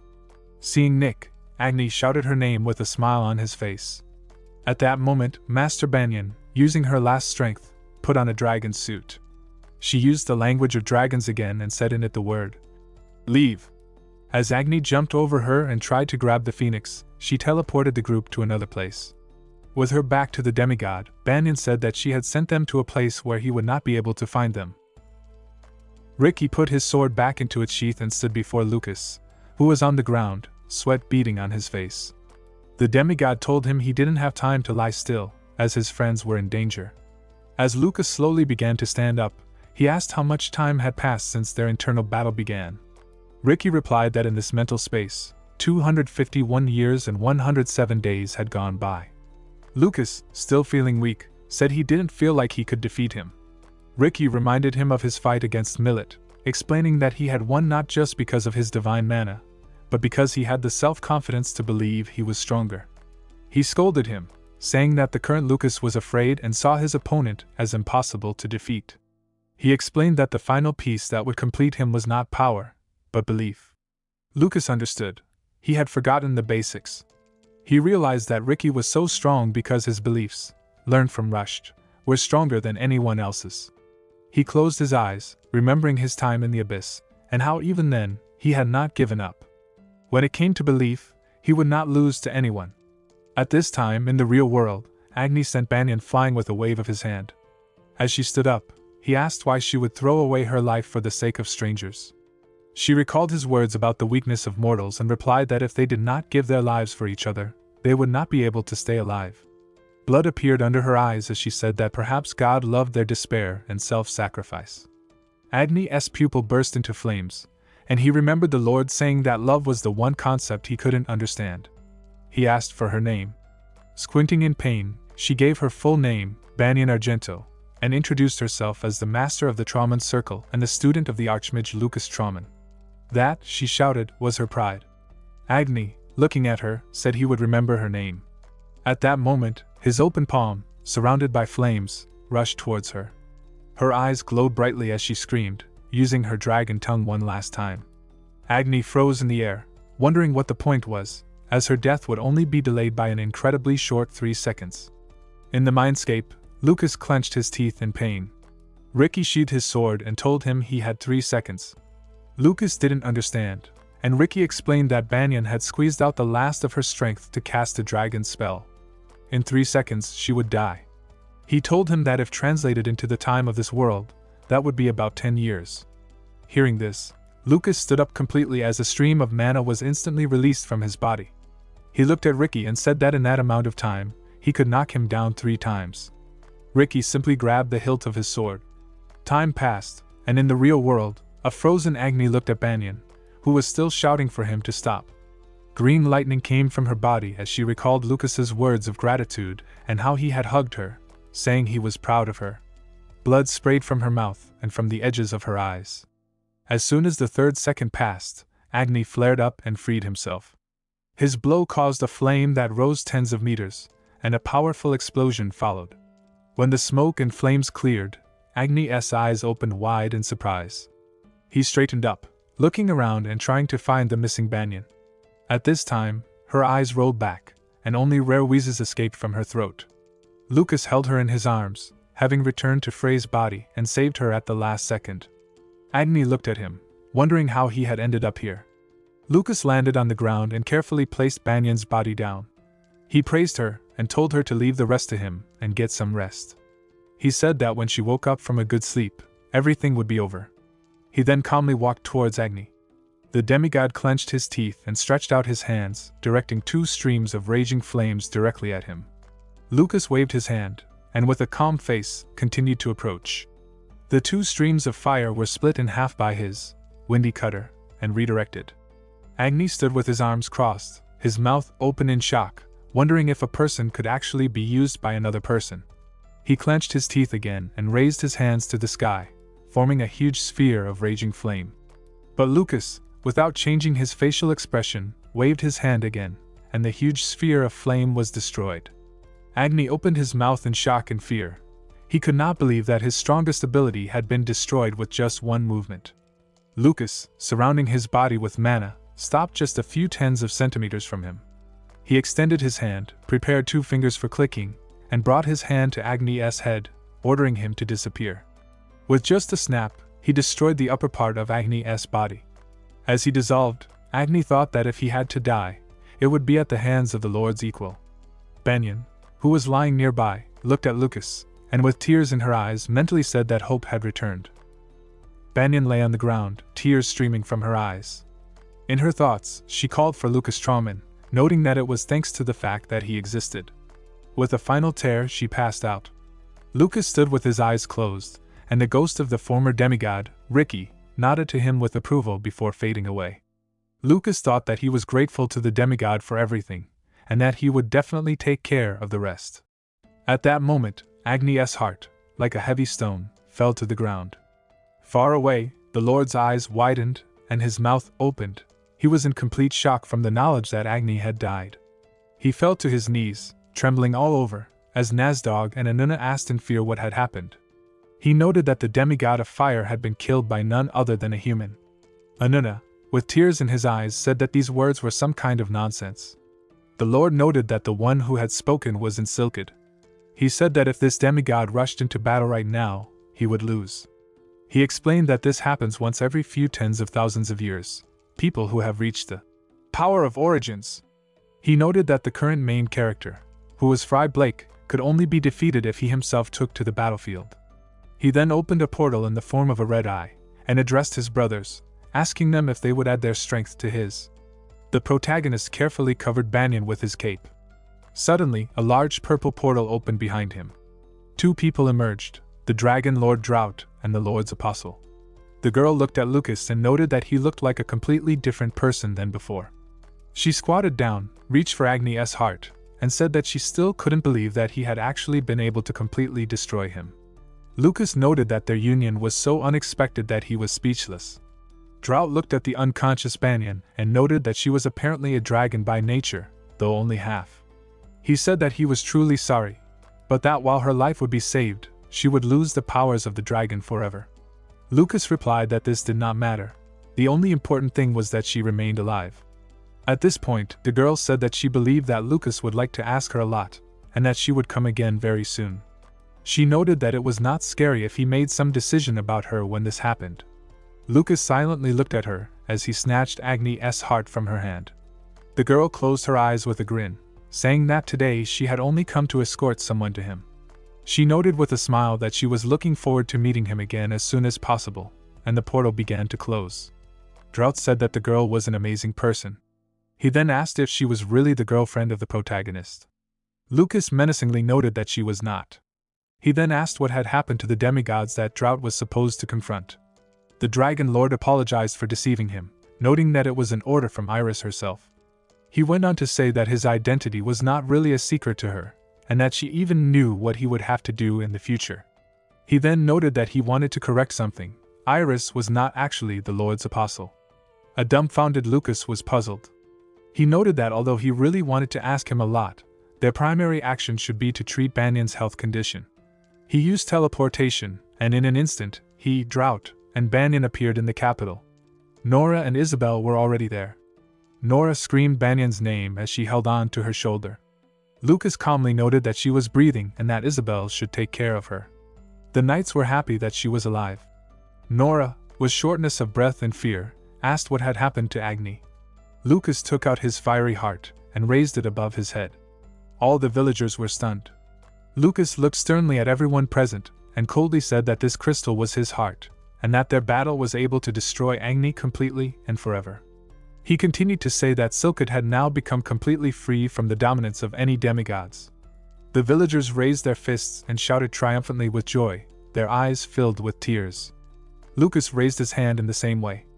Everyone rejoiced at this event very much. Thus, the Silkid War, in which everyone had already surrendered, finally ended with the victory that everyone had been waiting for so long. Lucas looked at all the residents, and Nora looked at him. He noted that for some reason, Ivan and Snow were not visible. Nora said that little Ivan had suddenly changed his look and had gone somewhere, most likely because he blamed himself for what had recently happened with the loss of her right hand. Lucas then went to visit Snow. She sat silently in her mask and looked out the window, her look completely devastated. She asked him to leave, but he simply sat down on the windowsill in front of her. He said that he was actually very sorry, and that the Fire Lord Agni had been destroyed forever. Snow, with disappointment, said that in the end, she could not help at all. Lucas smiled softly and noted that she was absolutely right. He said that at this rate, she would not even be able to help in the other battles that lay ahead, and that she could not be taken into account as a force. A stream of sweat ran down her face as she shouted that he had really come to her room just to sit and insult her. He looked straight into her eyes with a look of indifference, and noted that they only fight because they can help someone, and they attack only because they see a chance of success. She said that this was completely different. This war was not such a simple battle. They were only fighting because, even without a chance of success, they had no choice but to fight for their lives, because they were alive now and wanted to continue to live. He grabbed the hilt of his sword and noted that all that mattered was whether she had such a desire or not. He held out a sword to her, noting that it was a trusted item of his late friend, and that he would gladly give it to her. He explained that the shape was unimportant, and that it was truly a great sword that would grow with its owner. He said that he had defeated Agni thanks to Ricky's strength, and that he was not only a good friend, but also the best mentor. He told her that she was the one who had been personally chosen by such a person as his own apostle.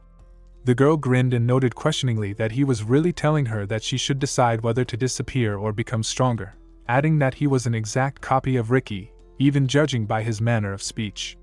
She looked at the weapon more carefully and noted with surprise that this was the sword of the sword master Rushed. Lucas then handed her the heart of Agni, noting that it was a fragment of the crystal, and that if she made it her own, her power would greatly increase. With a grin, he added that she would, of course, have to subjugate the power of the crystal herself. The girl took off her mask and let out a light laugh. She noted that he had become a little stronger than his former self. With a sharp movement of her hand, she pulled the sword from its case, and the whole room was illuminated with a purple light. She proudly stated that she was Snow, the queen of all elves.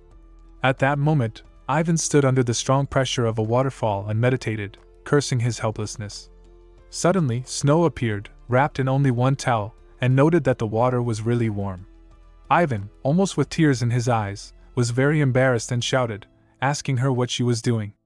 The girl answered in surprise that they had not agreed to wash in cold water after sparring.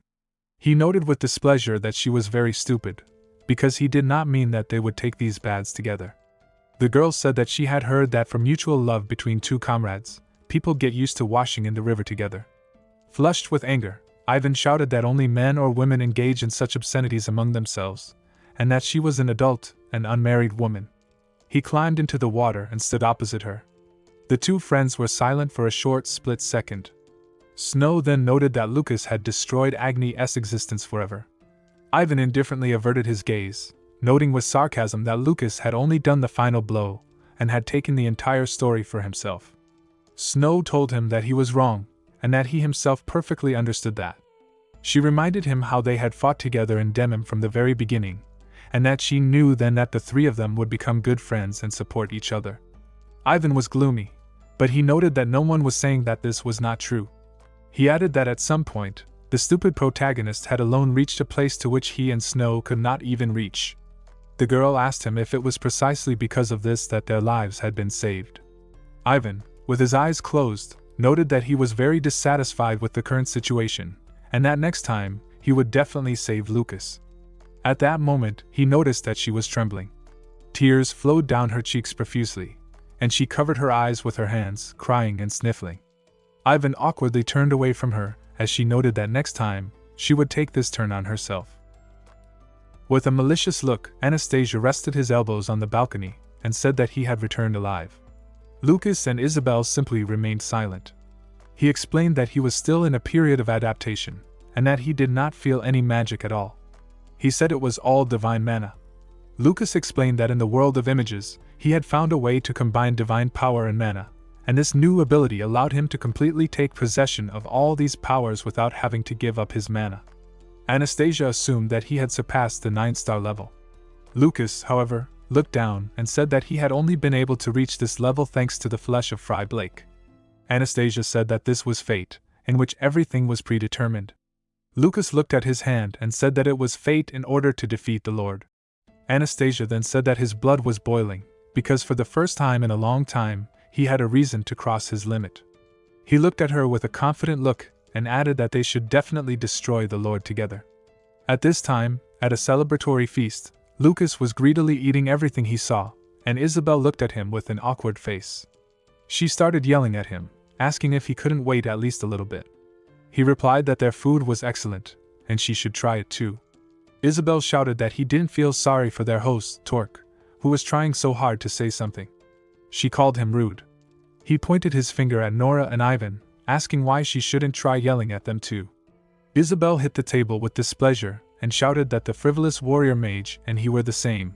He was already a 9-star but behaved like a child. Suddenly, Ivan got into the quarrel, hitting the table with all his strength and asking who was the frivolous one here. Isabel was frightened, but then Ivan began to laugh awkwardly, scratching the back of his head and thanking her for healing his master's hand. Torque, laughing, began to shout that they should forget about everything and quickly rush into the food. They simultaneously raised their glasses and shouted that they should drink. It was a meeting at which laughter did not stop, and there was no one who would talk about the dead or betrayers. They ate, drank, laughed, and made noise, deliberately delaying the time when silence would return, because they did not know when they would have the opportunity to laugh again. At this time in the demon world, Lucifer stood surrounded by many demons. Someone asked him why he had gathered everyone here. He looked at them all and said that the demigods were coming to these lands. A demon named Barbados asked what these people were. Another, Beelzebub, said that they wanted to say that the continent was not enough for them. Japar said that even if so, the world of demons was of no value to them. A girl named Riley asked what difference it made, as she had been interested in what demigods tasted like for a long time. Azura, crossing her arms, said that there was absolutely nothing above their necks. She then asked who they thought had dug up this hell of despair. Barbados asked why they should talk about this again, and he looked at Lucifer and asked if it was he who had summoned the demigods. With a very confident and angry look, he said that this was exactly how it was. Japar asked what he was even thinking, and Azura threw her hammer at the floor, saying that she didn't like it at all. She said that if the demigods set foot on these lands, they would die at her hands, but that now, he infuriated her even more. Barbados said that in fact, Azura was at her best again. Lucifer simply stared ahead. He bowed to Azura and asked for her forgiveness, but she did not understand what he was up to. He replied that they wanted to rummage through a hell of destruction due to the body of the Dragon Lord being buried there, and that this was the goal of the demigod lord.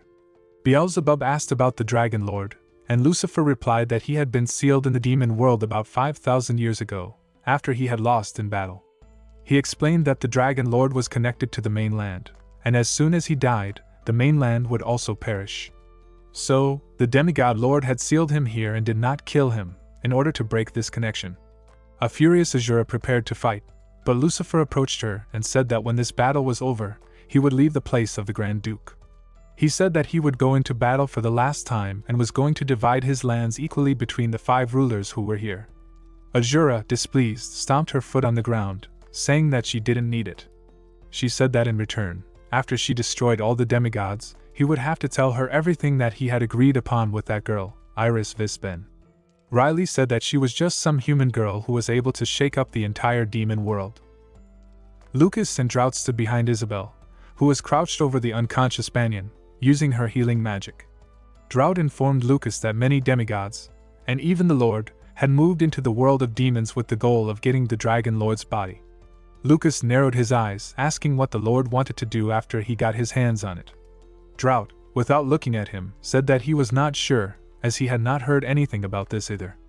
Lucas, confident that this was Iris's intention, said that if the Lord and the demons had a good fight, he would have less to do, which was definitely good for him. Drought then told him about what Iris had said, that this was their chance, because in the world of demons, the great princes like Azura would clash in battle with the demigods. He expressed his lack of understanding, because the Lord could not help but know this, yet he still went, even despite such great danger. Lucas thought, his gaze becoming serious. He told Drought that be that as it may, they could be sure that now was their chance. They needed to find the apostles of Nazdog and Anina. He said that the demon Kaltia was being pursued by Charles, and that he was sure that Jacket was following the assassin Genta. He decided that he would meet with Master Jacket. Surprised by his knowledge, Drought said that Iris had given him information about everything that was happening at the moment. Lucas praised his incredible memory, and then used teleportation magic, saying that he had gone to ask for the location of Jacket. Events moved to the huge and luxurious mansion of the June family. Lucas appeared in the hallway and began to climb the stairs, heading towards the office of the head of the family. At this time, Shepard was sitting in his office, and he immediately greeted Lucas, who had opened the door and entered. Lucas said that he wanted to meet with Jacket. Shepard closed his eyes and asked him to wait a little. Soon, he returned with a scroll in his hand, apologizing for the wait. He said that this item had been left by Jacket, and on it, the method of entering Hadamari was written. He explained that Master Jacket had entered the island country, after which communication with him had not resumed, so he assumed that he was still there. Shepard became serious, saying that Hadamari was an incredibly closed country, completely untouched by the hands of the demigods, which was why it supported its isolation so strongly. Lucas, with a scroll in his hand, asked if this was the fault of the demigods. He then decided to tell him everything, because it would be better if the circles also soberly assessed the real situation. He revealed that he had destroyed Agni. Shepard jumped out of his chair, his mouth open in shock and his eyes looking at Lucas in horror. His jaw trembled as a short laugh escaped from his open mouth. He said in disbelief that there were only 2 apocalypses left. He was glad, because this was something that they could not even imagine. Lucas interrupted his screams by asking what was the reason why the connection with Jacket had been broken. Shepard calmed down and told him about spells, an ability skillfully used by the magicians of the East, a power similar in essence to magic but with a different basis. Lucas thought that 4,000 years ago, this did not exist, it was a technique unknown to him. He then extended his hand with the scroll and said that he would make good use of it. In an instant, he turned into a stream of mana and disappeared. At this time, Anastasia came into the tent where Banyan was being treated. Suddenly, Lucas appeared behind him, shrouded in mana. He approached Isabel, who was wiping sweat from her face, and asked what Banyan's condition was. Isabel, wiping her sweat, said that her blood vessels had difficulty resuming their condition, and that after she rested, her energy would return. But she decided to tell him about the extremely serious injury to Banyan's heart, because of which she would not be able to use not only the powers of dragons, but even mana. Anastasia, standing next to Lucas, spoke out, saying that Banyan's life as a magician had come to an end. Lucas looked despondent. He looked at Banyan, whose mouth was open sweetly, and he called her more than just special. His lips closed again. He tried to say something, but it was difficult for him. Approaching her bed, he called her his only student. Isabel became sad, the corners of her lips drooping as Anastasia looked at the back of Lucas's head, roughly understanding his feelings. He walked up to him and put his hand on his shoulder, telling him that self-flagellation weakened the mind and that an addiction to sadness was a poison more terrible than anything else. He said there was no need to try to become peaceful, because humans were not made capable of being so. Later, Nick's fiery hair fluttered in the wind as Lucas approached her from behind and said that the night wind was quite cold. He told her that he had an item that he had decided to give to her. He grabbed her hand and brought a red crystal to her palm. She was surprised to see it. It was the crystal of Agni, the creature that had been tormenting her for a long time. Lucas told her to decide for herself how to use it. Later, in the main tent of the Trauman Circle, the group stood around the table, looking at a map. Anastasia placed his hand on the continent, carefully examining Hidamari. Lucas said that it was a very closed country, and that it took at least 1 month just to get through the check at the entrance. Snow asked if there was another way, and he replied that it was possible to receive an invitation from the royal family or an aristocrat. Anastasia, however, said that they had only one way left, pointing his finger at the text on the card and suggesting they obtain permission from the great shaman. He then stroked his chin and wondered if she would give her permission, since they were from the same alliance of great ones, referring to himself as the great sage and Lucas as the great magician.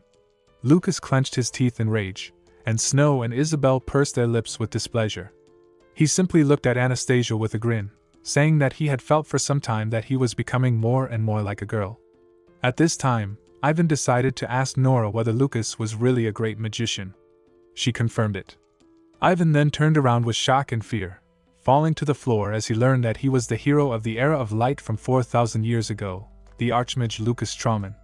Lucas smiled a little and said that now was his last chance to apologize for all the rudeness he had shown so far. Ivan's pupil shrank, and he screamingly asked how he had lived so long. Anastasia, not paying attention to the noise, wondered how they could find the great shaman. Lucas looked at the map and said that she was off the island, pointing his hand to a small island on the map called Risha. Isabel explained that the title of great shaman was nothing more than a symbol, as she never participated in the politics of the country. Nora, who had been silent until that moment, said that even if she went, they wouldn't be able to meet. She explained that if the great shaman did not personally give permission, then it would not even be possible to notice the road. She also told them that even despite her age of more than 200 years, the great shaman was rumored to be a young girl with breathtaking looks. Hearing this, Ivan jumped up and slammed his fist into his palm, offering to move forward. Snow said that it was because of the words about the great shaman's beauty that Ivan had become so decisive. He put his hands on his hips and said that even now, when he saw Snow's face, everything was fine with him. He asked her if she thought that the shaman would be more beautiful than her, emphasizing the impossibility of this. Snow's face turned a little red, and she lowered her head, embarrassed, and said that she was going to focus on training. She raised her hand with the demigod crystal in it and looked at Lucas, saying that she would be ashamed if she did not use his gift. He smiled and told her to do what was best, suggesting she take Nick and train together. At this time, Ivan looked at Nora, who was sitting next to him and sadly holding her right shoulder with her remaining hand. He stood up, placing his hands on his hips, and said that it was time for her to leave everything to her student and finally rest peacefully. Nora looked at him, and her eyes widened. She jumped up and extended her hand, saying that even with one hand she could split his head. Ivan was horrified, but when he got ready and closed his eyes for the blow, Nora simply put her hand on his head and stroked it, wishing him a good journey. Ivan crouched down, looking in shock at his master, his mouth open in amazement. Standing in the middle of the forest, Lucas told Nora that he would return soon. A group consisting of him, Isabel, Anastasia, Ivan, and Drought then walked along a rocky path. Isabel, looking into the distance, said that very soon they would reach Genik, and that because it was a port city, it would not be easy to enter. She turned around and asked everyone to get their fake documents ready. The rest of the group stopped, looking at her with incomprehension, as they did not have any. Isabel trembled with anger, asking what had happened to the documents that Isaac should have taken care of. Lucas then said that he thought the money was for travel expenses, and that he had decided to do the polite thing and leave the documents with him. Her whole body trembling, she covered her mouth with her hand, wondering what she should do. They couldn't pass control without the papers. Ivan then offered to simply close the guards' mouths. As they approached the gates of the city, they noticed the guards, who had laid their weapons on the ground and were sleeping, with one still drinking from a bottle of alcohol. As they passed the drunken guard, Ivan asked Lucas why they had let them through just like that. At this time, Isabel crouched down, feeling fear. There were only 2 boats at the port, and not a single ship was visible. Even the lights in the houses were turned off. As they walked along the streets, they saw tramps and drunk people. Isabel pressed her hand to her heart, saying that the city was quite strange, because not only at the checkpoint, but throughout the city, there was no live activity. Ivan compared the place to slums. Drought, who was walking behind him, said that the situation in the city had been influenced by the demigods. He explained that he felt the fear, emptiness, and despair they were experiencing. The people had lost confidence that tomorrow would come, so their life force had dried up. They approached the pier, and Lucas noticed a man in fishing clothes sitting on the edge. He told the man that they were looking for a ship sailing to Risha. The man replied that there were no ships. He explained that a sea monster, a huge, 2-headed serpent called sea scent that released fire, had taken over the sea and had been attacking ships. The lights were still on in one of the small establishments in the city. The group sat around a table, and Lucas, looking at a map, asked Anastasia if the place where the sea serpent had appeared seemed strange to him. Anastasia wondered if he thought that the snake was protecting Hidamari. Drought expressed his thought that judging by the man's descriptions, the snake could turn out to be a demigod. Lucas rolled up the map and said that they needed to find out everything. Isabel asked if he was going to personally check the place, and he replied with a grin that if he beat the demigod a little, it would tell them everything. She warned him that all the demigods now knew about how he had destroyed Agni, and that if he approached too quickly, the demigod could escape. Anastasia agreed and suggested hiding their mana and approaching on a ship. Isabel reminded him of the absence of ships, but Lucas offered to buy one. When she and Anastasia asked if he had money, he raised his spatial bag. He then took out a red ruby, and Anastasia grabbed him by the shoulder, asking him to wait. He said that it was very similar to the ruby he had left in the cave. A shadow fell over Isabel's eyes as Lucas and Anastasia began to argue, with Anastasia shouting and calling him a thief. Later, they arrived at the pier, where they saw a huge ship. They found the man they had met earlier, and Lucas asked him if he could take them to Risha. The man said that if they tried, they could use the outer sea route and not encounter the sea serpent. He asked for 30 gold pieces, then nervously lowered the price to 15. At this time, Anastasia was crying, his whole body trembling due to the fact that the ruby filled with his mana had been sold so cheaply. Lucas snatched a bag of money from his hands and threw it to the man, who looked in shock at the gold coins inside. With a trembling hand, the man explained that his daughter was sick and that this money would be enough for her treatment. He said that now there was hope. He thanked them and said that he would put his life on the line but would take them to Risha. The night sky, illuminated by a crescent moon, lit the way for the travelers. The man who owned the ship, now their navigator, put his hand to his heart and said to leave the crew members to him, as he would soon bring capable guys who would sail with them into the Sea of Death. Lucas looked around as the joyful man ran towards the city. Drought, looking into the sea, told him that he clearly felt the divine power, but also the presence of his fellow tribesmen. At that moment, on the island of Risha, a girl with black hair and 2 red tattoos on her forehead suddenly opened her eyes. The beautiful great shaman scratched her head, remembering a silhouette made of particles of light which had spoken to her of a replacement, and the one who will prevent the destruction of the world. She summoned her guard, Hose, and told him to prepare for guests. Looking out at the sea, she wondered how the Great Ones intended to use her. 3 days later, the ship purchased by Lucas sailed across the sea. He stood at the edge of the ship, releasing very small portions of his mana, which fluttered through the air, becoming bait. He knew that if the one who was called the Sea Serpent was actually a demigod, then he would react. The team members suddenly exclaimed and leaned forward, looking in horror as the sea under the ship began to rage. The lookout on the mast shouted about the vibration as the navigator ordered the crew to open the traps.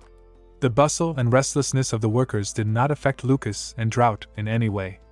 Lucas placed his hand on the railing, saying that his bait had worked. At that moment, Ivan, Isabel, and Anastasia left the cabin. The water behind the ship rushed up tens of meters, and a huge, blue sea serpent rose from the water. Lucas raised his head, feeling the divine power from him, but confirming that he was definitely not a demigod. The huge mouth of the sea serpent opened, and he called the people on the deck brave for daring to swim across his sea without permission. The pupil inside his yellow eyes shrank as he said that they wouldn't even feel pain, unless their bodies were stuck between his teeth. The huge head, with its mouth open, began to approach the group. Isabel jerked back in shock as Ivan said that this snake was not a demigod, and asked what this uncharismatic creature was. As the crew clutched the mast in fear, Lucas, looking at the snake, asked how he had heard about its 2 heads. The snake called him crazy and began to concentrate a flame in its open mouth. But Ivan jumped up, hit the snake on the lower part of the jaw, and closed its mouth. His fist, filled with mana, bent the snake's body, and the huge head was thrown to the side. The snake began to complain about a bitten tongue and a burned palate. It straightened up and looked at Ivan, calling him a hasty idiot with a bad character.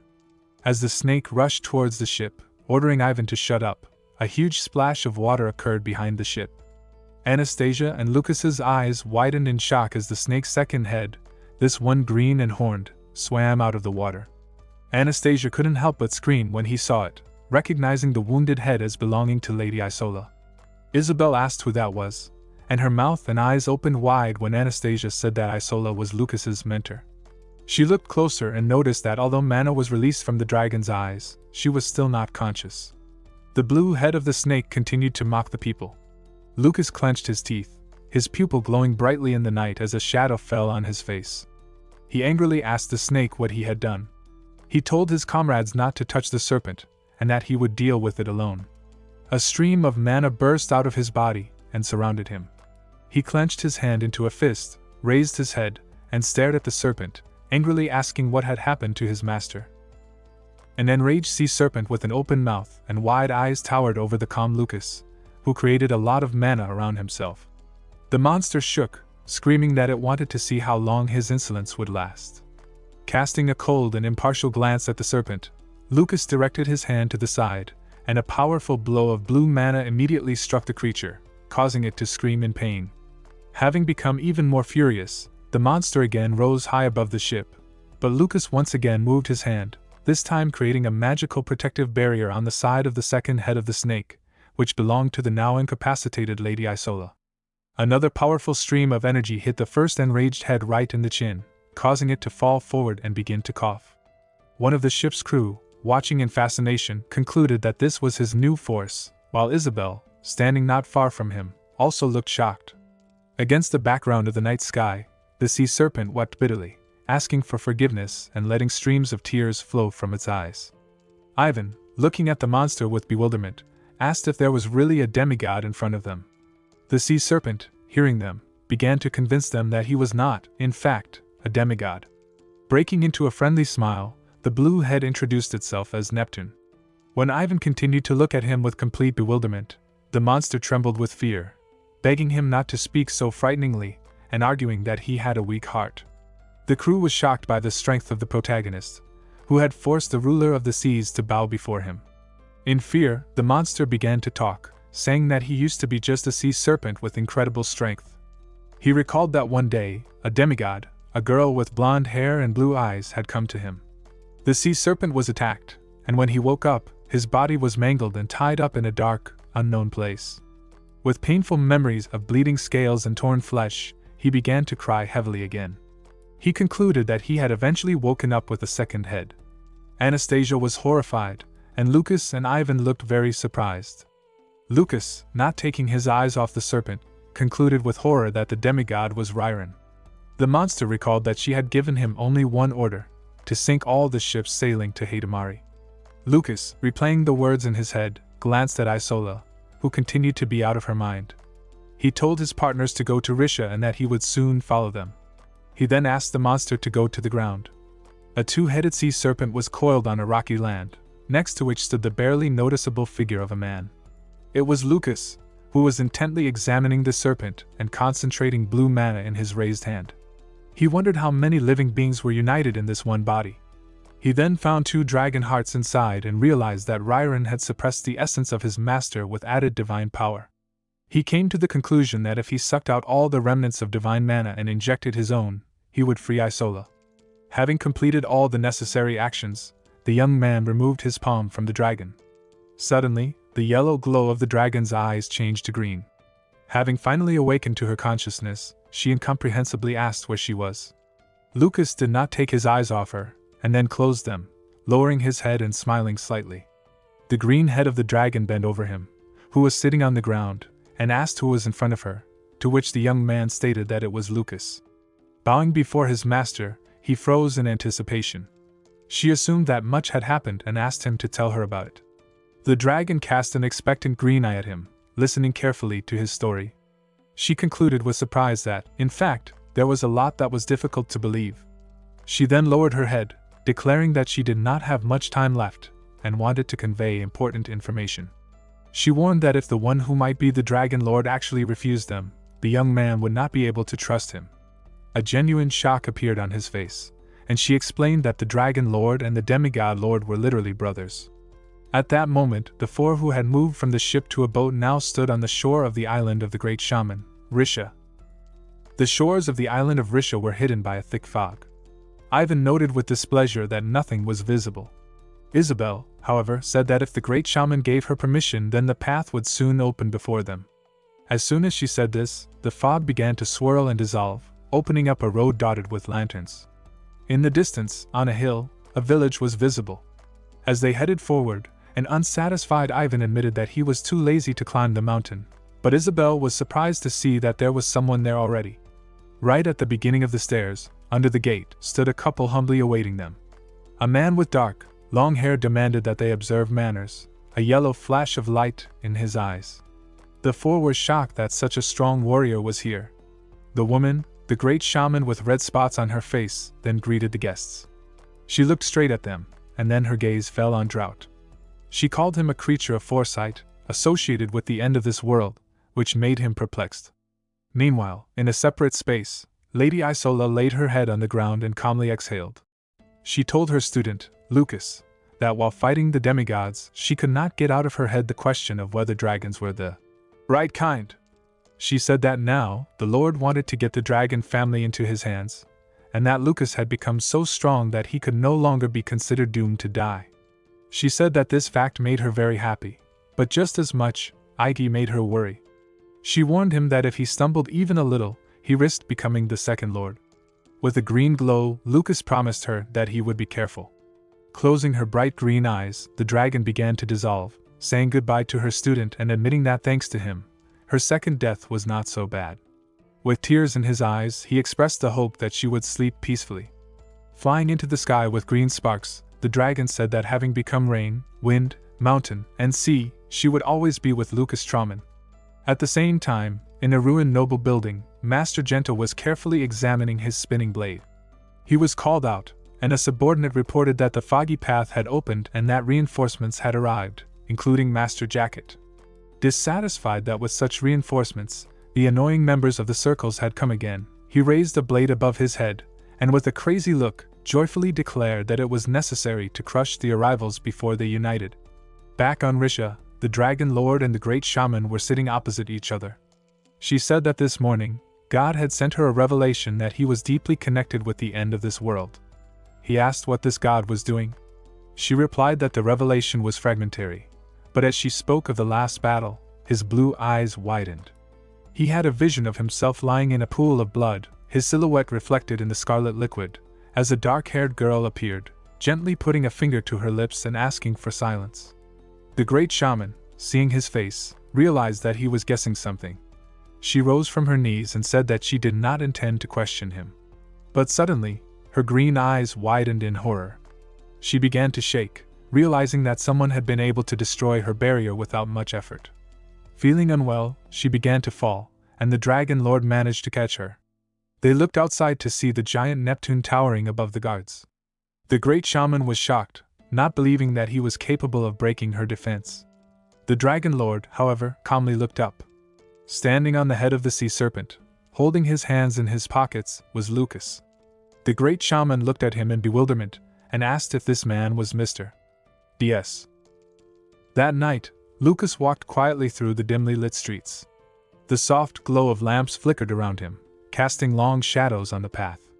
Suddenly, 3 men appeared, holding their swords defensively as they shouted with suspicion, demanding, "Who are you? Reveal yourself." Before Lucas could answer, Ivan appeared from behind them, waving his hand with relief as he said with a grin, "Fry, are you finally here?" One of the men turned to Ivan and asked sharply, "Is he a member of your party?" At that moment, the shaman arrived in a rush, her steps uneven. One of the men widened his eyes in surprise and shouted with shock, "Great shaman? What brought you in such a hurry that you even forgot your shoes?" Someone then turned to Lucas and asked curiously, "Are you Lord Downs?" Ivan looked confused and asked Isabel with disbelief, "What Downs?" Isabel replied calmly, "Downs is Hitomikar's god of creation." Ivan shouted angrily, "Fry was the god of creation? There's no way that would be the case." "Shut up." Lucas looked at the shaman and said calmly, "Shaman, I think you are confusing me for someone else. My name is Fry Blake." The shaman froze, her eyes widening as she thought silently an existence that even God cannot foresee, one that can enter Sha without receiving a revelation. Then she bowed deeply and said respectfully, "Pardon my rudeness, it seems I mistook you for someone else." Inside, her thoughts were trembling in existence that couldn't be read, like looking through a thick fog. And within him, she could feel a power that could only be described as divine. Anastasia stood with a gentle smile, her hands clasped behind her back, and said softly with a hint of sadness, "Looks like you wrapped up everything nicely before coming here." Lucas turned his head toward her and replied calmly, "Master was the same as always." Anastasia smiled again, this time with quiet relief. Then Lucas faced the shaman and said firmly, "So you're the great shaman? I was hoping to enter Hitomikar with them as well." The shaman nodded respectfully and replied, "I will notify Hitomikar. I will prepare it so that you may leave tomorrow morning. But you, Fry, must stay here. The two of us have somewhere to go." 3 days later, at the port of Haitamari, a Laka warrior named Nam Basra appeared in front of Ivan's detachment. He explained that he had received a message from the great shaman to accompany them personally. He warned that they first needed to greet the king. He led the four along a path into a dense forest with tall trees. Isabel felt uneasy and noted that the forest was incredibly deep. Basra explained that it was a forest of darkness, and that if a stranger got lost even once, he would never get out. Ivan and Isabel, with half-closed eyes and covered in drops of sweat, could barely breathe, not understanding why they were so tired. Anastasia, however, grinned with a malicious smile. She turned to Basra, asking him to stop joking. It was then that the red-haired girl and Ivan were greatly shocked to hear from Anastasia that 2 days had already passed since they had entered the forest. Basra turned to them with a good-natured smile, mockingly offering to rest. Suddenly, Anastasia flew towards him with the aim of attacking. She concentrated her power in her outstretched fist, but a log appeared in the air, and Basra's voice was heard saying that she was quick-witted. From among the tree branches, he appeared, not believing that she was able to recognize the illusion of the passage of time. The girl replied that his illusions did not affect her, because an accurate clock was installed inside her body. He then lamented that he could not lead them deeper into the forest, and that they would die here. Ivan looked, but could not detect the enemy due to his illusions. At that moment, the Dragon Lord used his technique to limit the warriors' movements, and Basra, flying towards them shrouded in blue mana, froze right in the air. Ivan looked at his enemy with burning yellow eyes and noted with a malicious smile that it was the dragon's language. After this, he delivered a powerful blow. The brunette, with rolled eyes, flew back and coughed in pain. He fell straight into the hands of Anastasia, and she said that they would not kill him. She put her hand to the ear of the crippled Basra and said with an insidious smile that they needed to learn a lot from him. After this, she jerked aside, and a poison needle sparkled in the warrior's neck. A stream of blood flowed from his mouth as she stated that he was dead. Ivan, leaning the needle against the neck of the unconscious woman, injected her. Anastasia stated that this was a powerful poison, likely the work of the assassin Genta. They realized a barrier had been placed throughout the forest, one so unusual that even Anastasia would need a long time to remove it. Drought added that the spell was directly related to the forest, and if it were forcibly removed, the forest itself would be destroyed. Suddenly, they heard a rustling sound, and Master Jacket appeared, limping and holding his hand, along with his wounded soldiers. He tried to ask who they were, but Ivan told him not to worry, as they were Frey's comrades. Leaning on Ivan, he said that his name was Jacket Diaz and that this country was dangerous. The plot then shifted to Lucas, who was in a cave, walking towards a wooden house surrounded by lamps. He noted in his thoughts that he did not expect to see such an underground space under the island, and that this must be the temple the great shaman had told him about. A girl guide said that these were sacred lands, and that he actually had the right to meet Mr. DS. Opening the door, Lucas entered a candlelit room.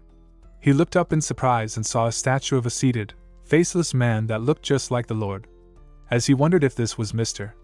DS, a flash of light occurred, and he found himself in a place similar to space. DS greeted him, and with a grin, said that he was the creator god of this world. Lucas could not believe what was happening. DS explained that God does not interfere in the affairs of the world he created. He was only maintaining peace, and he would not intervene even if the world was destroyed, as just as he had created humans, the demigods were also his creations.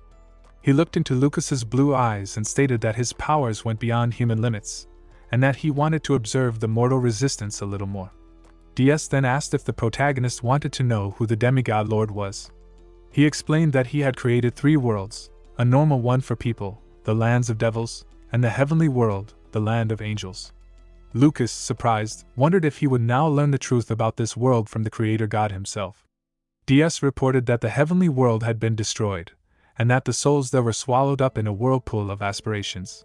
He stated that the souls of the heavenly world that had fallen out were unable to return, lost their memories, and then fell into the ordinary world. Lucas, in surprise, wondered if these were the ones he was thinking about, and DS, with a serious expression, confirmed that they were the demigods.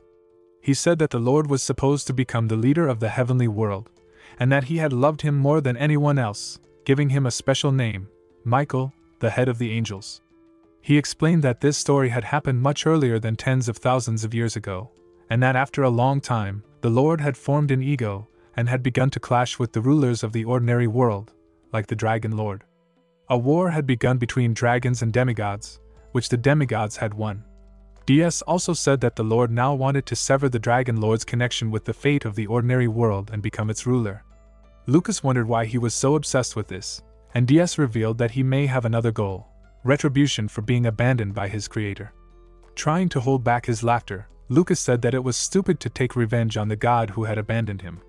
DS, watching him, wondered if he liked riddles. He reported that there was only one person who knew about everything that he had just told him. As a final clue, he said that the most arrogant man in the world knows everything. In the demon world, in the castle of Vale, one of the demons knelt before his master, informing him that Jebel and Noctis had been defeated. Vale, sitting imposingly on the throne, noted that this battle had taken place in their territory, yet 2 demons of the highest rank had been sacrificed while the opposing side had received no damage. He said that it all smelled disgusting, as such a strategy could only be developed by someone who knew the geography of the demon world. He declared that there was a traitor among the highest ranks of demons. At that moment, a man with horns and a cloak reported that someone had come under his suspicion. It was Lucifer. He reported that the traitor was one of Vale's own subordinates, a red devil named Sid, who had disappeared decades ago. He assumed that he had escaped to the world of people and was now serving the demigods. Lucifer then sat with his back to Vale on the armrest of his throne and asked if he knew who Satan was, and if he knew about the last minutes of the Demon King's life. But before he could explain, he said that it was time for him to look for traces of Sid. He started to use teleportation magic, and as he left, He said that something would happen soon. The plot then moved to a conversation between the creator god and Lucas. A shocked Lucas wondered what DS meant, and if he was saying that Lucifer had devoured the ruler of the demon world. DS, in turn, said that he was talking about the riddle, not the answer. He raised his hand and snapped his fingers, and Lucas shielded his eyes from a bright light. He heard DS say that he had given him all the pieces of the puzzle, and that connecting them was his direct task. He then found himself back in the temple. An annoyed Lucas stated that he had disappeared as soon as he had said what he wanted. The girl who had guided him was waiting for him outside. She wondered what had happened, and he explained that the same situation was in the world of the mind. Apparently, the time where he was had been different. She said that she had hoped that he was the one she was looking for, but that apparently she was mistaken. Lucas, putting his hands in his pockets, wondered if she could send him to Hidamari. The girl, surprised, asked why he wanted to go there. He revealed that an apostle was in that direction, a man named Genta, who was referred to as the king of assassins. Lowering her head a little, the girl said that this was an exiled royal family, and that he was a very ambitious child who would not hesitate to cut down even a relative to achieve his goal. She then said that if Genta was involved in the chaos, then she was personally ready to help, and that she would guide him all the way to the castle. She began preparing for teleportation, and with a wave, she created purple paper birds and placing her hand on a seal, poured her mana into it. A portal opened to another place. Lucas, looking at the spell, wondered what it was. The girl told him that it was called the Gate of a God. Lucas praised her, noting that she was excellent at choosing names. She then warned him that the current king, Mulid, was a very strict person, and that if Lucas, when communicating with him, spoke as disdainfully as he did with her, then his head would fly off his shoulders. With a grin, he reported that if the king was polite, he would do the same. She grinned back and said that even someone like him would choose his expressions in front of the king of an entire country.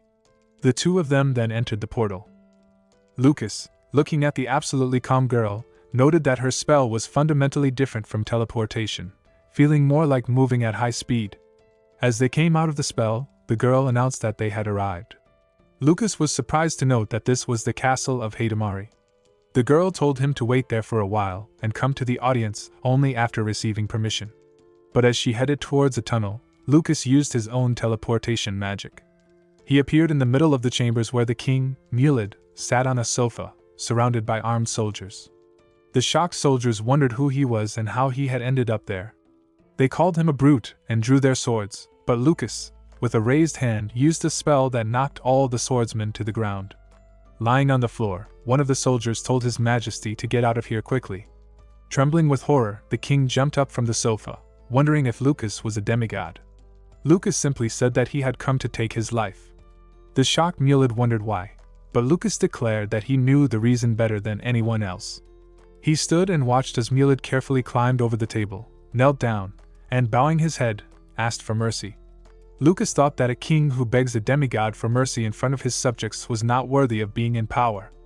As he raised his hand to teach the unlucky king a lesson, Mulid stated that if he died, the country would end.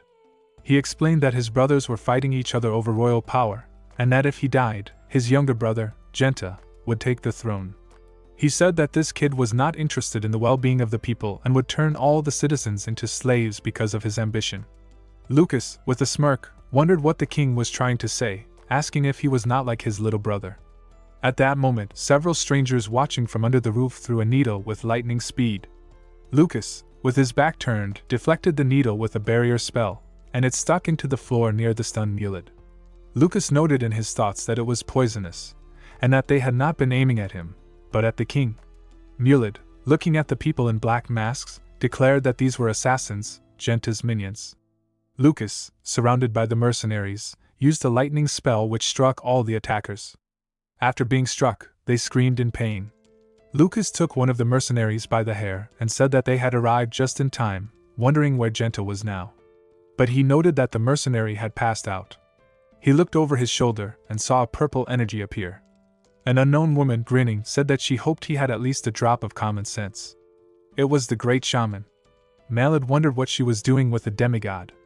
Tilting his head a little, Lucas asked the shaman if she knew where Genta was now. She, in disbelief, wondered what he would do knowing where he was. He said that he was going to kill him. The shaman, closing her eyes and grinning, said that he really made people speechless. She then revealed that he had been going to kill the king just some time ago. Lucas, looking at Mulid, said that he only wanted to use him to check the reason for their submission to the demigods, and that if this were true, he would have killed him. He explained that he had been pretending to be a demigod to see if it was true that he had no other choice. He concluded that, as the shaman had said, he was not an outstanding king, but he was not an evil ruler either. The shaman, standing back to back with him, declared that Genta was in Faraini. The horrified Mulid wondered if it was true. The shaman noted that his younger brother was now in the city of Kuruka, and that it was he who was building up his forces and planning to overthrow his majesty. Saddened by the situation, King Mulid said that he did not expect the city of Kuruka to help Genta. He reports that this was done only because of some kind of power. The plot then moved to the lands of demons, where the Lord, looking at the chaotic landscape, thought about something. With his back to Iris, he wondered if she thought the same. She, in turn, wondered why he had called her here. He explained that even a demigod could not move between the demon world and the mainland. Only Iris, who had borrowed his power, and himself could do this. He then angrily said her name, and turning to her, his face transformed into something with 8 eyes and an upside-down mouth. He said that when the tail is long, it is impossible to walk without stepping on it, and Iris froze in horror. The plot then moved to the port of Faraini. Lucas, using the magic of movement, appeared in the middle of the port. He noted in his thoughts that his divine power suppressed even the sea wind. Noticing a dark alley, he decided to turn into it. He suddenly stood up, noticing someone's presence. He said that he did not expect him to come to him on his own. An unfamiliar silhouette of a man with a scar on his face emerged from the darkness, and said that he should have spoken. Lucas, after the moon illuminated the alley, saw many mercenaries sitting on the canopy of one of the houses. One of them said that he had come here on his own feet, and that thanks to this, they had less worries. The mercenaries then attacked him from all sides, but Lucas used a spell that was visible from another part of the city. He stood among the charred and defeated opponents. One of the mercenaries said that this could not be, that some magician could not do this. As the man in black began to attack again, Lucas, without moving from his spot, used an explosion spell that threw him behind him. The mercenary, attacking from behind, reported that Lucas was arrogant, wondering how he could fight an assassin in close combat. With a flick of his hand, Lucas decapitated him. Turning his gaze to the fallen body, he stated in his thoughts that this was strange, because he had caused the Nuna to go into hibernation, and the Lord could not have foreseen this. At that moment, Lucifer appeared behind him, wondering if he was doing well. A surprised Lucas turned and saw him, noting in his thoughts that he had not sensed his presence at all. Lucifer introduced himself, and Lucas wondered why the owner of the fallen lands was now on the mainland. He assumed that the world of monsters was now busy fighting the Lord, to which Lucifer laughed and said that he was well informed. He then looked at Lucas with a smirk and wondered if he wanted to go to hell with him. He said that he would make him the strongest. Lucas declared that he did not want to go. Lucifer said that he was aware of his dislike of super beings, but that demigods were devoid of dignity, and that he was different. Grinning, Lucas recalled the advice of one of his friends, that when the devil is diligently talking, you need to do the opposite at all costs. A dissatisfied Lucifer noted that they had considered him a comrade in arms with a common enemy. Lucas laughed and said that for him, both he and the Lord were absolutely the same if they were considered as a threat. Lucifer smiled, saying that he could not even use his power on the mainland, and wondered what danger he could pose. Lucas replied that the demigods also could not use their power, but by using aluminum, they had escaped God's rules, and that he had no guarantee that Lucifer did not have the same trick. With a maniacal smile, Lucifer wondered what if he said something that would make Lucas immediately agree to go with him. He came close and reported that Iris had been captured by the Lord. A stunned Lucas could not believe what he heard. Lucifer said that he had lost contact with Iris, and with a smirk, he noted that the Lord no longer needed to leave her alive. He told Lucas that he needed time to think and that he would leave today, but warned him that the clock was ticking. As he disappeared, Lucas's face was shrouded in genuine fear. At that moment, the Lord, his eyes shrouded in streams of bright aura, stood next to Nasdog. He reported that Anuna had fallen into hibernation, as his apostle had died. He then ordered Nasdog to go to Hidamari, saying that the one with the dragon's heart was there. A wary lord asked him not to kill him, but to capture him. Standing alone next to a cliff, the Lord was lost in his own thoughts. He wondered if he was being watched, noting that his plan was beginning to lose definition. With a distraught look, he declared that his end was near. Some sounds were heard in the thick of the forest. Drought asked Ivan to go first, saying that he had something to do. An indignant Ivan wondered what else was going on. Anastasia, however, recalled Drought's words, considering it urgent, and asked Ivan to go forward. As the squad of magicians continued on their way, Lucifer appeared from behind a tree, noting that Drought had good friends. He also noted that the golem girl knew about everything and had simply avoided the meeting. He then asked if his memory had returned. Drought stated that he remembered that Lucifer could not be trusted. Smirking, Lucifer wondered if Iris had said that, and asked for his reason for continuing to follow her. Clenching his hands into fists, Drought declared that she was the one who had created him. Laughing, Lucifer wondered if he had always been so naive or if he had become a child along with his memory loss. He then said that Drought should not trust that woman, but him.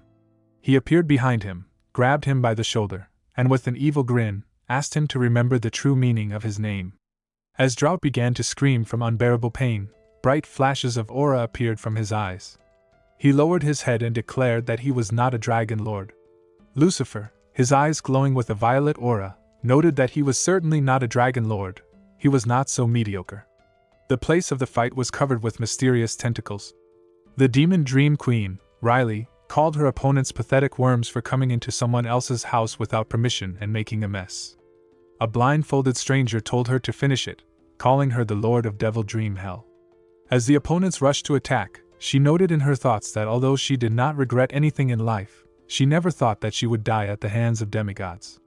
Suddenly, a portal opened above her head. Horrified, one of the demigods wondered what it was, as the sky had suddenly opened. A silhouette slowly descended, and Riley declared that someone he could not imagine had come. Lucas landed on the ground and, putting his hands in his pockets, noted the smell of rot that was everywhere. He stretched out his finger and began to count the demigods, which he called worms, asking how many of them there were. He noted that this was the first time he had seen so many gathered together, believing that this was a battlefield, which made it obvious. A demigod wondered who Lucas was, and someone in the crowd reported feeling divine power, asking if Lucas was one of their kind. Smirking, and enveloping his body in a stream of powerful aura, he stated that if he got rid of those present here, then in the future, everything would become much easier. As the demigods rushed into battle, an unknown person asked him to stop, saying his name was Hall and that the Lord had asked him to accompany Lucas. He ordered the demigods to respect him in the same way as their kinsmen. Beside himself with rage, one of the demigods, Keese, wondered what kind of heresy Hall was talking about. He asked if he knew how many of their lives had been taken by Lucas, whom he called a scoundrel. Hall simply asked him to calm down, telling him that Lucas was definitely not someone they could defeat. He then revealed that he had also come here in search of Iris. With a look of disgust, Lucas called the demigods worms that made him sick. He ordered Hall to lead him, and not to touch Riley again. He then told Riley that if she met Azura, she should tell him not to trust Lucifer. After this, Lucas was taken to a place where he found the Lord waiting for him. The Lord said that he did not like hell at all due to its gloom and stale air, and that this was why he had added a little feeling of the mainland here. He snapped his fingers, and a chair appeared, wondering why Lucas shouldn't sit down. Lucas, noting that the Lord seemed to be using his ability to control space just for show, asked about Iris's location. The Lord asked him to take his time, calling him a friend. He then wondered what Lucas thought about becoming one of their kind. He noted that in any case, he had acquired the power of the beginning, which was why he could no longer remain human. He then asked if Lucas felt a strange loneliness, as if he was alone in an endless universe, and declared that he would fill this loneliness. Smiling maliciously, Lucas noted that he was speechless. He said that he had come here literally right after he had heard the most absurd thing in his life, which was the offer to become a demon, and he did not think that on the same day, he would hear even more absurdity. The Lord simply said that he still looked like Ricky, and suggested that he had met Lucifer. He warned that Lucifer was much more dangerous than him, and that he planned to abandon this place and begin to dominate the new world, the mainland. Laughing at the angry demigods, Lucas stated that he had listened and thought it was just nonsense. He believed that the Lord was simply afraid that Lucifer would take him away. He said that he had told Lucifer the same thing, that they were both disgusting. Frowning, the Lord noted that Lucas was less knowledgeable than he thought. The protagonist wondered if he thought he didn't know that 5,000 years ago, he had defeated the Dragon Lord, who was the master of the mainland, and had taken away his power. He cried out that even now, the mainland was connected with the owner of the dragons. The Lord, smirking, said that this was why he had called him ignorant. He raised his hand and wondered if Lucas knew how people had lived long before dragons ruled the continent.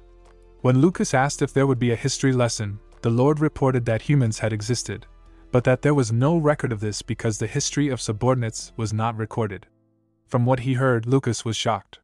With a serious expression, the Lord stated that humans had been the subordinates of dragons. Outraged, Lucas shouted that this was nonsense. A memory appeared in his head where he was next to a dragon, and he suggested that they were not such kind and correct creatures as he had thought. Leaning on his chair, the Lord stated that it was they, the demigods, who had freed people from the status of subordinates and had given them freedom. The Lord reported that Lucas was now pointing a knife at the savior of their people. With a smirk, Lucas noted that it would be better to say that if the Lord continued to talk such nonsense, he would act. He said that he had met with the Creator, and had heard from him a story about the three worlds, including the heavenly world where the Lord was born. He said that if the Lord wanted to mix lies into it, then he should be more careful. The Lord simply said that the time spent in the abyss had not been in vain. He then noted that he was greatly annoyed by the smell of his magic and that it was time for him to take off his disguise.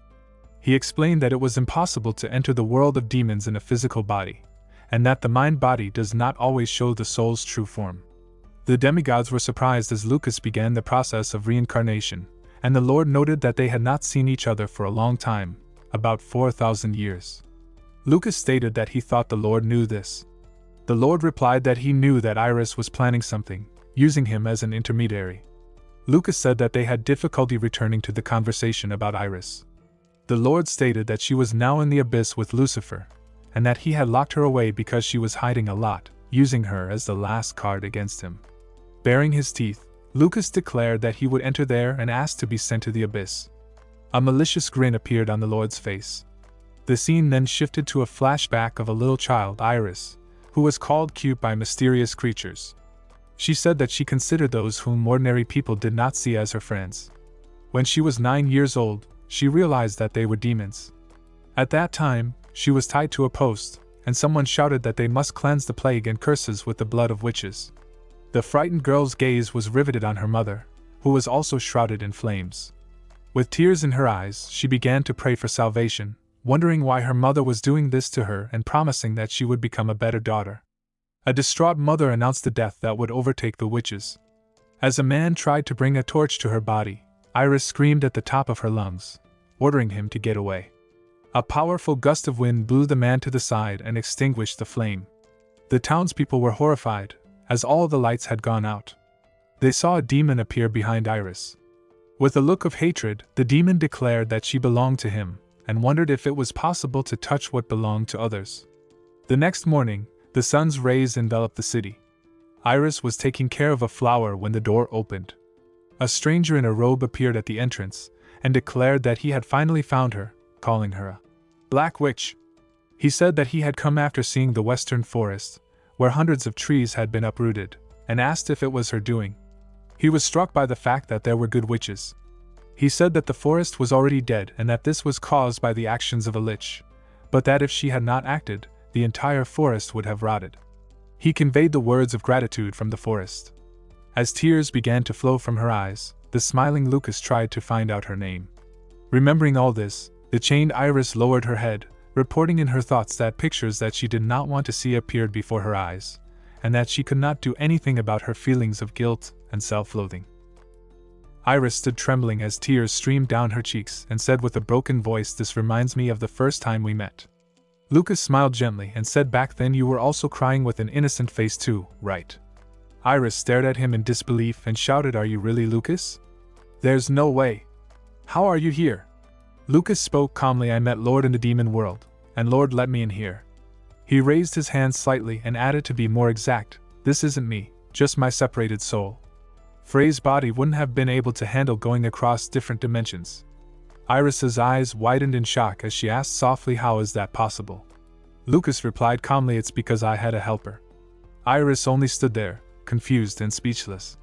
Meanwhile, Ivan, Isabel, Anastasia, and the others were moving through the dense forest. Ivan carried an unconscious man on his shoulder and grumbled with frustration, "God damn it, no matter how much we walk through this forest, I can't find an exit." Just then, a purple portal opened before them, and the shaman stepped out alongside Lucas. Ivan's eyes widened as he shouted with irritation, "Fry and the great shaman. You guys are disgustingly late, seriously." Anastasia looked at Lucas and said firmly, "That isn't Fry." Ivan blinked in confusion and asked, "What are you saying?" "That looks exactly like Fry." "If this isn't Fry, then who is it?" "It looks way too much like Fry to be his son." Isabel crossed her arms and said sharply, "Why didn't you think about the fact that it's impossible to have a biological son your age first?" Anastasia smiled softly and closed her eyes as she said also, "It's impossible for him to have a kid." Ivan frowned and asked, "How are you so certain about that?" Anastasia replied calmly, "Because he's a virgin." Isabel's face turned red, her mouth falling open in shock. Anastasia smiled again and said, "It's pretty much the fate of a great mage. You practically become mentally castrated the moment you reach the peak of magecraft." Ivan muttered with a smirk, "But you're physically castrated," yet before he could finish, Anastasia's fist slammed into his face, sending him crashing to the ground. She punched him again and shouted angrily, "This little shit doesn't know when to stop. I told you there wouldn't be a second time, didn't I?" Ivan groaned and shouted for her to stop. Isabel sighed tiredly and said, "I can't believe we wasted 9 panels on this pointless thing. But doesn't Fry have a lot of interest in women?" She thought silently. When Fry was first reborn, he definitely went crazy whenever he saw a woman, especially around older women. Anastasia placed a hand on her neck from behind and said that was probably when he just entered his new body and his level of magecraft was low, right? He probably thought that was his only chance. "I feel bad for him." Isabel took a deep breath and said, "I was wondering why he hadn't been acting like that recently."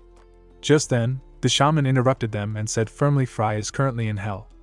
Ivan and Anastasia froze, their eyes widening in disbelief.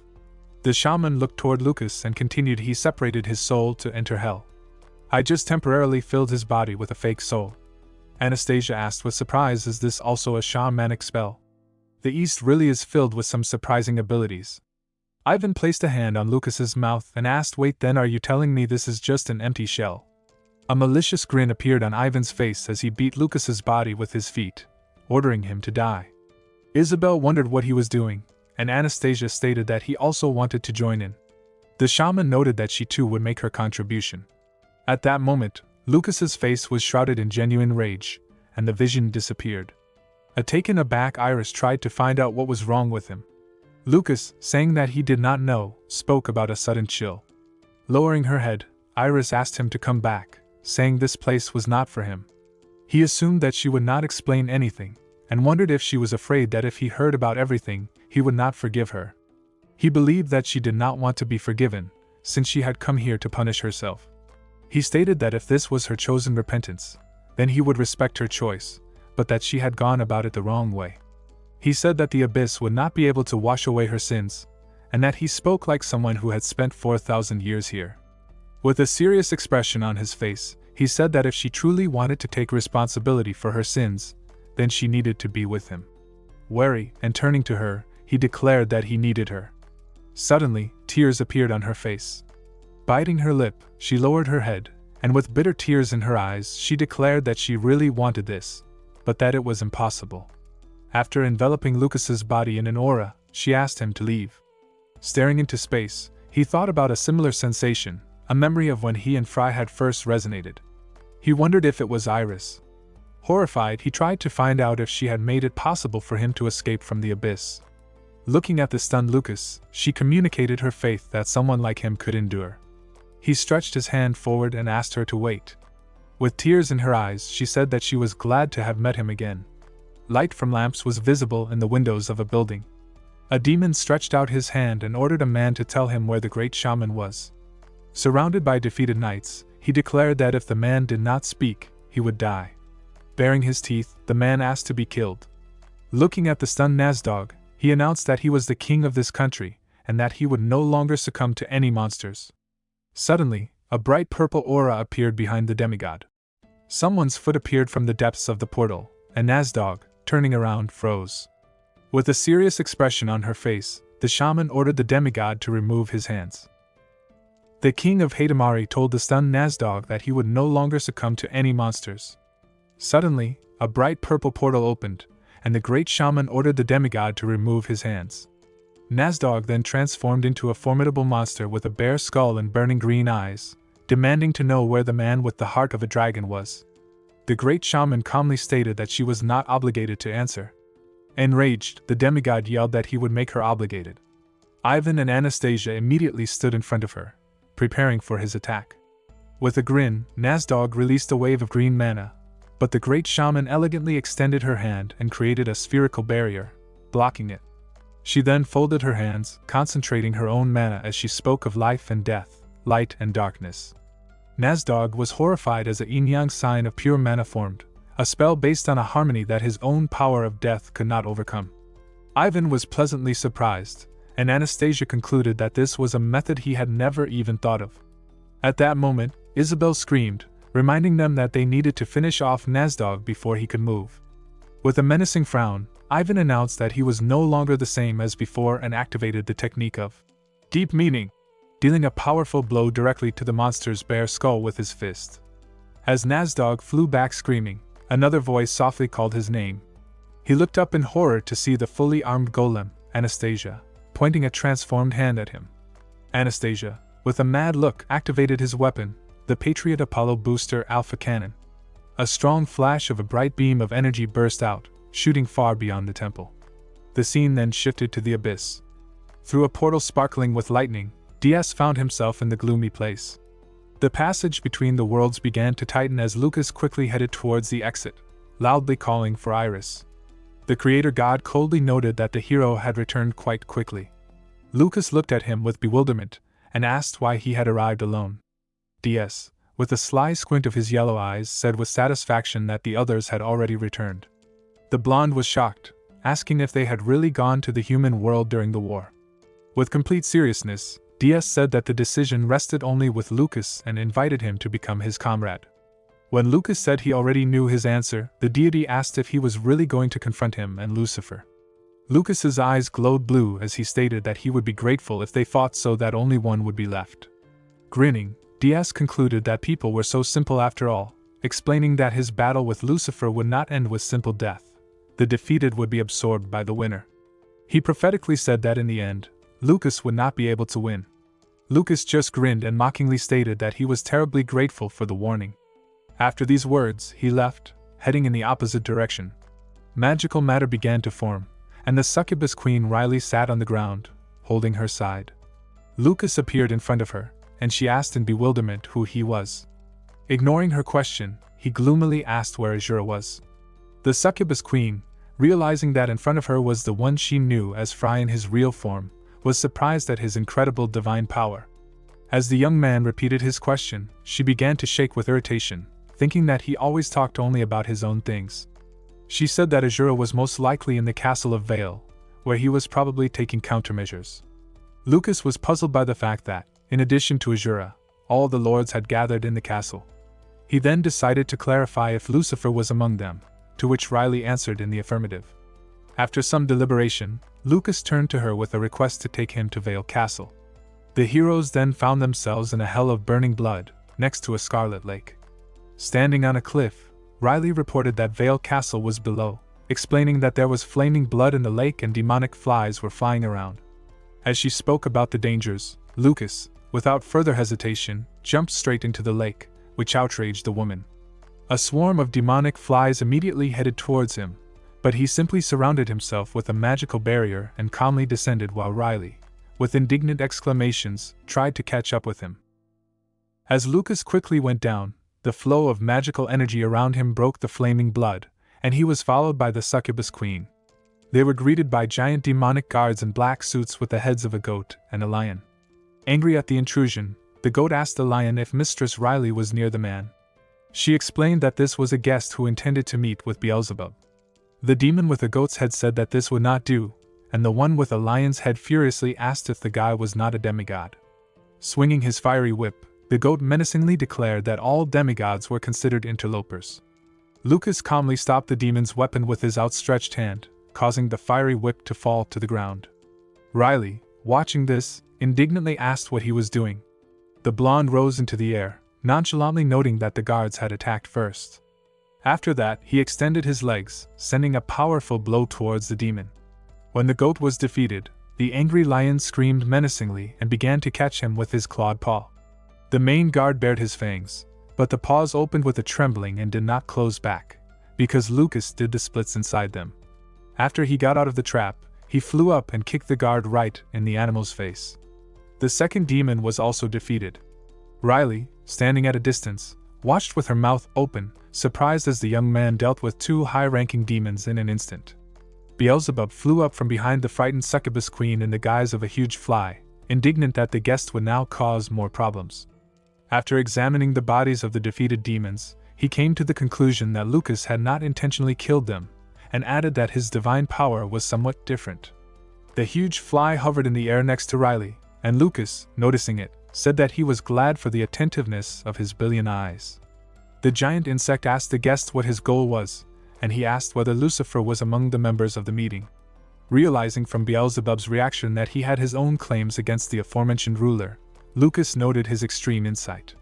Beelzebub was surprised that he was able to easily enter hell, and concluded that this fact added credibility to him. He invited Lucas to the meeting, asking him to follow him. The three-faced Azura was so shocked to see the familiar face of the young man that she was speechless. She glanced at the indignant lord and said that in front of them was an archmage named Lucas Trauman. Everyone was amazed at the incredible divine power emanating from him and also wondered how a person could enter this place. The four-eyed ruler concluded that all three were suffering from group insanity and asked what was wrong with Lucifer. Beelzebub said that Lucifer would not come. Lucas then announced that he intended to tell them about the plans of the absent Lucifer. He suggested that after his story, everyone should decide for themselves whether to believe him or not. He began to talk, and one of the lords, the four-eyed horn-masked demon Barbados, was puzzled, hesitatingly asking if hell would really be destroyed. Lucas, with his hands in his pockets, blindly reported that this ending was expected, and that in the end, Lucifer, who had decided to become the ruler of hell, would absorb the Satan core.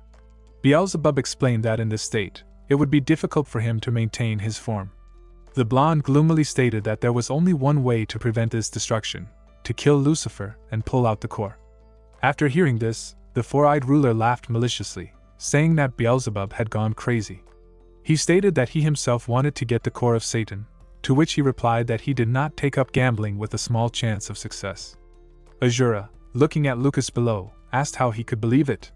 The blonde stated out loud that Beelzebub was going to place the Satan core in the body of the Dragon Lord, because he had the rights of a ruler and would be able to withstand it. The angry Barbados tried to shut up the guests, but Azura asked him to leave. She then grinned and concluded that the greatness of hell had fallen to nowhere. She told Lucas that he had crossed the line and, grinding with anger on all three faces, stated that they were connected by many things, so he would die painlessly. Activating a powerful flow of mana around him, Lucas confidently declared that Azura could not defeat him. The demon lord Zephyr opened his mouth in shock, and Barbados, standing next to him, asked in bewilderment if the blonde was really not a demigod. The angry Azura swore at the enemy and slammed him with one of her 6 hands. The lord quickly rushed forward, but Lucas effortlessly spread her huge fingers and caught one of them with his palm. After this, Azura, losing her balance, began to fall backward. Lucas rushed through the air with great speed, flying at the huge enemy again and again, striking her. After a stream of attacks, he calmly stopped and looked around with glowing blue eyes. Zephyr looked at him with puzzlement, and Barbados expressed everyone's thoughts, noting that there was not a single wound on him. Azura, with a dissatisfied grin, concluded that her opponent had easily broken her finger with one hand. A weapon then appeared in each of the angry ruler's hands. At this time, Lucifer and the Dragon Lord Drought watched from the side. Lucifer concluded that Azura would lose, and with a satisfied grin, said that it was much more fun to watch from the sidelines. Drought gave him a bored look. Azura and Lucas, meanwhile, continued their fierce battle. Beelzebub, looking at the huge fly with shame, admitted that he had misspoken and noted that the three-faced ruler was not like that.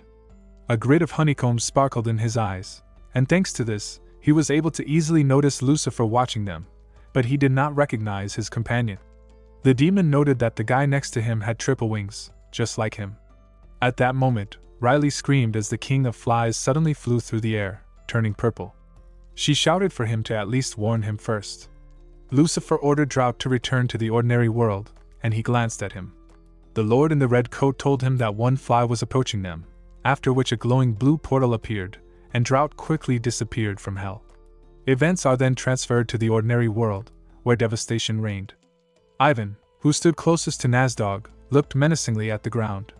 Anastasia said that the demigod could not be so weak, to which Ivan noted that they had attacked him well anyway. Isabel seriously stated that it was necessary to push away his energy. The great shaman then formed purple magic, surrounding the group with a protective barrier and preventing Nasdog's mana from approaching them. She noted the incredible power of death and asked that under no circumstances should they leave the barrier. She said that there was a way to continue the battle if the barrier was destroyed with the help of other opposing forces. Anastasia realized that she needed to use polar magic, such as earth and wind, or ice and fire. She stated that she could not use mana with this body and asked if Isabel could.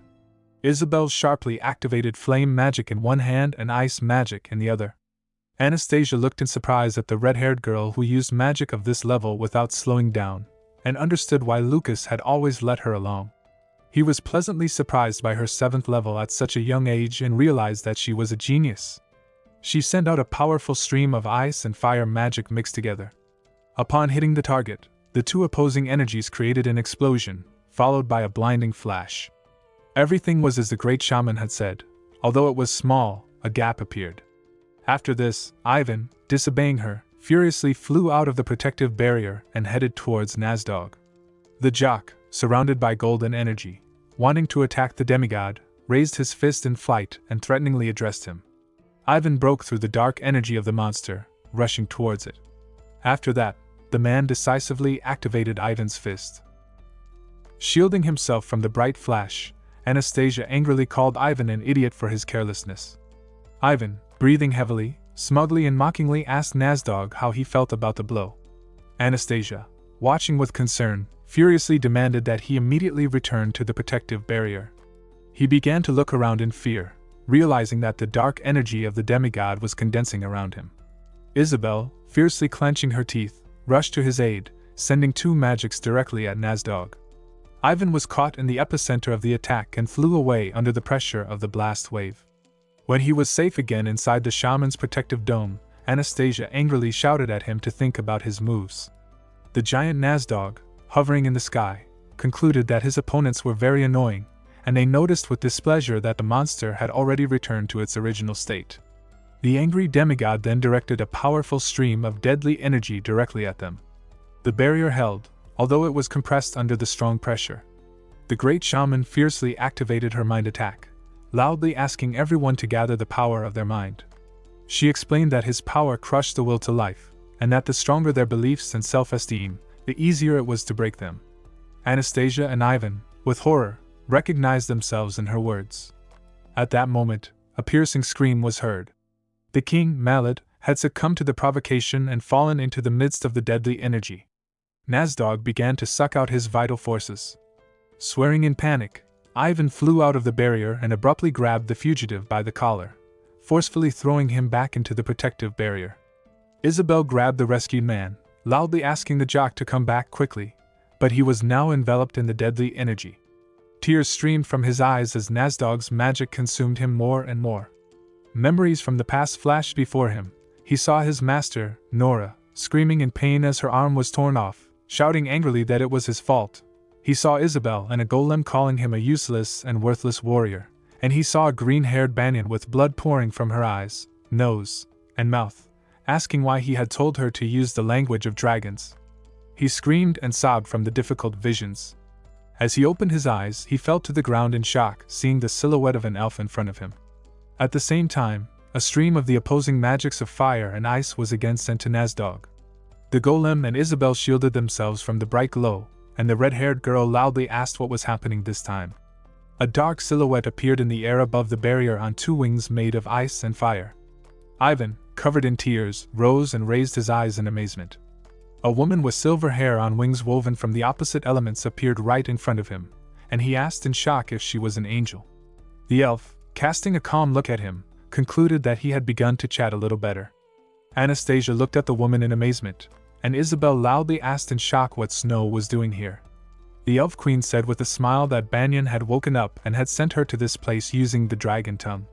She then asked where the dragon lord was, explaining that the movement had occurred thanks to his heart. She menacingly swore at the elf, asking how she dared to absorb Agni's crystal. Snow, looking contemptuously at Nasdog, told him that she had had to go through torture to make the crystal her own. At that moment, the great shaman attacked the monster with her life force. Surrounded by streams of light energy, Nasdog began to scream furiously. Closing her eyes, the priestess concentrated more and more energy, smoothly moving her hands and controlling the powerful flows around her, declaring that Nasdog was dead. Azura and Lucas, meanwhile, continued their fierce battle. Beelzebub, hearing these words, asked if the four-eyed lord was mocking Azura. The king of flies continued to stare at him with his round eyes. Azura clenched her teeth and began to tremble with anger. She did not understand how Lucas had managed to retreat, as she had used all her weapons to block his escape route. She attacked him, and he had to dodge 6 attacks at the same time, moving around the battlefield with sharp leaps. Riley, standing next to the other princes of Hell, said that Azura was tactically completely outmatched, and that in terms of strength, they were on completely different levels. Lucas was simply playing with her. Sweaty and tired, Azura stopped attacking. She released her war hammer and let go of all her guns, which fell to the ground, sending plumes of smoke into the air. She then instantly approached Lucas, her fists pulled back to strike, and punched him in the stomach. His face twisted in pain, and she grabbed him by his leg, lifted his body up, and slammed him into the ground with all her strength. She didn't stop there. She began punching him as he lay on the ground. Zephyr smiled, and Barbados said that the moment she had struck, she had won. But suddenly, Lucas's gaze changed, and lightning began to sparkle in his pupils. A lightning strike knocked Azura back, causing her to fly in the other direction. Lucas stood up, his mana completely enveloping his body, looking as if nothing had happened to him. Azura lay on the destroyed parts of the pillar. She looked at Lucas and began to go crazy. She asked what the strange expression on his face was. His pupils had shrunk to the size of a pea, and his whole body trembled. Lucas's inner voice was indignant, calling Azura an insignificant demon who had dared to beat him. He was going to kill everyone. He was about to trample her cold corpse with his feet and put even the power of demons at his service. He clenched his teeth, trying to contain his anger, and screamed furiously as mana continued to envelop his body. Seeing this, Azura praised him for being able to remain human. She approached him and asked if he still heard the whispers in his head, phrases such as, "Destroy everything, kill them." She explained that it was a test that he needed to go through in order to take a step from a person to ascension, because his true opponent was not the Lord or even Lucifer. His greatest enemy had always been himself. She then offered to finish her sermon and start their battle all over again. They clashed, and an explosion sent a huge amount of dust into the sky. A moment later, a huge explosion of blue mana occurred, and the entire area was illuminated with a bright light. Riley, Zephyr, and Barbados could not believe what they saw. Lucas stood towering over the body of Azura, who had lost the battle. Lying on the ground, she smiled, and one of her heads even laughed. She told him that she was trying to remember the last time she had lost a battle. Lucas extended his hand to her. She took it and began to rise, listening as he said that he did not have the feeling that he had won at all. Azura then addressed the others and said that she would follow Lucas and kill Lucifer, because in the end, she had lost to him in battle. She asked what they were going to do. Barbatos and Zephyr abandoned the idea of fighting and decided to agree with him. Lucas, standing opposite the crouched Azura, asked if she had lost on purpose.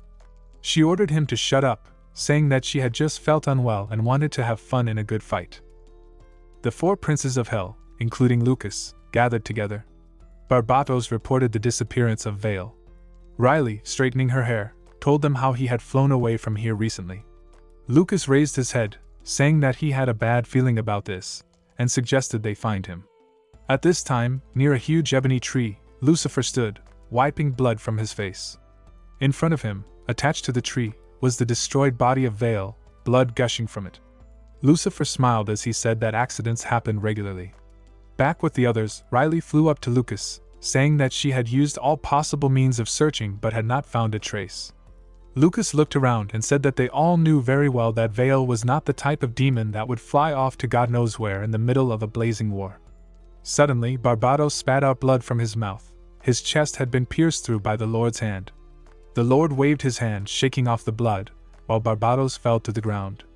Lucifer approached the Lord from behind and asked if he had finished. With a smile, he extended his hand, on which rested Zephyr's head, the shock still imprinted on his face. He said it was a great annoyance, because it seemed he was still one kill ahead. He then threw the head to the ground and crushed it under his foot. Lucifer approached the Lord, saying that he saw how he did not have access to all his powers in the world of demons. He then said that even though they had both proposed an alliance to Lucas, he had decided to form his own coalition.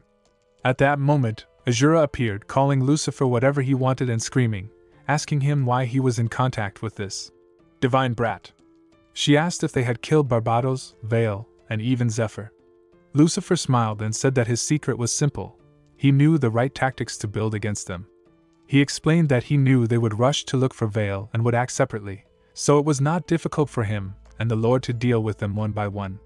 He called the whole situation a funny irony, because if they had united and come together, it was far from a fact that he and the Lord could have won.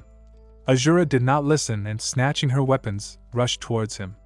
But Lucifer's eyes darkened, and he extended his hand, telling her that in his current state, he was capable of killing her with one hand. He waved his hand, and she was sent flying like a projectile, crashing into the ground and causing a powerful explosion. The smoke began to clear, and Lucifer became serious. Lucas and Riley had appeared next to Azura. Lucas was helping her stand up as she clenched her teeth, saying that he was right, and that Lucifer had betrayed them and made a deal with the Lord. A mouth appeared on the Lord's face, which stretched into a smile. He thanked them for saving him the time that he would have spent searching for them. Lucas stood up and walked towards the two, but he ordered Riley to take Azura and leave. The Lord raised his hand and a yellow barrier formed around them, but Lucas's pupil began to shrink and glow, and the barrier began to crack, then collapsed, causing a powerful explosion. Lucifer smiled. An eerie smile appeared on his face as energy began to envelop his body.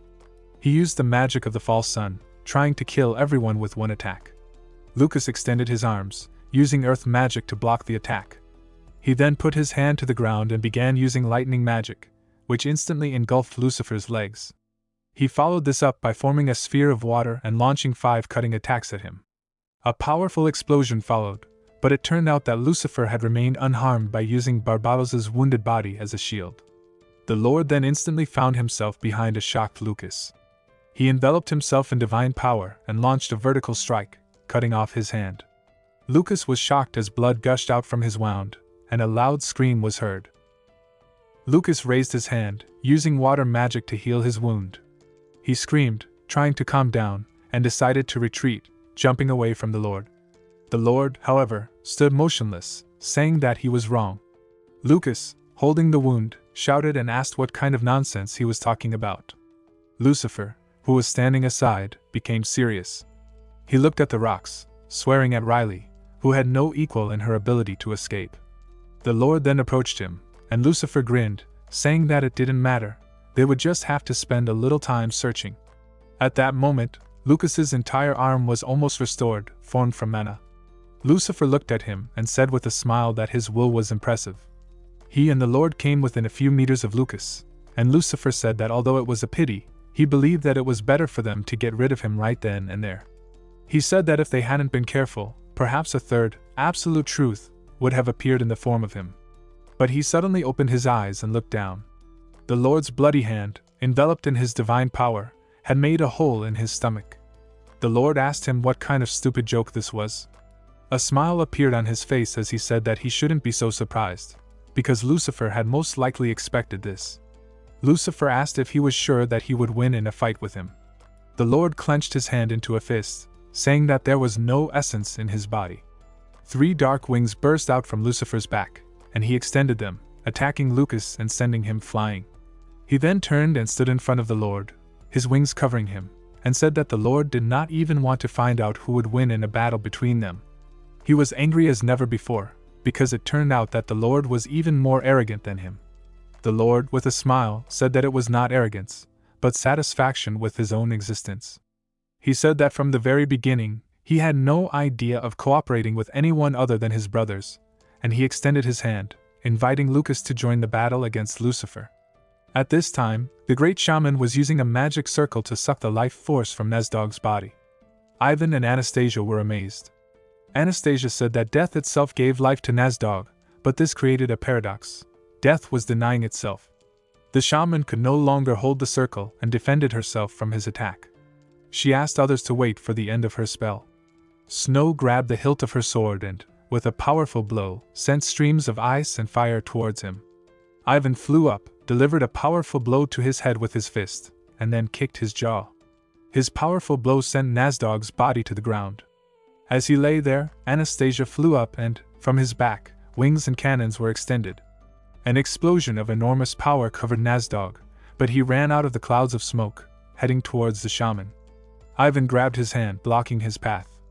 Isabel, seeing this, stretched out her hands, using her support magic. Her mana enveloped Ivan's body, giving him strength. He clasped Nasdog's bony hand with even greater force and thanked Isabel, calling her a redhead. He knocked Nasdog to the ground and held him by the throat, saying that he did not fight alone. Behind him, there was always a comrade in arms who would help.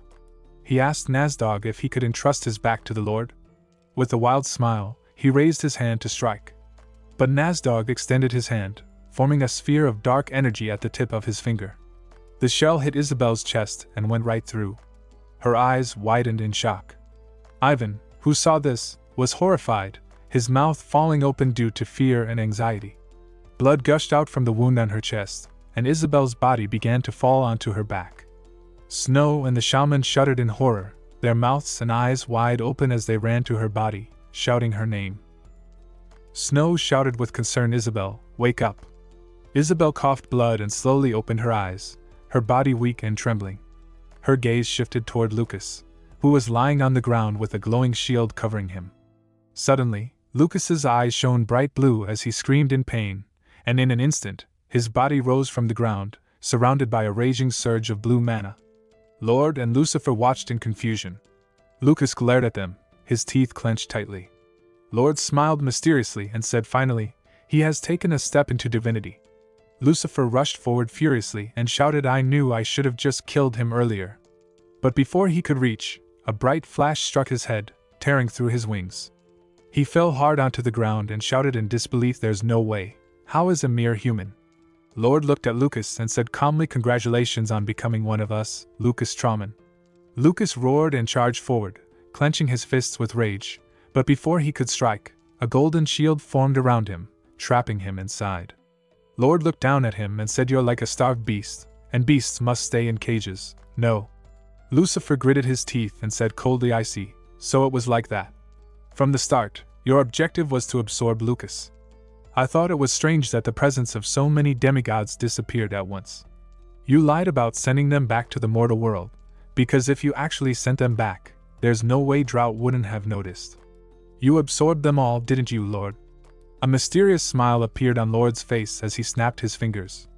A violent storm of wind burst forth, tearing through the air and shattering Lucifer's wings into pieces. Lucifer screamed in pain as he crashed to the ground. Lord stepped forward and said calmly, "When I first absorbed Laren, I also received memories I had no recollection of. At first, I thought they were simply Laren's memories. But I was wrong. They were my memories, and she was nothing more than a fragment of myself." He looked down at both his hands and continued, "And that's when I came to a realization. All of the demigods were originally me."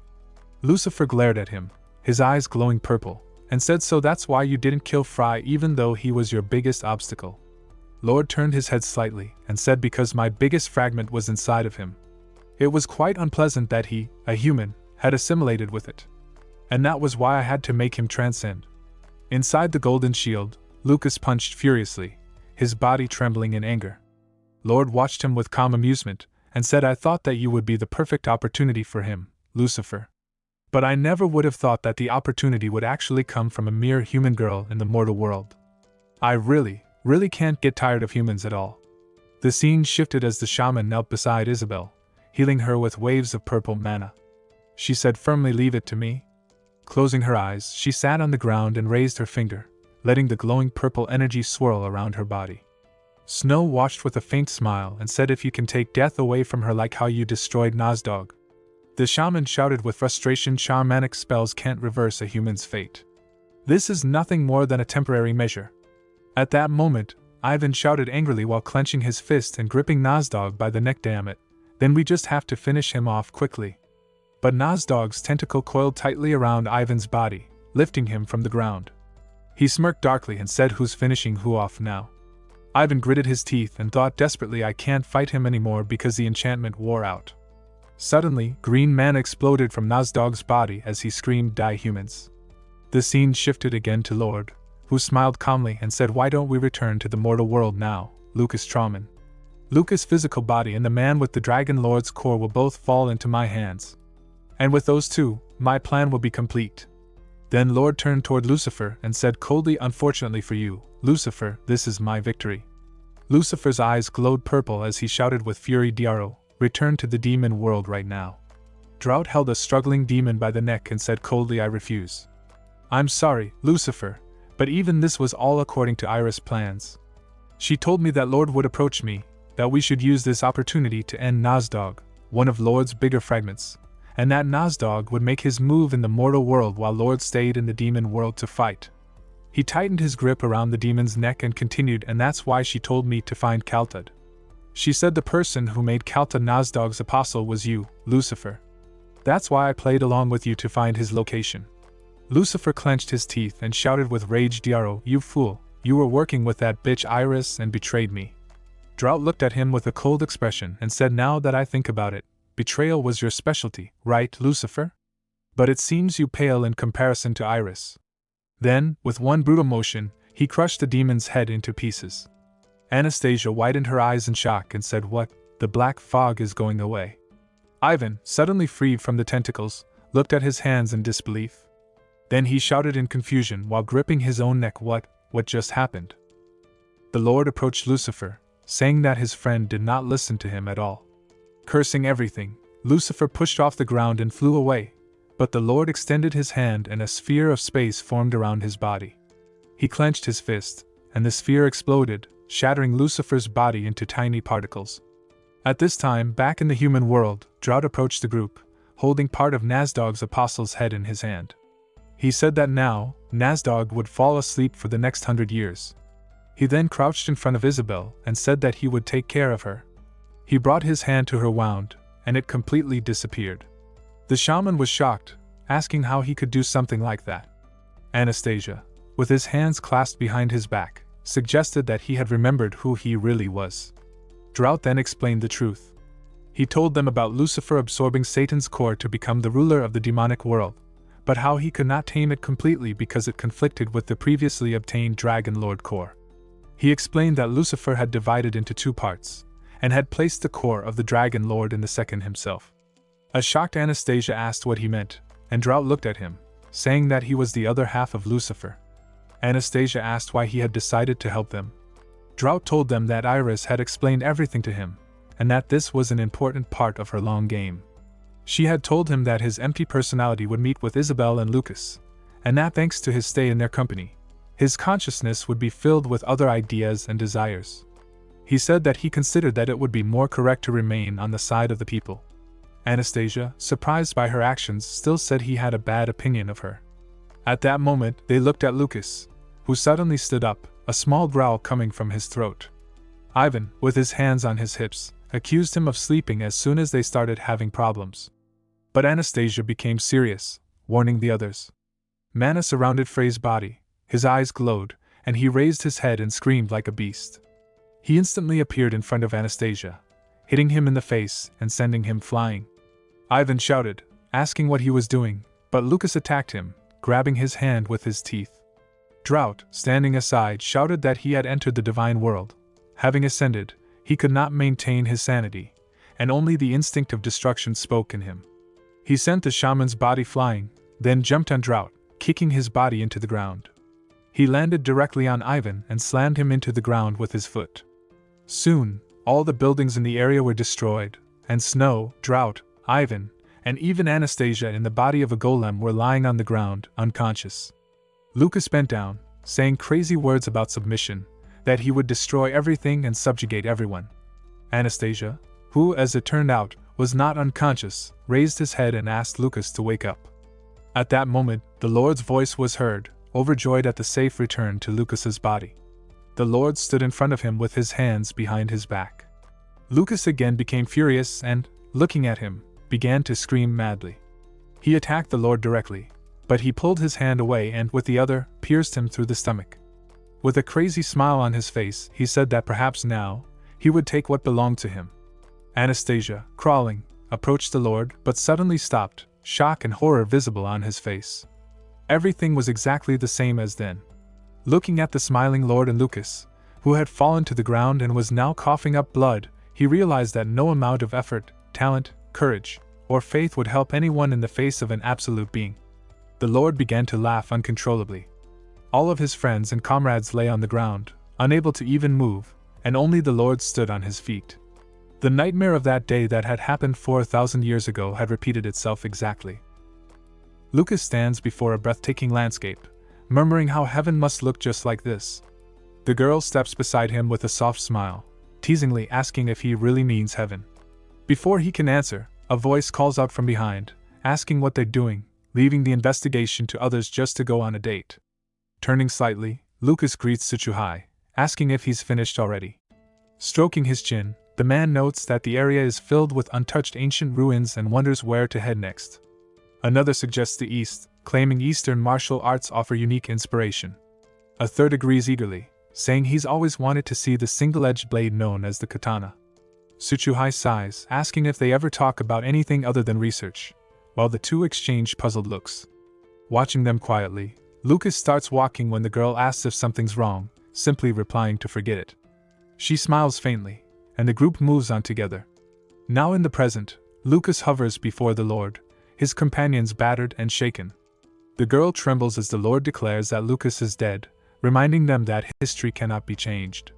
Gripping his jaw, the Lord repeats the claim, and yellow light bursts from his body as he begins merging with Lucas, saying he will reclaim the final piece needed to complete himself. Lucas collapses unconscious as the Lord vanishes inside him. The boy curses in frustration while the girl, weeping, cries that it all feels meaningless, asking if this is truly the plan and whether they are doomed to annihilation. Somewhere distant, Lucas sits quietly by the seashore, staring at the moon. From behind, Iris softly asks if he can't sleep. Lucas turns to her, asking if she's awake too. She laughs, sitting beside him, noting that his face has looked pale lately and wondering if something's troubling him. He chuckles, admitting she's as perceptive as ever, then his tone shifts as he confesses it feels like he's forgotten something vital he must not lose, maybe even a duty he's neglected. As she begins to speak, he glances toward her, and she gently says that if he cannot remember, perhaps it wasn't that important. He agrees with a faint smile, and silence falls between them, though she seems to know more than she lets on. He breaks the quiet, saying how peaceful this life feels, traveling the continent, studying ancient ruins and the culture of their ancestors, and that being with the friend he trusts most makes it even more unreal. He admits it feels almost too perfect to believe, then laughs awkwardly, blaming the moonlight for making him say something so sentimental. Suddenly, Iris rushes forward, tears streaming as she kisses him under the moonlight and clings to him, crying that she loves him more than anything in the world.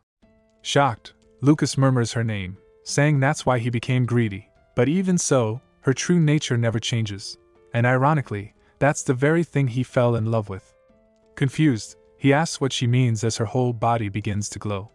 Inside Lucas's inner world, the Lord finds himself surrounded by emptiness, unable to grasp what's happening until a pair of figures appear behind him. Turning, he recognizes Millet and Indra, who smile in relief, thinking he has come to restore them. But in an instant, both collapse as the Lord channels yellow energy, torturing them while they grit their teeth in pain. One demands to know the meaning of this, and the Lord sneers, saying there's no reason to save them, only to reclaim what's his. With a monstrous grin, he declares they were absorbed by a mere human and opens his mouth wide like a beast, swallowing both whole. As he wipes his mouth, another presence materializes behind him. Turning with a smirk, the Lord opens his human eyes and says, "Now there's only one left, my greatest fragment. Welcome, Ricky." Ricky faced the Lord, saying he had changed, or perhaps returned to his true form, and that any trace of admiration he once felt was gone.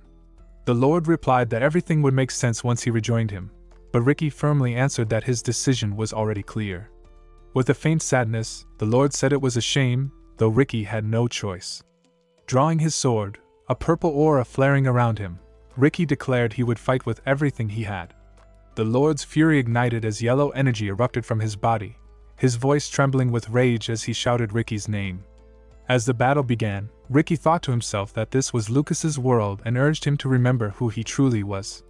Meanwhile, Lucas drifted through endless darkness, eyes open, murmuring that he had lost to the Lord and died, so this was how it felt to fade into dust. It felt strangely familiar, like reliving an old memory.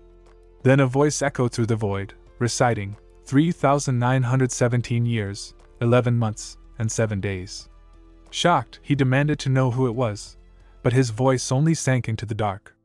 The voice repeated again and again, each time shortening the count, 3,112 years, 9 months, and 4 days, as a faint light grew brighter with each call. The interval shrank until it reached 121 years, 11 months, and 12 days. Drawn by the light, Lucas stepped toward it and found a girl sitting at a piano, writing on parchment. The familiar voice stirred his memory. It was Iris, recording her words as she wrote, I, Iris Peacefinder, will record what happened after Lucas left. At that moment, the scene exploded in light, hurling Lucas upward as if his spirit broke free, floating high above the world.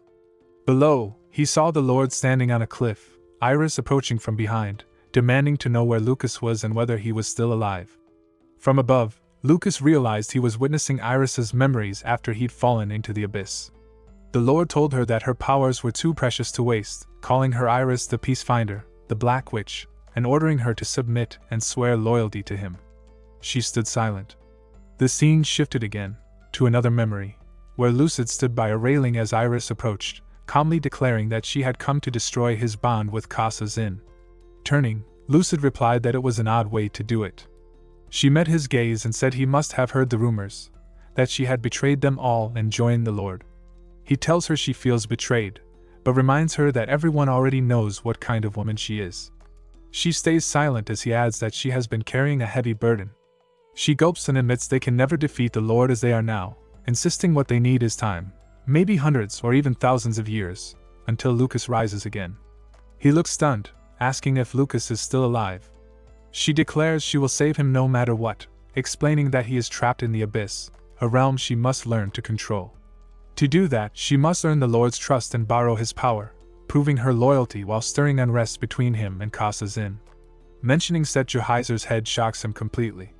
He bursts out asking if she's lost her mind, but she calmly says she wishes she had. The silence that follows is heavy until he gives a faint smile, saying love like hers is sharper than any blade, capable of making enemies out of both the world and Lucas himself just to save him. Turning away, he says he will end things with Casa Zin as she desires and hopes one day she can be freed of her burden.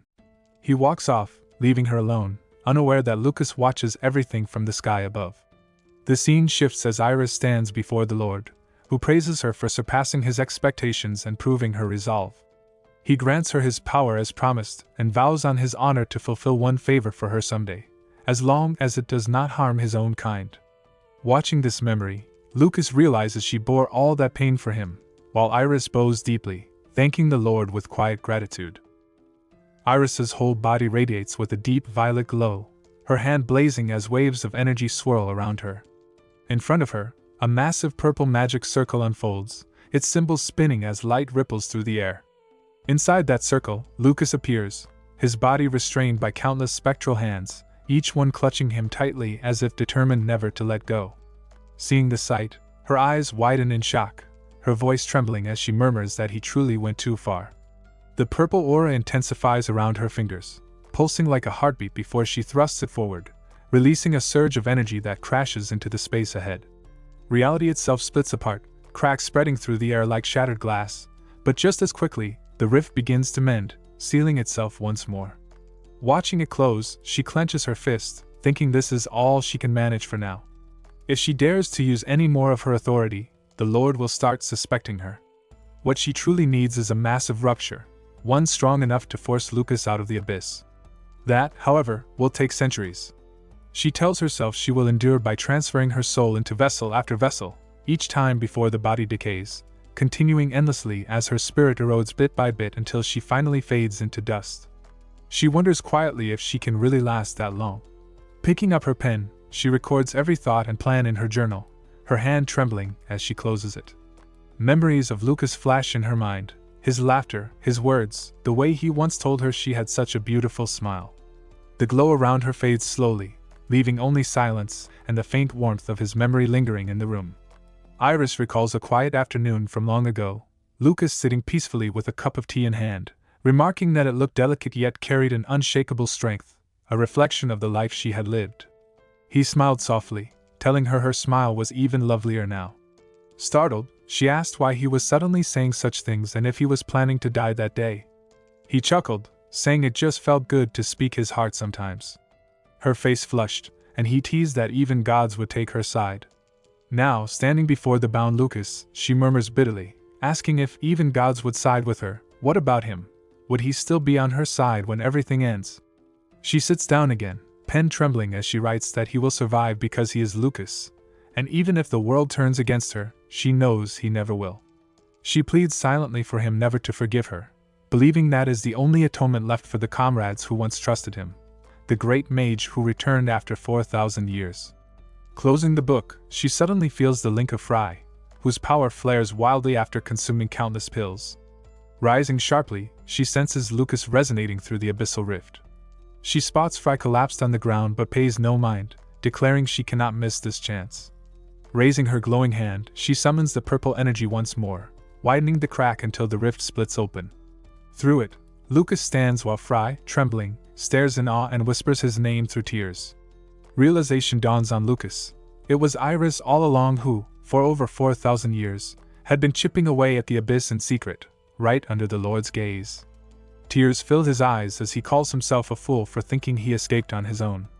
Appearing before him, Iris quietly says she had hoped he'd never find out, because if he saw her memories, he would surely forgive her, and that forgiveness would make her the true betrayer. But Lucas shakes his head, saying Satchu Heiser, upon his revival, told him to believe in her. The memory shifts to the past, Iris explaining that she somehow knew he would revive and that she would too. When Lucas asks how, she admits she doesn't know, it was just a feeling. He laughs in disbelief, demanding some logic behind it, while she smiles faintly, saying it's simply intuition. He sighs, muttering he can't stand how she carries everything alone, just like him. As she weeps silently, he tells her everyone knew from the start she wasn't the traitor. They only chose to honor her resolve, pretending ignorance, and followed her plan because they believed in her more than she ever believed in herself. Iris breaks down in tears, and Lucas pulls her into his arms, his voice trembling as he tells her she's carried everything alone for 4,000 years, that her stubbornness has long crossed into something like an illness. But as she clings to him, her body begins to shimmer with light, the glow growing stronger until neither of them understands what's happening. Smiling faintly, she whispers her gratitude for letting her meet her end in his embrace. Panic rises in his voice as he asks what's wrong, but she breathes out that her time has finally run out. After countless vessel changes, her soul has worn thin and now fades like dust. He struggles to make sense of her words, but she gently places her glowing hand on his chest, whispering that she loves him. Her form dissolves completely, the light seeping into his body. Shocked, Lucas cries out as an immense surge of energy bursts from within him, the force shaking the world as her final essence merges with his soul. After the fierce battle, everyone lies scattered across the ground, too exhausted to move. Isabel stares in disbelief before screaming that Fry can't be dead, insisting it's a lie. Crawling toward his motionless body, she grabs his shoulders, shaking him and begging him to wake up. Holding his head in her trembling hands, she sobs that it can't end like this. Through her tears, she speaks of the struggle that began over 4,000 years ago, saying she may not remember who she was back then, but she has seen the boundless possibilities he could create. Despite his fragile body, he never gave up, always pushing himself further as if he found joy in the challenge, sometimes reckless, sometimes playful, endlessly compassionate, and often completely unguarded. When she learned that Fry was truly Lucas, she says, the relief she felt was beyond words. So many unbelievable things happened, but what made her follow him this far was his unwavering conviction, his unshakable belief that he would one day defeat the demigod, no matter the cost or the odds. Crying uncontrollably, she clutches his face and shouts that this is the man she admires most, Lucas Strawman.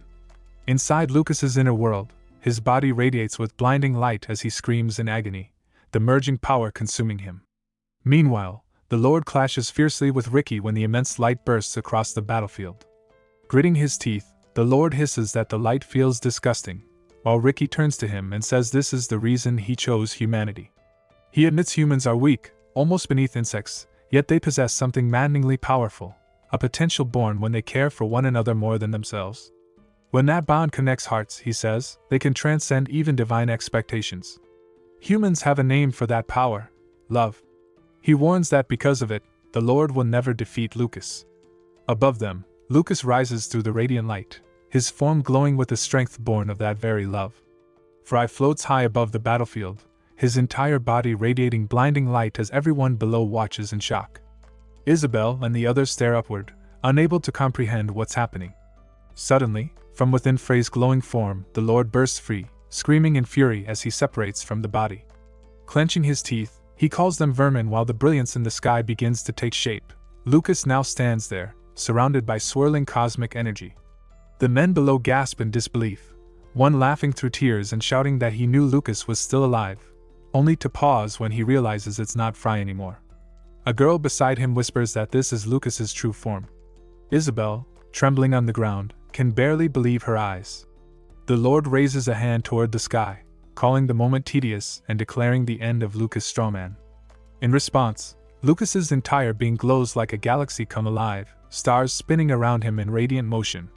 The girl yells for him to dodge, recognizing the power in the Lord's attack as the authority of space, but Lucas simply waves his hand. The attack shatters harmlessly against an invisible barrier, scattering like light on a mirror. Shock flashes in the Lord's eyes as he exclaims that the energy comes from the Dragon Lord's core. In the center of Lucas's chest, the core gleams with divine brilliance. Snarling, the Lord demands to know why he has it. Lucas answers calmly that Iris entrusted it to him. Rage consumes the Lord, his aura flaring bright yellow as he curses her name and calls her a wretch for stealing what was never hers. He roars for Lucas to return the core, insisting it's far beyond the right of a mortal to possess. The air ripples as the Lord lunges forward, cloaked in violent energy. Lucas lifts his hand and chants, "A sphere of light that pierces my foe, magic missile." Instantly, a glowing blue sphere bursts from his palm, streaking through the air. The Lord narrowly evades it, his expression twisting in disbelief. He shouts what madness Lucas is attempting, and Lucas replies firmly that Iris is not gone, he will bring her back to life. The Lord laughs darkly at the defiance, mocking the mortal for daring to challenge the cycle of death. He sneers that wielding the Dragon Lord's core and claiming balance over the middle realm doesn't make him a god. Lucas answers without hesitation that he will become one, a god capable of restoring Iris's fractured soul. The Lord's grin fades into something sinister as he says that gods never act for free and demands to know what price Lucas will pay, his humanity, perhaps, or the entire realm itself. Lucas smiles faintly, power coursing through his veins, and replies that he already has the perfect offering right before him. Lucas points directly at the Lord, his voice echoing with resolve as he declares that the head of the demon will be his offering. Furious at the insult, the Lord snarls as Lucas summons a blazing orb of flame that soars into the sky. The fiery sphere rushes toward its target, but the Lord, with a flick of his hand, redirects the attack effortlessly, sending it exploding into the distance. Isabel frowns, murmuring that something feels strange. The girl beside her exclaims in disbelief, wondering what Lucas is thinking, using basic spells like magic missile and fireball against a being like the Lord. A man adds that he can't even sense a trace of divine energy, asking if Fry has grown weaker. The girl shakes her head, insisting that's impossible, explaining that even low-tier spells reveal a mage's true mastery. Every incantation Lucas casts, she says, carries perfect precision and terrifying density. He isn't weaker at all. He's stronger than he was 4,000 years ago. The man, still confused, demands to know why he's holding back. Meanwhile, Lucas chants again, calling forth new spells, "Gather the voice of light." Lightning bursts across the battlefield as chain lightning strikes the ground, followed by earthquake, splitting the terrain beneath the Lord's feet. Yet the demigod only laughs, unimpressed, asking if Lucas truly believes such mortal magic can challenge him. He taunts him to use divine power instead, saying that spells unable to touch him are meaningless. Eyes blazing, Lucas replies that demigods rely on divine energy, dragons draw from ether, and gods pull from creation itself, but humans wield mana. He clenches his fist, power surging through his body, and declares that he is a mage, the greatest to ever live.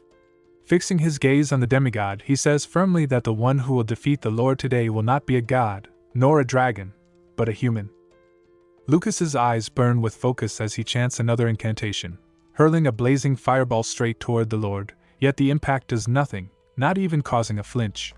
Kazajin mutters in disbelief, unable to accept what he sees, saying it's impossible for human magic to affect the Lord whose authority over space absorbs all forms of attack like a black hole. Only divine power, he insists, could ever pierce that absolute barrier. The Lord, standing unbothered amid the flickering flames, says in disdain that Lucas's wish to defeat him as a human is what doomed everyone before. Unmoved by the mockery, Lucas raises his hand, and a rush of energy whirls around him, condensing into a frost scream that lashes toward the Lord, yet it too is deflected by his unseen shield. Without pause, Lucas follows with a roaring lava blast that crashes into the divine figure, shaking the entire ground and filling the air with smoke and heat. Isabel watches with wide eyes as his power surges through each spell, climbing from one star to the seventh, while the battlefield disappears into a haze of dust. She murmurs that he is not simply spamming spells, uncertain of his purpose. The girl's voice trembles as realization dawns, whispering his name as if fearing the truth. Her suspicions prove right when Lucas summons the next spell, Ice Age, freezing the battlefield after the inferno, yet the Lord leaps effortlessly above, untouched. The girl stares in disbelief, struggling to accept what she's witnessing. Isabel turns to her, sensing her unease, asking what's wrong. The girl, revealed as Anastasia, replies in shock that 9-star magic isn't supposed to exist. Isabel agrees, explaining that magic tiers are defined by the complexity of their formulas, and no known magic surpasses 8-star, the 9th always dismissed as mere legend. Anastasia nods faintly, her voice steady but trembling, saying Isabel is right, but from this moment forward, that classification will change. Anastasia smiles faintly as the scene shifts to the sky where the Lord and Lucas hover face to face. The Lord glares, demanding what he has done, while countless glowing symbols and runes swirl around Lucas, forming layers of intricate spells. The air hums with pressure as he unveils a creation beyond all known limits, magic of the highest order, the legendary 9-star spell. Radiant streaks of light spiral around both figures, and the Lord lets out a low laugh, admitting he had wondered what Lucas was planning. He says that taking control of space itself is impressive but reminds him mockingly that his divine authority governs that very domain. Lucas simply commands vanish, and the world around them begins to fracture, space itself splintering like glass. The Lord's expression shifts to shock as he realizes his own control over space has been shattered. Seizing that brief moment, Lucas unleashes a relentless barrage of attacks, magic missiles, fire bursts, and glowing orbs, each one striking true. From below, Kazajin watches in disbelief, shouting that even the simplest of Lucas's spells are piercing the Lord. Anastasia observes in awe, noting that the spells are not fading, they're alive, sustained by Lucas's will. As light and flame rain down, Lucas declares that his law now governs the realm of mages, and no divine authority can exist without his consent. A blinding beam of human-made light slams into the Lord, smoke rising from his form as he crashes into the ground with a thunderous impact. Lucas descends slowly, his gaze fixed on the fallen deity, and says coldly that it means the Lord now stands beneath him. The Lord's eyes snap open as he struggles to rise, only to realize it isn't his own strength lifting him but Lucas's power forcing his body upright. Enraged, he snarls at Lucas, calling him a filthy human for daring to look down on a god. But before he can strike, Lucas whispers a single word, "Kneel," and the Lord's body collapses under the unseen force, trembling violently as he's driven to his knees, powerless to resist. At Lucas's command, the Lord's entire body begins to contort violently, bones cracking as invisible power twists him from within. The Lord screams in agony while the observers watch in horror. One of the men mutters that the tone of those commands resembles the dragon tongue, but another corrects him, saying this surpasses even that, an authority so absolute that not even the Lord can resist it. Anastasia explains that this is the true might of 9-star magic, every spell precisely cast with complete incantations, creating a domain where only the pure flow of mana exists. She adds that all tiers of magic now resonate as one, each layer amplifying the next, giving form to a world sustained by magic alone. Above, Lucas continues to issue commands: break, twist, shatter, each word reshaping the Lord's body while blinding light pounds against him. Anastasia watches in awe, saying the mana itself moves with its own will, forming a realm where Lucas stands as something near omnipotent. The Lord's limbs twist grotesquely, his neck bending as he glares upward, eyes filled with dark realization. He rasps that now he understands. Lucas isn't refusing divine power. Lucas pauses, confused, as the Lord grins through the pain, revealing that he cannot use it because his essence has absorbed Indra, Millet, and even Ricky. Lucas acknowledges it calmly, asking what of it, and the Lord's grin widens into madness. He says that means there is only one fragment left to complete his being. Off to the side, a figure with a skull-like head kneels silently. In a flash of motion, the Lord's twisted body lunges toward that figure, and Lucas's eyes widen in sudden alarm. The Lord lunges toward the skull-headed creature, mouth wide as if to devour it whole, but Lucas stands still and mutters calmly, "Rest in peace." A split second later, the Lord's body tears apart midair like a meteor ripped in two. Yet even as his form collapses, his jaw clamps down, consuming the creature in a single savage bite. Gasps echo around as the impossible unfolds. Kazajin stares in disbelief, exclaiming that he's eating his own ally. The Lord swallows it down entirely, and when his eyes snap open again, they blaze a blinding yellow. His body begins to convulse and twist, threads of energy weaving through him as though something inside is reconstructing his form. Kazajin demands to know what's happening, and Anastasia, watching closely, whispers that it's the last piece. The elf warrior tightens her grip on her sword, saying she senses immense divine power surging within him. Isabel trembles, shouting that this cannot be mere divine power, its intensity is beyond comprehension. Smoke thickens around the battlefield, and from within it, a tall silhouette rises. As the haze clears, the Lord's transformed body emerges, now bearing 4 enormous wings, 2 great and 2 smaller, with a radiant, unearthly face. He declares his name, Michelle. The girl's eyes widen in horror as she stammers that the monster before them is God's emissary. The revelation leaves everyone frozen. Kazajin demands an explanation, and the boy recounts that long ago, the world was divided into the surface, the demonic realm, and heaven, the domain of God's angels. When Kazajin shouts in disbelief that the Lord was an angel all along, the girl clarifies that he wasn't just an angel but the highest among them, Michelle, the chief of all angels, the one who balanced the heavens. Long ago, she says, Michelle rebelled against God, and in fury, God destroyed heaven and erased all angels, leaving Michelle as the sole survivor. Her words hang in the air, and before anyone can react, the newly reborn Lord thrusts his hand forward, striking straight through the man's heart. Under the haze of smoke and blazing light, the fallen man slumps to the ground while Michelle hovers above Anastasia and Kazajin, holding the torn heart in one cruel hand. He jeers that it was never a dragon's core and lashes out at Iris for deceiving him, then deliberately crushes the heart beneath his palm, grimacing as if the truth still stings him. Around the corpse, Anastasia, Kazajin, and the girl form a tight circle, faces wet with grief, murmuring that he is dead as sorrow and disbelief settle over them. They kneel and press their hands to the earth, unable to stop the tears. Far above that ring of mourners, Lucas watches every motion with a dawning, cold confusion. His usual authority falters here, his permissions and laws that reshape lesser realms refuse to bind this place, and that realization prickles along his spine.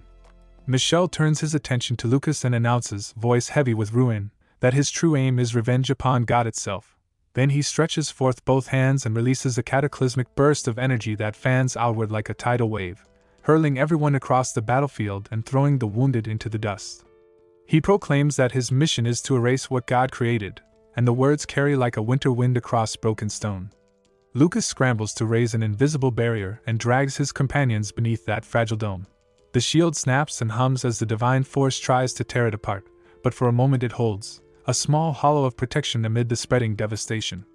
Michelle sneers that Lucas is only the balancer of the surface while he is the balancer of heaven, mocking the notion that 2 cosmic authorities might stand against one another. He taunts the memory of Ricky, accusing Lucas of posing as the dragon when he cannot wield that power, and then his attention snaps to the elf maiden as his next prey. With a single motion he lifts her into the air by an unseen grip, fingers like iron around her limbs, and promises to crush her until her screams are spent. Isabel screams for snow, But before she can respond, another thunderous blast rips the sky. Michel declares resistance pointless, likening all who oppose him to insects beneath his boot. In that chaos, Snow is thrown to the ground and lies still until her eyelids flutter open to find Kazejin hovering above her, breathless and bleeding. He groans that his head feels about to split, and discovers one arm severed. But even in pain he forces out a crooked laugh, saying disciples inherit their master's marks. Now he has one arm like the man who trained him. Snow bursts into apologetic tears, blaming herself, but Kazejin flushes and waves her off, saying not to be sorry and, with a strange softness, telling her she looks beautiful even when she cries. Around them the battlefield grows quiet for a heartbeat as soldiers and mages try to gather their senses, and Michel, eyes cold and terrible, fixes on Isabel with a predator's focus. He cannot fathom why a simple human would mean anything to Lucas, and with a slow, cruel curiosity he asks how best to kill her so the pain will be exquisite, as if savoring the different ways suffering can be measured. Michel thrusts his hand forward, a spear of divine force slamming straight into Isabel's chest. Her body convulses under the unbearable pain, her voice echoing across the ruined battlefield as she cries out in agony. Before the light can consume her completely, Lucas flashes forward, his fist cutting through the air and striking Michel square on the jaw, snapping his head to the side with brutal impact. Michel's lips curl into a sinister smirk as he slowly turns back, unshaken, the divine glow flickering in his eyes. Lucas doesn't stop, he swings again, but this time Michel tilts his head, dodging effortlessly. A kick follows, then another strike, each one narrowly missing as Michel glides around him with infuriating ease. The two stand face to face amid the smoke and sparks, their power radiating in silence before Michel taunts that turning to fist proves Lucas's magic has failed him, mocking how a so-called great mage has resorted to brute combat. Lucas tears off his tattered upper coat and tosses it aside, muscles coiling with strain as he wipes the blood from his lip and growls that even a great mage wants to fight barehanded once in a while, then spits, daring him to come at him, calling him a bastard. Michel's grin widens with excitement, the air crackling between them as he replies that this might actually be entertaining after all. Everyone watched in disbelief, whispering why Isabel was suddenly freed from Michel's grasp. On the side, Kazejin supported Snow while the girl tended to his severed arm with healing magic. Kazejin growled, calling Michel a bastard for wielding the martial king's authority so easily. In the sky, Lucas and Michel clashed in close combat, the echo of their blows thundering across the ruined land. Michel swung his leg in a sharp kick, but Lucas caught it midair, twisting and slamming him onto the ground before leaping up and driving his own kick into Michel's ribs, sending him flying. As Michel was flung backward, Lucas appeared above him, driving a brutal knee into his face that smashed him into the earth below. Without hesitation, Lucas mounted him and unleashed a furious barrage of punches, each blow cracking through the divine barrier. Michel gritted his teeth, struggling to rise, but Lucas didn't stop, hammering his fists down on his face again and again until Michel was thrown across the ground. Coughing blood, Michel raised a trembling hand, shouting "Vanish!" Yet nothing happened. Panic filled his eyes as he repeated the command again and again, but Lucas advanced unharmed. Michel screamed, demanding to know why his authority failed, but Lucas only replied that he still didn't understand. Blood spilled from Michel's mouth as he snarled not to call him by that name. His wings unfurled in blinding light as he soared upward, declaring that he was no longer the demigod lord, but the balancer of heaven, Michael. Lucas looked up calmly, saying the memories he had regained, the realization of being heaven's balancer, must have thrilled him. Michel frowned, confused by his words, as Lucas continued that his excitement had blinded him to a simple truth. As long as those wings remained, he could never win. Michel, startled, demanded what he meant, but Lucas's voice hardened as he reminded him of his own words. He was no longer a demigod, so why had he absorbed the others? Weren't they his kin? Was that all just a lie? Everyone looked stunned as the ground quakes beneath their feet, watching Lucas and Michael's clash unfold. Michael glares, voice trembling with rage as he demands if Lucas understands what it felt like when he absorbed Relin and regained fragments of his lost memory. A chill had seized him, he says, when he realized he no longer had to bear the burden of a demigod alone. His tone twists with contempt as he calls the others fools, arrogant, power-drunk beings pretending to be gods when they were only incomplete shadows, nothing more than mere companions to him. Lucas's expression hardens, his voice low as he tells him that such words should never come from the leader of those very companions. Michael's patience breaks. His shout echoes through the air as he hurls a punch toward Lucas, but his fist slams into an unseen barrier, rippling energy across the battlefield. Lucas's eyes narrow, his voice calm yet cold as he remarks that someone of Michael's caliber was bound to choose the path of self-destruction. Michael clenches his teeth, demanding what that means, but before he can act, Lucas commands gravity to fall. In an instant, the pull on Lucas vanishes. His body rises high above, then crashes downward with crushing force, shaking the earth and leaving a vast crater. Michael's body trembles as he struggles to stand, his breath ragged.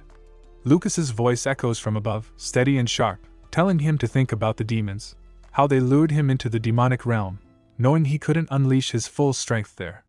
Heaven, hell, and the middle realm, Lucas explains, each restrict their own beings from wielding complete power to prevent chaos between realms. It's the law of the world itself. Anastasia, watching from afar, finally understands, whispering that the current Lord, Michael, the balancer of heaven, has become a celestial being, and that's why his strength falters here. Michael, his body shaking yet defiant, roars that it's nonsense, claiming he's been using his full power all along.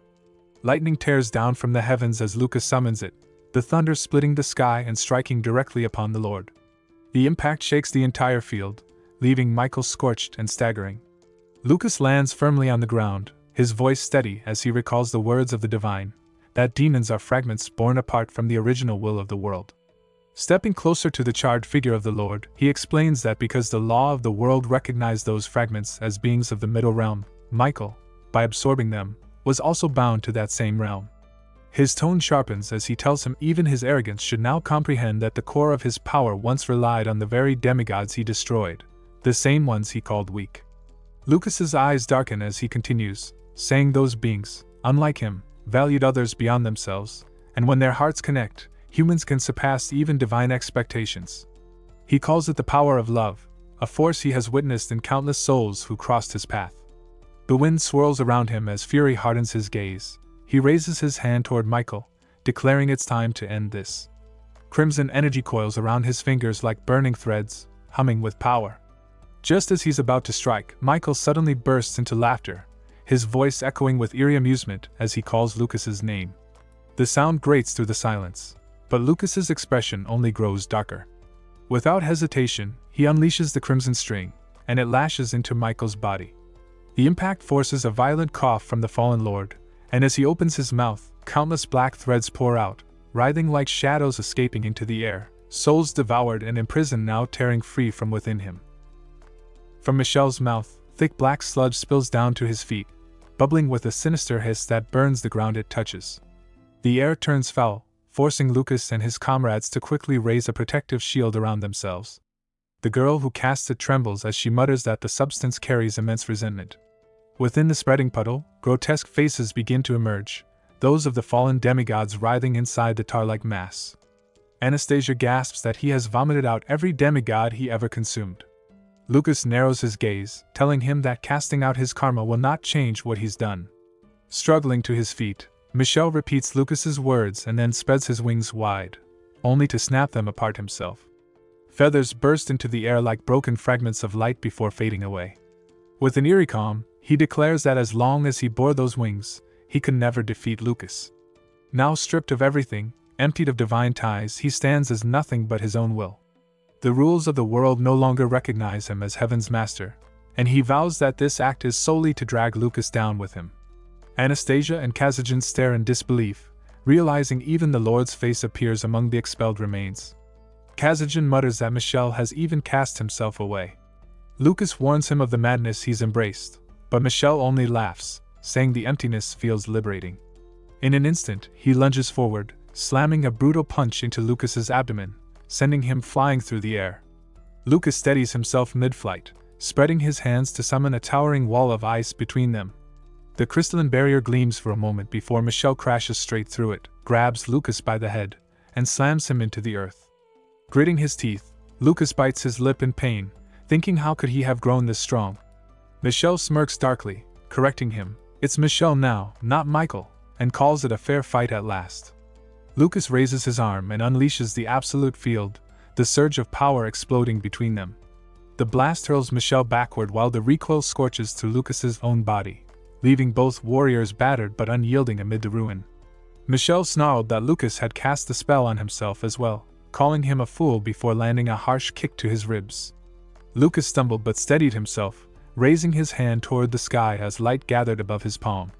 The absolute sun began to form, a glowing yellow orb swelling with intense heat and power. Michel sprinted toward him, ignoring the faint plea from the puddle below where a distorted face tried to speak, only to be silenced when Michel stomped over it without hesitation. He leapt to strike, but Lucas caught his leg midair and hurled him back into the writhing pool. Fury burned in Lucas's eyes as both clashed again, their blows echoing through the chaotic battlefield, fists meeting amidst the splattering black ooze. The puddle's many faces wailed briefly before dissolving entirely as their violent impacts scattered the liquid into a thin film across the ground. Lucas glared, accusing him of clearing away even those who were once his companions. Michel, panting, replied coldly that he had cast them off himself and there was no turning back now. Overcome with rage, he charged forward and drove a kick deep into Lucas's chest, knocking him down. Lucas coughed heavily, struggling to breathe as Michel loomed over him, shouting that there was only one step left and demanding if he knew how much he had sacrificed to reach this moment. Through shallow breaths, Lucas retorted that it was the demigods who had sacrificed themselves while he had betrayed and consumed them. Michel's fury exploded as he yelled that they were merely fragments of him, nothing more, and slammed his foot down on Lucas's head with a thunderous impact that rippled through the ground. Yet even as blood ran down his face, Lucas began to laugh, the sound low and bitter. He said this was exactly why he despised him, his hypocrisy when speaking of family and bonds he never understood. Michel's jaw tightened as Lucas rose shakily to his feet, his glare unwavering. He shouted that Michel was a pathetic fraud drowning in his own arrogance, calling him a wretched, hollow shell of pride, a deprived son of a bitch who would never grasp what true kinship meant. Lucas's eyes gleamed with resolve as he spoke through his bruises, saying he pitied those who once believed in Michael's sweet lies, that everyone was equal, all just fragments of him. He taunted that if those fragments were truly part of him, then what was left now that he had cast them away? Nothing but an empty shell. Michael's rage boiled over. He roared and struck Lucas across the face, his blows infused with divine energy. Each punch landed harder than the last, a barrage that sent Lucas staggering backward, coughing blood. Michael screamed that those he devoured were nothing compared to him, worthless, even united they could never match his strength. As he struck again and again, he spat that Lucas, too, was nothing, that even humans who looked up to him were powerless fools clinging to false hope. Hovering above him, he sneered that their faith was meaningless, that their lives held no value. He slammed his heel onto Lucas's head, forcing him into the dirt as Isabel cried out in horror. Yet amidst the pain, Lucas's laugh echoed weakly, defiant. He rose slowly, blood dripping down his chin, and said Michael understood nothing. He spoke through ragged breaths, saying it was never about strength or usefulness, but about staying true to himself because of those who stood beside him. Michael's eyes blazed, shouting what good could come from such foolish sentiment, and lunged forward to deliver another blow. Lucas sidestepped, his voice calm but sharp as he said that was what friendship meant. His fist glowed red as he struck back with a powerful punch, sending Michael spinning midair in a full circle before crashing down hard onto the black puddle below. The impact rippled through the liquid, and from its surface emerged faint, sorrowful faces, those of the fallen demigods. Their voices trembled as they called out, asking if he was happy now that he stood alone, saying it was cold without him, that they had trusted him, that simply being by his side had once been enough. They wept, asking why he betrayed them, and dozens of faces surfaced, companions, comrades, kin, all echoing the same mournful words toward their fallen lord. Michael struggled to stand, trembling as Lucas stepped toward him, voice cold yet heavy with sorrow, saying he betrayed those who trusted him, those who suffered in agony while he cast them aside, mocking even the friends who had died for him. Among the black puddle, one of the faces weakly whispered "Lord," and Michael's eyes widened. He crawled forward, reaching out, trying to embrace the distorted faces of his fallen kin, murmuring words in an ancient tongue, desperate to hold them once more. But the moment he touched them, their forms melted back into the goo, slipping through his arms. His body shook as he cried out in anguish, his laughter turning hollow between sobs. Before everyone's eyes, he vomited more black sludge, more souls pouring from his mouth until Satan's face and core spilled out, dissolving into the ground. His wings and divinity vanished, leaving him stripped of his godly glow, just a broken man. Lucas looked at him quietly and said it was over. Michael, gasping and smiling weakly through tears, said that once he mocked humans for their talk of love and family, believing they were born from envy. But perhaps he was wrong. They were made incapable of trust, and if they had been more like humans, their end might not have been so pitiful. Lucas frowned, saying he was blaming his nature now, that Ricky wasn't like that. He had trusted him. From the goo, Ricky's faint face appeared, whispering Lord. Lucas gently cupped Michael's face, saying the reason his death was pathetic was simply because he was an idiot. Michael's lips twisted into a bitter smile, murmuring son of a bitch before bursting into laughter as his body dissolved into ash, carried away by the wind. The group stood in stunned silence until Isabel, tears spilling, whispered if it was truly over.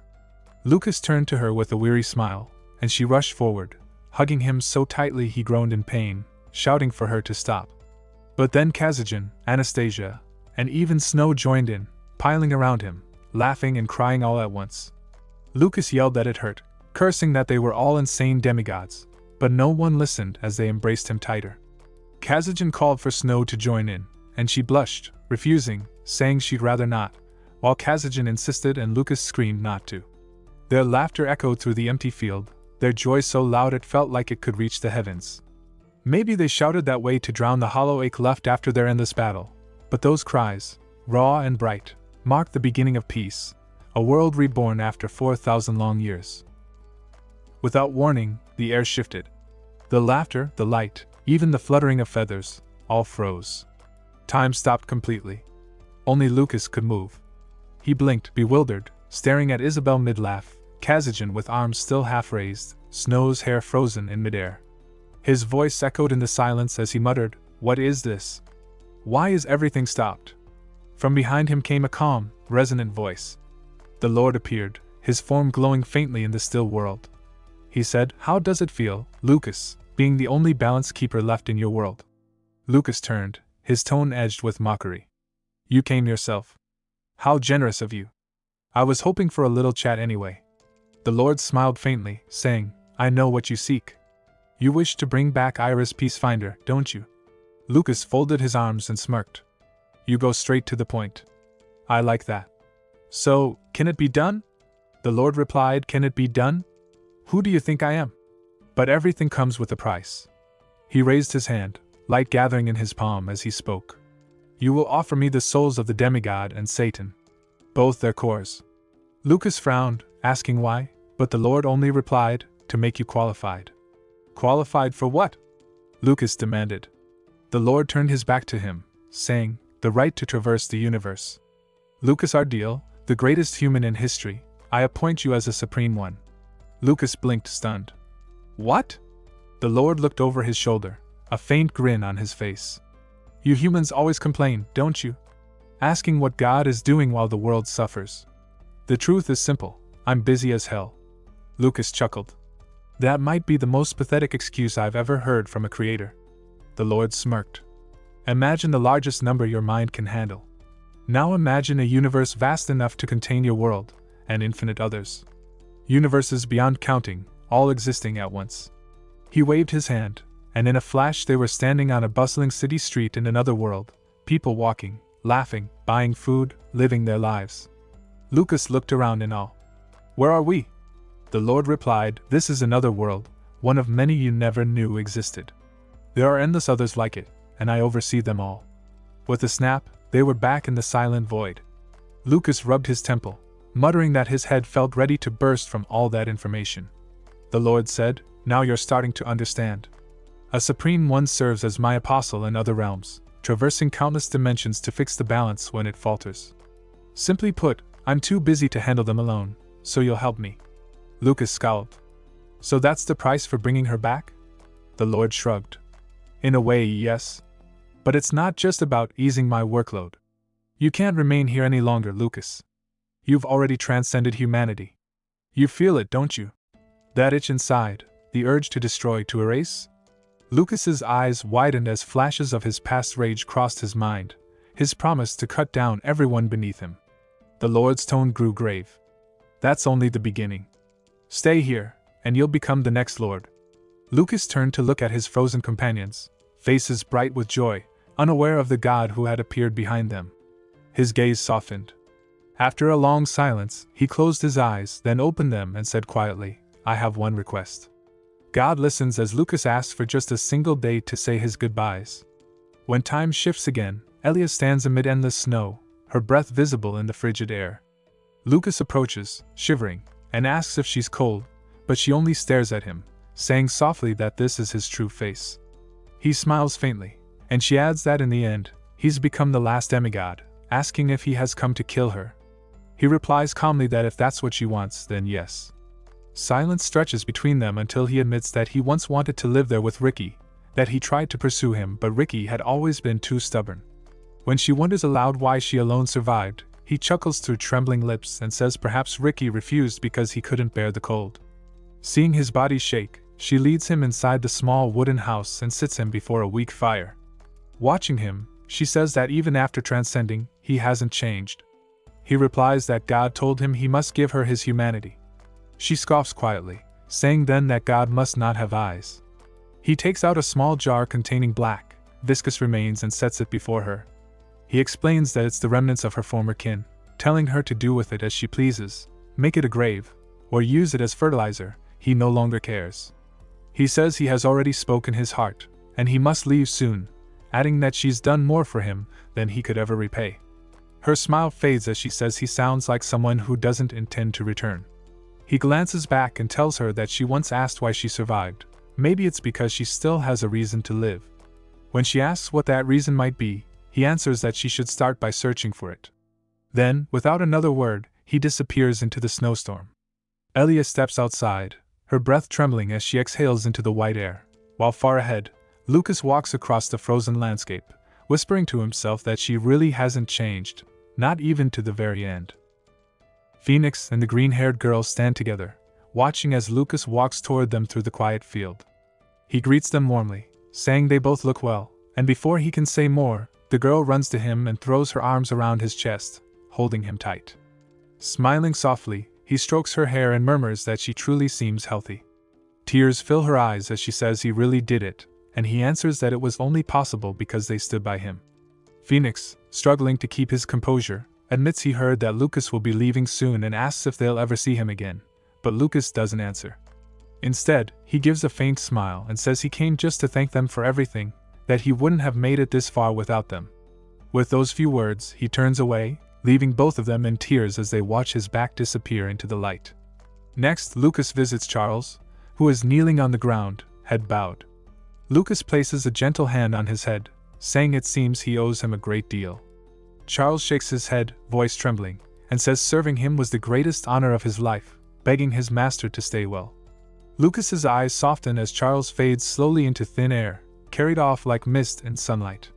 From behind, the others gather, Kazajan, Snow, and the rest, watching quietly. Kazajan asks if Lucas is really going, and Lucas instead looks at his arm, asking if it still hurts. Kazajan laughs lightly and says there's no problem with it, but Lucas offers to fix it anyway, confident he can.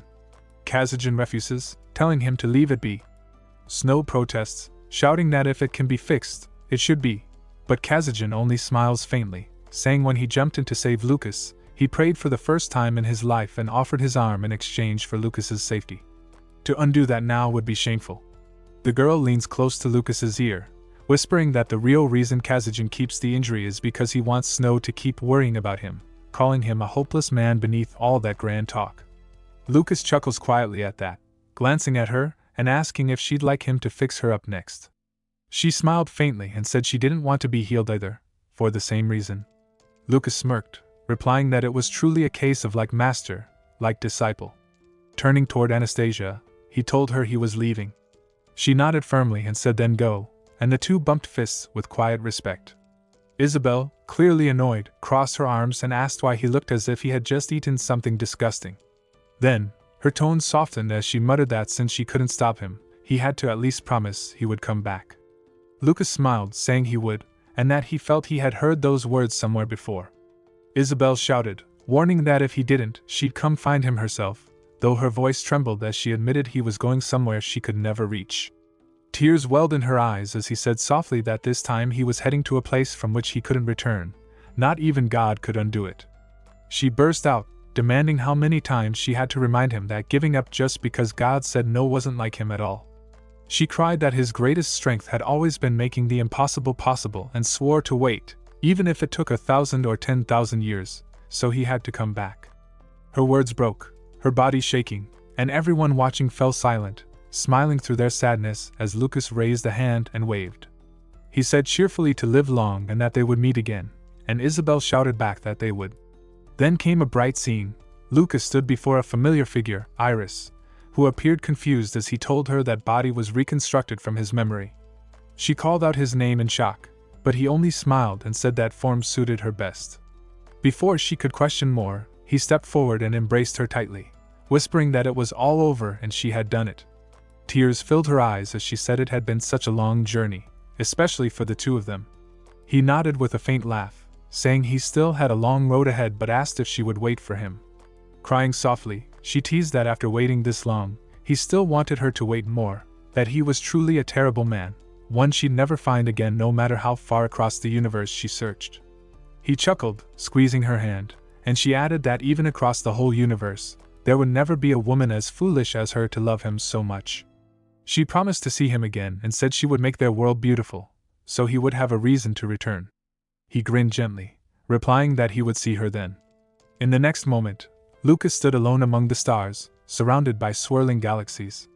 The god appeared beside him, saying it seemed he had finished his farewells, though it wasn't a wise ending, since he had made promises he couldn't keep. He would never return to that world again. Lucas looked ahead calmly, saying the future chosen by God was called fate, but his whole life had been about rejecting fate. He said he hadn't done it alone, that the reason he could stand here now was because countless people had believed in him, and if he ever forgot that, he would stumble even as a divine being. Becoming absolute didn't mean losing his humanity. He declared that he would keep defying, just as he always had and always would. The god asked if forging one's own destiny was the conclusion he had reached. Lucas smiled faintly, eyes reflecting the light of stars, and said that was right. After all, that's what it means to be human.